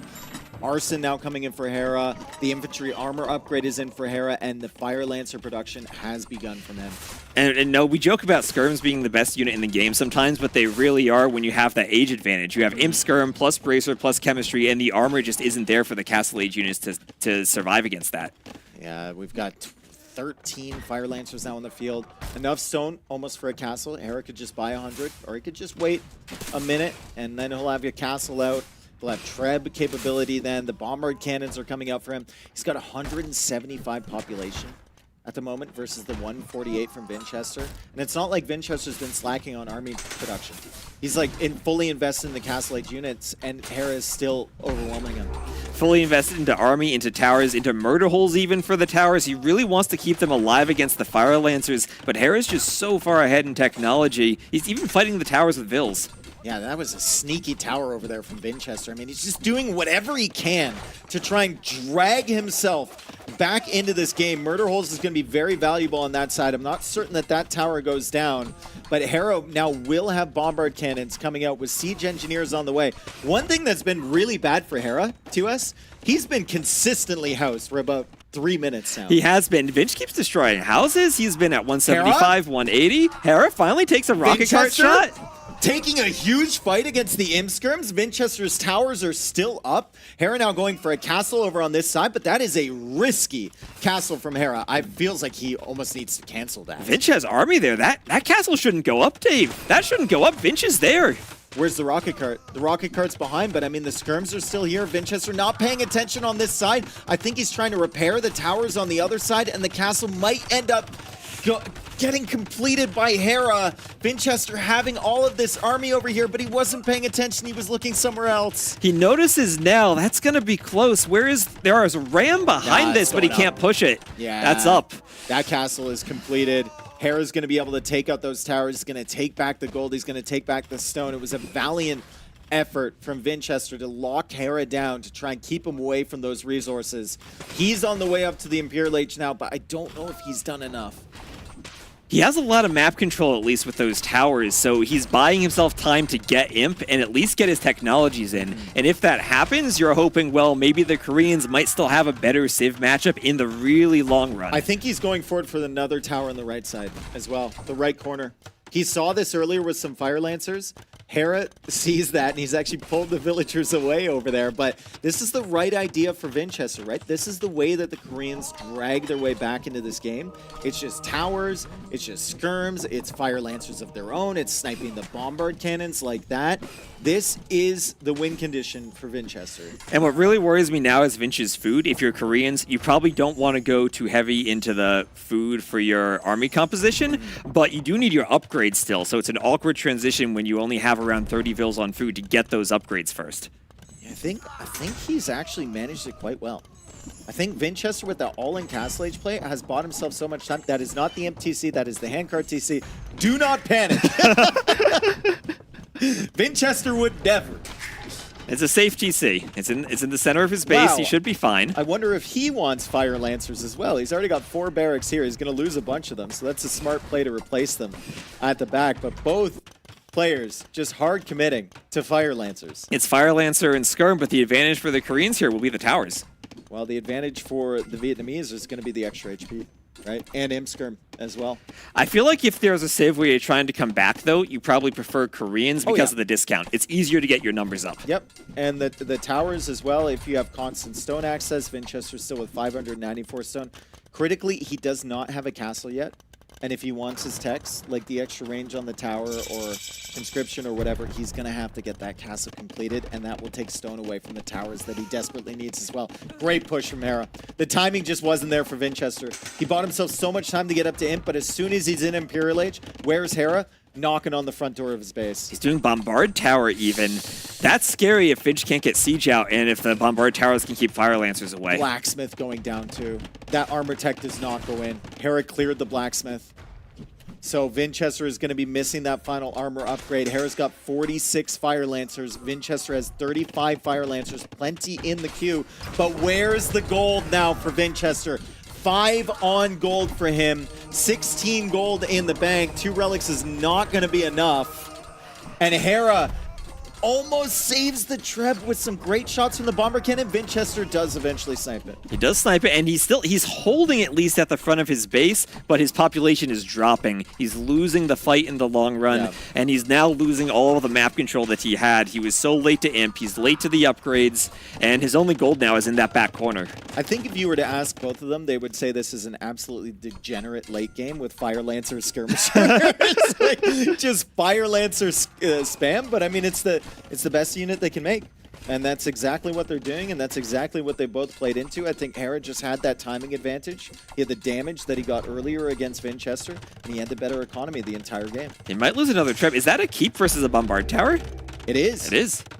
Bombard Tower is huge here from Hera, and the Bombard Tower will win that fight rather convincingly. What worries me a bit is all those barrels in the farms for Vinch. He might lose some farmers to the barrels. When's the last time we saw murder holes from both players in a game? Usually it's only one, right? Hera just got it. Vinchester's got it as well. Hera's Bombard Tower is going to clear that up, and Hera, sensing that Vinchester may be on the edge of the map, is going to send some Fire Lancers around that side. While he still pushes in through the center with so many, 57 Fire Lancers for Hera. It's only 10 for Vinchester. This is not a good situation for him. I think he knows it's over, but he's gonna give it a solid try. He's gonna give it a try, but he's dropping in population down to 120 pop. The Fire Lancers push in, and I don't think there's much he can do at this point. He's losing all of his economy, and GG. Well done from Hera. Well done. I really like the early pressure from Vinchester. He took some excellent fights in the center. Unfortunately, it was a terrible raid in there for him with Hera sniping those 3 villagers. Very clever play from Hera, though. I think he stayed outside of the line of sight of Vinchester's buildings and shot the barrel. Right, that's what makes it so hard, that your palisade wall only has 2 line of sight. It doesn't benefit from town watch, so if your archers are out there hitting the barrel, unless Vinch is actually looking at the barrel at that spot, he's not going to be alerted to it until the barrel explodes. And also, Hera, excellent job once he push back that initial pressure from Vinchester. It felt like he won every single skirmisher versus skirmisher battle. He won every single ranged battle, and he was constantly pressuring that gold and stone area from Vinchester, and Vinchester was just reacting the entire time. Right, it was both sides of the map. When Vinch has to react on one side, Hera forces a fight on the other, and all of a sudden he wins 2 fights. It's a cool map, though. We should tip the designer. We should, yeah, you should give him a tip so he can stay up late and fix the bugs so we don't need to restart it. Oh, man, of course you had to be the one casting, right? Yeah, every restart, and I'm the one casting it, right? Well, here we have some replays. We'll see some nice barrel explosions and some Archer Michael. And it started off well for Vinch. It started off so well. He had a great fight here. Yeah. And this is the type of thing, though, Hera can recover when he loses those early armies. Some other players, things might snowball a bit more. And Vinch, even with the raids, Hera, he was prepared for it. He had the skirms in position to defend the stone. This was just brutal. And Vinch was not prepared. I mean, you don't see it, you don't get a notification, and then to add salt to the wound, you don't have Loom. And he loses 3 villagers like this, and then he's forced to send his entire military over there.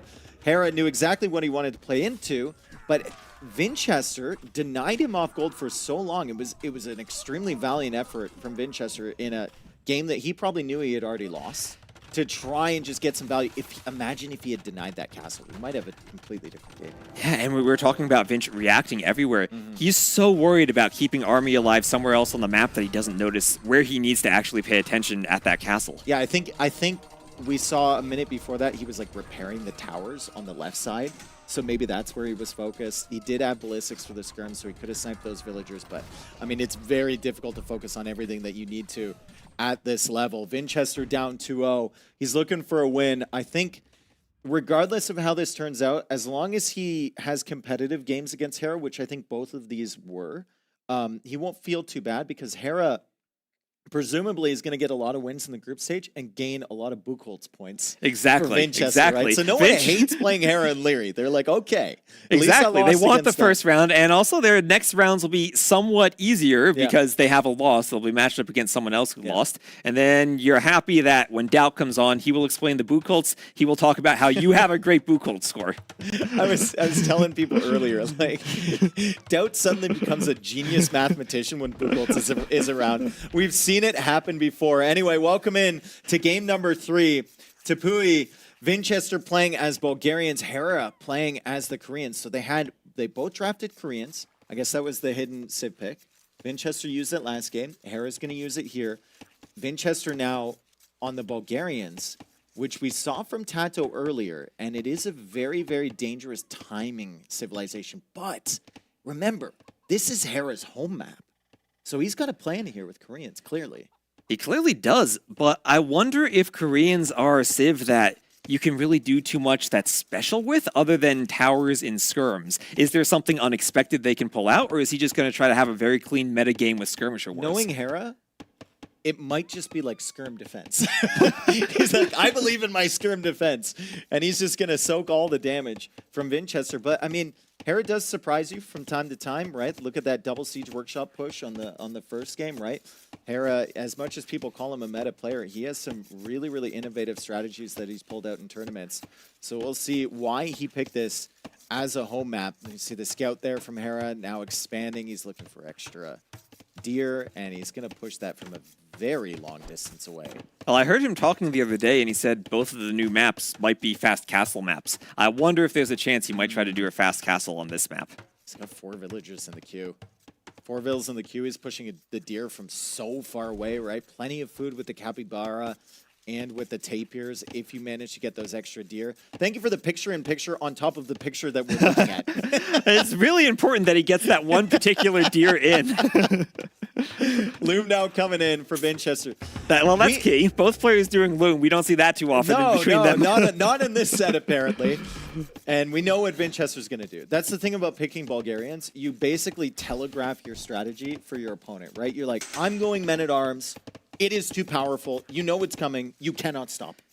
And we'll see how Hera reacts to that. I mean, he goes up with 19 pop. There's the riddle.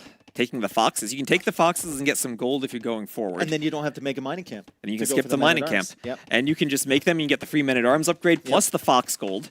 And you can apply a ton of pressure to all of the resources that are forward. You can do a little semicircular wall to keep yourself safe, but you're not protecting anything. All of the golds, the stones, the berries, they're all at the front of your base. I feel like Bulgarians just have fantastic synergy on this map. Because it's so close, because people want to play infantry, and it will be the men-at-arms tower approach. Now, Vinchester's sending 3 villagers. I believe Tato sent 4 when he went forward against Leary. So Vinchester doesn't want to sacrifice as much eco as maybe Tato wanted to. Yeah, I'm sure Vinch and Tato have been practicing together at their Onamara boot camp, so they might have some similar ideas on how to play Bulgarians here. Oh, that's a gate. That's like what I said earlier, if you're in the same building as the Viper, useless gates are just going to be something you do. They're just infectious. Yeah. Hera did manage to kind of pushed back the units there, so maybe the gate had some... I wonder what the thought process was there, because there was already a villager house falling behind it. But we'll never know. We'll never see inside the mind of the genius as a tower comes back a respectful distance away from the wood line. And that's a tower that Hera cannot see. And also instant arson. He didn't need to do the man-at-arms Can he see the upgrade. villager building that, though? Oh, he wanted a gate to trap the men-at-arms. He sees the villagers building the tower. So he knows the tower is going up. He's going to make a counter tower over on the wood line. I don't know if that actually ranges, but speaking of ranges... Double range skirms. He just wants to go skirms. All the resources are forward. The gold, the stone. You don't need them to do skirms. I told you. Nobody listened to me. It is double range skirmisher with Hera, or for Hera. He gets a slight discount on them. He gets the armor upgrade for free with Koreans. I was wondering why he would hard pick this civilization first. This explains a lot. But, I mean, can he still keep up the food supply for both of these if those men-at-arms come over to the berries? There's not a lot of natural food on this map. He's got some capybara under the TC, but not a lot of villagers taking those. Once again, Vinchester wins the scout war, and his scout dips out of there.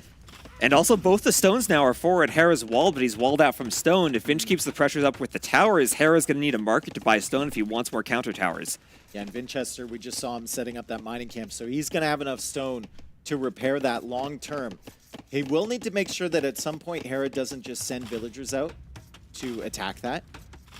That would probably be a good play, but only if Hera is convinced that the army isn't over there from Vinch to support it. All right, but Hera could run out of stone if he keeps repairing. Vinch is mining more, and those men-at-arms with arson are hard to repair against, but Hera will get the skirms over, and he should be safe.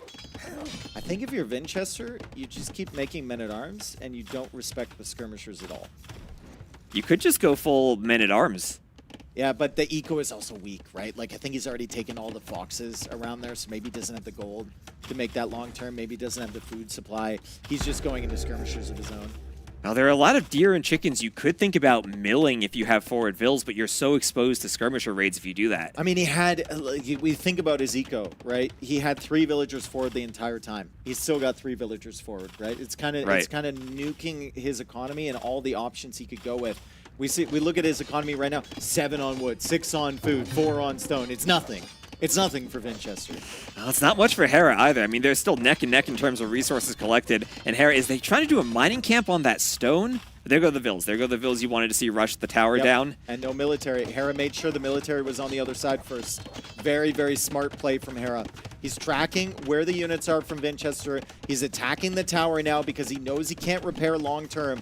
However, there is another tower coming up on the right side from Vinchester, and Hera does not have stone available. Look at Hera's resources. I know skirms are cheaper for Koreans, but I mean, you won't even be able to keep making villagers. This is a crazy game now as Hera finally gets stone access, but the more vills he puts on stone, he's not going to have any food. He needs to seed farms, and he's seeding farms when his second wood line now is denied. Yeah, he does have control over his first one, though, so good job from Hera. As soon as his second wood line is denied by a tower, he's got the first wood line back because he rushed the tower down with the villagers. We still only have 3 men-at-arms and 2 skirmishers from Vinchester as well, so both ecos are in the dumpster at the moment. No one has any eco upgrades yet. Yeah, Vinch doesn't have any upgrades other than Loom right now. I mean, you wouldn't expect it either, right? No, you wouldn't. Hera did manage to get fletching, but that's about it. The wood upgrade is just kind of out of reach. And speaking of out of reach, that tower feels like it shouldn't be within range of the tower from Hera, but it is. I wonder if Vinch can wall that tower in, if there's anything he can do to keep it alive, because right now, Hera, he's raiding. He's going to pay attention to Vinch's army, and he knows if Vinch comes back to defend that tower, he can rush it down again. Yeah, excellent timing from Hera. He did go out to the stone. He did manage to get enough stone for another tower, and he should be able to push this away. The tower from Vinchester on the wood... Oh, nice kills on the villager. That was a weak one. The tower from Vinchester on that wood line on the right side is also shutting down the berries from Hera, which is making life so difficult for him, right? All that free food, he just cannot take. All right, and looks like Vinch is about to finish taking his berries. He has a few farms at home. And now we're wondering, do you start thinking about the Castle Age at some point, or do you just keep investing into more feudal army, more skirms, maybe more men-at-arms The for Vinch? Castle Age is a pipe dream at the moment for both players. Like, look at the ecos. This is, that's a very, very long way away. Vinchester's trying for another tower. Hera is in definitely the more comfortable position because he actually actually has an army mass that can be effective and he can keep pushing out. Vinchester is in that really difficult spot that Tata was in, a very similar position where like he just keeps making men-at-arms, I guess? And it feels like at some point you have enough skirms. Yeah, they don't do much damage, but they have the numbers that they'll kill the men-at-arms. And maybe Hera's getting close to that point. More men-at-arms coming out, more skirmishers coming out. Fletching advantage for Hera. I don't like that fight for Vinch. He's chasing with the Vils. That's more idle time. He's losing the men-at-arms, and he still doesn't have the skirm numbers. Yeah, Vinchester really struggling to find those numbers. Remember, it's double range production from Hera, or potential of double range production. He can't really afford it most of the time. It's only one archer range here for Vinchester, and Hera still with the fletching advantage. It's Vinchester can't afford that either. He's idling his town center in order to get fletching.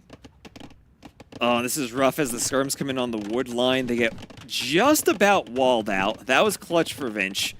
But now Vinch needs to worry about the counterattack, and where does he actually make farms on this map? You don't have much space with that rock right behind you.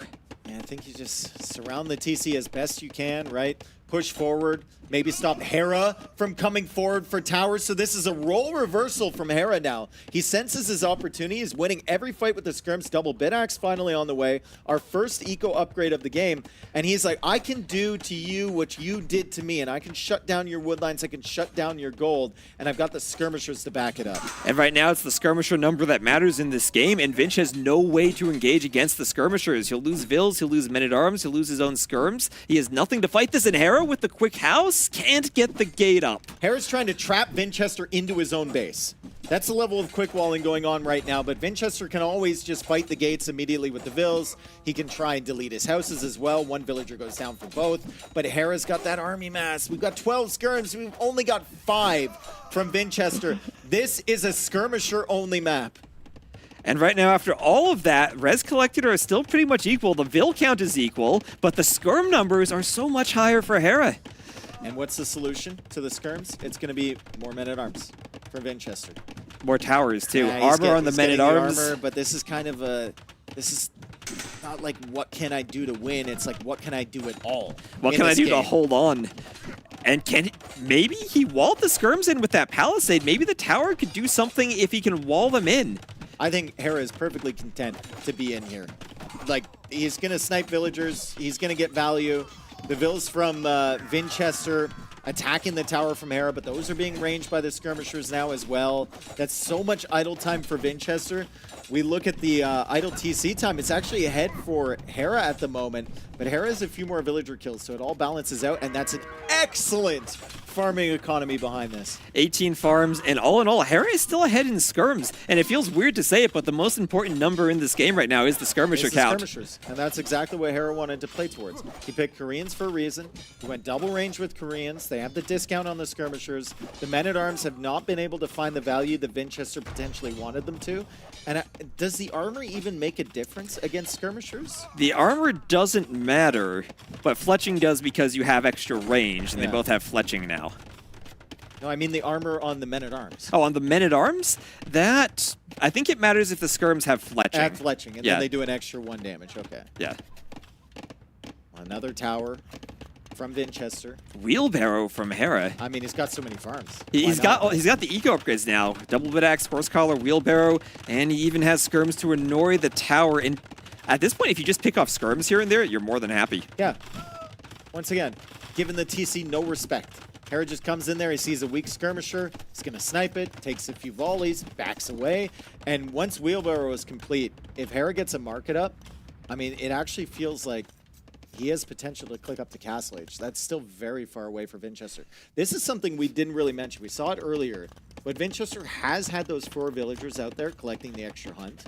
And I think that's the only thing that's kind of kept him alive in this game. Yeah, he has no eco upgrades. Even his farms were disrupted by those skirm raids. And right now, he has 1 scout and 1 skirmisher. Hera has 14 skirms. And Vinch, is he trying to wall all the way to the side? Well, maybe that's one thing he can do against the skirms. If he walls them out, they won't be able to raid him as well. The problem here with walling is that once Hera gets to Castle Age, I'm noticing something, and it's 550 stone. Yeah, Vodka was there first. 550 stone in the bank. Like, palisade walls against a forward castle doesn't do much for you. It does not. I mean, Vinch has a lot of stone too, but he can't do the Krepos until he gets to the Castle Age, and Castle Age is nowhere in sight for him. I think Hera can afford to sell like 100 stone, sell 100 wood, maybe sell 100 food, and then just click up. He's still got 0 on gold, Hera. Well, he mines the stone faster as Koreans. He can sell it and then just mine it again. Yeah, he didn't he just sold food and wood, so he's gonna keep the stone. He definitely wants a castle. There's a big old hill in the center of the map if he wants to put it safe. There's a big old gold and a tower at the front side of Vinchester's base if he really wants to pressure that. I mean, there's plenty of options for this castle from Hera. I mean, there's no reason to do it safe right now. We have one skirmisher from Vinchester. He can't stop anything if Hera comes forward. Damn, look at the resources from Vinch. I mean, a couple minutes ago we were looking at it. Nothing was there, right? And Vinchester's going to click up to Castle Age himself. He can go for Krepos, but I think the timing is just slightly It's off. not there. It feels like every game this set, there's been something where Hera has had a timing where Vinch hasn't had the food, whether it was Castle Age in the first game, Imp in the second. Yeah, game 1 was the big one, right? Right. Where he's just a little bit too late to Castle Age, and Hera's still going to have the map control with the skirms. Oh, I mean, Conics are great, Krepos are great, but if you can't stop the castle from going up, I just don't know how you're ever going to take control. And Hera has 20 scrims, so even if you get 3 or 4 Conics on the field, if Hera gets ballistics and elite scrim, he can just snipe those down. Yeah, the skirms are going to be so strong. If whatever you're making is in low numbers, Hera will out micro it with skirms. It doesn't matter how much pierce armor it has. Yeah, it's going to be a forward castle. Nothing to stop this if you're Vinchester. It's how forward is it going to go? It's going to be forward, Dave. It's going to be forward. I think like touching the barracks and touching the house. Like just touching everything. Okay, 4 seconds and he's up. There he goes, right there. There we go. Hera with a super forward castle. It shuts down the gold. It provides entry into the base from Vinchester. Vinchester just retreats. Still thinks he has a chance here. He's going to go after that tower, and his castle edge is only 25 seconds away. But it's another tower behind from Hera to defend that first tower position and slowly creep in from the left side. Yeah, and now Vinch, does he go Krepos to remove guard towers? I feel like the spot he'd want it is already occupied by the guard towers. It's so brutal, right? It's so brutal. He goes for a siege workshop. Can't even afford a Krepos right now. It's just such a brutal position for him. He's actually going longswords just because he gets the upgrade for free. But there are so many skirms out there, he'll be able to kill the longswords. Yeah, I didn't read the memo. Scrims just counter everything, especially once Hera gets ballistics for these things. With the towers combined as well, Hera's just ignoring the longswords in the initial engagement. He takes out the villagers. Yeah, he's still targeting the villagers, doesn't respect the longswords at all. And he's just going to slowly run away from those, keep his tower alive, and now he's got 2 towers shooting at these longswords in addition to the 17 skirmishers. A ram is coming out from Vinchester. So many idle villagers over there to the left. More longswords in the queue, but what will they realistically do? I think they're just going to die to skirms, Dave. We have another raid coming in as the GG is called, and Hera will win this set 3-0 over Vinchester. What a set by Hera. It felt like in every game there was something Vinch was doing where it's like, this will work against other players, but Hera always finds that way to stay in the game, and even if he loses 2 vills in the first minute, he comes back. Lots of confidence there from Hera. And that's, I think, what Hera fans wanted to see after the loss of the streak and the loss in Warlords, right? A lot of questions around Hera, how Hera was going to look here. He matches up against Vinchester, one of the best players in the tournament, and it's just a convincing 3-0. And there were so many decisions there that were so Hera-esque, right? The double range skirmishers, the first Civ pick Koreans for his home map. It was just classic Hera dominance, and I think he's going to be a huge threat this tournament. Well, he's able to play both classic Hera, but also pulls 2 siege workshops out of nowhere. And you don't expect that from him. You expect a very clean meta play, like what we saw despite the chaos in the last game with the skirms, but there are just so many ways he can play Age of Empires. And he might not be known for them, or he might not be even the best player at executing them, but he's going to be able to execute them along with the best players, whatever he wants to do. I mean, it also helps when you like save every villager and it does. Your base perfectly. And you perfectly add TCs at the right time.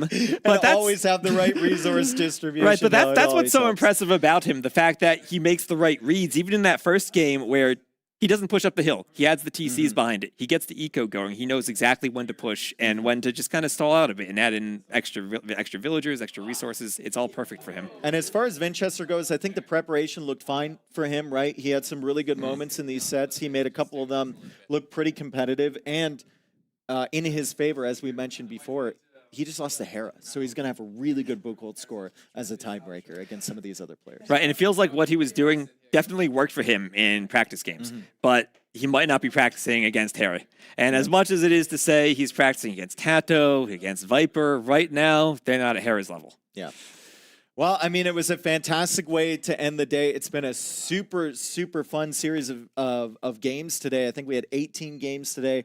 Really got to explore the maps, what the meta is going to be. We're going to have even more fun ones tomorrow. It's just going to ramp up in intensity as we go along here. I've been really enjoying this tournament so far, and I believe we have Hera over on the couch. And is that Lewis over there as well? That is Lewis. That's Lewis and Masmora and Hera over there on the couch after Hera's impressive victory. Take it away.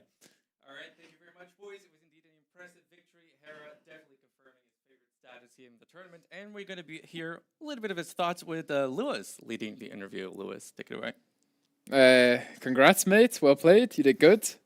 Thank you. I'm not sure what else to say here, but well played. Thank you. You're supposed to ask Hera questions about the games, you know. Okay. So, last game, you were playing versus Bulgarians, and you opened double range games. Were you not scared like of all-in man at times, or...? No, I actually wanted the scrims versus the men at arms because like I actually was gonna open one range normally, but like because the men at arm threat, I need two range to get like faster numbers. Okay. Yeah. Also, what do you think about the forward castle? Do you think you were like being a bit too optimistic, trying to put it like on his face to end the game fast, or do you think in the middle of the map was a bit better? It was perfect, but why are you asking me about the third game when this first game we're supposed to go highlights? with the first game, so we have here some of the highlights. So take it away from the first game, Lewis. Okay, so game number 1, he's Vil rushing you. You lose a Vil. That's Titanic. I lose but it's two okay. Vils. You lose 2 Vils. Did you watch the games? 2 Vils. No, I didn't watch this game. Why are you here? Okay, so you went for... No, I saw this. This is where I saw this. You went for a double siege workshop. You went Rams and Scorpions on the TC. This was like really well played. I saw you practice this a little bit. Yeah. And I thought this was really well executed by you. You can sometimes kill the TC before Castle Age hits, but he did a good job stalling. He still lost a lot of those though. I don't even know the numbers. I'm curious to see them. Yeah, because he was very far ahead on the economy side, but then he hit Castle Age and he can maybe like back up and add more TCs, which is why you want to kill the TC before that. Yeah, exactly. He's able to add another TC here, and he adds one up top, so it's kind of a stable game. But now, like, the score is 500 ahead. Do you think you're winning in this spot, or do you think it's just like an equal game? I think I'm winning, but it's not as clear as it normally is. When you get a push like this on a raid bait, you feel great. But now he's got like the water control with like 15 extra fishing ships just for free, uncontested. So I didn't feel like I was that far ahead. Yeah, it's the thing. So you don't know how many fish your opponent's adding, right? Yeah, so. exactly. And I can't contest it ever, basically, unless I redock, but that's awkward. Yeah, exactly. How efficient do you think this fish is, though? Because he is already at this point like on the second layer of fish. It's very far away from the docks. Yeah, it's a good point, but the whales now with 1,000 gold, you stay like pretty efficient for a while collecting that gold. So I feel like with the whale edition, the water is actually more important. Okay. Yeah. And now game number 2, Vietnamese Koreans. Okay, so we saw a lot of this matchup in Red Bull. What were you thinking going into this matchup? Do you think you had a good Civ matchup? Do you think it was worse late game? Yeah, I was debating between Mongols and Vietnamese, but I feel like Vietnamese matched better against Koreans and Mayans, which were his two, let's say, potential picks. And in the end, I'm actually happy with this matchup playing the Vietnamese. I think it's winnable on both sides, but I think here probably is where I started gaining an advantage. Yeah, this is where you start pulling ahead slowly, and not much happening here from... Okay, here we go. So in late game, who do you think's better, the Koreans or the Vietnamese, specifically in the late game? So I was actually debating this with Masmora, like whether it's Koreans or Vietnamese. I personally think Vietnamese might be a little bit better. But you are missing Gambesons on the... I think the M scrum just carries, to be honest. I think that's like... Because like Firelancer versus Firelancer, I think Vietnamese is also winning. But then having M scrims kind of cancels out his opponent Gambesons as well. And I think that unit is just really strong. So I'm actually happy playing the Vietnamese. Of course, the towers are annoying. Yeah, I was but thinking about the towers, whether that's a bit of a curveball that could sort of sway things. Actually, Koreans. the towers are great. Lewis told me before the set that people are going Koreans and towering here. So I kind of expected it. So shout out Lewis, actually. Plus 500. So I thought that was like having a little heads up there was nice. And I feel like since I knew it was coming, it was not that big of a threat. And then final game here, we go double range skirms. We already talked about this game, but we'll talk about it again. Why not? Of course. So you actually saw his tower going up by like, a couple of Vils. Yeah. and you decided to delete your tower and then make it a little bit closer to range his. I think that was a very good adaptation by the you. first one was like out of range as well. This is a bit annoying for me, but I felt like with the 2 range skirms, I'm outmassing him eventually. Again, because it's a new map, I don't really know how far ahead I am at any point in this game, but I felt like it's a lot harder for him to play than it is for me to play, because my range units are cheaper, so if we trade 1 for 1 with skirms, I'm always winning, which is crazy. Yeah, so a little bit shaky, like opening, but at this stage, when the game's like kind of evening out and your skirms are cheaper, and you also get the bonuses on the towers when you hit Castle Age, I think that's when you start pulling ahead. Yeah, and just like the threat of a castle drop, I mine stone faster. I don't know, Koreans are just such a smooth civ if you don't completely die. That's kind of the way I view it. Yeah, it's a very good comeback save, right? Oh, this is disgusting. I feel bad, honestly. This is just so annoying. Like, this is not even my style. Like, I'm never doing this, but I just kind of feel like I have to on these maps, and this is just, maybe I should do this more often. So it's so fun, kind of. Feel bad Watching for him, long though. swords dying to skirms. We love this game. Yeah, that was right. Skirmish is the best unit in the game. But, I mean, to be fair, you should win with skirmishers there because I have full upgrades. He doesn't, so fair enough. Yeah, it's true. And you also had like 5x his numbers, right? Yeah, And, exactly. dedicate this victory to Doubt because he reminded you of the skirmisher for sure. Shout out Doubt. Yeah, Shout out let him Doubt. win something this tournament. That's fair enough. All right, boys. I think the administrators still need a little bit of time to sort of figure out the matchups for tomorrow. No, we are okay. Apparently, I'm hearing they are ready. So let's maybe take a look at that exactly. So we do have the matchups for tomorrow ready. They should be showing up on the screen any time now. Okay. Or certainly so we hope. And there it is. So these are the scores right now after the first day. So there were 6 series today, but we still don't see what the next matchups are actually going to be. No, I wanted to get Mr. Yo. That's so sad. I should have lost the game. Why? Mr. Yo is terrible. It's a free win. Oh, true. I thought the same about you, honestly. All but- right. All right. So the way we're supposed to read this. So we see Hera at the top. You can see that for the round number 2 is going to be facing Sebastian. I believe that one was pretty much expected after Sebastian himself gets a 3-0 win against Nikov. Then for Sebastian, obviously it's going to be Hera, the opponent as well. Then Leary is going to be facing the Viper tomorrow. Very exciting matchup indeed. Lewis. Oh, that's so bad for me. Viper's going to get steamrolled. My goodness, my Buchholz. Yes. So again, Buchholz, obviously a very big thing here on the Swiss stage system. And that meaning for Lewis, in the case that Viper loses, that means he does not get a Buchholz point. Viper's going to get Viper, exactly, is going to be facing Leary. Then Mr. Yo will be facing freaking Andy as well. Then we jump down to ACCM. ACCM will be facing against Tato. And Lewis is going to be facing against Sorakuma. Sorakuma, a little bit of a surprise today, perhaps, Hera. Actually, would love to hear your thoughts on that. Were you expecting Sorakuma to, make things so difficult to Mr. Yo in the first series? I actually practiced with Sorakuma a little bit in Brazil, like first day, and I thought he was playing great, honestly. I think he's playing great Age of Empires 2. I thought he should have won that set against Yo. I think Yo kind of did Yo things of just surviving and then like bringing it back in late game, which was impressive, to be fair. But no, Sorakuma was playing well, and I think it's going to be a tough match for Lewis. Lewis also played well today. Thank you. But showed clear holes in terms of adaptations. But I think that's something you'll learn from, so it's going to be a fun match. There you go. All right, so this was obviously a very long stream. Tomorrow we're going to be live again at 13 GMT. Now, I was told that maybe perhaps I have a surprise going on here. I don't know whether that's still going to be the case or not, production. But, okay, so I guess I'm just going to assume there's no surprise anymore. But in any case, I guess we can all congratulate Dark here. Dark actually has got his birthday. I don't know if it's today or if it's tomorrow, and apparently there's a cake. They wanted to have like a big celebration here. Apparently they're coming now. Oh, please tell me there's cake. Happy birthday, Dark, bro. Bring out the cake. Apparently there's a cake. I don't see it, but that's what I've been told. And who's going to sing? I heard Lewis really wants this thing, happy birthday. Is that I said I would sing if they pay me something, but right now they're not paying me shit, so I'm not singing. I'll also sing if they pay me. Exactly. But you have to pay me double because my time is more valuable than Lewis. But you well, get I don't cake, know. bro, He like- lost. Yeah, I lost against Lewis. So I'm not sure if that's accurate, right?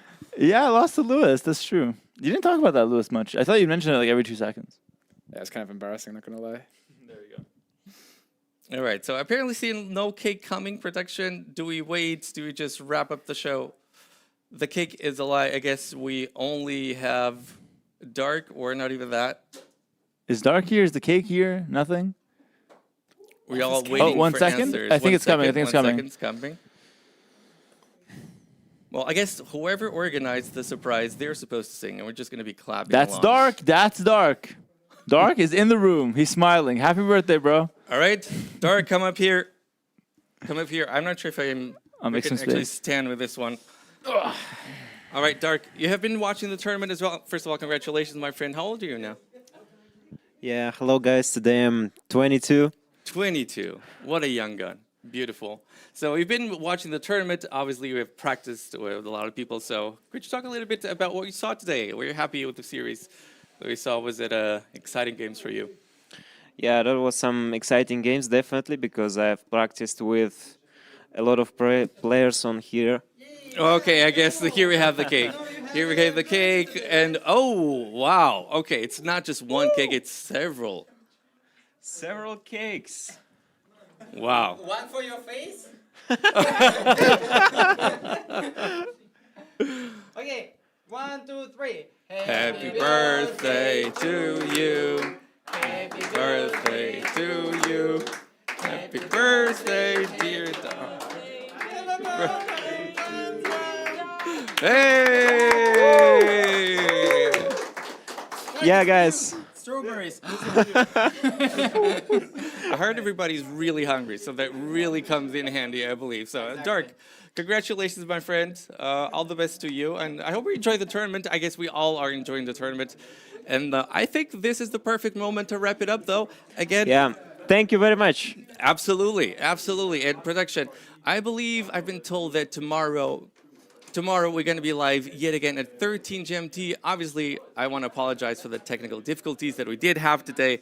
We've been hard at work to make sure that's not going to be the case tomorrow. So to all those of you who stood with us throughout the whole show, we really appreciate it and definitely hope we're going to be seeing you tomorrow yet again. It was an awesome show. See you, everybody, and hope to see you tomorrow again.